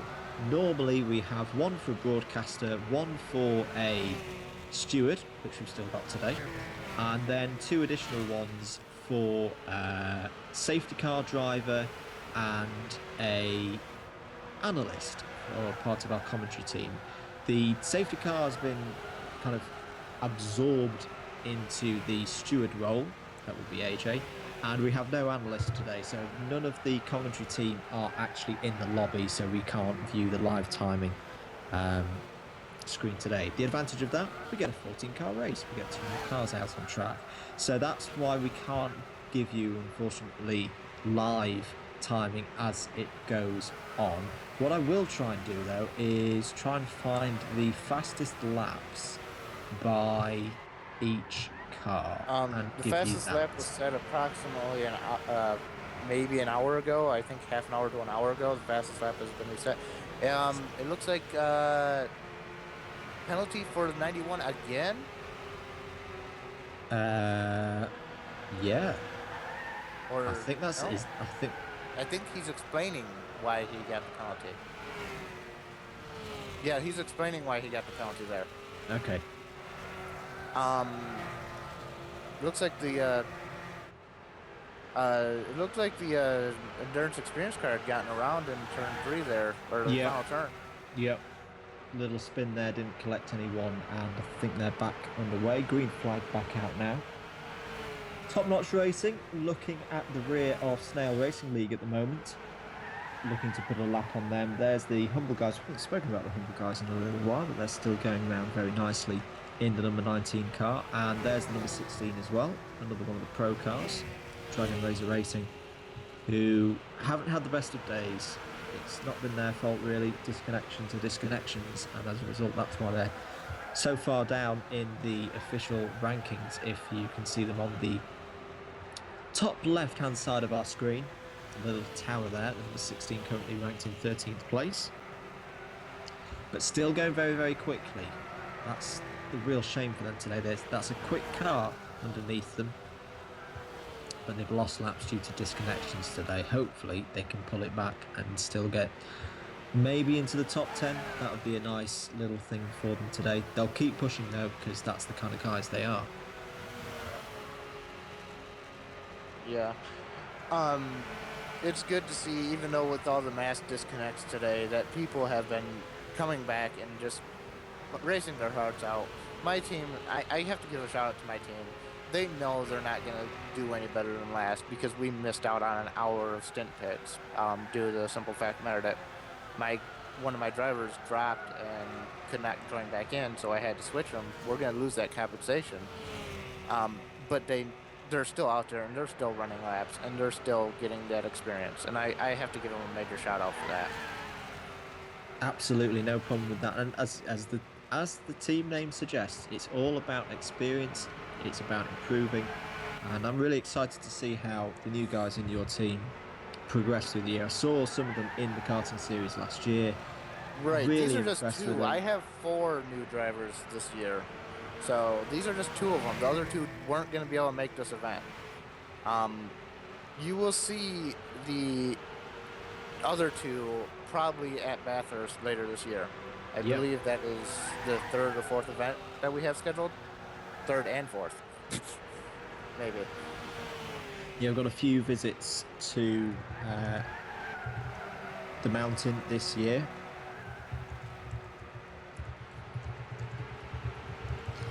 And a great place to go to. We had some absolutely fantastic racing last year there. Not just in the as it was then, the endurance series, some of the support races as well. I keep harping on about this race, anyone who's heard my commentaries before, but we had a V8 Vigilantes race as a support race for the main, one of the main Bathurst races there last year that me and Mr. Brooks commentated on. And it was fantastic. It really was one of my highlights of the year. So any racing back there at the Mount Panorama circuit, love the place, can't wait to see us back there. Definitely excited to see it again. Not particularly one of my favorite tracks to race at. I love doing time trials around it. It's an amazingly fun track to drive around. I just cannot get around it to race it. It's never been one of my tracks I can do, so it's one you have to be patient with, especially with traffic. It's especially as you're going over the top of the mountain there, and when you're in the mix of battle, as we've seen here today, when you know you need to push at those moments in an endurance race to keep track position or put yourself in a better position. In terms of your rivals, it can get a bit close and personal. Right. Mark Kruger has asked if we've been going out of bounds and if the number of out of bounds that we have seen is acceptable, and if the penalties are given after the event. I can't quite answer that because personally I haven't really noticed too much. I mean, I've noticed a few where I thought we weren't able to use the bricks coming out of the corner. Is this talking down into turn 3 in Graham Hill Bend? Yeah, that's what I believe he's talking about. I'm not sure what the ruling is on that, to be honest with you. Yeah, it's a fair question. If you ask me, I've spotted it as well in terms of just seeing a couple of cars running wide and running beyond the running their whole car beyond the white line. We've seen it at Paddock Hill Bend as well. I think the punishment, there is a bit of a punishment. If you really start to take the Michael with it and run wide, you're going to start hitting gravel. So yeah, it's a good question, and if there's any penalties for it, I'm sure the stewards will address tell us in good time. Right there is a good, there's good two example there. right there. Yeah. Not sure how that's going to be handled, to be honest with you, because none of these guys are doing it constantly every lap. No. So, these cars are incredibly difficult to handle. So when you see them go wide, that might be them trying to save it, or might be them trying to gain a little bit more time. We can't quite tell here in the booth what they're trying to do there. Yeah. Maybe one day we will be able to, but today, not so much. So we're working with what we got here. Flashing lights there from the number 19, the Humble guys, trying to get past Snail Racing League, two cars that are in Pro-Am. The wheel of the Humble guys machine, I believe, is still Zebulon, as he's going to try and go around the outside here through Graham Hill Bend. That would be a brave thing. Or is he going to try and do a switch back? Yes, he is. Good little side-by-side action here between the two Pro-Am cars. Trying to remind myself who's in the Snail Racing League. I think it's Die Birdie Die. As through goes the number 19. And good little bit of driving there by Zebulon. Good work. Up the inside now of Snail Racing League is another... Is that the 48? Not quite sure. I think it's one of the Pro cars. Two black coloured Pro cars in the field today. And through goes whoever it is in that second place car on this little bit of road. Into Druids, still looking at the number 19 Humble guys car. There goes through another black car. And we'll just try and catch... No, I couldn't quite catch who the number on that bonnet is. Apologies. Whoever it is, it's a fairly quick car, which is why I think it's one of the Pro cars. As we come through now, through Matt Neal's favourite corner where he likes to punt people off. That's a BTCC reference for any of our international viewers. I've lost count of the number of times where I've seen desperate lunges on the last lap of a British touring car racing up that corner. It's one of the things that makes Brands Hatch so popular with the fans. But good little scrap here going on between the number 19 and... Is it the number 16? Might well be, if Dragon Razor Racing. Driver change for Alex Mavis in the 91 Spinning Arrows Racing. So he's been out there for, I reckon, about an hour and a half. But of course picked up that penalty not too long ago. And Spinning Arrows Racing are going to make a change there.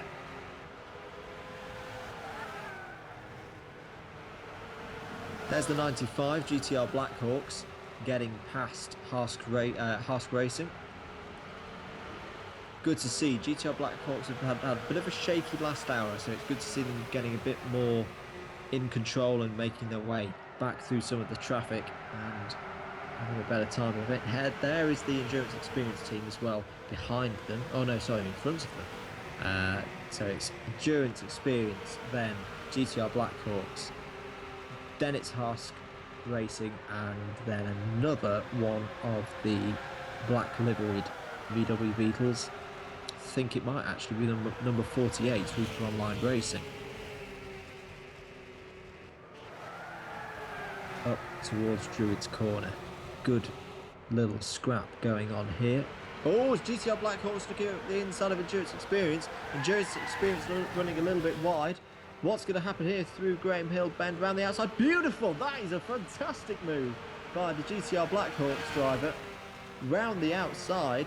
And look in the background there, it's almost 3 wide going along the little back straight. As, yeah, I think it is one of the Pro cars trying to make its way through the Pro-Am traffic. And look at the gap that the GTR Blackhawks driver has been able to pull away now. Is that e-Scuderia GTMX in the pits? Might well be the dark green red hubcapped Beetle. But fantastic move there by the GTR Blackhawks driver and the number 95 going round the outside.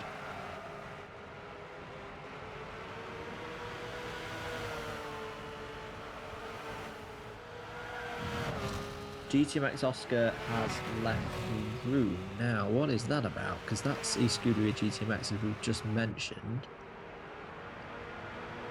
Is that a disconnection? Is that a disconnection for e-Scuderia GTMX? I really hope it's not, because they were up in third place. As round and round again. Oh, and straight into the back. Oh my goodness me, it's the 48. The 48's been collected. Reaper Online Racing taken out in that incident with the 95. The 95 having its own personal spin, and both of them are going to have to come into the pits. And this is drama again here at Brands Hatch. The GTR Blackhawk spin collecting the number 48. I think it was a complete accident. It was no one's fault really, but this is going to shake it up again. Reaper Online Racing, who've had such a good last 2 hours, all of that work has been ruined now. That's an unscheduled pit stop. I think they're back out and running again now, but that was a scary incident there for the number 48. Die Birdie Die has left the room. I think that's a disconnection as well for the Snail Racing League. Not the first time we've seen that today. Yes, e-Scuderia GTMX have had a disconnection, so that's going to lose them some time. And my goodness me, this last hour has been pretty mental, if you ask me. And it's almost too much to cope with. But this is the GTPlanet Sportscar Series. This is what it's all about. I'm just having another look on the YouTube stream. Oh my goodness, that is a huge hit for the 48 into the back of the 95. Do hope both teams' efforts aren't hampered too much by that. Here is the 95 again. Now trying to get past the 72. It's such a shame for the GTR Blackhawks. They've been doing so well. They've done that amazing move round the outside.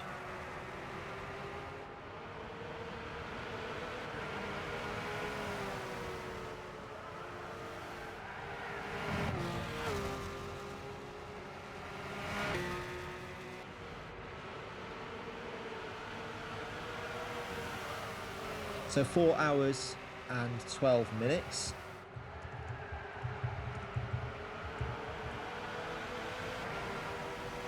Not quite sure, but I think we may be having some technical issues because I think we've lost David Fuller. And yeah, apologies for that. If you can hear me or not, hopefully you can.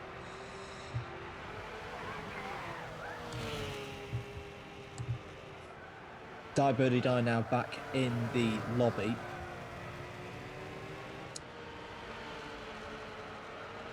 So another disconnection there for the Snail Racing League.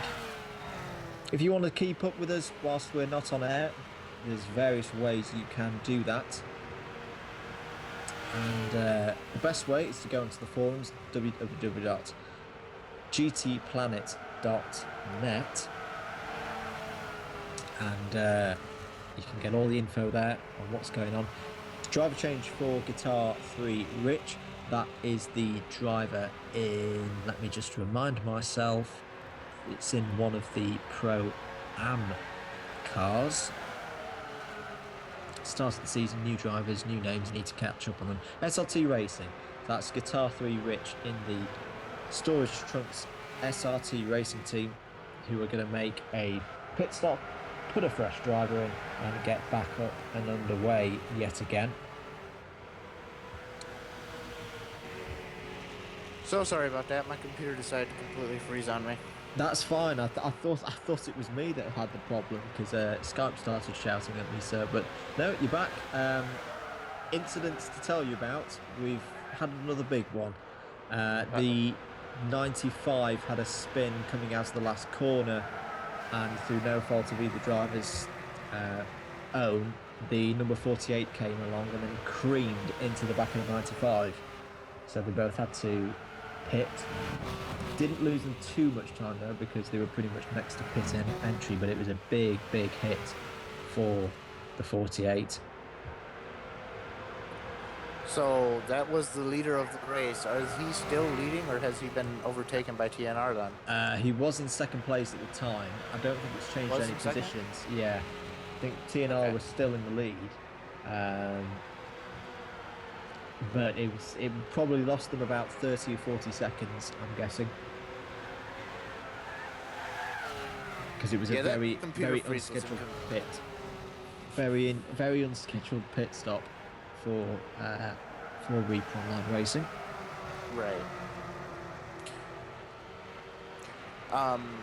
Yeah, I'm glad to be back. Sorry about that. That's all right. Modern technology and all, sometimes it lets you down. It's fine. So 4 hours and just under 10 minutes to go here at Brands Hatch for the third running of the GTPlanet London 12 Hour. My name's Andrew Mather. I'll be with you till the end of the race. In the commentary box with me at the moment is David Fuller, also known as Fallen Log, the team manager of the Insurance Experience team racing here today. And yeah, I've been giving some good insights into the race. Here's the number 23, the leading Top Notch Racing entry, with Stiggs TC now at the wheel, who was in the commentary box earlier, of course. Took this car over from Pfeffer 702, what, about half an hour, 45 minutes ago.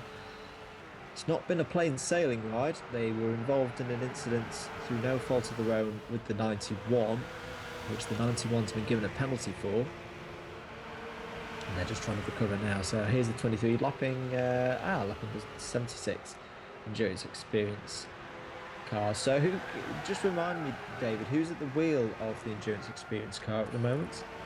Right now, it should be Crowell's 69, I do believe. So Crawler 69, one of your new drivers from the GTPlanet karting series. Yes. It looks like Oh, the spin, GTR Blackhawks. Yeah, that- spin there. Looks like they've recovered that one, just about. They have damage, 23 though. goes round the They're outside. definitely dog tracking on that car. They definitely got damage from something there, so... Going back to Crawler 69, he's come from the karting series. What Yes. would you say for him, or has he said himself, what's the biggest challenge for him today? Out on Getting track here? used to all the new rules. He's never been in anything this organized before. He thinks this is a really, really cool idea, and he really likes it, and he was really excited to get today going.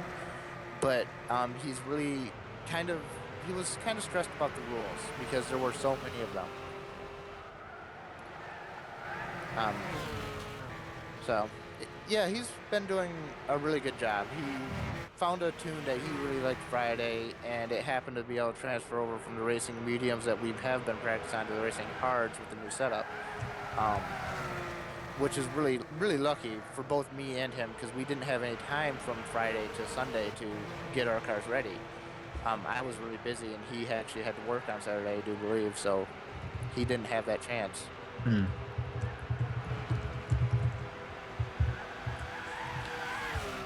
The driver change for the 91 Spinning Arrows Racing team sees Alex Mavis getting out the car and the EH Team 43 getting in.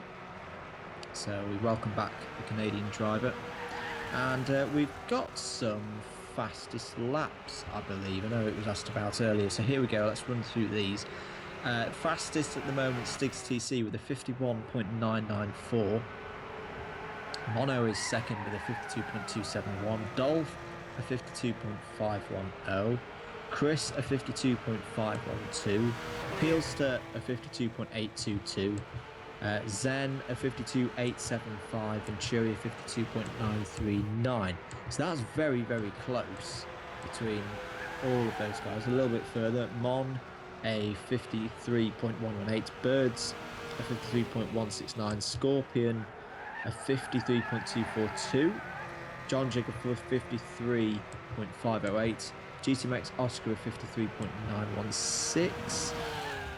I think we've still got some more to come. Crawler 69 a 348, apologies.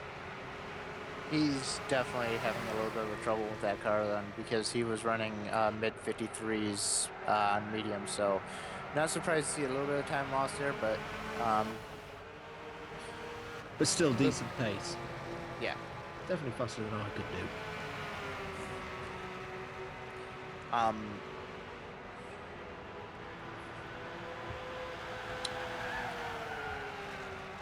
Spinning Arrows Racing has just done a driver change apparently. Yeah, I think we caught that. That was Alex Mavis getting out the car and the Team 43 getting in. That is definitely a nice name there.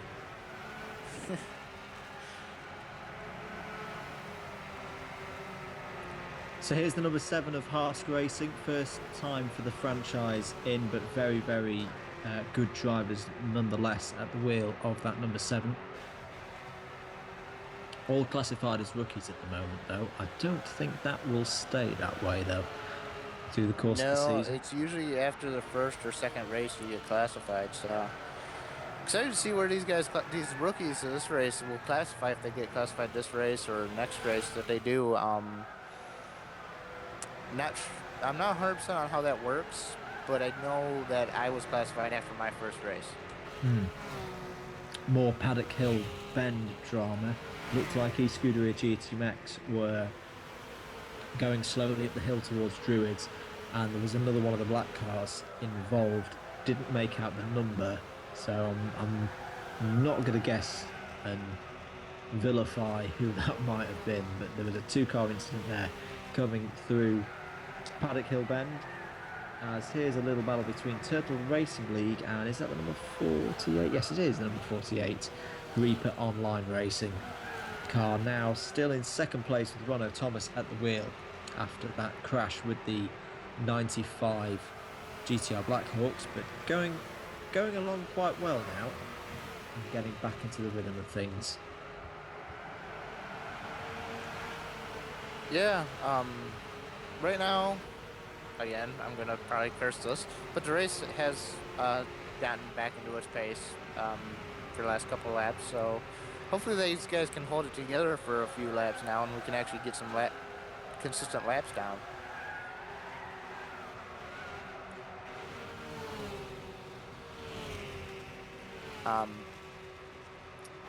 It's been a really good thing to watch today, so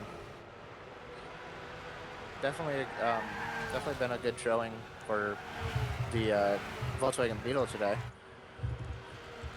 Looking forward to the rest of the season, though.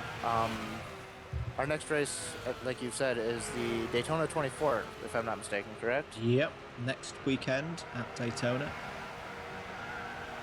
Weekend before the real thing, of course. I think it's the weekend before the real thing. Yes. Yes. It is.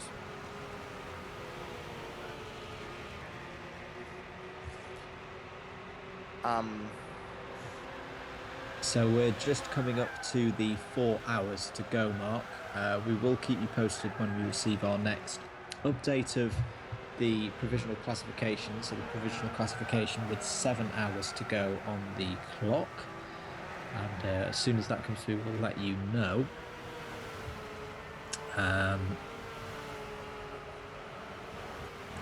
So hopefully we'll be able to introduce David Griffin in a moment, who, if you followed the series last year, will be a name you will, well, his username you'll be familiar with, D Griffin. And remember him racing at Daytona last year and doing very well at Daytona last year. I think I remember him taking pole. Team manager for Inferno Racing, our primary rivals for last year. It was good fun racing against that team. In fact, I think, can we hear David? David, can you hear us? I'm here. Excellent stuff. How are you, sir? I'm doing great. Apparently I've missed a lot. Oh, it's been a bit hectic the last hour or so, but great to have you with us. Thank you. So, kind of leading off, David, we mentioned that you raced in the series last year. Going into 2016, what are you looking forward to? What are your plans for the next 8 or 9 months or so? Well, I started a GT3 Pro team this year, so I'm excited to get that one up and running. And still waiting on those prototype teams to be announced. That's what we're looking forward to, is defending our championship over there in the P1s. Fantastic stuff. So, is there a specific? We've been asking this question to people in the chat and elsewhere. If there's one event that you're looking forward to this year and a car that you're running it in, what would that be? What's your top? What's the top event you're looking forward to? My favorite track is Nürb. I don't know if I like the Z4 on the Nürburgring, but that's probably going to be the race that I'm looking forward to, because that takes a lot of driver skill to get around that track. There we go. Nürburgring, but definitely very, very popular. Mr. Fuller, are you leaving us? I'm assuming that this is kind of my cue to head out, because I am getting kind of tired today. I've been up since 10 o'clock last night, so I think I might catch some teas. Oh, it's well deserved. You've been absolutely brilliant on your first time in the commentary box. Are we seeing you in the car, in the Endurance Experience car, in the back end of this race? You will not. Okay. I was just a first stint guy. The rest of my team will be driving the car for the rest of the race. Well, we hope that they have a bit more luck with the disconnections, or lack of disconnections. Let's hope there's not another one. Best of luck. I'm sure we'll hear from you later in the season, and we'll hope to see those karting series drivers as the full team on the grid very, very, very, very soon. I hope so too, and I really hope to come back into the booth sometime with you guys and do some more commentary. This has been really fun to be in here and talking with you guys today. So, thank you for allowing me to do this, and I hope I did good enough to come back. Oh, you definitely have. Definitely have. We'll have you back in a heartbeat. Thank you very much. You guys have a fantastic day. And you too, David. Hopefully there's a good end to the race. Thank you. Bye. There goes David Fuller, also known as Fallen Log, the team manager of the number 76 Endurance Experience car. And just looking on the screen, I can just see that Peelster1, a notification that Peelster1 has left the room. I didn't see a DC being handed out beforehand, so I fear that may be a disconnection. It looks no, like maybe not. Maybe he forgot. Looks like Spinning Arrows got disconnected as well. The Team 43 just joined the room again. Yep. But just looking at that, Peelster1 dropped out and Burner the Legend dropped in, so maybe that was a genuine driver change. I'm sure AJ will let us know. 3 hours 56 minutes to go then in this one. The third running of the GTPlanet London 12 hour. Do keep your comments coming in on the YouTube. Pilster forgot to type DC and Burner typed it for him. Yep, there we go. Interesting. Do we know what the gap is for the lead? At last notification we had, it was 23 seconds between TNR and ROR, but since then ROR did have a crash with the GCR Blackhawks. But I think they're still on the same lap. I think the Repro Online Racing guys are still on the lead lap. So we've got a close one. Oh yeah. Here is VAR Racing Limited. They've had some trouble in the last hour or so, a few spins, and that car's still looking a little bit leery, if you ask me. We got a pit. They're in the pits. They're into the pits. Oh! And into the pit wall. They've done a David Coulthard. Adelaide 1995 for you Not quite sure of that reference. So yeah, that I was just saying that Vile Racing Limited car has looked like a real handful. They had one really big hit coming out of Paddock Hill Bend about an hour ago. Oh man. Yeah, I got on about 30 minutes ago and I saw spin after spin. Oh, we got one off from the track. I think that might have been endurance experience. It's hard to tell with this low sun between the endurance experience car and the Haas racing car from a distance. Vile Racing Limited back out on track. Getting back up to speed. Is that Stiggs driving for TNR right now? Yeah, Stiggs TC now at the wheel of the TNR number 23 machine. He's been going very, very quick. Trying to catch up on my drivers. Make sure I got the right people in the right car. He's not had the perfect run either. Got taken out by the number 91 Spinning Arrows machine. Yeah, I saw that earlier. That was a shame that happened. But it's hard when you spin out like that in the middle of the track. You can get excited and try to get out of people's way, and it ends up hurting them because they got in their way instead. So I've been there. Yeah, I've been on both sides of it as well when someone's trying to recover a car when it's just not going to work. But of course, the penalty handed out as well to the number 91 as well. Yeah. Ooh, big drift there from the 95 GTR Blackhawks. Another car that's looked fairly frisky in the last 90 minutes or so. Looks like they've lost some of their speed. They were pretty fast earlier. Yeah, and they keep showing occasionally when the car can keep going in the right direction, it does go very, very quickly. But it just as I say, a few mistakes in the last hour or so, and of course one of those being the incident with the Reaper Online Racing 48, which was a pretty nasty one. But they're still running, they're still in the race, and at this point of the race, that's all that counts, really. Yeah. I was curious as to how these Beetles were going to run. It's been a pretty exciting race, almost like watching the kart series. Very much so. I remember one of the latter rounds of the karting series we had here on the Indy circuit, and that was similarly quite frenetic, very exciting.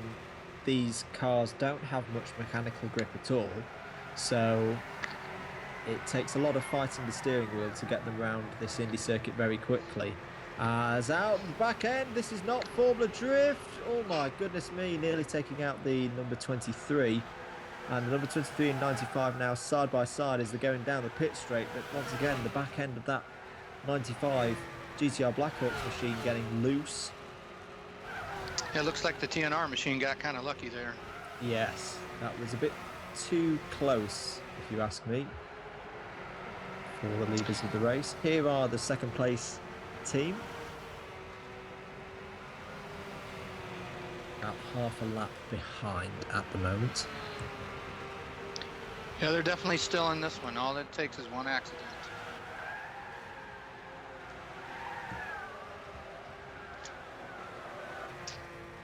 A few comments in the YouTube chat. I can see Nico Nordman saying, yeah, the car's difficult to drive. But that's what we love about them. They produce good racing, exciting stuff to see on track, and we can properly see these talented drivers fighting these cars and getting them round the Indy circuit, and it's been great fun here today. Here are then the Reaper Online Racing team in second place at the moment, trying to close down on Snail Racing lead. Yeah, Snell's not doing too bad today. Yeah, they were at the last updates. They were 5th. That was after 6 hours. Yeah, got it up there in that top 10. Have had some disconnections since though, but then again, I think pretty much everyone apart from the top 4 have had some form of disconnection today. Let's hope that remains the way, because it's we don't want to see any more teams having their races ruined by disconnections. Those are not fun.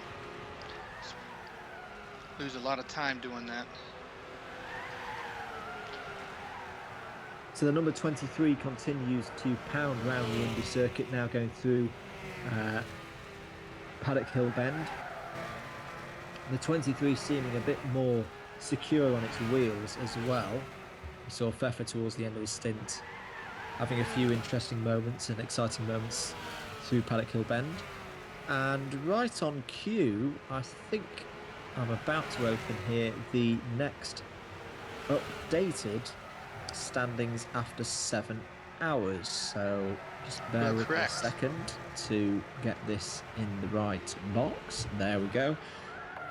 So here we go then. This was how things looked at the 7-hour mark of the third running as the leaders pit. And here were your standings after 7 hours of running here at Brands Hatch for the third London 12-hour part of the GTPlanet Sportscar Series. Actually, before we can say this, just going to say this, we got three driver changes. Yeah, whole raft of driver changes here. Bernard the Legend getting out of the number 16. That's a quick DC because Bernard the Legend had only just got in. Yeah, about 20 minutes ago. I think we saw eScuderia GTMX having a driver change as well, and Myth, which what was the third driver? Birdie. Die Birdie Die, yes. So Snail Racing League also going for a driver. So we got Oscar's left. All right, we're just waiting to see who's joining. Yep, we'll just confirm who's joining, and then we'll go back to those overall classifications after 7 hours. Here's the 16. Jam Car 1 getting in to the number 92 Snail Racing League VW Beetle 1200cc machine. So that's one of them down. We just wait to see who the other two in the Pro Cars are going to be. I'm suspecting this will be the last set of driver changes coming up. Yes, 3 hours 48 to go. Do remind me what's have we got a maximum stint time in these? I know we normally have 65 minutes, but I think the drive time is 4 hours for your stints. Yeah. Unless they changed it for the Beatles. That would Not make for sure sense. But that Dragon Razor Racing one, that's very, very curious. I mean, I was saying that Dragon Razor Racing are right on our screen right now. So I'm not quite sure what that DC was about. Maybe it was one from before. Ah, yes. I know what it'll have been. It'll have been the DC from before. Oh, because you're correct. Bilster 1 forgot to put DC we got in. Jimmy's in. Jimmy 94. Yep. So there we go. Apologies for that. Got ourselves all confused. There's no driver change at all because you can see the cars right there. Yeah, that's right. We didn't never see a warning for Dragon Razor Racing for not typing DC. Yes, I must admit I'm not fully up to speed on. If I know if you don't do one at all, that's going to get you a telling off. But not quite sure what the rules are if the driver getting in states DC. Anyway, 3 hours 47 to go. Here were your standings after 7 hours of running here at Brands Hatch for the third running of the London 12-hour, as Jimmy's now dropped out. I hope that's not a disconnection. Sure looks like one. So here we go. Your order in the lead, still having completed 295 laps. The number 23 Top Notch Racing machine with Stiggs TC, 5 Zygon Philo and Pfeffer making up the team there. Second place were Reaper Online Racing with Glenn Alls 81, GTP Kane and Ronno Thomas 1 lap behind. Up to third and leading Pro-Am, the Turtle Racing League team of Dolfo Drago, Little Regret 265, Randy 1122 and Vitesse Kid on 290 laps. Really impressive how they're doing today. Fourth place and second in class, the Humble Guys with Chemo Seamock, TSO40 and Zebulin. Now in second place in the class, fourth place overall, 283 laps completed. Fifth overall, third in Pro-Am, Snail Racing League with Coach MK21, Die Birdie Die, Jam Car 1 and X-Rad 11. They had completed 261 laps. The local team of the Vile Racing Limited team in 6th place. Chris W265, Heather Rance, Jet Shea and John Hope, 252 laps completed for them. 7th place, Storage Trunks SRT Racing Team, another one of the Pro-Am cars, is a team of John Jig, Guitar Rich, Logic Line and Mr. Racing Line, 251 laps completed by them, so a close little battle there for 4th place in class. Then the big fallers in the last hour due to a couple of disconnections. E-Scuderia GTMX still 3rd in Pro, but now 8th overall. Alpha Banter 44, Hector 1, Jimmy 94 and Oscar in that car. They're logged as having done 229 laps. 9th place, the Darts number 66, Mad Max, Nail 27, Scorpion and Tex 36, 216 laps, and also on 216 laps. In 10th place, the GTR Blackhawks, Giuseppe, GTR Racer Maniac, Venturi, and Juan Sai 6872. 11th place, Spinning Arrows Racing, Alex Mavis, Squatch 7, the A-Team 43, and WTF Man, they had completed 204 laps. 12th place, Dragon Razor Racing, Bernard the Legend, Bambi, Peelset and Sinister Plague, another team that has been had their race ruined by disconnections. 193 laps completed. 13th place, Harsk Racing, Crazy John is here, Harsk Gaming 96, J Starscream and Monganom. Apologies, I'm going to struggle with that one. 168 laps, and then 14th, last but not least, Endurance Experience, Brawler 69, Fallen Log, FRS Skater, and GTP KTZ having completed 154 laps. That was your 7-hour rundown, as the number 23 is a little moment wide, and yeah, a lot of racing to go. GTMX, the Scuderia, has had some bad luck. They just cannot get joined to the room. They've tried to join about 4 times. So I think we're still waiting on them to get connected. So now a couple of questions have been asked as to why this is called the London 12 Hour. For those of you who aren't aware of your English countryside geography, Brands Hatch is the closest race circuit to London. It's about 10 miles, or depending on where you define the outskirts of London are.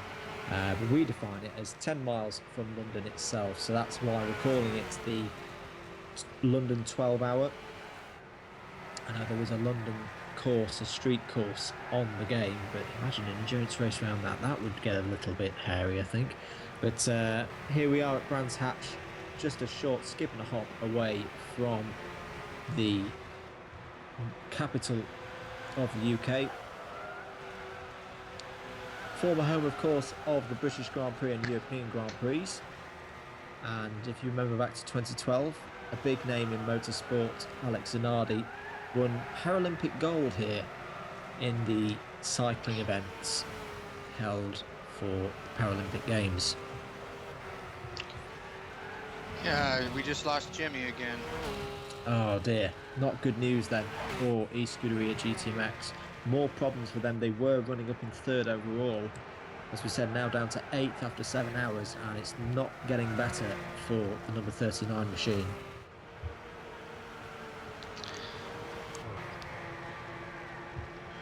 We still got a lap for the leader on the 48 car. Yes. Online. Yeah, it's ebbed and flowed a bit. When they did the driver change on the 23, we were down to pretty much half a lap. But there you can see them there, the 48 and 23. 1 lap plus 4 seconds, AJ tells me in our little chat box here. So it's still not over. No. You just got to hope that TNR stays out of trouble if they want to take this win.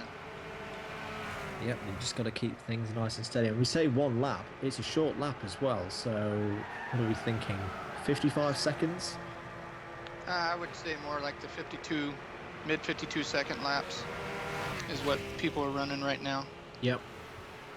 So under a minute then on the road. The lead as the 23s now trying to negotiate their way past. I think it's endurance experience because it's that lighter. Yeah, no, it's not. It's Haas game. That's the number There we go. 7, isn't it? Yep.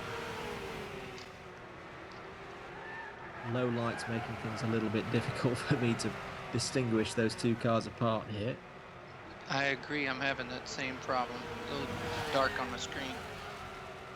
The morning time was the worst, man. Trying to figure that out in the dark.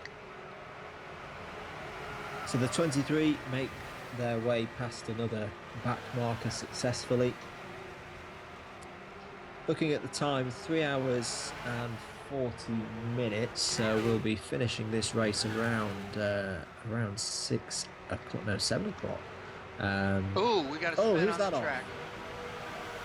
It was a black car. I didn't get the number. No, I didn't either. We've seen a few cars off.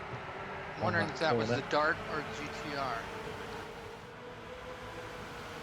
Suspect it might have been GTR. Let's see. I can't quite see what the number was. There's the Snail Racing car, still doing pretty well.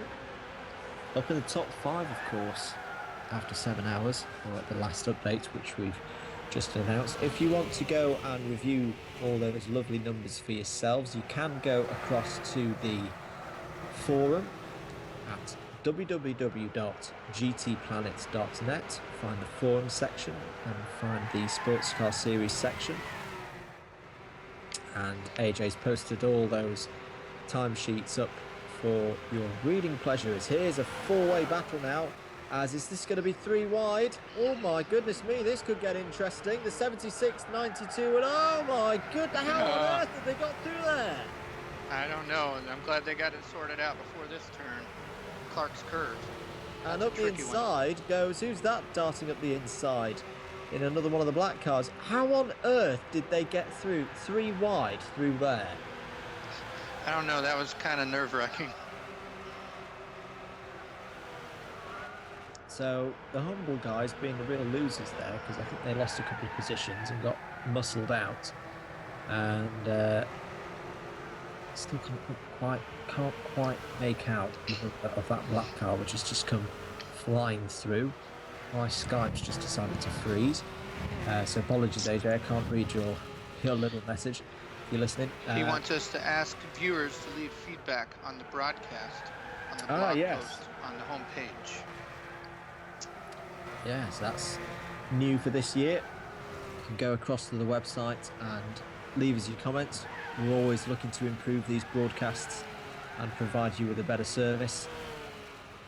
So all constructive criticism is welcome. There's the Turtle Racing League car, one of the more popular cars. Well, I like that car anyway. I like its colour scheme. Going around there ahead of the leaders. And behind them is, I think that's the Darts car, the number 66.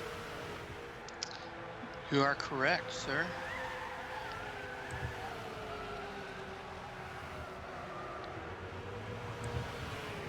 Just reading a comment from Jordan Fisher.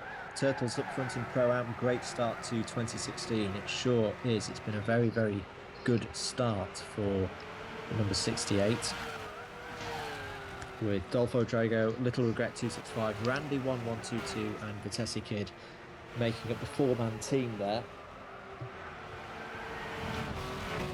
Little Regret 265 already a gold driver, of course, a very strong driver in the series last year.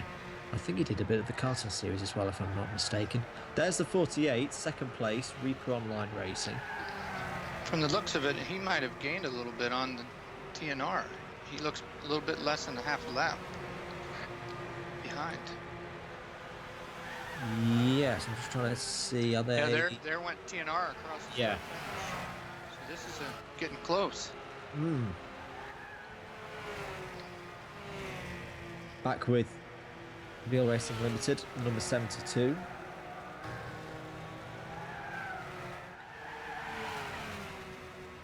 Little bit wide there through Druids. Currently chasing, is that number 66? No, I didn't quite make out what that number was with the shadows. I think it's 66 with the green wheels. Yeah, with the green wheels. Yeah, I was going to say the same. They both have green wheels.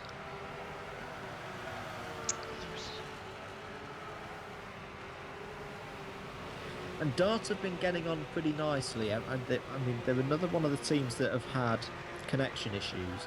But I always say this, when I've not been talking about a car for much, it means they've been getting on quite nicely because they've not been grabbing my attention. They've been steady and getting the car round. And there's a slow Turtle Racing League car there. Oh, wow, everybody escaped that one. Dirty tyres now on the number 68. Yeah, I agree. If my mouth is not in the commentators, coming out of the commentator's mouth, my team's name, then I know that I'm doing good when I'm out on the track. So 68 Turtle Racing League, their driver. Just trying to remind myself who is at the wheel of that one at the moment. I'm sure someone will let me know. But their driver falls another victim to Paddock Hill Bend. It's Dolph at the wheel at the moment. Thank you, AJ. Dolph Drago. Bronze driver at the moment, but doing a very, very nice job. It's the 48. Second place Reaper Online Racing car goes by. I think they've gained some more time this past 3 laps. They are just cutting that gap.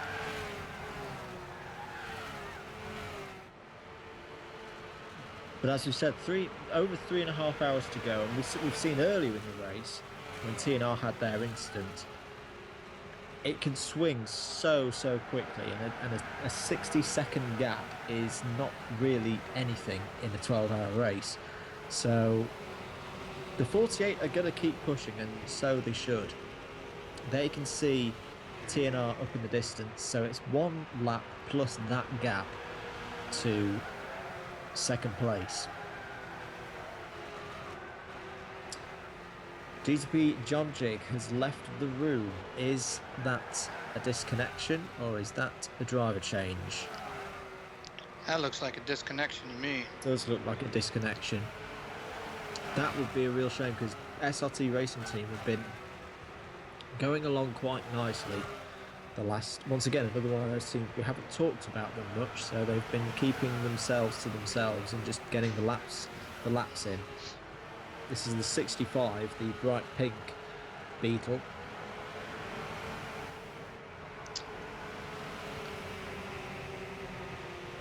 Bit of traffic here as the 72 and the 66 continue to battle. Darts Racing at our last update were 9th on the scoring and timing. The number 72 up in 6th, doing very well. And I think, no, not quite on the podium for Pro-Am, just outside it. Looks like he's trying to get around some lap traffic here, and so we've got Reaper Online right on his tail. Yeah, this is one of those moments, isn't it, where if you're in the position that Reaper Online Racing and Ronno Thomas are in right now, you just need to keep patient and not risk losing a lot of time through an incident. I just wait for a mistake to happen and then I drive around it. Just like John Jig now back in the room. So yes, that was a disconnection. So that's not good news at all for the Storage Trunks SRT Racing Team, making their debut here today in the Sportscar Series with 3 rookie drivers, John Jig of course being one of them, Guitar 3 Rich and Logic Line making up the 3-man team there. Meanwhile, we're still looking at the Field Racing Limited team, now being closed down by Reaper Online Racing. Ronno Thomas, apart from he had a little brush with, I'm trying to remember who it was, I think it was Harsk Racing, but apart from that, Ronno Thomas has been running a really reliable and good race so far. He's been out there for a couple of hours now as he goes up the inside, or looking up the inside of the 72. Looks like he's going to get him down the straightaway. Nice clean pass. There's also another one of the Pro-Am cars in the pits. Didn't quite make out who it was. It was either Hask Racing. Oh, it's wide. Goes Violet Oh. Limited. Where on earth have they gone? He is off into There the they sand. are. Well, thankfully they went so deep in the sand that they didn't get spat back out onto the track. But another little mistake there for the number 72. Not the first time we've seen them out in that gravel trap in the last few Ow. hours. As wide Hey, we got and off spinning goes arrows spinning racing. arrows. Spinning arrows, spinning off in front of the number 23 again.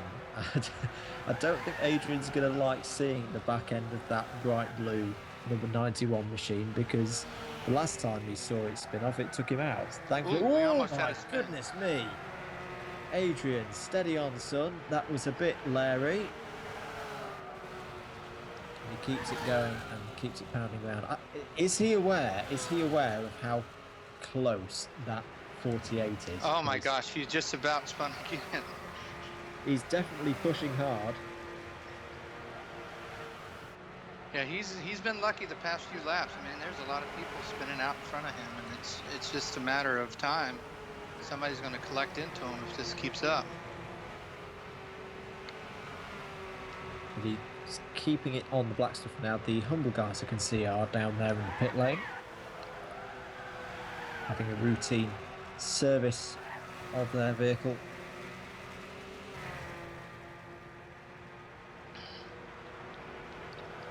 Here's the Endurance Experience team. So if you're new to the series, this is the kind of development team, if you were. So we've got 2 drivers in this car today from our karting series, which we had last season. And eventually we're going to have a full 4-man team of karting series graduates in this car for the season. Crawler 69 in the car at the moment is one of those drivers from the karting series last year.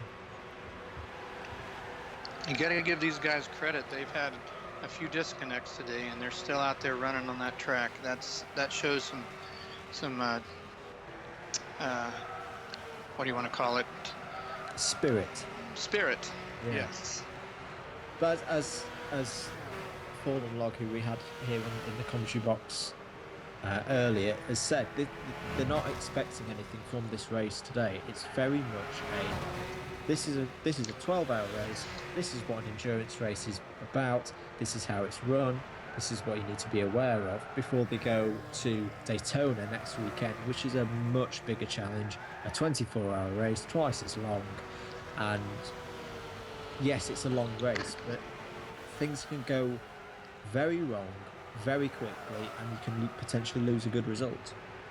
I agree. As long as you keep on the track and trucking, you never know what's going to happen. Oh, we got a caution in sector 2. Spin. And that is for the humble guys recovering there. Another spin through Graham Hill Bend. Green flag now being shown, so just a little spin there for, I think it's still Zebulin at the wheel of the number 19. Doesn't look like there's any damage on that car. Although I say that and I don't... Oh, there they are on the straightaway. 16, the Dragon Razor Racing team, still trying to recover from those problems that they've had with the disconnections. Down in 12th position at the last update, but that was an improvement from the last one. They've moved up 1 spot. And now they're trying to get past the number 72.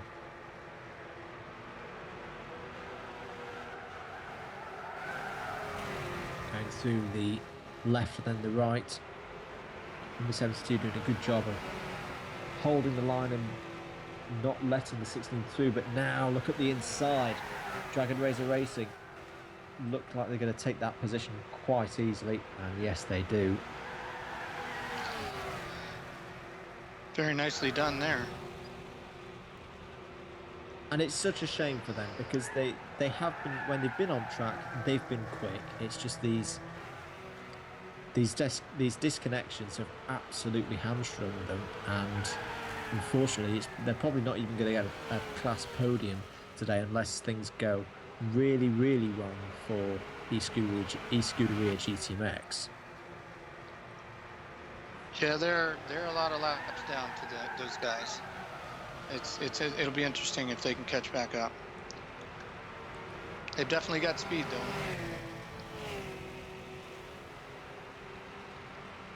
Hopefully we'll see them back for future Fun Cup races this season. This isn't the only race that we're going to have in these Beetles this year. For full details, go ahead. Oh, you go ahead. I'm sorry. I was interrupted. That's okay. For full details of the events that we're going to be running and what cars we're going to be running them in, go across to the forum. That's www.gtplanet.net. The 39, just as I say that, oh my goodness, just as I said, unless something goes really, really wrong for e-Scuderia GTMX, I'm very, very sad to announce that the 39 have officially retired from the race. That's a real shame, because they've been doing really, really well, but their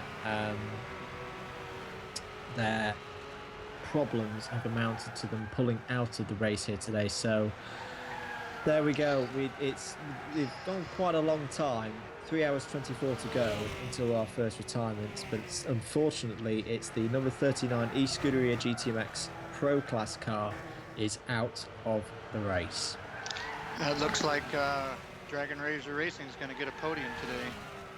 Well, yeah, they just need to keep going round now and they will pick that podium up.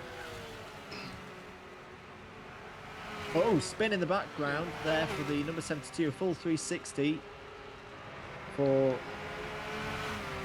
while racing. Well, that was a quick recovery there. That was a good job. Yep. Got lucky as well. There was no traffic really around him at the time, as there goes the number 19. The Humble Guys past the number 72. But it's interesting because in the early part of this race, turn 3 wasn't really a problem for many people, but the last since the halfway point, that corner is now pretty much on par with Paddock Hill Bend for catching people out. Why do you think that might be? Well, I would think if they're on these racing hards and they're used to driving the racing mediums, they might still be trying to drive that car like it's on racing mediums. And when the tires wear out on these hards, they get slick. Yeah. And it depends on if they're running any downforce or not, probably. Oh, massive. He's off again. God. He's going to hold it. Is he going to hold it? Yes, He just saved it. Excellent stuff. We should call him Kyle Busch. And that was all because he took a lot of curb on the inside there. Yeah, he hit that curb is not very grippy. Once you get on the outside of the red and white curbing, it's slick. So the number 72 going around like a bit of a pinball there, but they live to fight another day. They're still going. 3 hours and 22 minutes to go here at Brands Hatch for the third running of the GTPlanet London 12 Hours. Here is your current leader of the race, the number 23 top-notch racing machine with Stiggs TC at the wheel.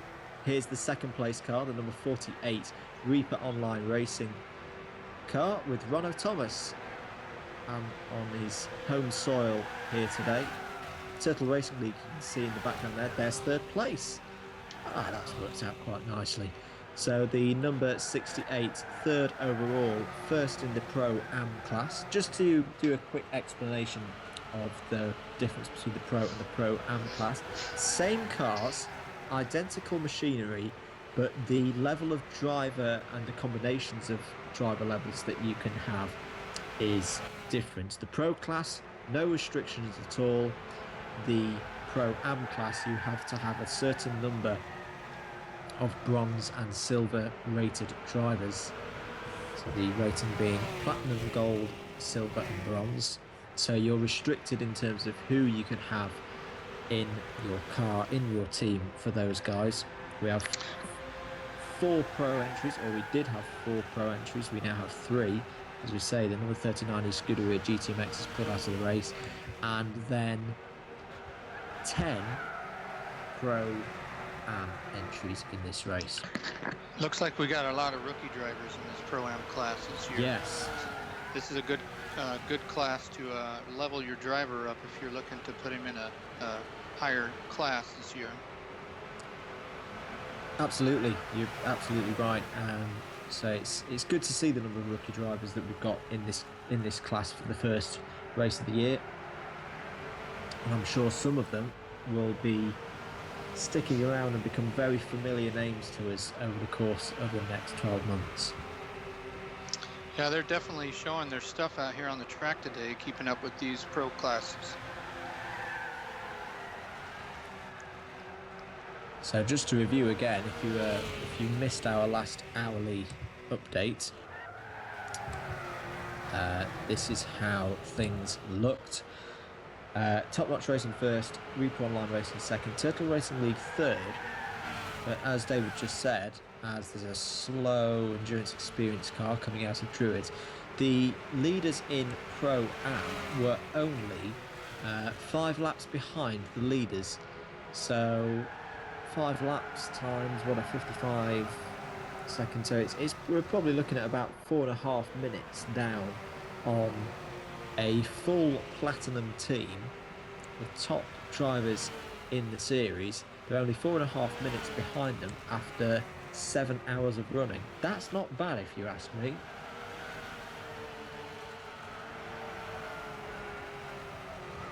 I agree with you there on that one. To be only 5 laps down to these pro guys, that's some good stuff. Do keep your questions and comments coming in on the YouTube chat. Thank you to Hector Hernandez. Glad to hear you're enjoying the stream. Here's the 95 GTR Black Hawks machine, who've been having a few troubles and they're getting a little bit shaky through Druids again. Lighting the rear tyres up there. They've got the leaders behind them. As there's a billow of smoke there. Is that the 72? I think the 72's had another spin coming through turn 3 again. Right in front of the leader again too. He's just getting into all kinds of traffic here. So the 72 out of the way, just the 95 to deal with now for Stiggs TC. Will he stick it down the inside into Paddock Hill Bend? Yes, he will. That's a brave move, and it's a beautifully done move as well by Stiggs TC. That's why he's a platinum driver. Absolutely fantastic move there from Adrian, and Stiggs TC, as he's known here on PSN, goes through and takes another back marker and puts the 95 another lap down. Did the 95 like spin there? Looked like it. Looked like he tried to follow Stiggs off the curbing and just got his right rear tire off in the grass. Here with Dragon Raider Racing, now sat in a podium position in class, and they're actually fighting the car that's second in class and second overall, but a long, long, long way ahead in terms of laps. But this is a good little battle here between two very, very competitive cars in the Pro class. Driver change coming up for Crawler 69, so a good stint if you ask me. It's had its problems with disconnections, but the endurance experience driver can be very pleased with his efforts here at Brands Hatch today. He's getting out of the car, and I think after talking to David Fuller earlier, he will be getting one of the more experienced drivers in for the last stint of this race. Up the inside goes the 16 and takes the 48 for a little bit of pride there. Good move by Bernard the Legend up the inside of Ronald Thomas, as Ronald Thomas gets a real proper drift on through Druids. I'm beginning to believe there's ice out on the track, as many spins as we've been having. Well, it is very, very cold here in England today. We've had a proper frost. The north of England's had its first proper deluge of snow for the winter. Is it ever warm over there? How is it there in August? You know, it's in the 50s. We probably have like 2 days where the sun comes out and it's like 28 degrees, and then it just goes back to raining again. No, it's been it's for our international audience. It's been a very, very odd winter here. It's been, I'm not kidding, warm at times. There's been Oh, we got somebody days- off. Oh, and is that who I was think that's that? 95. It's GTR Blackhawks. Yes, They it was. gathered it back up, though. That's a good job for them. But as I was saying, it's been a strange, warm winter, especially in December. We were having like 15, 16 degrees on Christmas Day, which is just bizarre. So it's turned now. It's got really cold all of a sudden, and actually, I think people are glad it's here because people weirdly in this country were missing the snow. I never thought I'd say that. I miss the snow. I live down in the south, and it's been in the 60s here for the past few days. Oh, as there's an incident out on track, the 95 is involved. As the 72, oh my goodness me, the 72 spins, takes out the 95, the 66 was involved in that previous incident as well. That is pretty big. He just recently almost spun out half a lap ago. Oh, And we got Snail out. The route as well. What is going on here? I wonder if that's going to bring out a safety car with that many cars involved. It might well do. And I think the 72... I'd be interested to see if the stewards look at that one, because the 72 did... They came from a long way back to have a go at that one. And that was... Yeah, not the best driving, if you ask me, in that situation. The 95 was recovering and was then hit into by the 72. 72 and safety car deployed. Safety car deployed after that, and I think that's been coming. That's been coming for the last hour and a half or so. All right, this is going to close things up. Wonder if Reaper will be able to get back on the lead lap here. Well, there's the leader there, the second car in the train. Looks like Reaper's coming up on him right there as well. So he's not far behind. Pit entry is closed. I'm going to be down for a second and join into the room so I can get the timeline up and going on my PS3. I'll be right back. Fantastic. Okay. So, well, once again, Graham Hill Bend, turn 3, captures a lot of people out. I suspect what might have happened was as the number 72 tried to overtake the 95, took out both cars, and I think as Snail Racing League have come through, they've got taken out as well. Number 7's been allowed, has been waved through. So we now have the number 23 at the head of the train.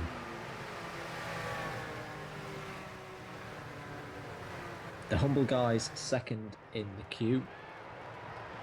Although saying that, the Humble Guys have just pitted. Were they allowed to do that? Fallen Log is now in the room. So that'll be for... that'll be for endurance experience, of course. So with the Humble Guys out of the way, it's now 1 and 2 on the road and in the race, although there is a full racing lap between them. Racer Maniac has joined the room as well. Just going to remind myself which car. That's the GTR Blackhawks driver, of course. Pit lane is now open. Now that's going to be interesting. Did the 19 pit when the pit lane was closed? I think they did, because they were sat between the 23 and the 48, and then they disappeared into the pits. I'm not quite sure what happened there.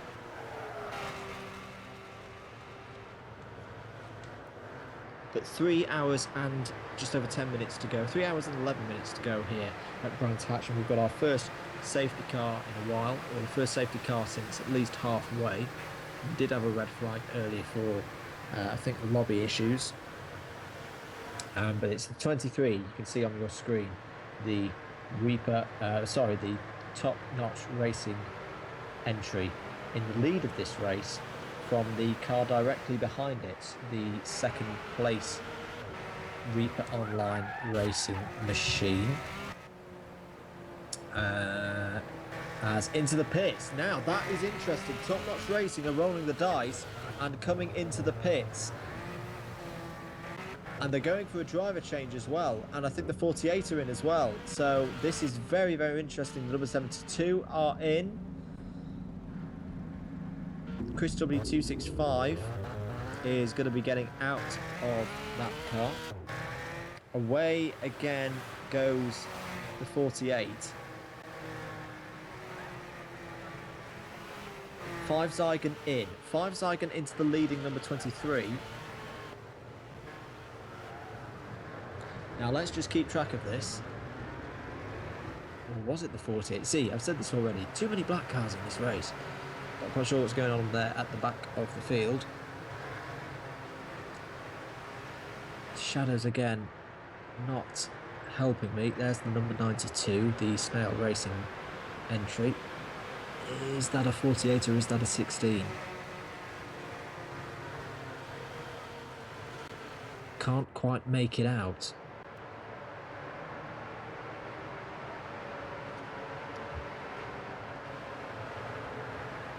Safety car in at the end of this lap. No overtaking, of course, before the safety car line. It's the 48. So there is the 48. At the moment, this is the 48 just getting its lap back. It's not in the lead yet. It's not in the lead. Let me just stress that. This 48 car is not in the lead yet. But as it takes through the pit lane, it might well be. There goes the safety car into the pits. 3 hours and 8 minutes remaining. Where is the number 23 in relation to everyone? There's the safety car going in. Turtle Racing League are also making a pit stop. That's not probably the best of moves at this stage of the race. We've got the green flag and we're back under racing here at Brands Hatch. Now, where are the number 23? Did the 23 get their driver changes off? Off goes the 48. The 48 off and wide. They've managed to get it back on track, but that's not what you want to do when you're trying to take the lead. There's a driver change for Dolph and Turtle Racing League. But just trying to fathom out, where is the 23 on track?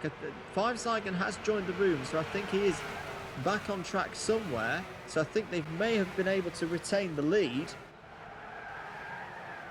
But the 48 there, with a clear track ahead of them, made a mistake on that first lap back under green. Here's the 65. Now at the head of the train. 65, of course, being the SRT racing team. And into Paddock Hill Bend we go. Up towards Druids. Braking hard, turning in. Beautiful apex there from the number 65. Down the hill now into this, what has now become a very, very tricky left-hander. A lot of people running wide, and there was a bit of a battle going on there behind. The car 23 just crossed the start and finish, so that's the gap. So did Go ahead. 23 get out? Did 5 Zygon get out of the pits? Yes, Right. he's Whilst ahead. going round on that lap, so the 23 is still in the lead then. Yeah, he's on Cooper Straight right now. So about a half lap. So that is actually some really good work there. That's some good opportune strategy there from Top Notch Racing, because normally a driver change takes quite a while. As the 16 is up the inside of the number 66, and we're potentially 3 wide up here into Druids, and the 48 is going to slip by both. That was a beautiful move there from Ronno Thomas, but the 16's fighting back.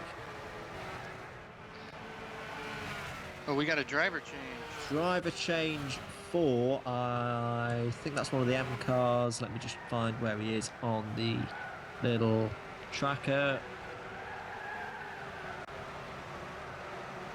Someone's going to have to help me out. Where's that driver gone?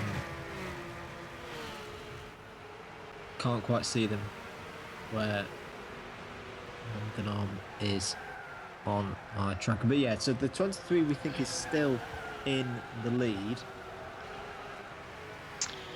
Well, he was coming out of the pits as AJ was getting ready to go green. It's Hask Racing. Hask Racing with the driver changes. Off goes Endurance Experience. Endurance Experience off in the gravel in the on the exit of the first corner. We also have an 8-hour update. Yes, I've been aware of that. I'm trying to slip it in for the last 10 minutes, not been able to do so. Yeah, so let's get this reviewed for you guys. I've unfortunately not got it on my screen because my Skype is frozen. So, David, are you able to read it through for us? I can do that, yes. Give me just 1 second to pull it up on my PC. All right, so after the 8th hour, we've got Top Notch Racing. And first, I've been disconnected. Is that a full room disconnect or is that? I don't know. I've not seen it come up on the stream yet. Okay, it's not. It was just me. All right. So the 8th hour, we've got Top Notch with 369 laps, and they have a 1 lap and 2.4 second lead, according to the sheet here, which is Reaper Online in second with 368 laps completed. Then we have Turtle Racing League, number 68, with 363 laps, and their gap is 5 laps and 9.4 seconds behind. Then we have number 19 car of the Humble Guys. They've completed 355 laps, and they have a 14 lap gap to the leader, 8 lap gap up to 3rd place. Then we have 5th place, the number 65 of SRT Racing Team, and they are 47 laps behind. Then we have the 6th place, number 72 Wheel Racing Limited, and they are 48 laps behind. In 7th place, we have 66 Dart, and they are running 61 laps behind, so they've had some pretty bad disconnects. We have 8th place, 92 Snail Racing League, and they are 85 laps behind. We have 9th place and 91 Spinning Arrows Racing. They are 109 laps behind. Then we have the 10th place of GTR Black Ops, number 95. They're running 112 laps back. Then we have the number 7 car of Harsk Racing, and they are 128 laps back. Then we have the 12th place car of number 16 Dragger Racer Racing. They are 136 laps back. And then we have the retired car of the number 39 Scuderia GTMX. And then we have the number 76 of Endurance Experience running last with 146 laps. So that is our 8th hour update. So there we go. Just over 3 hours to go here at Brands Hatch. The 3rd running of the GTPlanet London 12 Hours. Thanks for that update. My Skype's kind of reawoken itself, so I've got those stats on hand now. Thank you for reading those out. So, as the race calms down a little bit after the drama, if you've just joined us, we've recently had a safety car, which bunched the field up, of course, and Top Notch Racing took a very good opportunity to make a driver change, what will probably be their last driver change of the race, with Stiggs TC getting out of the car and TNR5 Zygon getting in. On the screen you can also see a driver change going on with Scorpion getting out of his car. That is, of course, the number 66 Dart Machine, as the 72 is a problem coming onto the back straight. So the 66 makes a pit stop for a driver change with Scorpion out of the car and Tex 36 in. If you've also just joined us and you maybe were watching the race earlier, sadly we've had a retirement, which is the e-Scuderia GTMX car. That's happened in the last half hour or so, and it's been down to connection issues. Driver change now as well for the number 91 Spinning Arrows Racing Machine. You can just see them there in the pit lane. The 1843 in. And we just got an announcement that we're also going to be moving to part 2 soon on the YouTube channel. I'm guessing that's going to be at the top of the hour here soon. I'm guessing so, and we've got 10 seconds to go on that. So do stay with us. Do make sure you switch over to part 2. And we'll see you in a bit. So we're here at Brands Hatch for the third running of the GTPlanet London 12 Hour. Here today with a field of VW Fun Cup cars, these VW Beetle 1200cc cars. We're just about 10 miles southeast of London itself at the historic Brands Hatch circuit. It's cold but dry here today, and the drivers are having a lot of fun out there on the circuit. My name's Andrew Mather. I'm here as your lead commentator throughout the rest of the race, and also alongside me in the commentary box, and hopefully going to be able to give us some good lap time data in the last 3 hours is David Griffin. Hello. Yeah, I've just rejoined the room, and I've just noticed that Fallen Log is back on the track. I thought he was done racing for the day. Yes, I thought he was done as well. Maybe they have had connection issues with some of their drivers, so I wonder has he had to hop back in for an unscheduled stint to get them through to the end. It's showing here that he's 13 laps into his run, so apparently he's been in for a good bit. Yeah, he has been. But I do have some lap times when everybody's interested in hearing. Yeah, so go for them. Right now, we've got Bernard the Legend at 52.1 for a fast lap. And then we've got Rono Thomas running a 52.208. And then we have Zygon up there in third on his fresh tires running a 52.279. So I expect his lap times to get a little bit faster as his fuel wears out. Then we have Little Regret running fourth with a 52.958, fourth fastest lap of the race. Then we have GTP John Jig with a 53.319. Then we have THG Zebulon with a 53.331. And then we have GTR Racer Maniac at a 53.408. Then we have Jam Car 1 with a 53.416. Then we have Chris W 265 at a 53.583. Crazy John's here. John is here at a 53.583. So their lap times are identical. So that's really close right there. Then we have Tex 36 at a 54.350. And then Fallen Log comes in here with a 54.407. And Squatch has yet to be on track, Squatch 7. So we'll look at his lap time later on the day. But it looks like the field separated by 2.3 seconds. That's not a lot. Not a lot of time at all. So thanks for reading those times out and getting us up to speed. You're welcome.